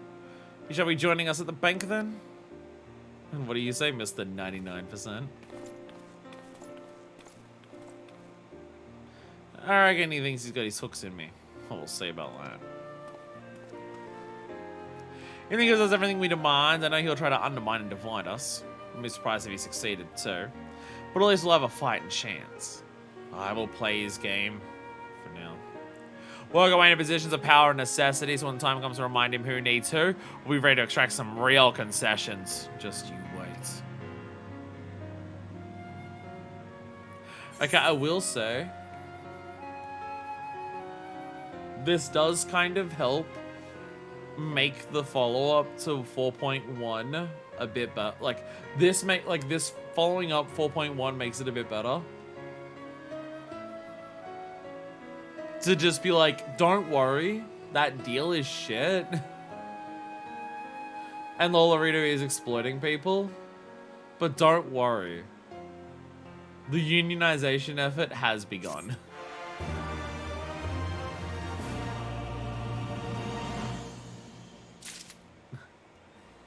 They have started unionizing, don't worry. Some people tell you you need to change your stars as a chance. Steady job with a modest salary. People are fools. Important thing for us now is not fall prey to the lie that is all darn dream. For that is but a tool they use to divide us. Only the united purpose and collective action will we achieve lasting change for ourselves and our children. God damn. Goddamn, Landabert. Hell yeah. Let's go. One hair on my face that I want to get rid of. And I thought I had my tweezers on my desk. I do not have tweezers on my desk. And my fingernails are not enough to get it out. I can feel it and it's irritating. Ow. Ow. Ow. Decky, you were right. That was significantly better than any of the ones that I chose. I trust your directions. It won't come out. It refuses. What's up, Al? It refuses. Oh, you're so annoying. So annoying. You know what I'm going to do? I'm going to go get my tweezers because I think they're over there. And I'm going to get a drink at the same time. In completely unrelated news, Landabert was found dead of suicide by 2 shots in the back of the head, according to a report from the brass plates. Oh no. No, the cheese. I'm getting a drink. It's probably just another bottle of soft drink. I'm going to get this one hair in my face with a pair of tweezers, and then we're going to come back. And we're going to do some more yellows. And we're going to make this string 12 hours long. I'll be back.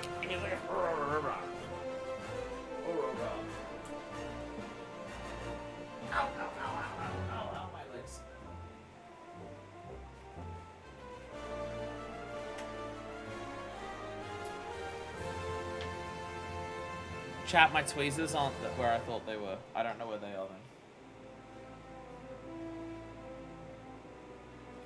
I don't know where my tweezers went. Oh, this is a problem. Why are they here? Why are they on my fridge?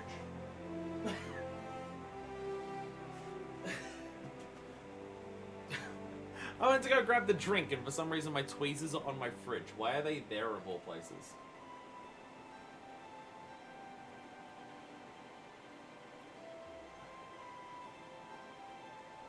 I'm using tweezers and it still won't come out. This is annoying. Gurg. Oh, there we go. There we go.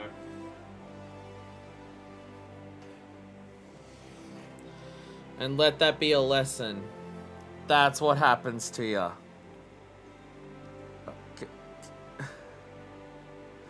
If I do it that way, against the yellow, you can see it ever so slightly.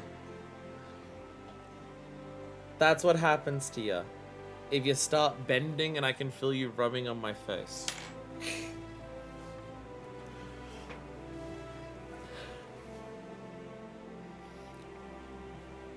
Deku, choose another. Yours are more interesting than mine.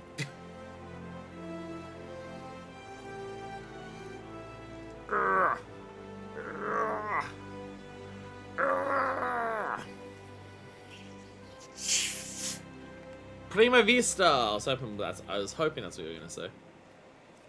This bottle's a little more full. Hopefully it'll last a little longer.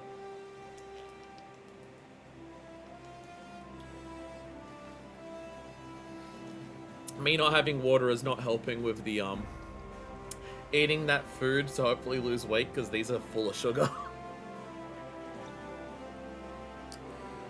But that's what I get when I don't refill my water bottles. And then I decide to stream for like 10 hours straight. Alright, we're going to Gugani. And we're going to the Primi Beauty. And we're getting Hoppatsuti. And we're getting Bless My Soul. Because we really love that rock and roll. Okay. Odile. Yo! Hello. Hello. FC member. How do I get to this place? Actually, I can just go to the airship landing, can't I? Odile is always wearing that same outfit, so I can always recognize them.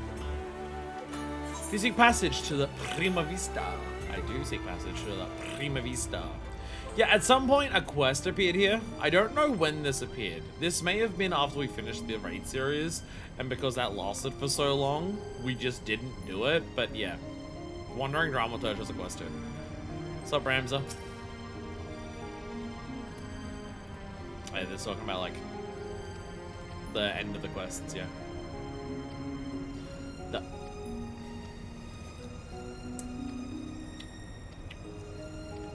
I regret talking to you, Ramza.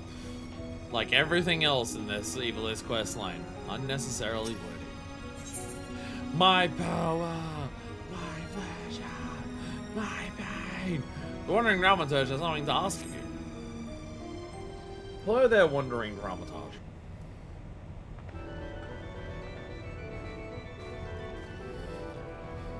There's flews so loath to take their rest, then venturers without a quest. For shorn of work to give them worth, they soon become a source of mirth. Yes, hello. That does describe me. As I have struck a chord with you, my friends. My colleagues tell me that everyone in this land ever seeks and I'm fetched, then you are the woman to speak to. I find this land of compulsion fascinating, and so, in the interest of researching in my next play, let's say, I seek to put said compulsion to the test. Is this just going to be, how much can we make a fetch quest annoying and will you still do it? Showing you a game, of course. Bring me a bottle of wine. Ah, but not just any wine. Make it rose themed. And make it Eorzean. That might feel a bit of a lens over there in the east. Where to start? Well, if there was some port where thirsty Eorzeans went for their wine, you would surely be there speaking with its foremost blind Lalafellin Vintner. And not here with me. Do you remember the Company of Heroes questline? Because you're about to do the Company of Heroes questline.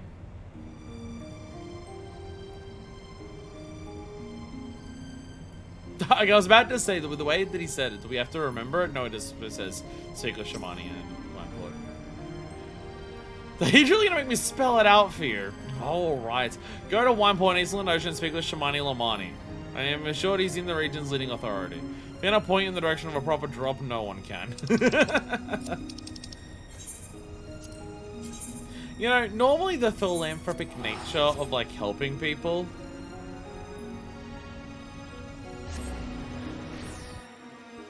is because they, like, lost something important or something dramatic is going on, not just, you know what, you seem like a bitch, I'll make you do it. Who wrote this quest? Yoko Taro? Soy and spice, spring under with the subtle soup con of the steppe. You have traveled far, my friends. What is that you seek here in Wineport? Noticing dust on my screen. It's giving the Owen umlaut. And the... Oh, no, never mind. The one on the C is actually meant to be there, but the umlaut on the O is not. Never mind. Subqual. I think it used to be a required blue quest by the Evilist story until much later they made it optional yellow you do after the main storyline. LOL, and also Lemo. A rose-themed wine. You'd be able to press to find a wine that did not display some hint of rose. So you can assume that your client was not referring to a desired bouquet. Perhaps a name or a label or a bottle, yes. Some recall a certain vintage rosé is sold in crystal bottles with a single red rose on the label. Alas, I have nothing as rare amongst my personal stock. As for who might, well, there's always Brig Length, I suppose.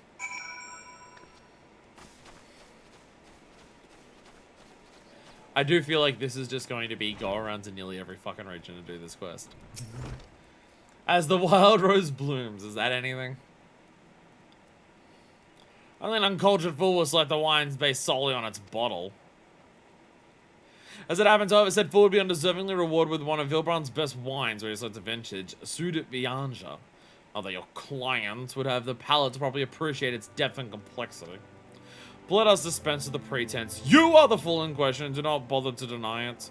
Overall is aimed too high. One of your standing could live 1,000 lifetimes still amass the wealth required to purchase even an empty bottle. No, it's literally like one of the Galleon theater people. Oh, price is no object, is it? Ha! Even if I believed you when I do not. You know I can shoulder check you and you'll be in hospital for 6 summers, right? I have a reputation to uphold as a vintner and viticulturist.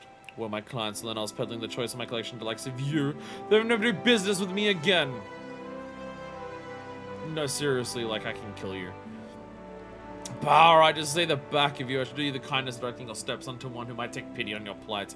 Assuming he does not find amusement in it. Master Gegeruju of Costa del Sol, but do not tell him I sent you. He should put a cork in it. That is correct. There's no way he'd, with the fucking way that he acts, there's no way he'd ever be able to find a cork circle.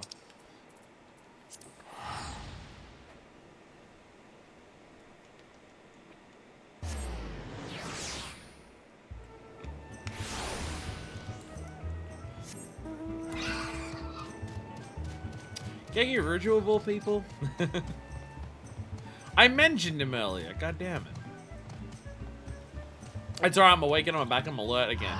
It's gonna go through that. We're gonna go through waves as we do this, of just like really tired, back alert. This is what I mean, I'm not actually getting tired, I'm being hit with a tired spell.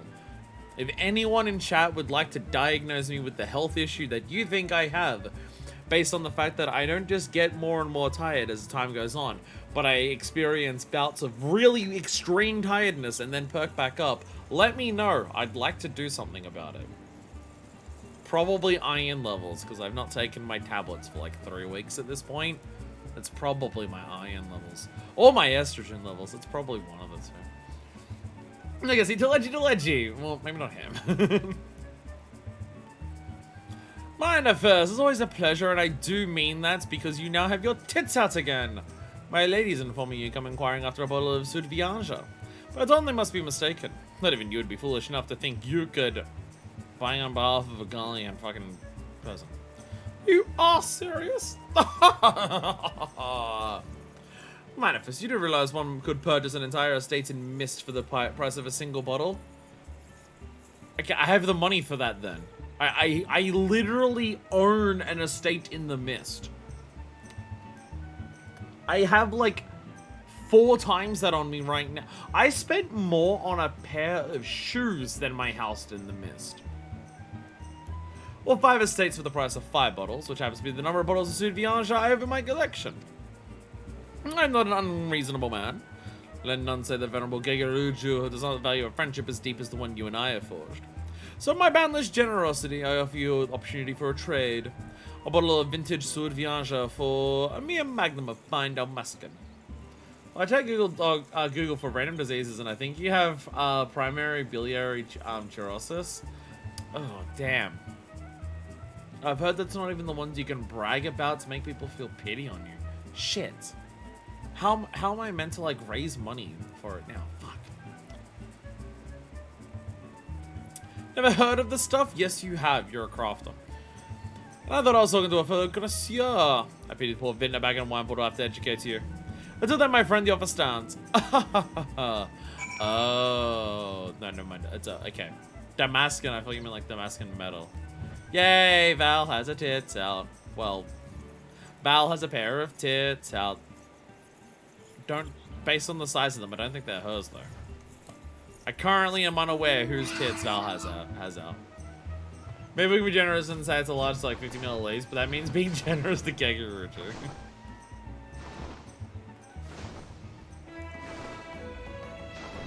It really is just gonna be a quest of how annoying can we make a fetch quest and you still do it. But at least here the dialogue is interesting. So I don't mind. That's really all it takes. I mean, that's kind of my thing when it comes to 14 in general. I've seen people complain about 14 saying the questing is boring because so much of the questing is go somewhere, talk to people, go somewhere, talk to people, go somewhere, talk to people. And I'm just like, bro, that's how life works. Like, this game is trying to make itself feel more grounded in its own world. Guess what? You spend a lot of your life talking to people. Even, like, dramatic heroes who save the world spend a lot of their life talking to people. And for me, it's just like, if the writing's good, why the fuck do I care? Oh, no. You mean I go somewhere and I see more good, interesting writing? Damn. I mean, obviously the good, interesting writing part is subjective, so like some people have tolerances of like which parts they do and don't mind. But for me in quests like this, every character that I talk to is speaking in an interesting way. That was part of the issue with like the Mughals that we were doing earlier. What we were doing with the Mughals earlier is like, obviously like the Mughals were in danger, we gotta go find them. But like every line of dialogue was very matter of fact. Every line was just like, my Moogle friend is in danger. He's that way. Go find him. We go there. Oh no, my Moogle friend must still be in danger. Let's go that way and find them. Like, every line's very matter of fact. There's not much personality. There's not much anything going on. Where, like, everyone we're talking to in this quest line has personality going on with it. And, like, they're saying, like, even if they are just, like, here's some facts to help you on your journey, they're saying it in an interesting way with personality. So, like, I don't care. This is interesting because the characters are still talking interestingly. Pursued Vion, show now Dalmascan one? Why don't you do an Age of Lumens and Red instead? No, I thought not. Well, you have to work your cut out for you. I was about to say Dalmascan one is just like that place is taken over by the Gallian Empire. There was a time Dalmascan one was fairly. I was thinking like when you said Dalmascan, I was thinking like, oh, I get some Dalmascan metal, but no. There was a time Dalmascan one was fairly easy to procure, even here in Villebrands. But that was before the Empire raised the better part of the kingdom, vineyards and all. The only surviving bottles would be those that were exported before the Imperial invasion. Over 30 summers past, though I've not encountered any in a decade or more, either at auction or in private hands. Collectors are covetous creatures. One would have somehow acquired a bottle, there's very little chance you'd be willing to part with such a treasure, which is only those brought over by few Dalmascan refugees who fled to Eorzea. Oh, we're gonna go bother him again. Oh no. Well, this just makes me feel like a piece of shit.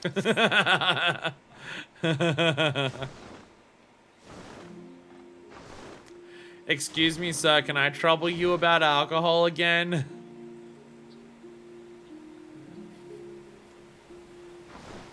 Can I go be a dick to you again about alcohol of all things? Random MC back from AR, actually becoming plot relevant. Hey. Dressed. Oh god. I feel bad about this. Can't sleep. They won't let me. The midges won't let me. They buzz and they scream. Now let's just give him a bit of a soothing. Have a little kinko nibble along his legs. Be cute. I know you. You were here before. You sent away the midges. They came back though. They always come back. They mock me. Tell me I can never go home. I just want to go home. I cannot stand it here anymore. I know you had trouble fleeing your home country and all that, but did you bring any booze with you?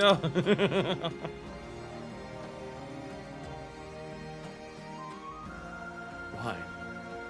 Oh, I loved wine. We would drink a glass of Valens every night before sunset. She would always keep the cork. I always thought that odd. What good is a cork? Toss it in the midden heap along with the bottle, I'd say. But she... Oh, cool, yes. Yeah, like, specifically alcohol-based trauma. Cool. She...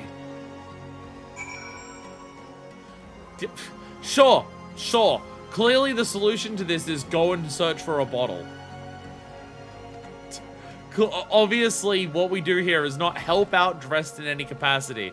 But let's just go and find a bottle. Sure. Let's not help this guy. You find several empty bottles among the rubbish. One in particular calls out to you. Take out the Shamani Lamani to confirm it's... What? Really? We're not gonna help this guy? We're not even gonna kill the midges for him? Alright. Fucking see you, I guess. What if Company of Heroes 2? That's what this quest is. Company of Heroes 2. Can I ask us to actually run Bray Fox Longstop hard for some reason to get more cheese?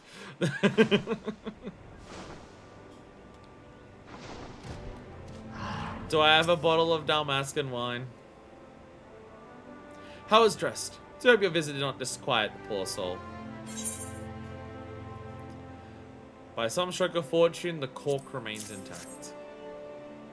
It's also empty. I was gonna fill it with a fake wine and just hope Geki Rujo won't know any better. Say the byproduct when it comes out. I'm very excited to eventually get up to it and do it. But I'm also excited to get to a second zone in Bosnia, so I have that to look forward to.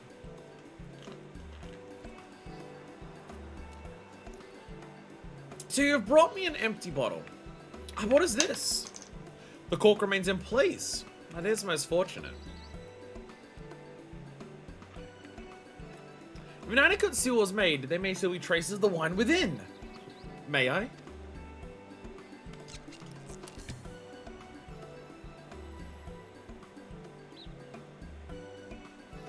Flamboyant yet elegant. A thought-provoking blend of kakuru beans and cinnamon, with just a hint of... Is that rosemary? A veritable kaleidoscope of both opulence and refinement. Should I grab some booze to drink? Just from over there. How long has it been silent again at bokeh of such complexity? Yet I recall it as if it were yesterday. Without question, this bottle once held a Damascus Leamonde red by the name of Valens. To think I would have the opportunity to experience again after so many summers. But I suspect Master Giga will not be as satisfied with a sniff as I. Now, one without scruples might see the empty bottle as the basis for a ruse. It had lemon. I mean, he's small, but not that small.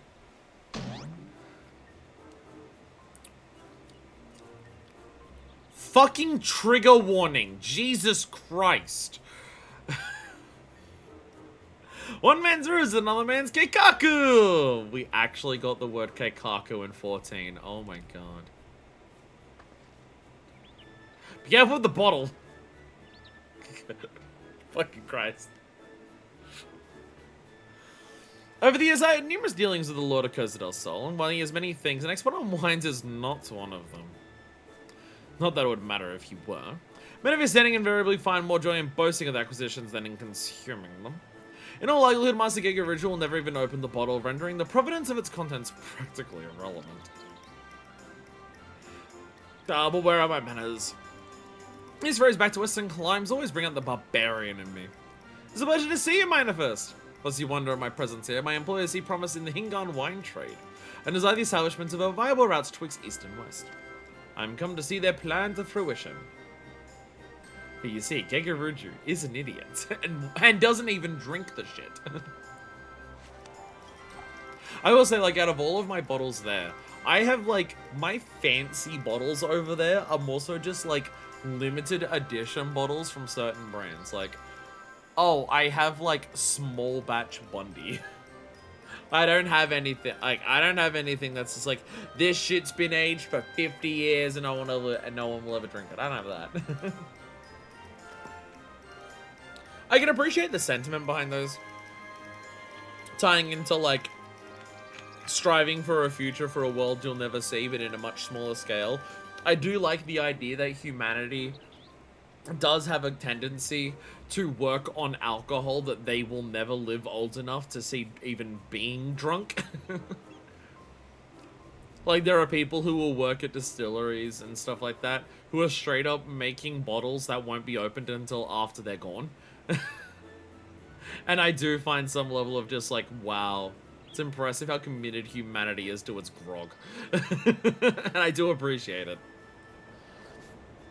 But it's like, I appreciate the, like, I'm someone who appreciates the effort and the time, and, like, forethought to put in all of that. I try to avoid, like, appreciating it for the foofiness of, like, stuff like this. I'm just like, status and cost is just, like, no, it's about, like, the human, it's about the human history that went into it, and, obviously, the taste. But returning to your dilemma, I believe I may be of assistance. I just happen to have on my person several samples of Hingun wine made with grapes similar to those ones found in Damascus. For a close acquaintance, I'd be more than willing to part with one that she might fill her empty vessel. But that would be unjust. As a maker of wine, I cannot allow it. It's Gegiruju, come on. As a Gegiruju has cozened more of his clients than he can count. Do you think the man has amassed his fortune by playing fair? Or that the world were thus? But I'm here to tell you it is not. Shamani, you haven't been able to enjoy, like, any of the wines that we actually got, and I'm assuming the one that we helped you remake in Company of Heroes you've not had yet. Drink it. Enjoy it. So it's decided then. We shall employ deceit as our morally justified means to our happy end. Oh, wait, this is a fool's errand. Do it. No, don't. There was still some left in there. There was still some left in there. Hancock! Then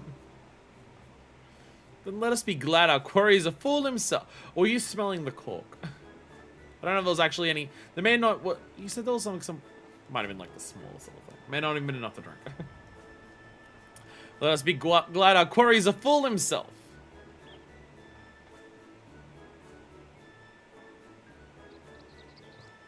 Now if you'll excuse me, I must go and tell the citizens of Wineport why they should be drinking Hingun. Good day. Pretty sure it's just an aroma. We'll let Shamani get one more whiff before it disappears. Deliver the bottle of Dalmascan wine to Gegiruju. I saw nothing. Nothing at all. Yes, Shamani, you are correct. You are a blind man. Alright, time to go and deliver this shit. I'm allowed to make that joke. I'm friends with Hannibal, and Hannibal makes that joke all the time. That means I'm allowed to. One of my best friends is. I'm allowed to say it. I'm allowed. I'm friends with one of them. I'm allowed to say it. This is the type of commentary that you get when I'm 9 hours into a stream. This is what happens. This is what you get. What's up, Val? Nope, I haven't spontaneously regained sight. By the gods, you actually found one! A bottle of Damascan wine! Oh, we must uncork it right away! Oh no. Liamonde Valens. Or at least it appears that way. Honestly, like, if he does somehow work it out, just say that we found this, so we hope it's right. Yes, a lush bouquet of herbaceous dignification coupled with earthen undertones. And the earthy undertones. Ah, yes. I am very familiar with the earthy undertones of wine. I am very familiar with that phrase and the people who use it.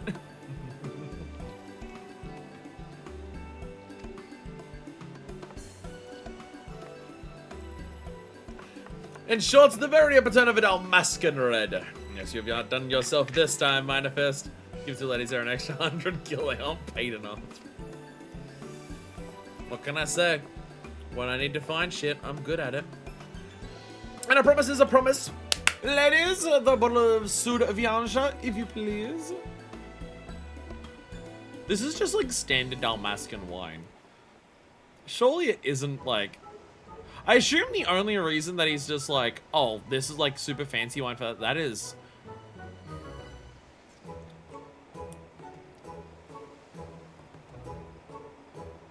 Why is there one with Kate Sith on it? Take whichever you fancy, except the one with the rose. That was my favorite. Well, whichever you fancy. Kate Sith, why do you have your own wine brand? Why is Kate Sith on there? I want the one with the rose. Why do you have 5? Why?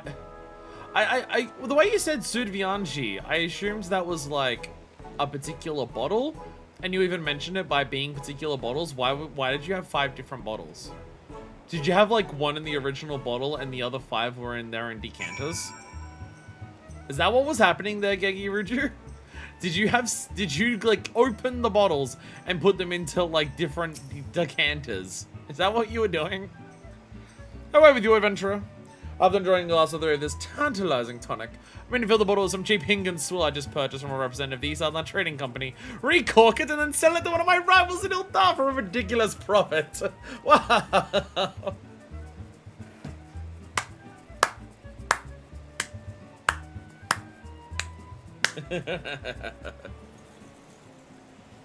Well, he said he had 5 bottles of Sud Viange.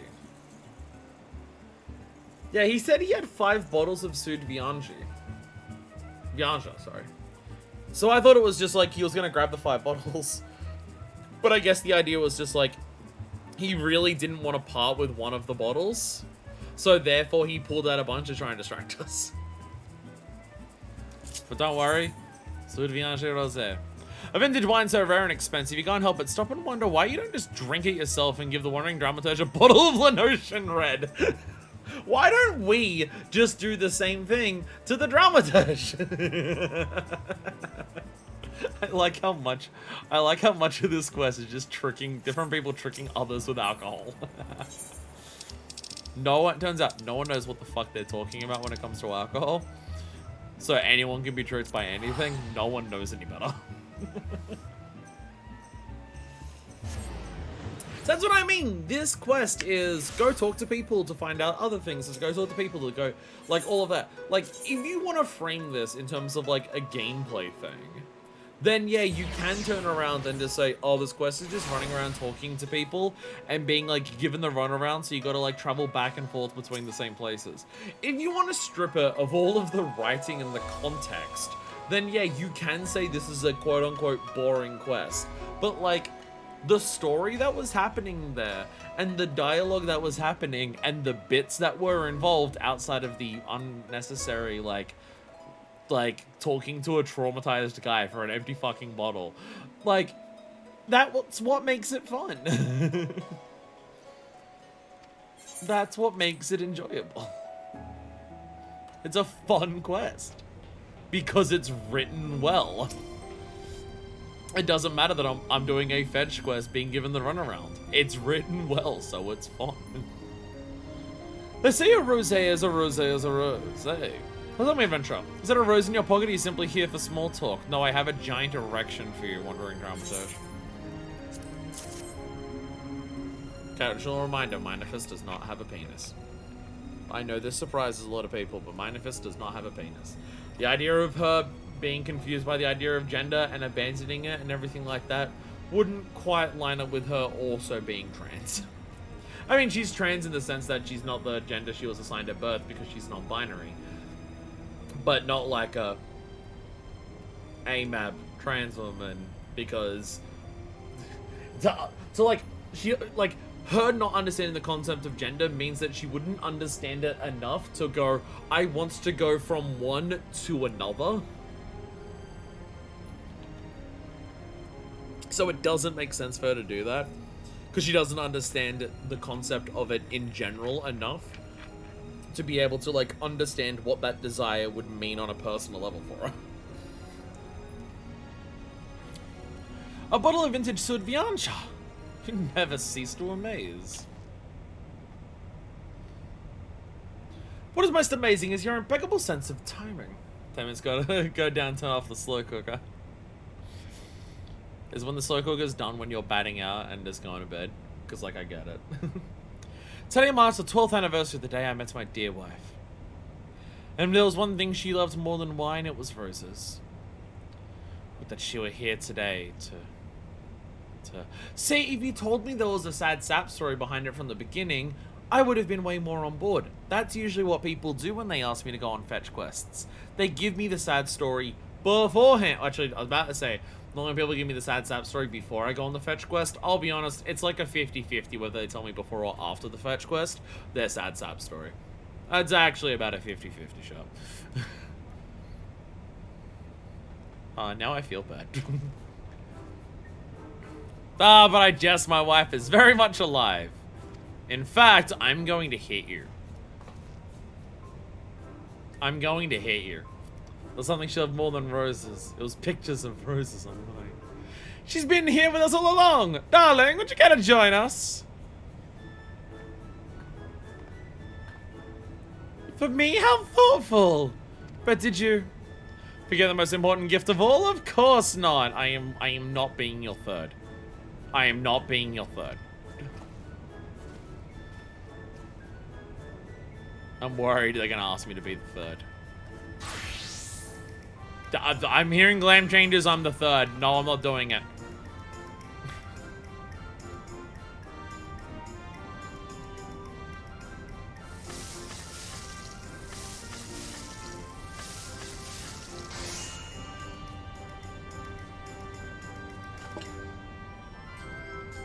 Bacon bread!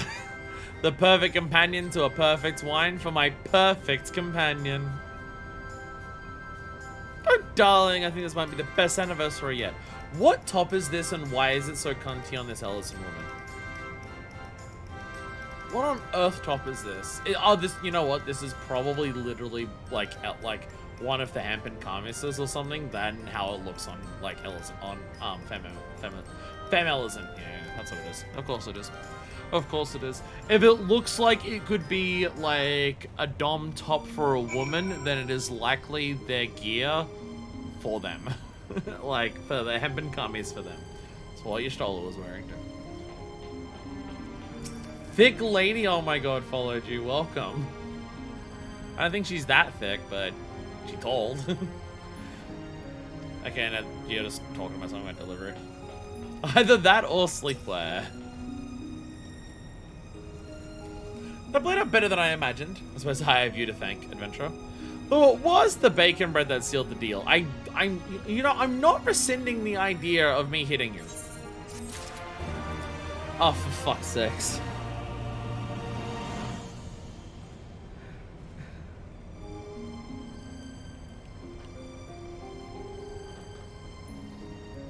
Okay, I wasn't ready for that.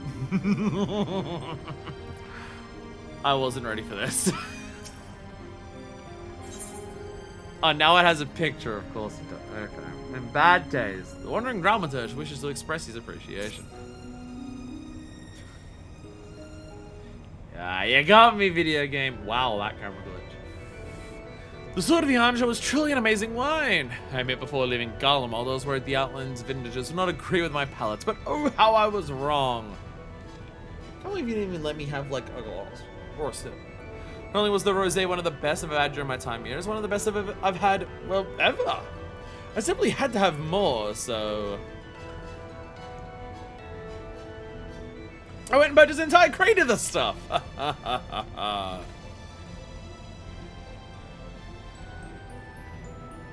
You just went and bought it. You just went and bought that many of them. I'm gonna hit you, I swear to God. Trigger warning! And I gave him quite the deal there, my dad, which was not easy, seeing as there was great demand for bottles of Sword Viancha throughout the 3 great continents. Trigger warning! I'm gonna hit all of you. I should have my judgment on the verity of Hancock's deal, but even with the price double, it would have been more than worth it. Fortunately, I recently sold the entire collection of my works to a little playhouse on Kugane Dori. The Mujikoza, I believe they call themselves. These Hingan words leave my tongue in knots. Sorry, the Kogane Dorai, the Mujikoza, I think is how he's pronouncing it. I was crouching down here, it's a hobby of mine. He was handing his cock, obviously. Scored myself a tidy profit.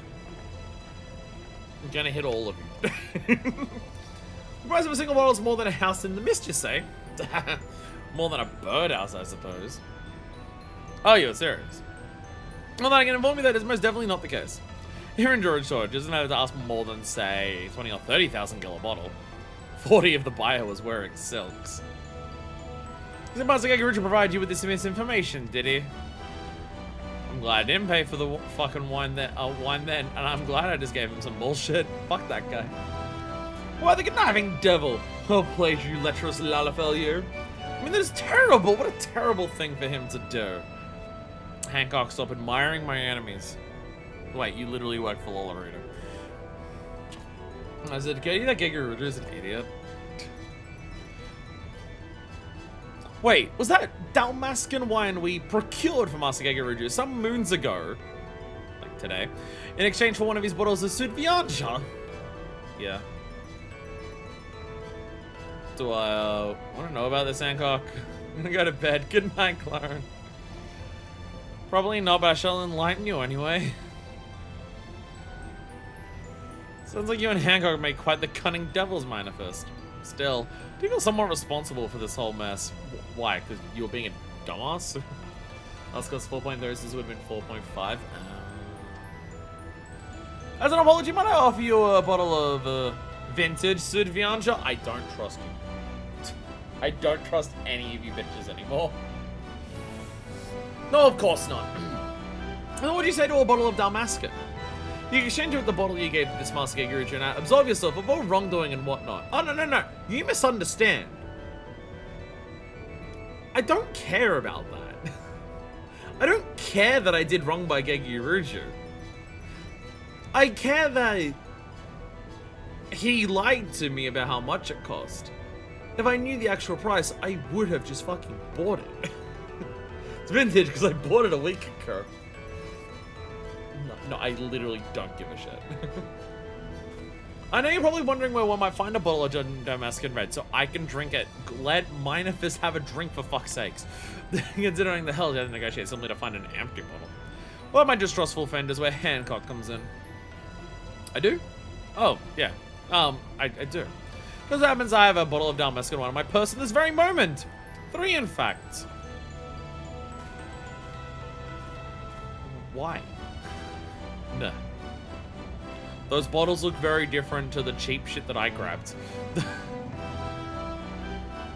And why do I carry bottles of the rarest wine and author on my person, you ask? I'm not at liberty to say. I'm not rescinding my offer of hitting you all.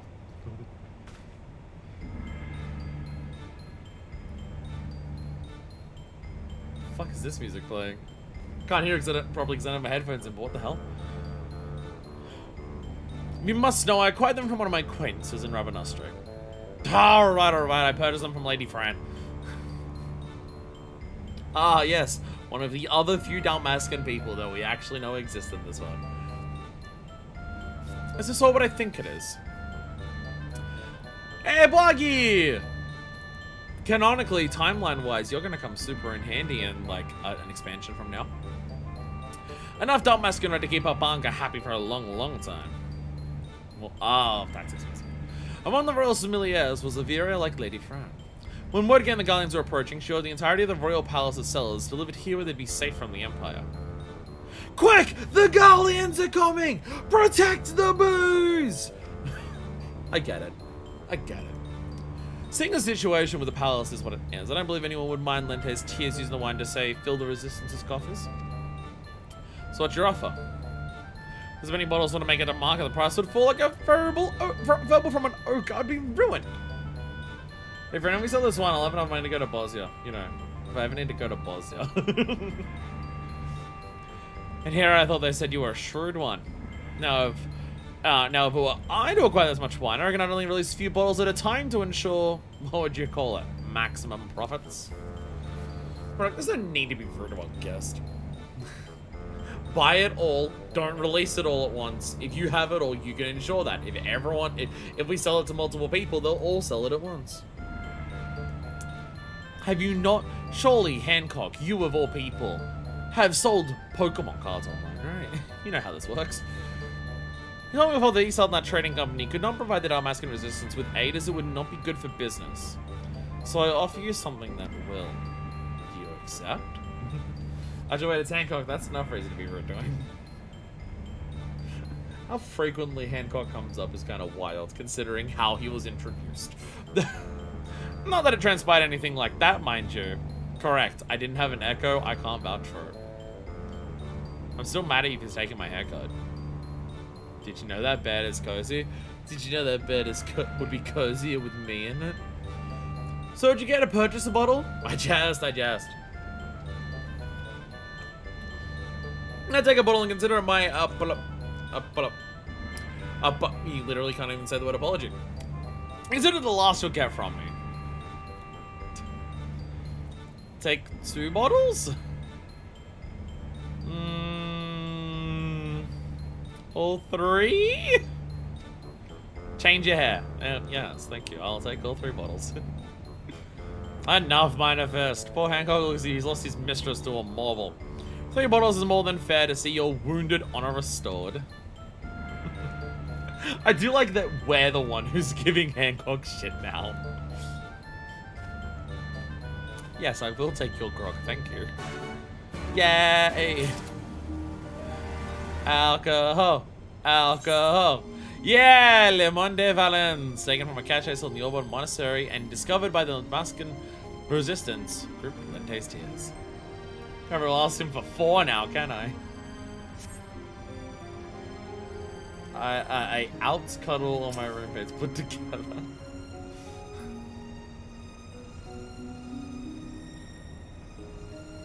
I have been told I have good upper arm strength for cuddle. That's about it.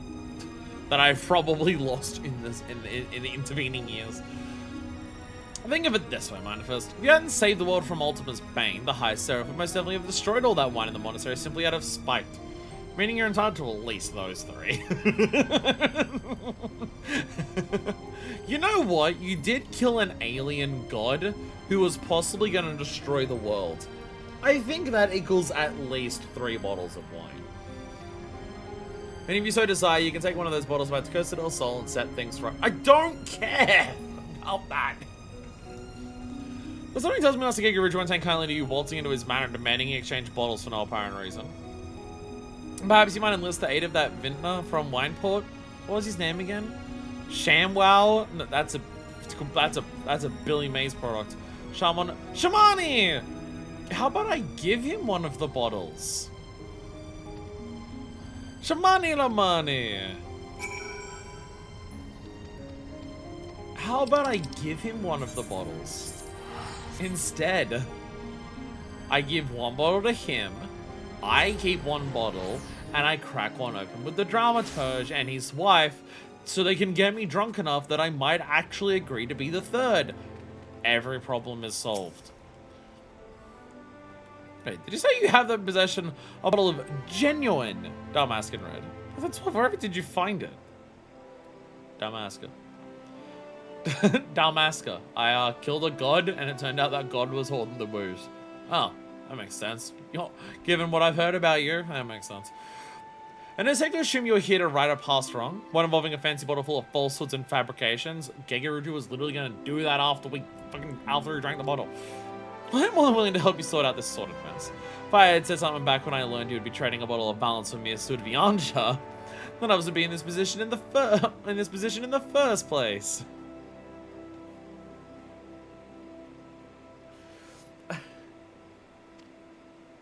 It was also why the Sudvianja was like, ugh. I shall come into Master Gegeruju's seaside manor, explain to the man that the bottle you gave him not been stored properly, and then we come to exchange it with one that has. You're certain to believe the claim coming from me, he's the most trusted supplier. That's the plan. Sorry, we found that one, and it wasn't stored properly. I've got a much better stored one here. Don't you worry. Spoiled? Shamani, I'm shocked to hear that such a careless mistake was made on your watch. No, I literally just say I found the bottle. It was dirty as shit. My deepest apologies, Majesty Gagaruju. I was not aware of the error until recently. I've been since seeking to procure a replacement. The one I come bearing today. Would you care to partake in its aroma? I find you recognize hints of kukuru, cinnamon, and we hold the goblet just the right angle, freshly cut of rosemary. A veritable kaleidoscope of both opulence and refinement, if I do say there. Sabian, sir.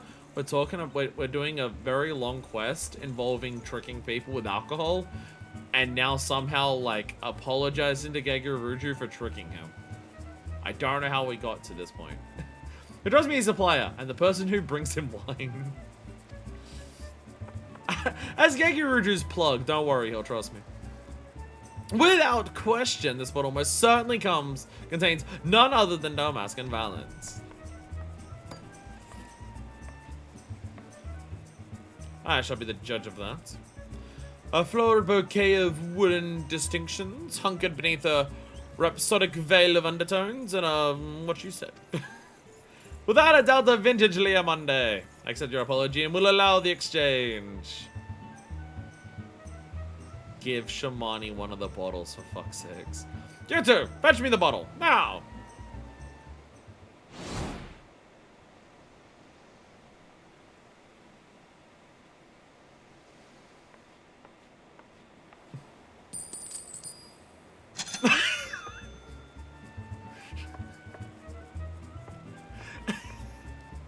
We're paid to fan you, we're not paid to grab alcohol.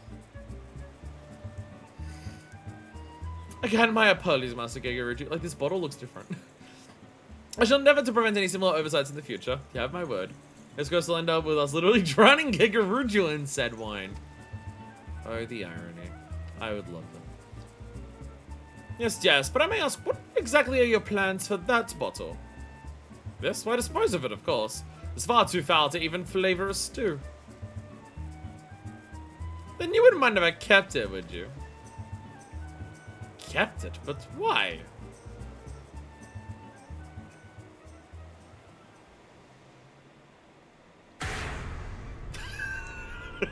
Why do you think? There is coin to be made! A little wax about the top and I can convince my fool colleagues back in Ulta this is an authentic, sealed bottle of Damascus Red. And once the bidding ends, I'll have enough for another wing to my manor here. They put the effort into this quest line, I fucking love it. Master Gagaruju! Knowingly presenting someone with a bottle of wine understood to be of inferior quality? That would be... I could never allow such a thing.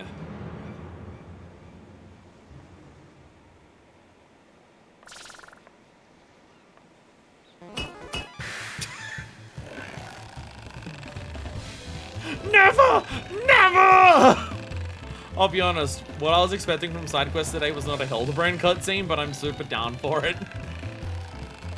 What's one little bottle? I even give you a cut of the profits. A small cut.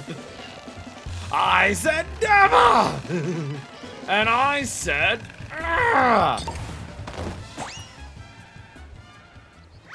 No! No! Just picking him up, just being like, you two, stop it. Now look what you've done. Ladies, hurry and collect those pieces. I have some animal glue in the bungalow.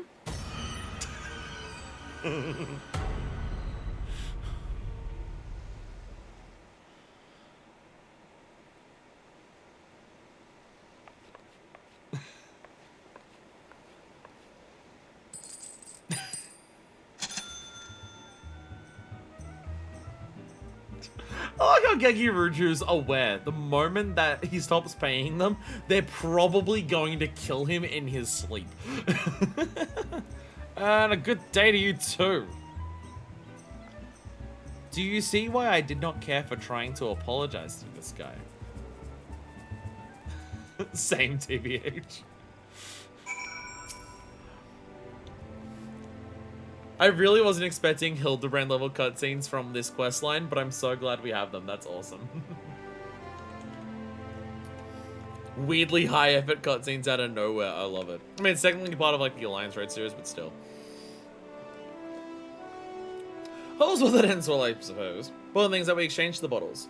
Notice how this is all going to affect my future dealings with the Master Gig of Richard, you let me worry about.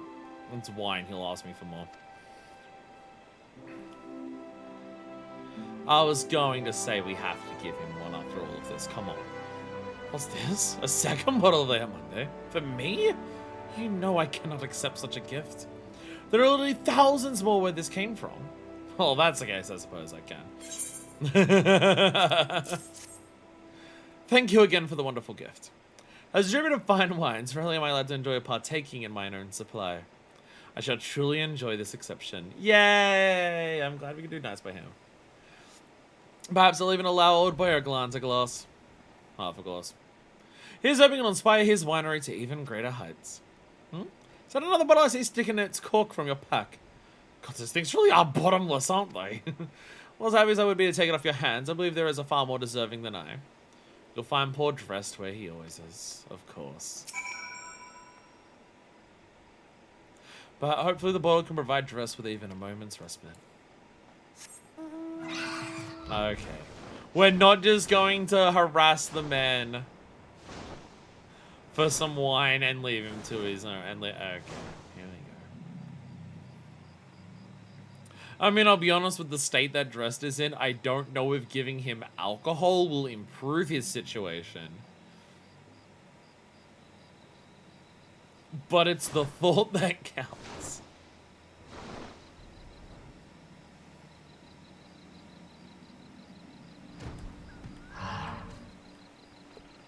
Mine has not had been able to drink any alcohol this entire time. Why have you come back? There's nothing for you here. There's nothing for any of us. That bottle. Where did you... The scent. Home. I'm sorry, I don't deserve this. 'Twas my wife. My wife who always saved the corks. Do you think she'd forgive me if I told her I wasn't coming back? When my brother's in arms, would they allow me this respite? Maybe it's time I ask them. They'll all be here soon, just like they are every night. But tonight I'll have brought them something. Thank you, my friend. Thank you.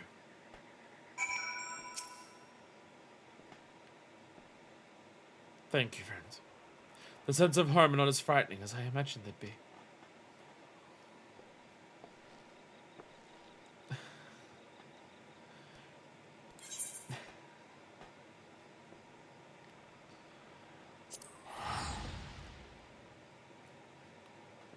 This questline of like 2 quests really has been a fucking roller coaster. Holy shit.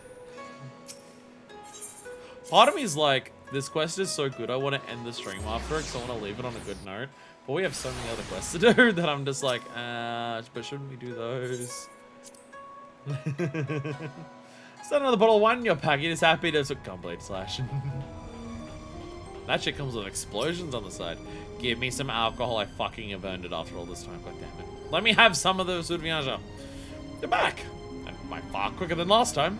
Everything ordinary hitch then, I suppose. Well, that's truly, truly wonderful to hear. I was always saying that because it's been this nagging in my gut that's followed me since I asked you to fetch me some wine that fateful day. Please just have this as a token of my gratitude. I've been told you adventuring types collects them as well. Kill? Kill? That's an achievement quest? Wow. I'll be honest. Did not realize this was an achievement quest.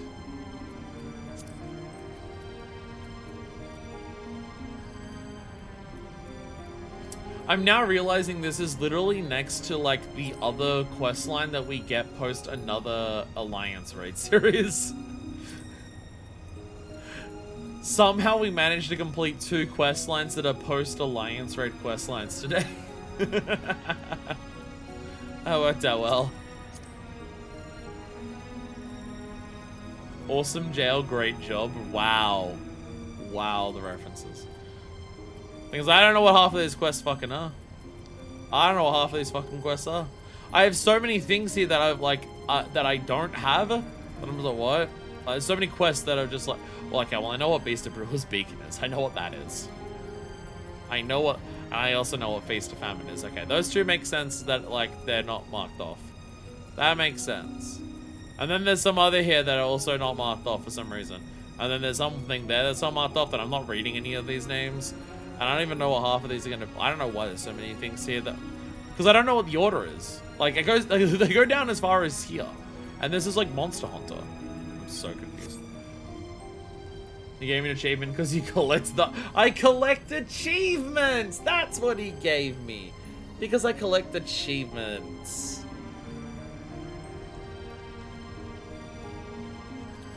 My achievement score is like almost 1300.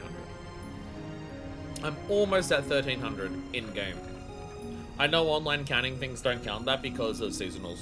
And honestly, seasonals have buffed up my achievement score quite a lot because of Yoko Watch. So I know they don't quite count. Do you, Deku, while you're here, because I'm assuming at this point anyone who is here is liable to fall asleep at any moment because we are almost at 10 hours. I knew today was going to be long. It's just, I thought it would be long and would get everything done. Not it would be long and we wouldn't. There were some other Evil Steelers, but they were bad and are now dead. Wow, actual quest deletion. Actually, I'm now realizing, isn't this like isn't post 5.3 the funniest time for us to do yellows? Wasn't literally 5.3 the patch that cut out a lot of quests in the game? I believe it was specifically 5.3 that cut out a lot of quests, including MSQ quests in the game. So the idea that we're doing yellows post 5.3 is actually kind of funny. Like that quest, like those 2 quests are really good. Unique cutscenes, well done writing, like a lot of interesting bits happen during it and everything like that. That's like super worth it. Do you have any others that you would say are like important, we should definitely do this today? Like not which, like specifically I'm still good to go. Like I'm not saying I want to wrap it up now. I'm good to go for like another 2 hours maybe. But it's more so just, is there any that you would say we should definitely do today? Because if there's any that we definitely should do today, I'll make sure we get those done, and then seeing after we do those, then we can get to some others. 5.3 was a big quality of life patch. I removed a lot of filler from ARR, MSQ added flight to it too. Ah, that's why. Okay, I'm thinking 2 things in Crystarium. 1 big, 1 small. Perfect. Let's start with the small. Let us start with the small. I don't know, none of my list actually mentions Crystarium.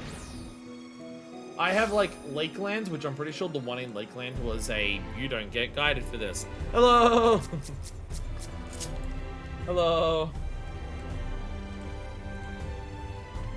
Oh, I'm following you. Actually, if I follow you, I can do this. I just go rah, and then I just hold forward, and then I just rely on you walking. It's awesome. I'm coming for you. I don't have to worry about where. Oh. Oh, there's a. Oh. A little bit. Of course. Right. We never actually unlocked the extreme, did we? Yeah, we didn't unlock the extreme. Hello there, Fantasy Urshipi. As a sinner of the world, you must surely have all manner of exciting experiences to share. Talk about the Warrior of Light.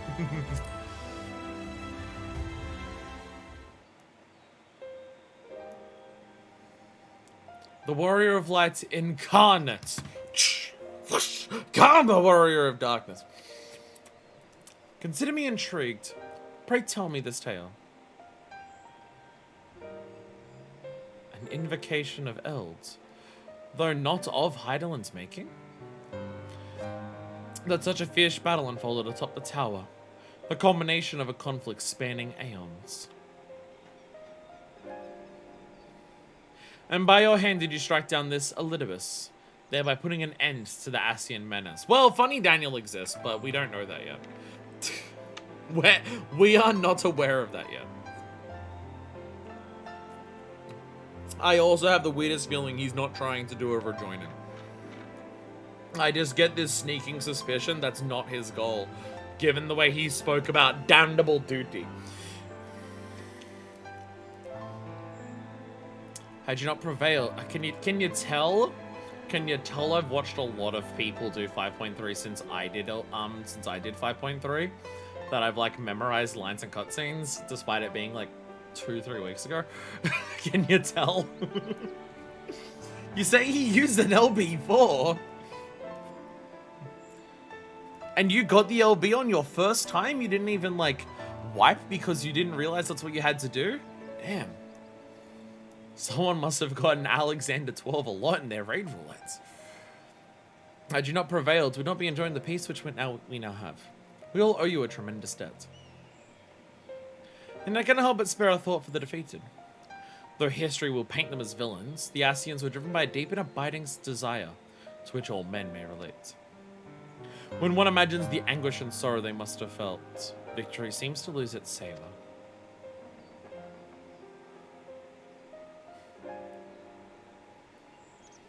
So such thoughts trouble even she who dealt the felling blow. I am neither a philosopher nor a leader, just another minstrel. So pray allow me to speak of it in a language that is near and dear to a minstrel's heart. Love. Hey, you mean that thing that I like declared like everything I did was about? What's up there?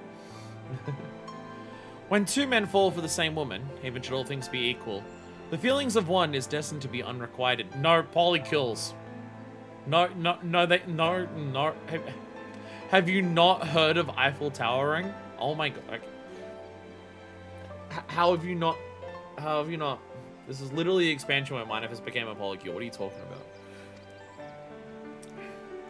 Thus is there never a shortage of broken hearted drowning their sorrows in taverns.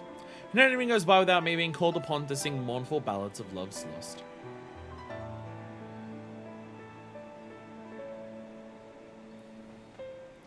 Yet in spite of the pain that love inflicts, men can stop seeking it out no more than he can choose to stop breathing.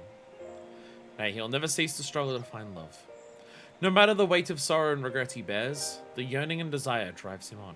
Hey, you're like literally talking about the thing that like was like the whole impetus of like why Minefist started going by her name atop the tower. But not love in the wanting to fuck a chick love. Like love in like love for humankind and the world and shit. For love is the greatest emotion of all. It is a veritable force of nature, transcending reason as it moves us to action, causing old wounds to tear open anew, again and again and again. Yet by the same token, it makes the love at which we finally arrive all the sweeter. And we should savor it, and let nothing diminish the joy it brings. Even you should taste bitter defeats. The sorrow you feel is testament to the strength of your passion, the flame that burns silently within you, perceivable only to you and you alone. There is no need to extinguish that flame. Nay, let it burn until it is spent, and one day the ashes it leaves behind will become something more than the remnants of your pain. I understand. I think. Ha! Such are the words of a minstrel, my friend. They must be somewhat open to interpretation that the listener is allowed to find her own meaning. But I digress. We were speaking of the battle between the Warrior of Light and the Warrior of Darkness, and such a battle it was! An exemplary subject for song. 14 music making me cry. Hey, you did that to us earlier, it's only fair I get you back. Suppose I could do for some wine and stuff, and then I realized, wait a minute, I like wine. I could go over there and grab one of my bottles of whiskey. I could do that. And mix it with orange soft drink. I don't know if surely there'd surely be some alcohol over there that mixed with orange soft drink. I just don't want to pour it into this bottle and accidentally like do a wrong choice and then I ruin the rest of this. believe I shall place the focus of the piece upon the climax of the confrontation. The better to weave an enthralling epic. No, don't do that, because that was when we did the thing, and then the lighting shop, and then it went psh, and then he was like, my brethren, my friends. Like, and that's not like, that's like emotional, but like, I don't know how, like, what's the extreme, like, if you have the extreme be Elidibus saying, the rains have ceased and we've been graced with another beautiful day, what's the extreme? Trying not to cry? The epic of two heroes, one arrayed in light and one clad in darkness.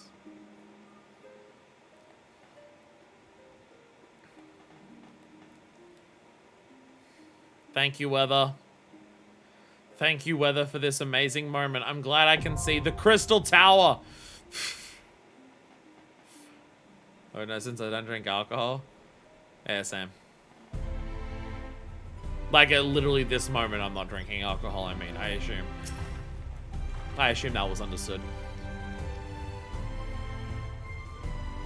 I doubt any of your latest exploits will suffice. You fighting someone who, like, turned themselves into Save the Queen? Nah, that doesn't count. Actually, that doesn't need to count. We literally already have a savage for that. A different person told us about that. Never mind. Artesia? Artesia?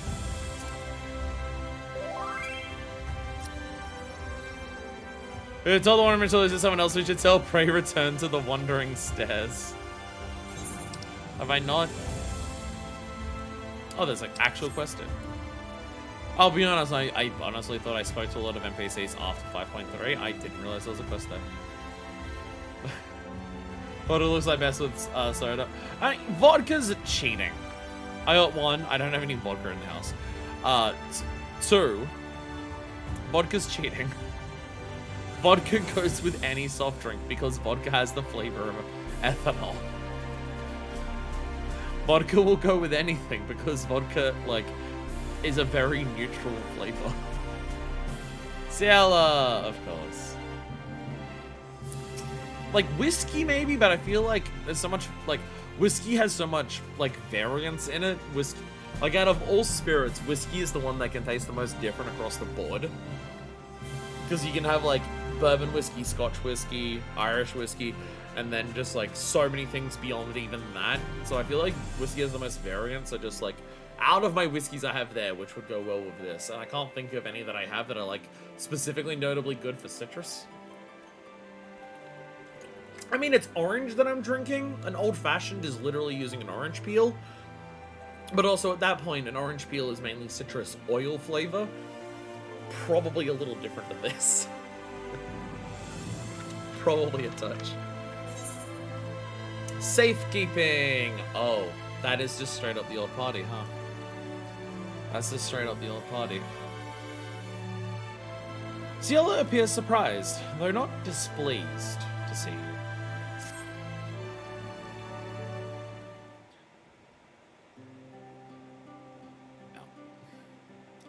If it isn't Manifest, floating about the stairs just like any old day. You know, I was worried that you'd gone back to your world for good and I was too late. I can still go back between the two, just the others can't. It's just that I've been thinking about the crystals belonging to the Warriors of Light. They ended up with you after you lot defeated the Virtues. I assume you have artbooks as well? Well, I gave the others to a drunk man at the bottom of the ocean so he could build a light. Don't ask. I gave the other one to a bird dog.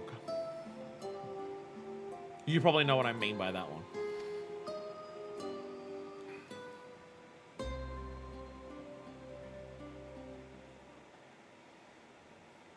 Indeed, that does seem appropriate.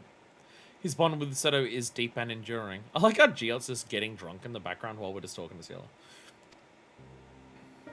By the way, Giot, thanks for the help in the Hero's Gauntlet.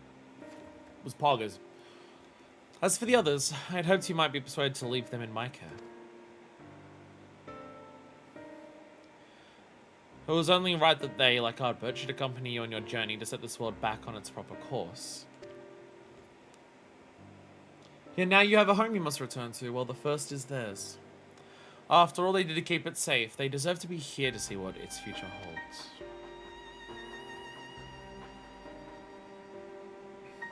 Oh, don't make that face. I know it's a big decision, but it ain't entirely to you. There are others here who care for the warriors of light as much as you do, aren't there?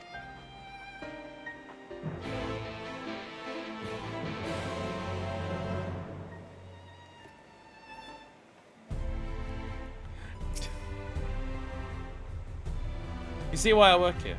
Folks always in reach when I need them. Yeah! Gulp, gulp, gulp, gulp, gulp.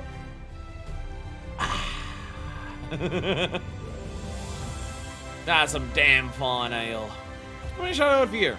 I don't ain't much of a drinker, so 6? 7? I'm not much of a drinker when I'm around you, Gia, because when I'm around you, I'm usually trying to kill things, or stop myself from killing you.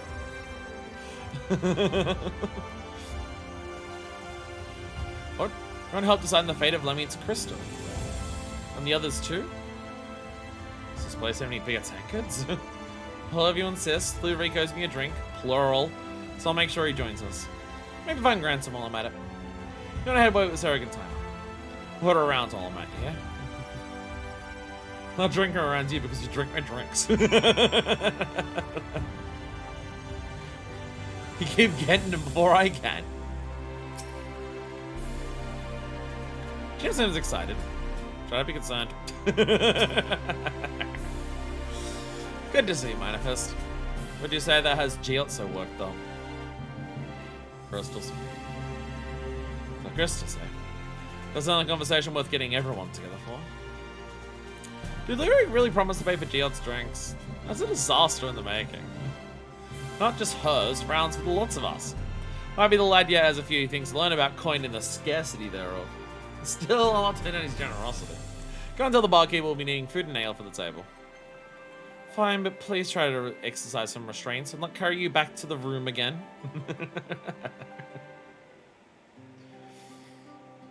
Surely we can introduce Tylenol to the wonders of alcohol. He is technically over a century old. He's older than the rest of us.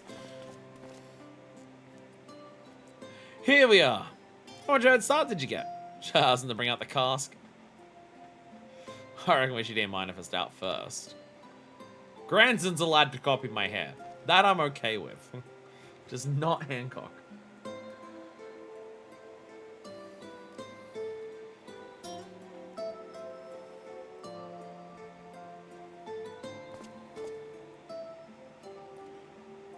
Oh, wow.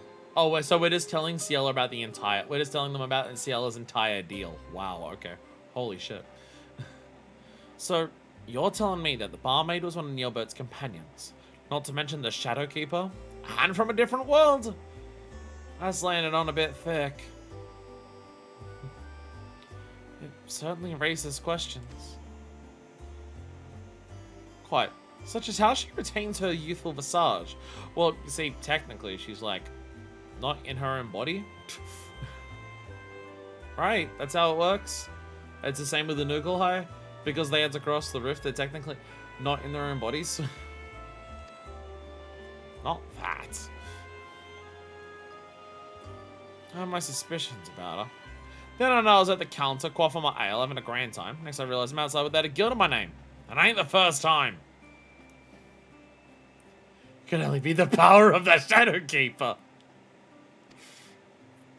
And not that you drink enough to fell a small army.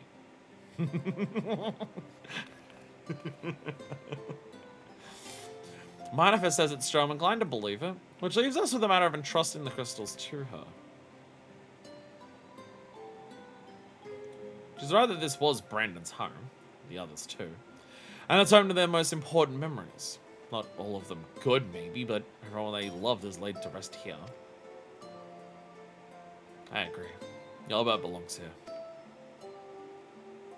Albert's crystals with Seto and this one. My mates would want to be now. Brenda Rye as well, I think. Showed me with her friends in the place that she loved.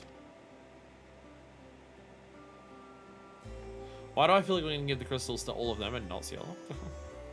Very least we have told each of the group except Sarah about the different shards and stuff, so that's a start. Did we do that? Oh, right, yeah, because... Right, yeah. Because... Well, sorry, I forgot about 4.2. I forgot about 4.2.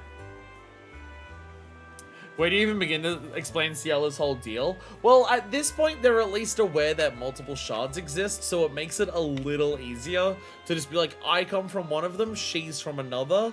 What happened to hers is what nearly happened to yours.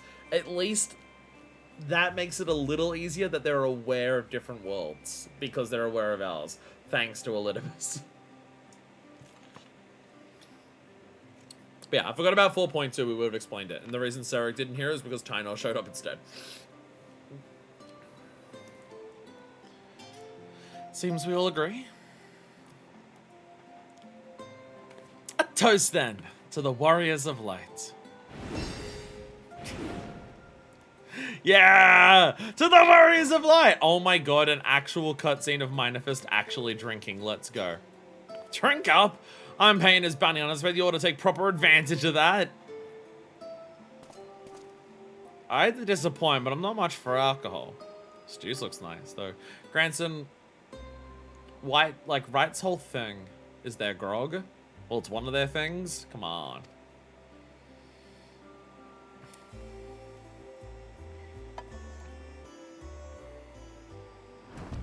That's not... Okay, I'll be honest, I wasn't expecting 2 different quests to give us Hildebrand cutscenes, but I'm okay with it.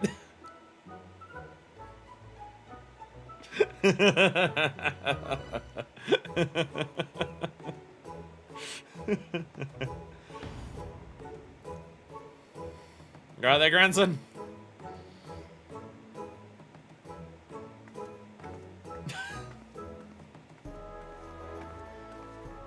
How did you manage this? Twice the mess and half the time as normal patrons, I swear. I'm good at inspiring people, what can I say? I overheard your conversation, by the way. Do you agree with your friends? It was 1 round. Apparently, I hang out with a bunch of fucking lightweights.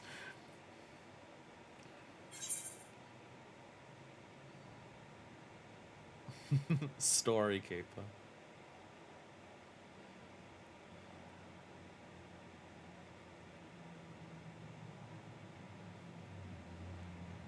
I want to go for this one because I like the Story Keeper title.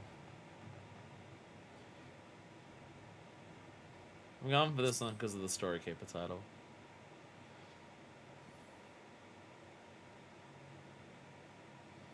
The legacies are safe with me. You have my word.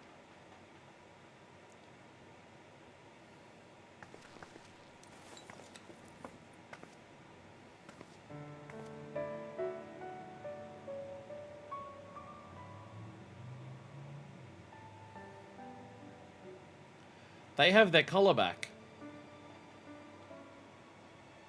They have their color back. They didn't have their color when we got them off the Cardinal Virtues. At least I don't believe they did. Oddbirds didn't when we gave it to Seto. At the very least. Thank you.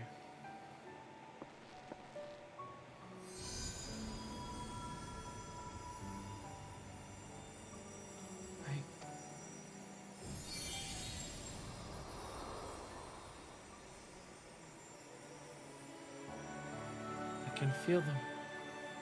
Their memories.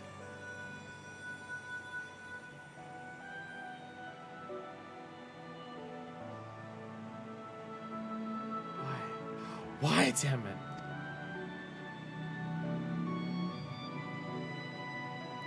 You're all just like Oddbird. I betrayed you. I manipulated you instead. You thought of me as a comrade, a friend, until the very end.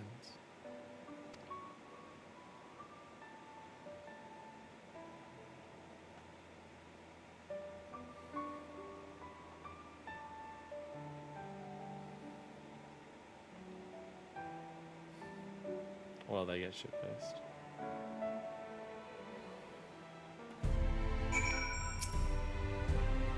My head. I did warn you. Are the others still here? Cleaning up after them? I'm sorry. Like a little. Not that much, but like a little bit. A little bit. Not that much, but a little bit. A week's worth of earnings? How is this possible?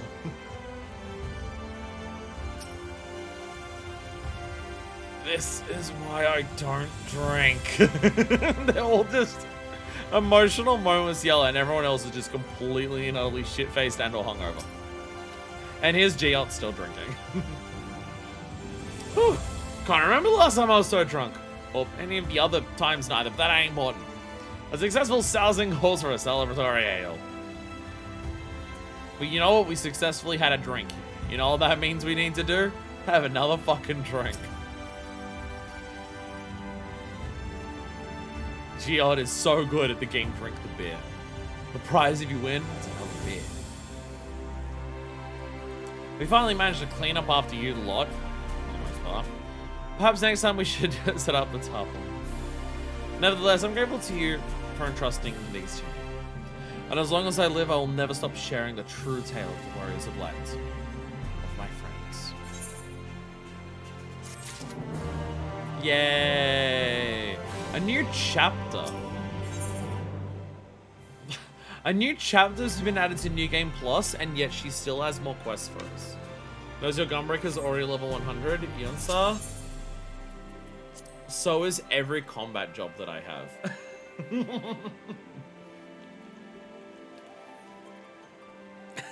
Except for Blue Mage.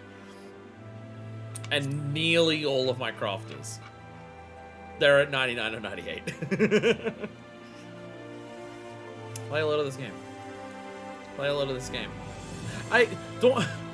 Dawn Trail came out. And I couldn't do anything. What else was I gonna do? Not endlessly do roulettes forever? To get all of my jobs up to 99 and then my first string back I got like Gunbreaker to 100? Why do we get the New Game Plus chapter then, and now there's still another quest? The Hero's Journey. Ciel is not finished with you yet. Seeing the lot of you together like that reminds me of the old days. Ardbert and the rest, drinking and bickering and laughing. Drove each other half mad at times, but there was never any question of who'd be there when times got tough. Can't help but wonder, can I? If I had companions like that back home, could it have been saved? I'm not the only one who tried, though each of us stood alone. There was a Nikolai. High unpronounceable names, that's what we've met. He was working with Elidibus at the time. Yes, he too was one would-be savior of the 13th, and spared his fate demise by Ascian devices.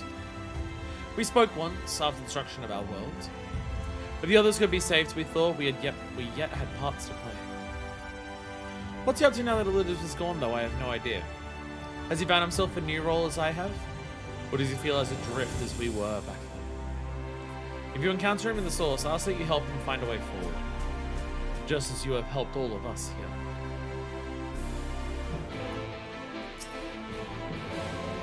Obviously, we can't take a work on a tavern, but there must be some means to start towards a new goal.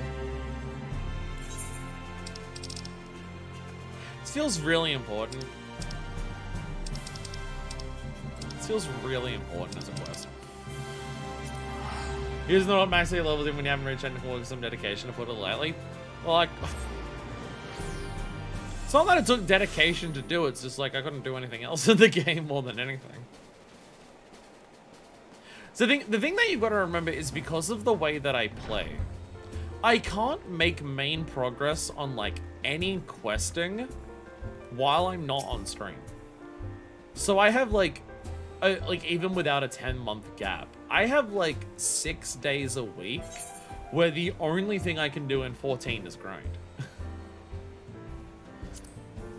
I don't have like, oh, during the week I'll work on doing these quests or I'll work on doing these things.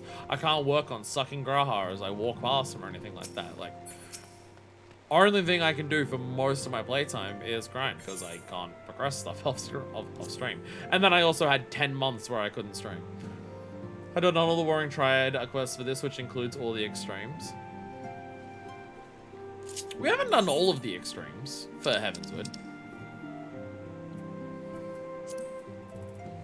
Unless we unsynced them at some point. We did Bismarck and Ravana. Yeah, I mean, because they're just unlock quests, aren't they? You just unlock the quest.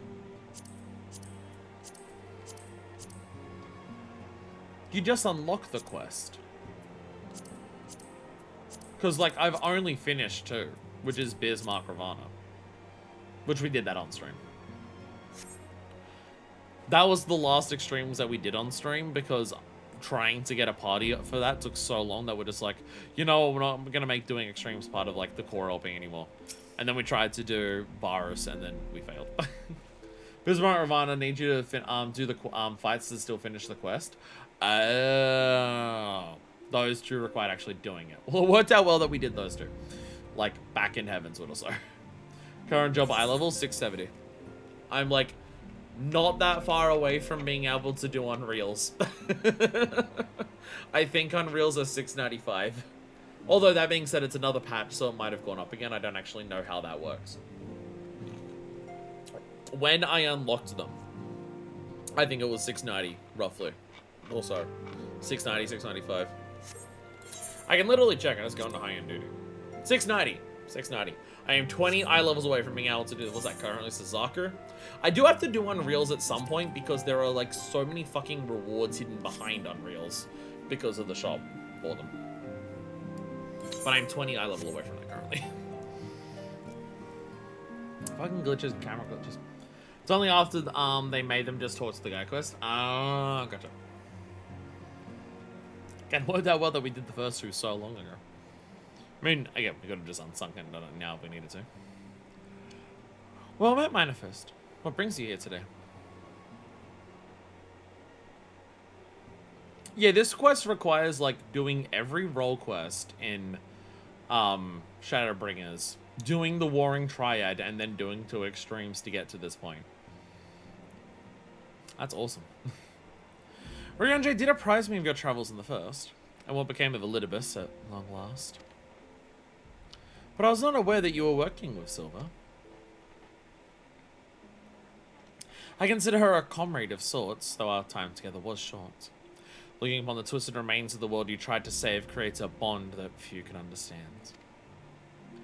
At that time we spoke of what we could hope to achieve with our newfound immortality, and of our regrets. Though I then believed what happened to be the natural result of my aging experience, I now think this was merely at least the least painful explanation I could offer myself. Silver is right. We ought to have sought each other out before it was too late.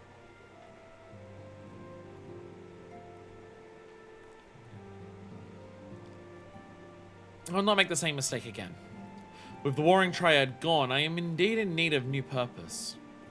But to seek it alone is folly. I shall let speak with Silver, assuming such a thing is possible. As I mentioned, she understands how I feel more than any other.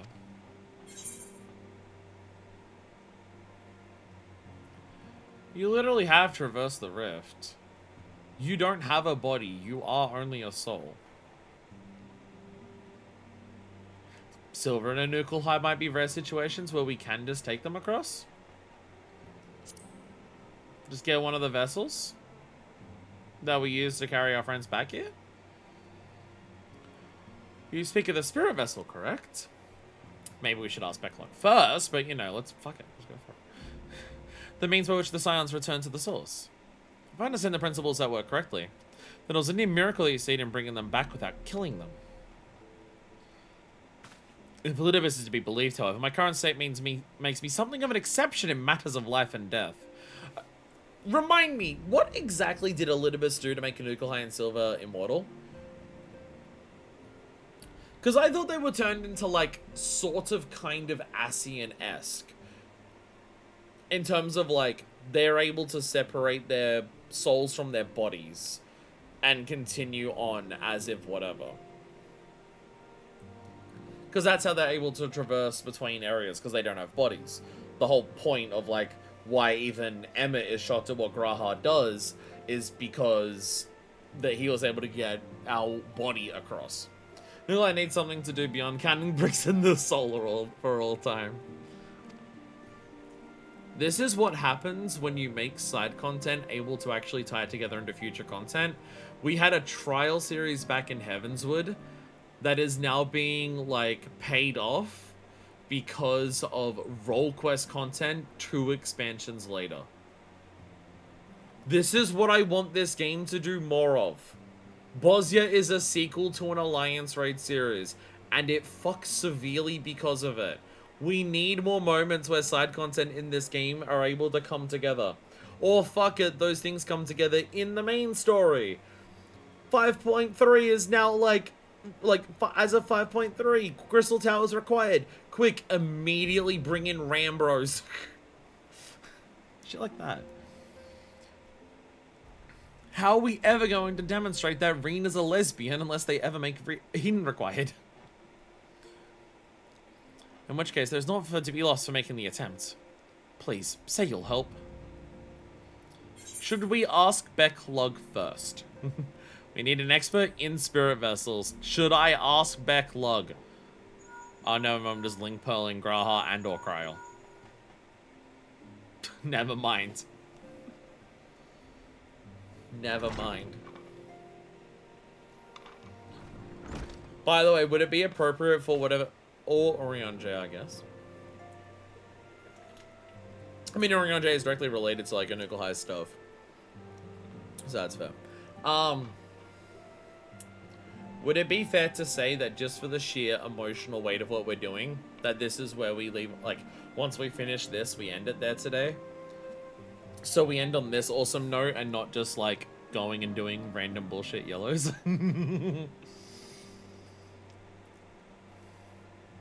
Unless there is any other yellows that we definitely should do. Like, I have things in the Sea of Clouds. I bet they don't matter. There's stuff in Kugane. I know one of those is only just a, you'll not be told where to do this quest thing. The ones in Ilmeg, I'm pretty sure we did. And then I have, like, one in Lakeland, which I believe is also a, do this because, like, you won't be told where the objectives are quest. Pray forgive thy delay. Thou didst seek mine counsel? Trying to judge up his words even more.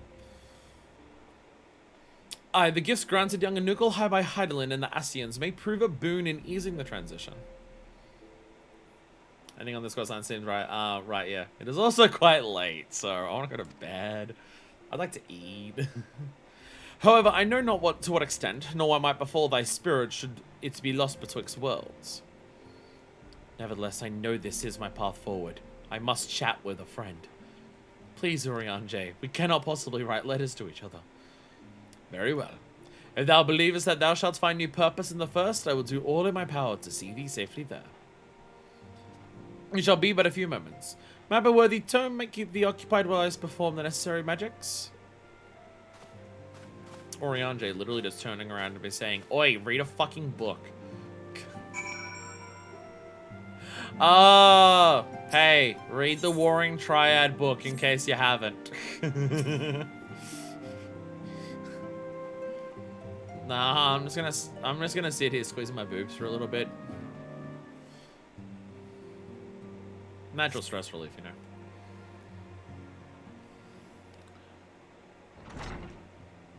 Oh, neck.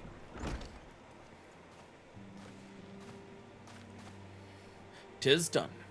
Pray God his vessel well. Unugal as his eye and the other scions were on the first. A soul with form, yet no true body. Thus was a similar matter to transfer him to the vessel using the self-same process as before.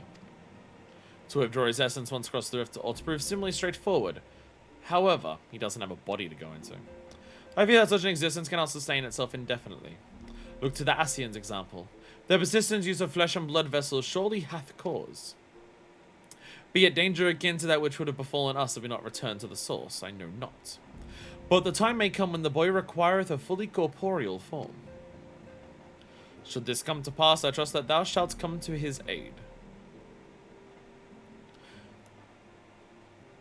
Well, I think it was more so for the Scions. The link between your body and your soul was waning. You didn't have any, like, innate abilities to separate your soul from your flesh. So that, like, you still required your body to sustain your soul. and the link was failing. But, like, surely Asians have some way of doing that with their power. For the moment, however, thou needs only convey the spirit vessel to Backlog. Farewell, both of thee.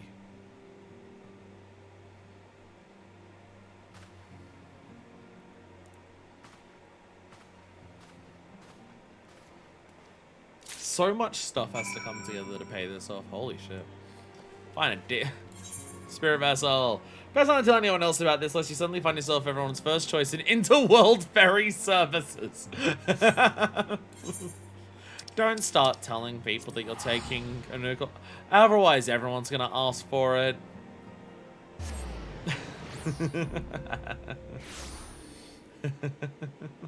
It's the first time we can actually have a spirit vessel in our inventory, because last time it just like immediately cut to more story. Anyway, Cabinet Curiosity! Because Becca hangs out with Morin now. Oh, it's up here.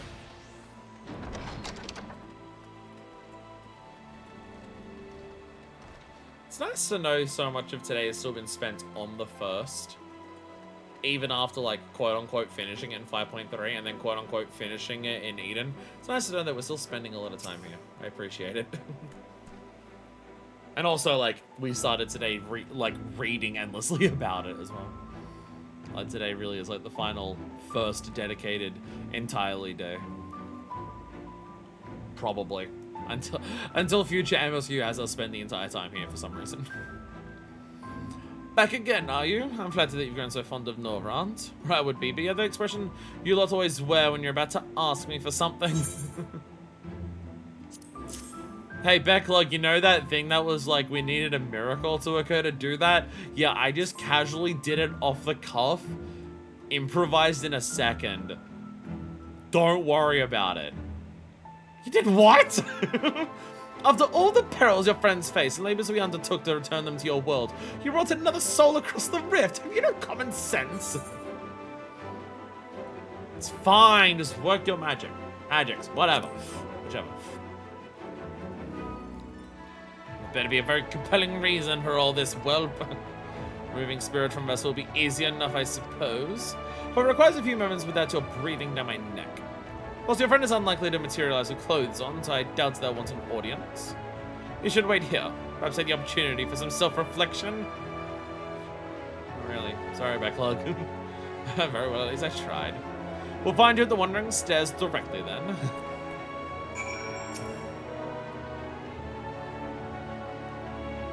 Words and knowledge are what the change with the age. Experiencing this firsthand, I find I've developed an even greater appreciation for what we have in the cabinet.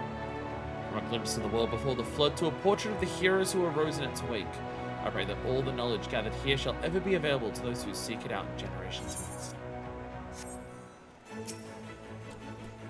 You don't need to explain yourself further. Be gone with thee.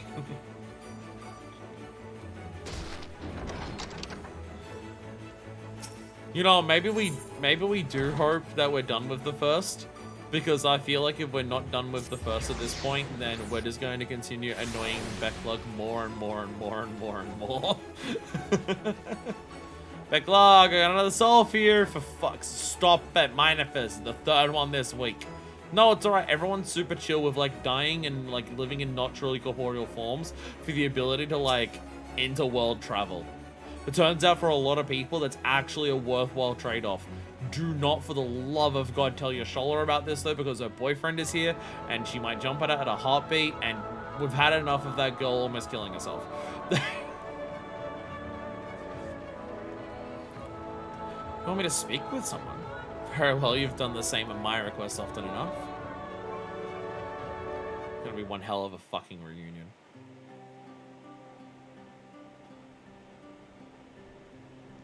How long are we meant to wait for this friend of yours? I do have work to do, you know. Hey, Backlog.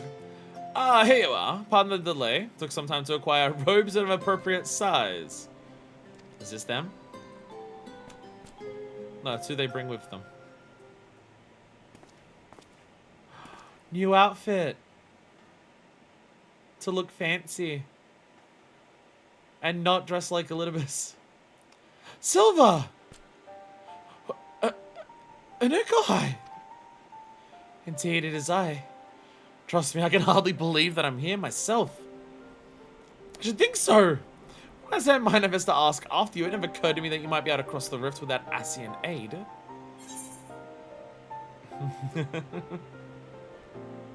No mysterious mask?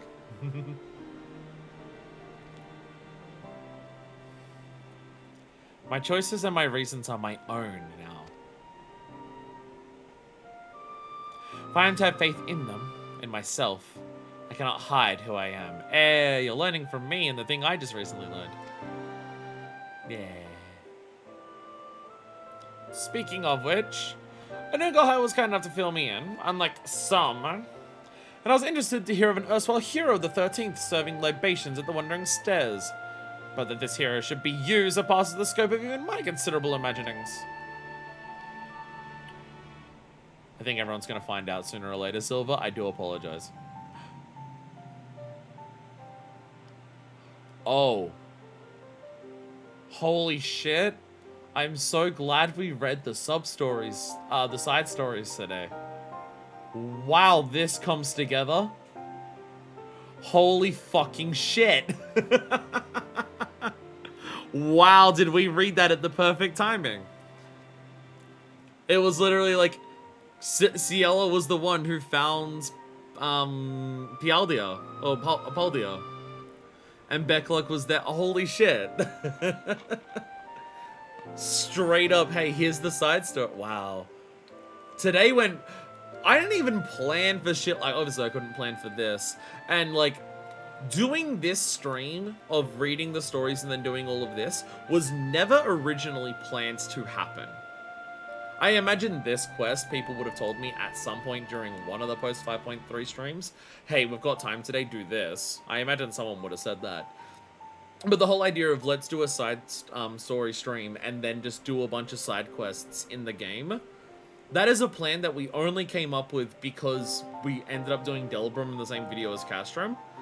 So for a stream that is like not planned like way in advance, like everything else we're doing post Shadowbringers, holy shit, today has come together so fucking perfectly. Literally full circle shit. Was that you at Gruen's Licht so long ago? Not so long to me, or you mayhap. Though I had thought I might at last put those days behind me. But perhaps this is for the best. They're not all bad memories.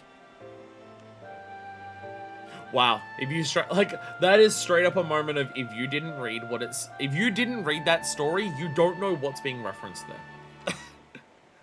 If you don't read the online, this is the most like.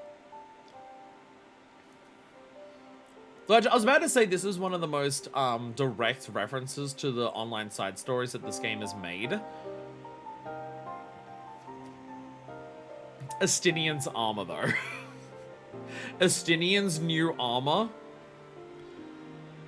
While they don't explicitly call out his new armor at any point, I don't think they've done. What Estinian is now wearing, now that he's no longer wearing the dragon armor, is only explained in the online side story. Other stuff is like relevant and there's things like that and whatnot, but this feels like one of the most explicit call-outs.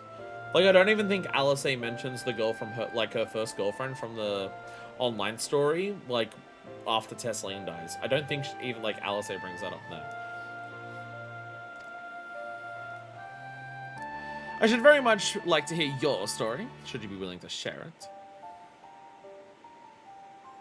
Our world, like this one, had its share of would-be heroes, myself and Anukel high among them.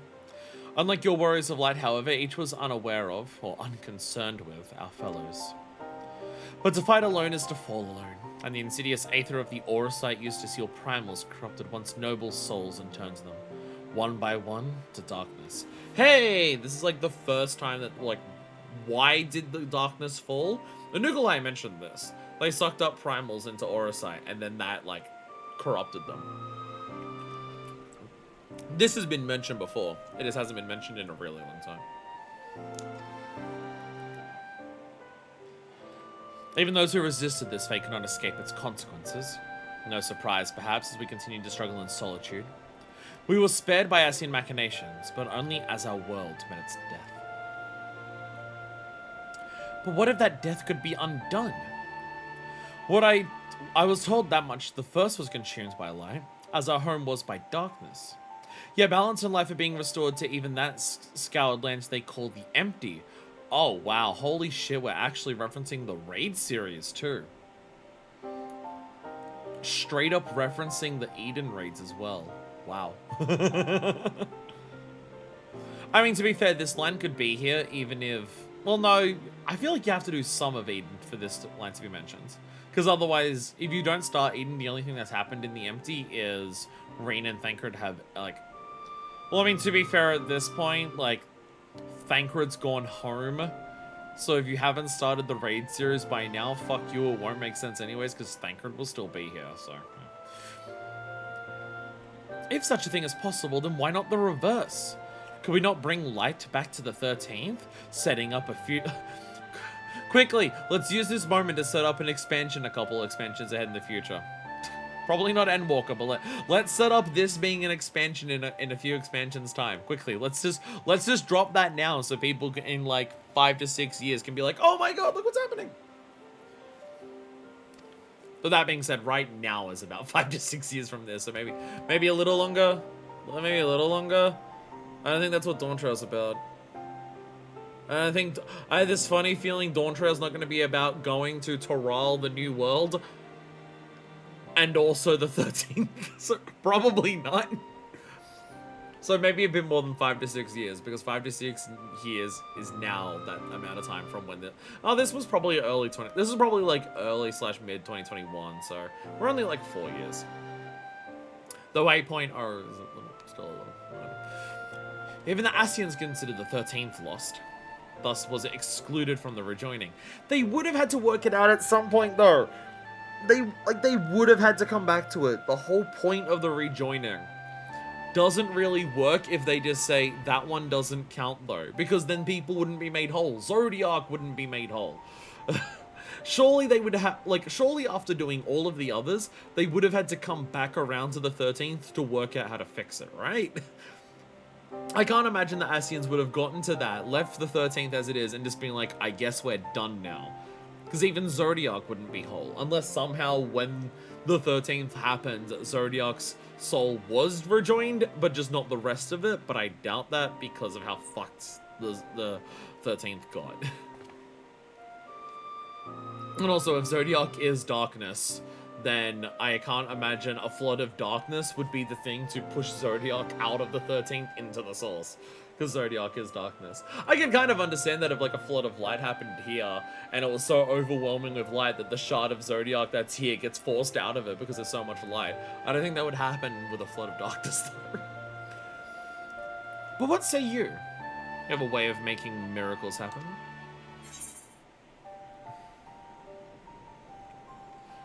Well, darkness was not in a state I'd consider... Alright, we also have been there.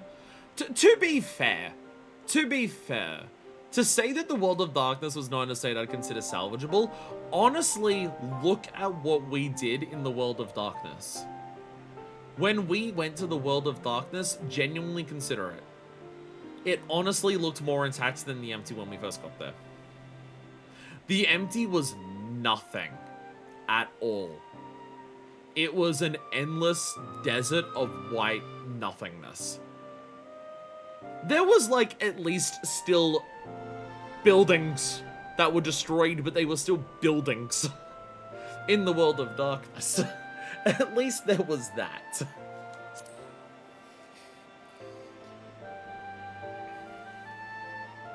That doesn't sound like empty platitude coming from you. It was the same with Artbird.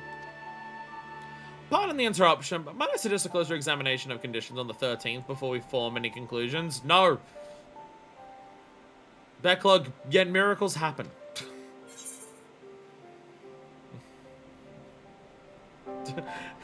We could use the crystal tower to open a void gate, couldn't we? Please? Come on, we've done enough fucked up bullshit with the tower, fuck it. Have you lost your head? The crystal tower is not a toy, and you are not to use to unleash great and terrible voids upon this world. Coward. According to the records, there was a group who worked out how to open small void gates. Dino, come here. Though which to summon minor fell beasts and the like. Magic of that nature should work, though I'm unsure of any with the knowledge of the original technique yet to live. Graha comes back to the first to smack you. Come on. Come on. Graha, is it really more ridiculous than anything you've done with the tower? You traveled in time with it. You exploded it to, like, suck up an Ascian. But I gotta ask. I feel like Elidibus got a... Actually, now that I think about it, Elidibus and Laha Brea both get a particularly rough fate that Emmet doesn't. Laha Brea gets sucked up into Thordan's soul, right? And, like, the sword is still there. Like when Thordan died, the Primal, the sword was still there. So there's, like, a chance Laha Brea's soul is just stuck on that sword. Lol. Lamau. Graha said that the Crystal Tower was used to bind the Boundless, not unlike White Auracite. And when Elidibus died, we saw his soul go into the tower and then it glowed the tower. So it really does feel like specifically only Emmet of the Unsunded actually died in Return to the Ethereal Sea. It does seem that Laha Brea and Elidibus don't even get to return to the Ethereal Sea. It was only Emmet who got to do that. Which is very funny. There's one right over there. Dino! And I didn't even die. He just seemed to be hanging out down there. Well, I mean, like, if there is anyone who can literally die and just hang out in the Ethereal Sea, it's probably the person who had the second strongest command of the Underworld out of all of the Unsunded. I imagine that's a big part of the reason why we were even able to call back Emmet temporarily from the Ethereal Sea. Because he has a mastery over that shit, so he's able to keep himself more wholly contained within it than just like a normal person who dies. How fortunate! Let us inquire with this Tainor immediately. Yes, you do that. In the meantime, I already am means of peering into the depths of the void without endangering ourselves. Use these to contact me when you're prepared to open the gates. This quest is combining, like, and paying off so many seemingly so disconnected things across so much time and bringing it all together that it fucks and sucks me dry. It's so good. We shall, at the very first opportunity, I promise. Yes, just don't use the phrase sucks and fucks me dry again. Jesus Christ, we're trying to have an emotional moment here. Sorry, backlog. What a fascinating place to spend one's days. I should love to hear more about the patrons that have passed through. I too want to get shit-faced drunk. It really hasn't aged a day. Not that it should surprise me of all people, but... Oh no, a Nukel High. He's always gonna look like this. He can never drink here. Oh no. Unfair. The dwarf can drink! Well, there's an axe on my skull and she's completely fine. I like how we finished the quest, so they still have more dialogue about how fucked up they got. That was more coin than I make in a week! How could we possibly drunk that much? You also ordered food. Keeping that in mind. This is why I don't drink. You're of the same mind as you were before. Cheer out! Okay, some of them have new dialogue. Not all of them. They might touch. Dino! Dino! Tylenol! Really, at the end of all things, machinations? Alright. It's always a pleasure, Manifest. Aye. Who's your friend? I don't believe we've met. We have not, as I'm not from this world. Let me just get that out of the way immediately. Situation's rather complicated, but I hope you might be willing to assist me. So, you know that stuff that Tylenol got stuck in for a century? Yeah, can we do another one?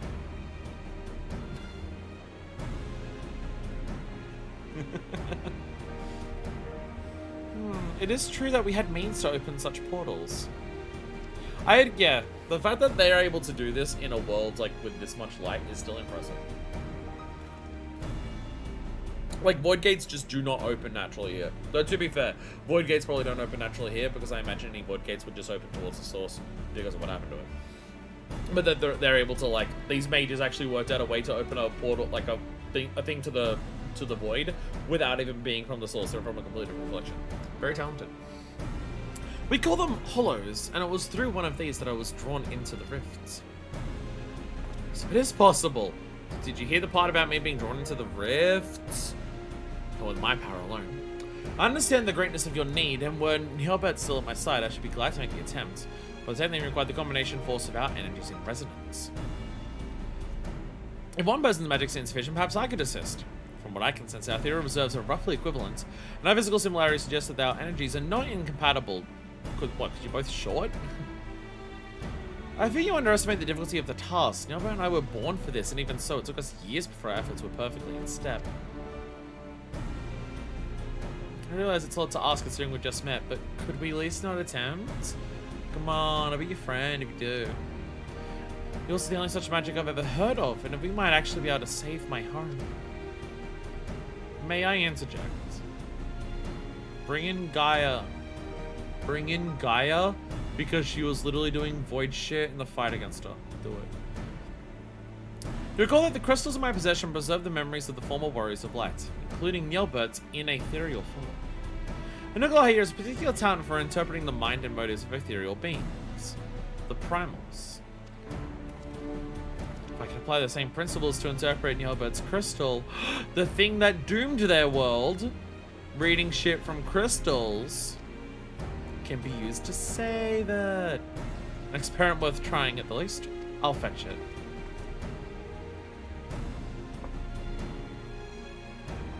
We totally got this, don't worry about it. It's gonna be totally fine.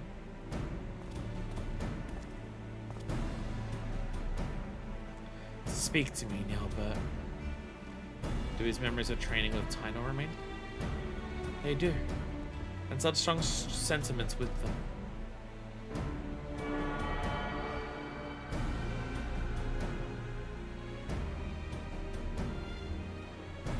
Work? Tyno. You should know that Nilbert desired nothing so much as to rescue you, his dearest friend. He held so fiercely to his memories of the technique you mastered together because he hopes they might be your salvation.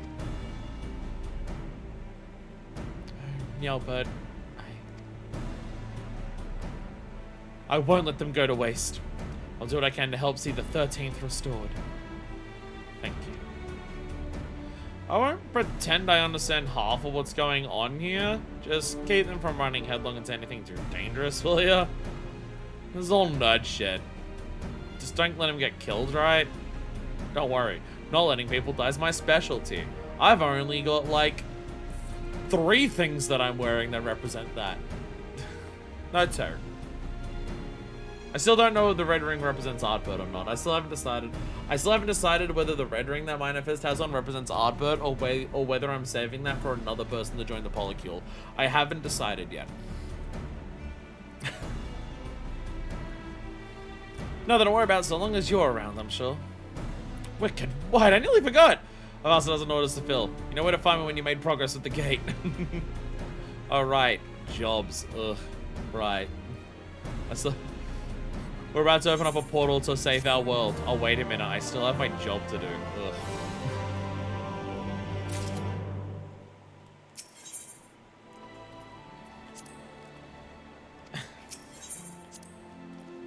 But Anuka could stand to slow down a bit, but who hasn't been a touch reckless in pursuit of a good cause? Try to make sure he stays in one piece, eh? We're ready when you are.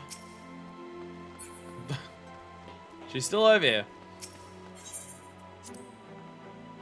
I'll 7 flagons at AL2 meads, 1 last cheese platter.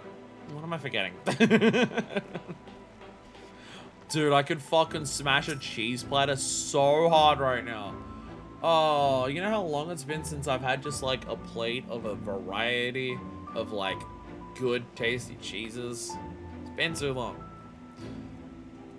I've sometimes bought like little blocks of an individual different cheese from the supermarket, but I always buy the cheap quality stuff to the point where like the Edams and the Goudas and the Leicesters that I tried just taste too similar to normal fucking cheddar that I'm just like, okay, I feel like this isn't good enough stuff to actually tell the difference between the juices. Because I definitely have tried Edams and Goudas and everything like that and how different they do taste. Either that or my sense of taste is like completely diminished with age. Yes, that's also possible. Unoga would hone his newfound skill. And I'm about to bring. If you have no objection, Tainer, I'd like to practice creating hollows as soon as possible. Are they howling and hollow? Wait, that's the other Final Fantasy game I'm playing. Of course, but not within the Crystarium. If we succeed in opening even the smallest window into that realm, it is likely that fell creatures will emerge. Follow me.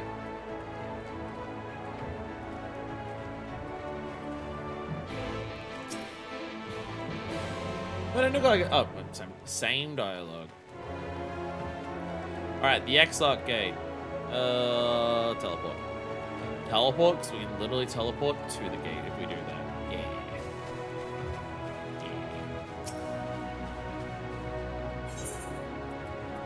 There we go.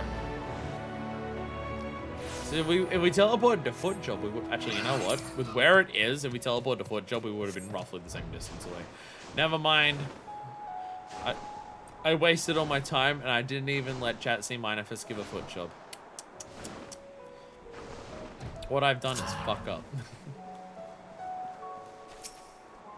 So cool seeing an Ugelhide not in the white robes. I love it. There you are. Please tell Tainer we can begin. Assuming no one ventures near, this location should be suitable. Ugelhide, when I give word, begin channeling your aether. Albert's memories will have told you as much, but it's imperative that you maintain focus on ethereal resonance throughout this process.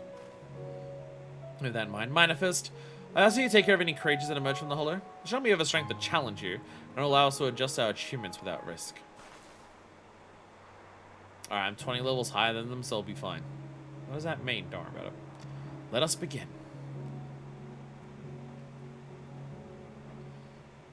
Something comes out. Blast things off!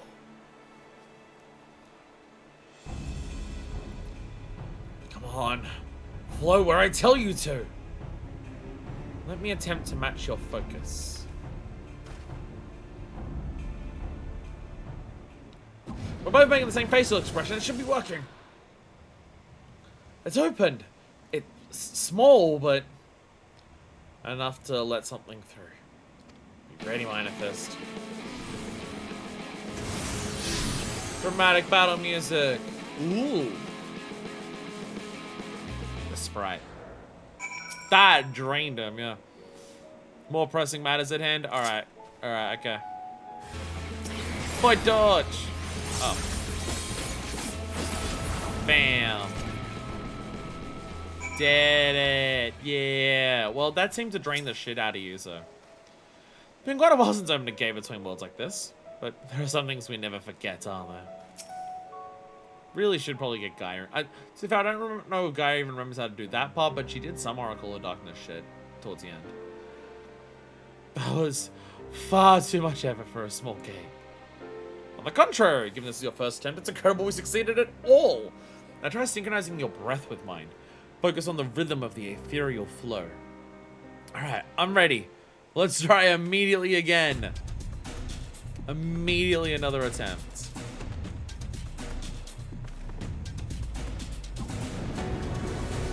A bigger one! A larger hollow. Of course, the woodsman may be proportionally stronger.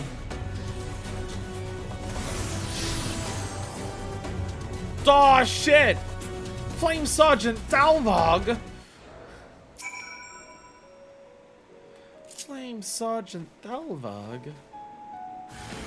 Sorry, Void Wanderer. Double down! Classic Zone. Ah, powerful. Been quite. Oh, same dialogue.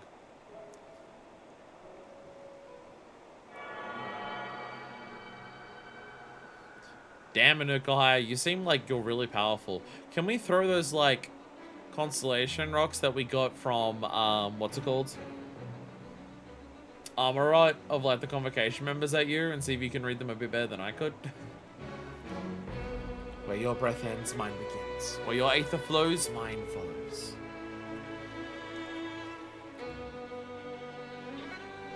together.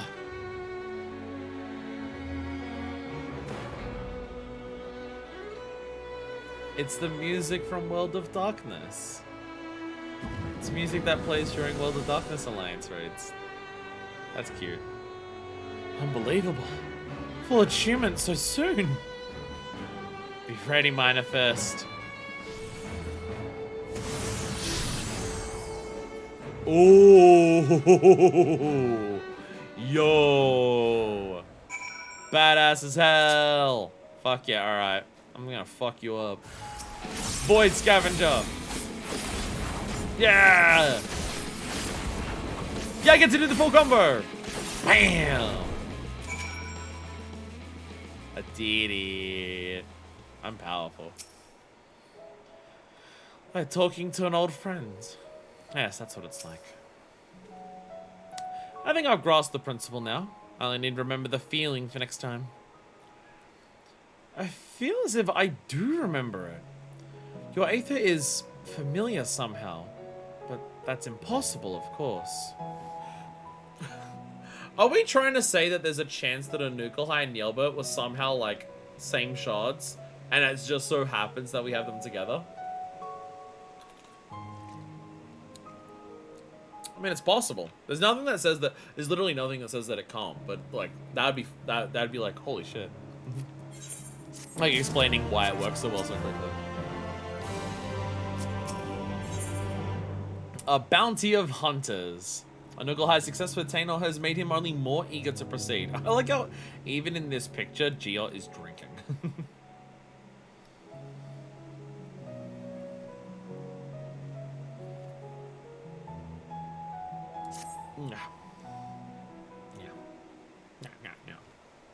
Why isn't Seal in that picture? Silver. Now that Tainor and I are capable of forming the necessary magics, I shall like to make an attempt at investigating conditions on the 13th. Might I trouble you to contact Spec Lug? Manifest, are you there? Hope you're not focused on the void problem. I have an exciting breakthrough to share. A work of pork-simulated genius, if I do say so myself. Spec Lug! Excellent timing. I made considerable progress as well, and I'm ready to open a portal when you are. Well then, what? So you meet me at Laxon Loft forthwith. It's far enough from any major aetherites to avoid the sort of ethereal interference that would be a hindrance to our observation of the void. Very well, we will see you at this Laxon Loft anon, or as soon as I can locate it.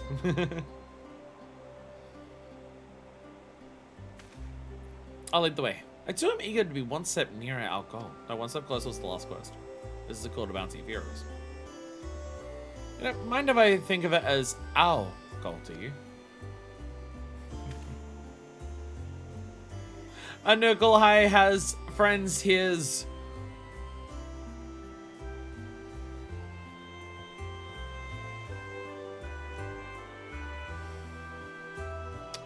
Age is the wrong word, but both of these kids are significantly fucking older than what their appearance suggests, so I don't know how to describe it. I would be on it. Thank you, Tainor.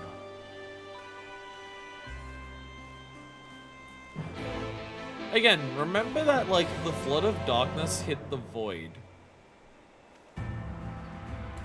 Like, that was before the first rejoining, right?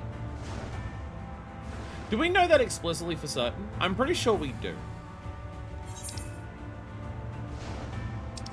We know for certain that the flood of darkness happened before any rejoinings, right? Do we know it for certain, or did it happen, like, while they were trying to do one and then they fucked up because they did a darkness one? Because I believe it's been said that, like, they tried that one first and then realized, oh, we can fuck this up really easily, actually, let's be more careful in the future. Because it's just, if it was the first one that happened to it, it does mean that Silver and Anukulhai have been, like, around since then. So they're not, like Tainor's been like locked in a void in the rift for like a century, right? But Anukulhai and Silver have been around for like a couple thousand years at a bare minimum. Though that being said, how much of that time they spend in the rift between worlds, where time is weird and shit, also changes, stuff like that, but you know. I can still scarce believe 13th will... Yeah, the 13th was the first attempt, which means that Anukulhai and Silver are both like a couple thousand years old. It's just a case of I don't know how much of that they've been like quote unquote conscious for if they were in the rift between shit. It's like the one part of their story that I've got to remember where it's just like the flood to the 13th happened so fucking long ago that they've been around for that entire time. I can still scarce believe how quickly we've progressed, as if we've been friends all along. Pierce backlog is yet to arrive. Patience in Nickelhead. For someone who's been around for a couple thousand years, you'd think you'd have a little more of it. Or maybe because you've waited so long, you don't want to wait anymore.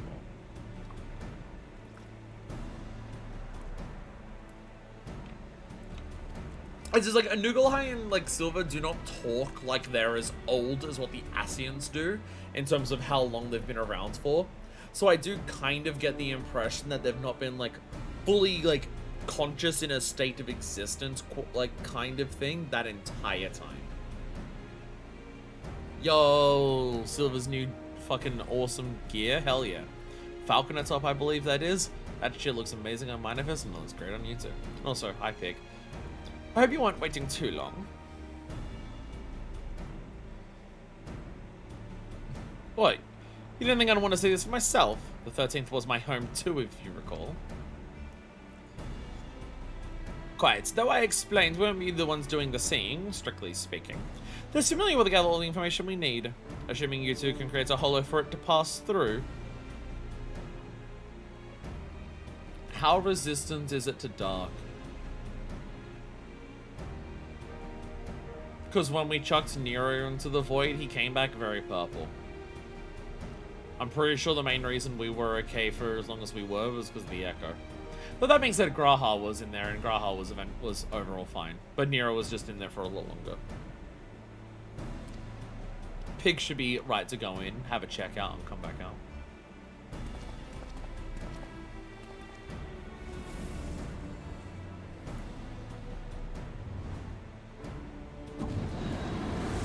Yeah! Huge one for the pig. That'll do nicely. Now fly, my Poxy, fly! Ah! Fuck yeah!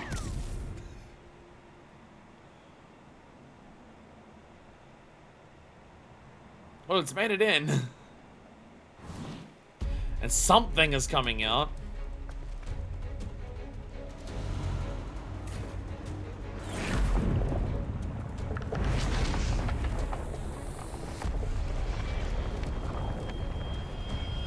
Oh, this is just not a regular void sign.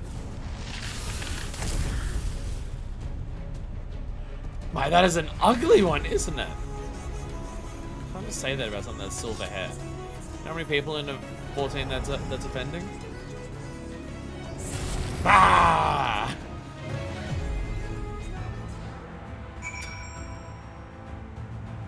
You know, with something that big appearing, you'd expect this to be like suddenly like a solo duty, but instead Valen's gonna die in a couple of hits. We're gonna do this. Oh no, it's a big one! And it's already dead. Nero was wounded when he was defending Undying, which made him more susceptible. That is true. Yes. Yeah, he had cuts on his flesh, but let the darkness sink in. I've already come further than I dared hope. I'm truly fortunate I found him. Two really have taken to each other, haven't they? I suppose they are of similar age. In some ways, at any rate. let's not get into that. As I expected, this creature's hardly posed a challenge to you. Maybe don't tell Zerg about how large and horrible that one was, though. Might worry. Ah, rains again.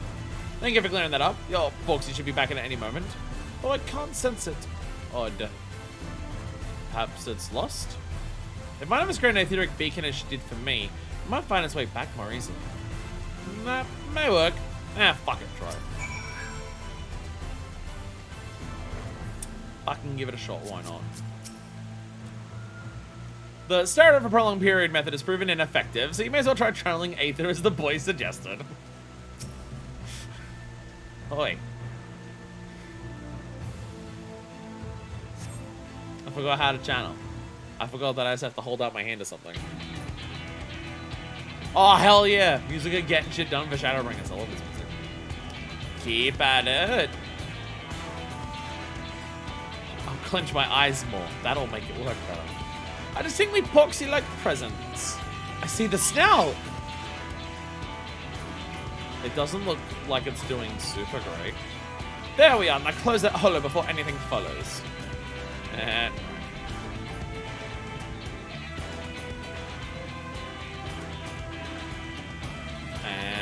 shlunk.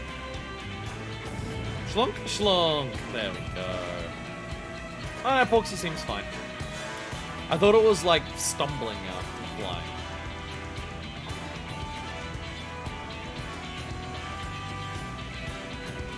Piggy. Piggy. How does Piggy go?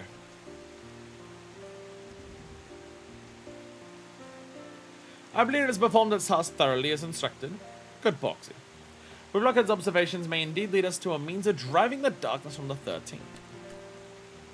However, I'll need to review its findings in detail before I can tell you more. It can take years to deduce a suitable solution.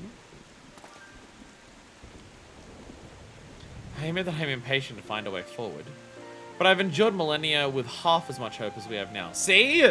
Yeah, so yeah, Anukulhai is straight up saying that, yes, by the way, we have been around for 1,000 years. Yes, yes, that is very explicit. They have been around for this long. we are actually addressing that they've been around for 1,000 years. If I must wait to them, that is what I shall do. Like Minefist and your warriors of light, I will persevere until my world is safe once more. That is what a hero does. I think you'll make a good one. You as well. That's the end of the excitement for the time being. We should head back to the Wandering Stairs. Clear out that pool of anxiety Sarag is spreading all over the place. It's so nice that, like, if we're doing this as, like, our ultimate conclusion to Shadowbringers, to, again, it ties into the shit that I was saying earlier about, the final story that we read earlier today. About just, like, so much shit comes together to make a Shadowbringer story happen. A story ultimately about, like, no matter how hopeless it may seem, don't give up, keep trying, etc. and stuff like that. And how we had the ending of that story that we read just being like, oh yeah, so that world that got, like, ended, that people time traveled to avoid, their world does still exist. They're going to keep trying. It may have taken them a while to get to that because they were trying to do something else first, but they're going to keep trying. So having this final send-off for Shadowbringers, this really does feel like the ultimate linchpin final. Well, I guess technically the Eden stuff is, because that's, like, actually in the patch after this. Well, to be fair, I don't know if this quest actually came out during 5.3, but Eden would have been 5.4. So I guess Eden's technically all that, but also Eden is about, like, not giving up and future for the world and everything like that. But for us, this final thing of just being, like, this story about saving a world that seemed like it was impossible to save, but everything came together to do it. And then we get, like, the failed timeline is still going to keep trying because their world is still there, they're going to keep going. And now we've got on this side Ciela and Anukulhai, who have faced a very similar fate to their world, but it still exists, so let's keep fucking trying. Damn, Shadowbringers has so many of them, but Shadowbringers has such fucking strong thematic cores to it. It's so good. And it's just, it never lets up on it. The thematic cores of Shadowbringers are constantly reinforced at every moment they can, and it rules because of it. I did tell Sarah that everyone is fine, but you may need to assure him personally that Tainor hasn't been devoured by a void centaur or what have you. They didn't get back yet? Oh, fuck. Wait, I can teleport. They should be able to.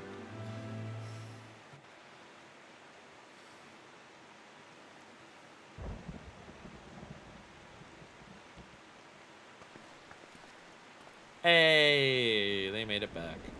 And Beckler's probably gone to the library. Ah, you returned hale and whole. Not that I had any doubt you would, of course.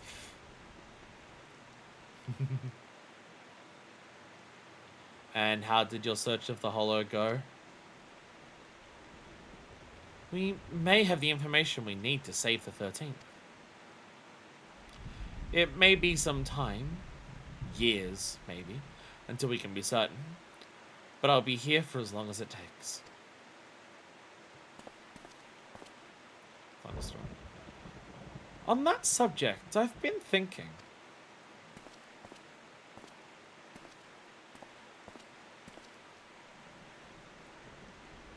Would you be interested in joining us? Sarah's face immediately. Don't give me another kid.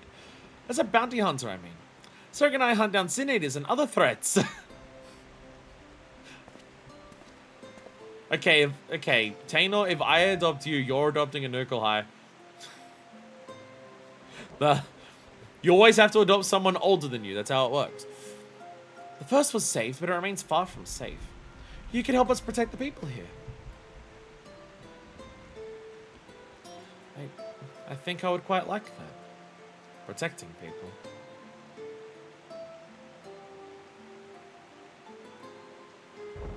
If I can do that, then perhaps I'll find the strength I need when the time comes.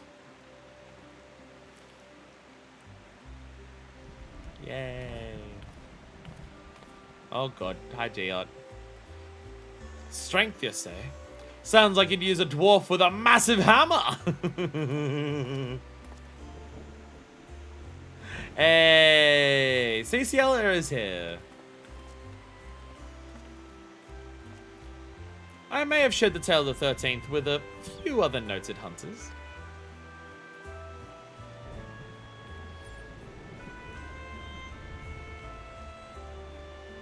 I know what it feels like to fight for something you've already lost.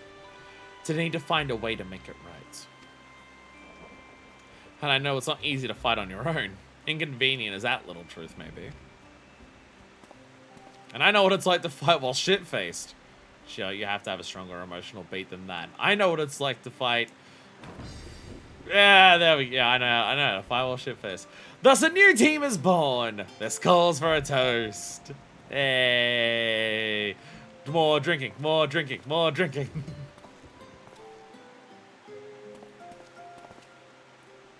I don't object, as long as this lot carries their weight. I'm a bounty hunter, not a fuka herder.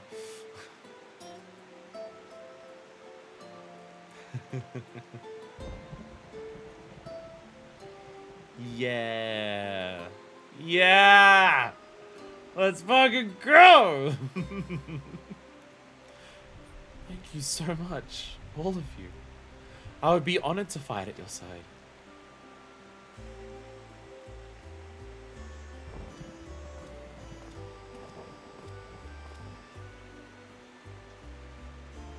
I should do my best to justify the faith you have shown in me, and to save my home. Someday, I hope we can visit it together.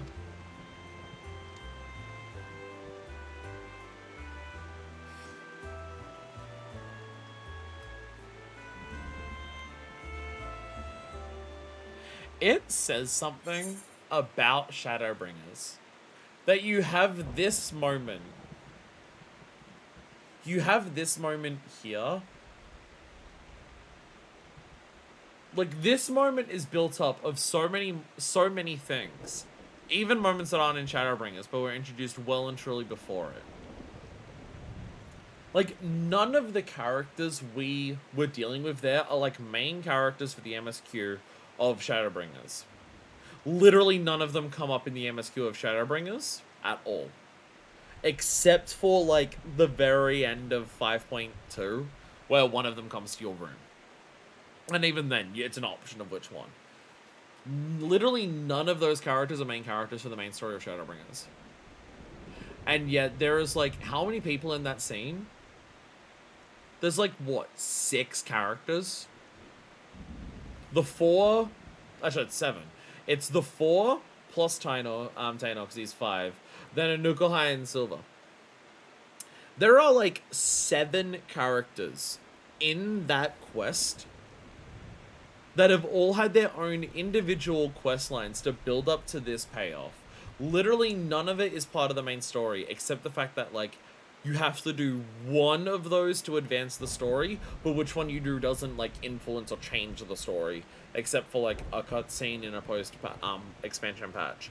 And it's just, like, Shadowbringers makes you care and establishes so much thematic ideas and thematic consistency, and does so much to pay off so much of what has happened across all of it, that you can have this moment where there are 7 characters on screen, none of whom are part of the main story, and it is this ultimate payoff that honestly rivals moments in the main story of just like, wow, holy shit, everything came together for this ultimate payoff.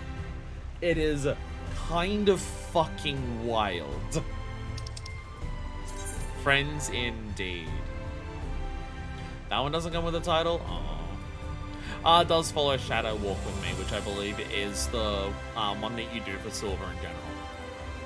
Because all of these ones here are like the 4 that you do, 4 role quests that you do, and then there's this one which is Silver's, and then it's this one which is the conclusion of that. Thanos made a friend his own age. Bit on the odd side, but aren't we all? Training like that was nice. It was never easy, even back then, but I missed it. Does Nukulhai hang out with Silver? Yeah, he does. Yeah, he does. Oh, don't fret. So I've already told Miss Elvira they'll be in the Crystarium for the time being. Optimus, too good to pass up. Think of what we can do with all the hunters together. And we've basically, like, just gotten together a whole new fucking squad to basically be, like, the new Ardbert squad for the first at this point. They're a good lot, the other hunters. I don't really care about a Nukulhai and saving that world of his. Happy to help however I can. Except for the drinking. Count me out of that.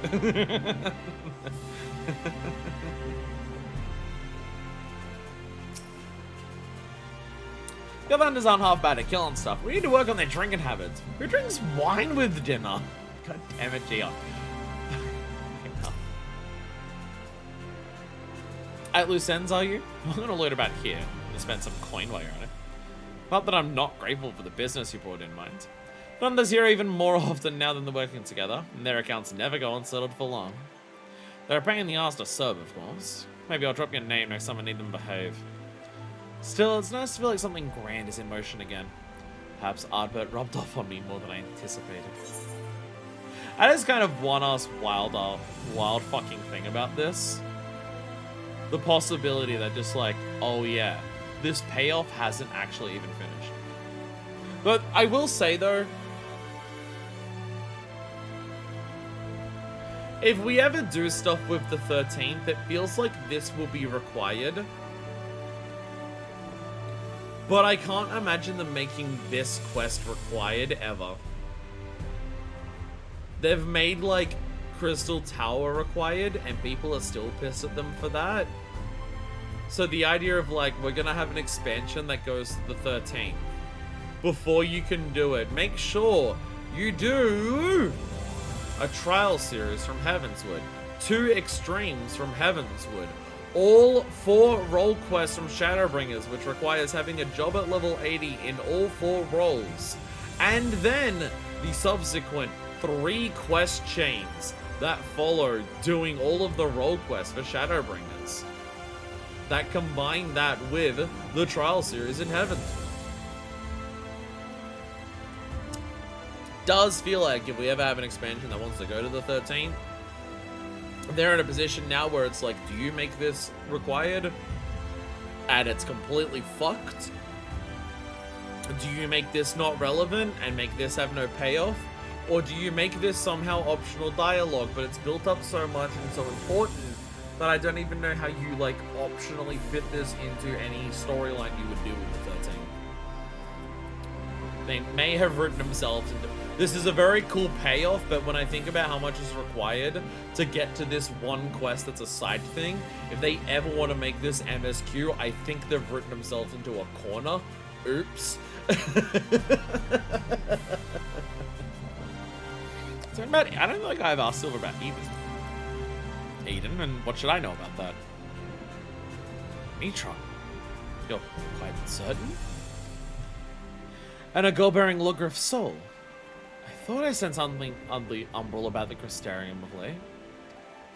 I wasn't meant to put an end to the whole business, but truth be told, I wouldn't mind retreading old memories a bit. It might be nice to share a pint with the girl. Once she's of age, of course. As a matter of fact, do you think this Gaia would make a good waitress? No? Damn.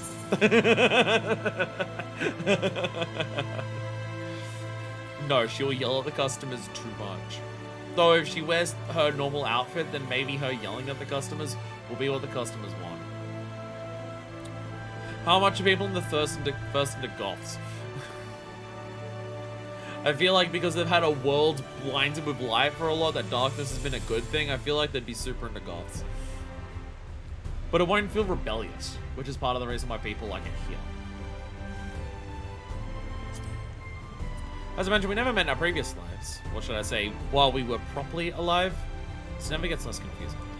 In any case, we each thought to protect the 13. But alone as we were, we can hardly say we know the details of his efforts. Only the regrets that we shared after.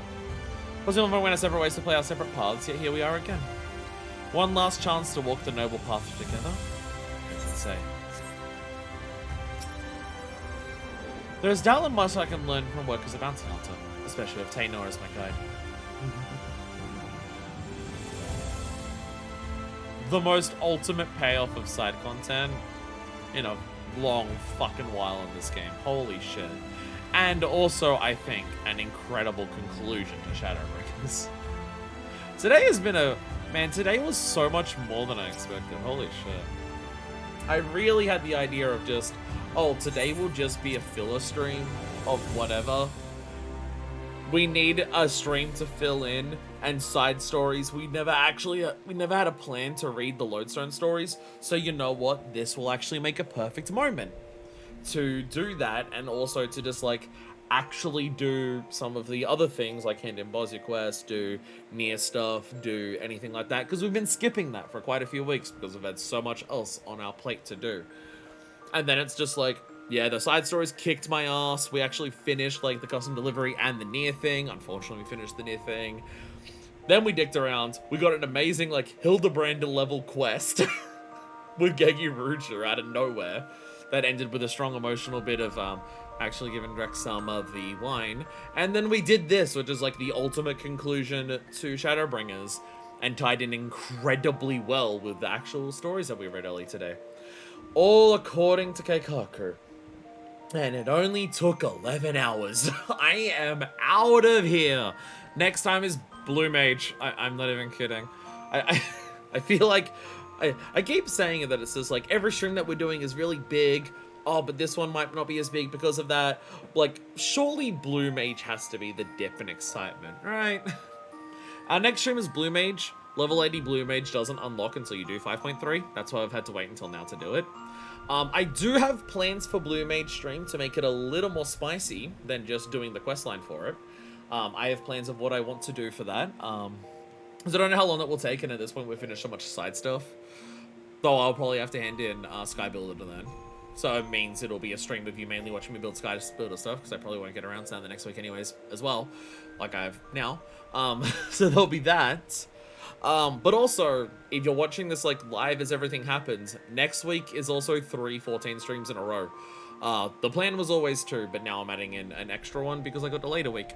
So next week is Blue Mage, and then the day after that is 5.4, and then the day after that is the second zone of Bosnia. So it'll be a very big 3 days in a row. I might deliberately try to make sure that Blue Mage stream is only like 4 to 5 hours. Hopefully, we'll see how it goes. It depends on what happens. So I actually have the energy to do all the others. But for now, I have no energy to do anything. But fare you all well, and I will see you the next time that I see you. So until then, this is version 2, signing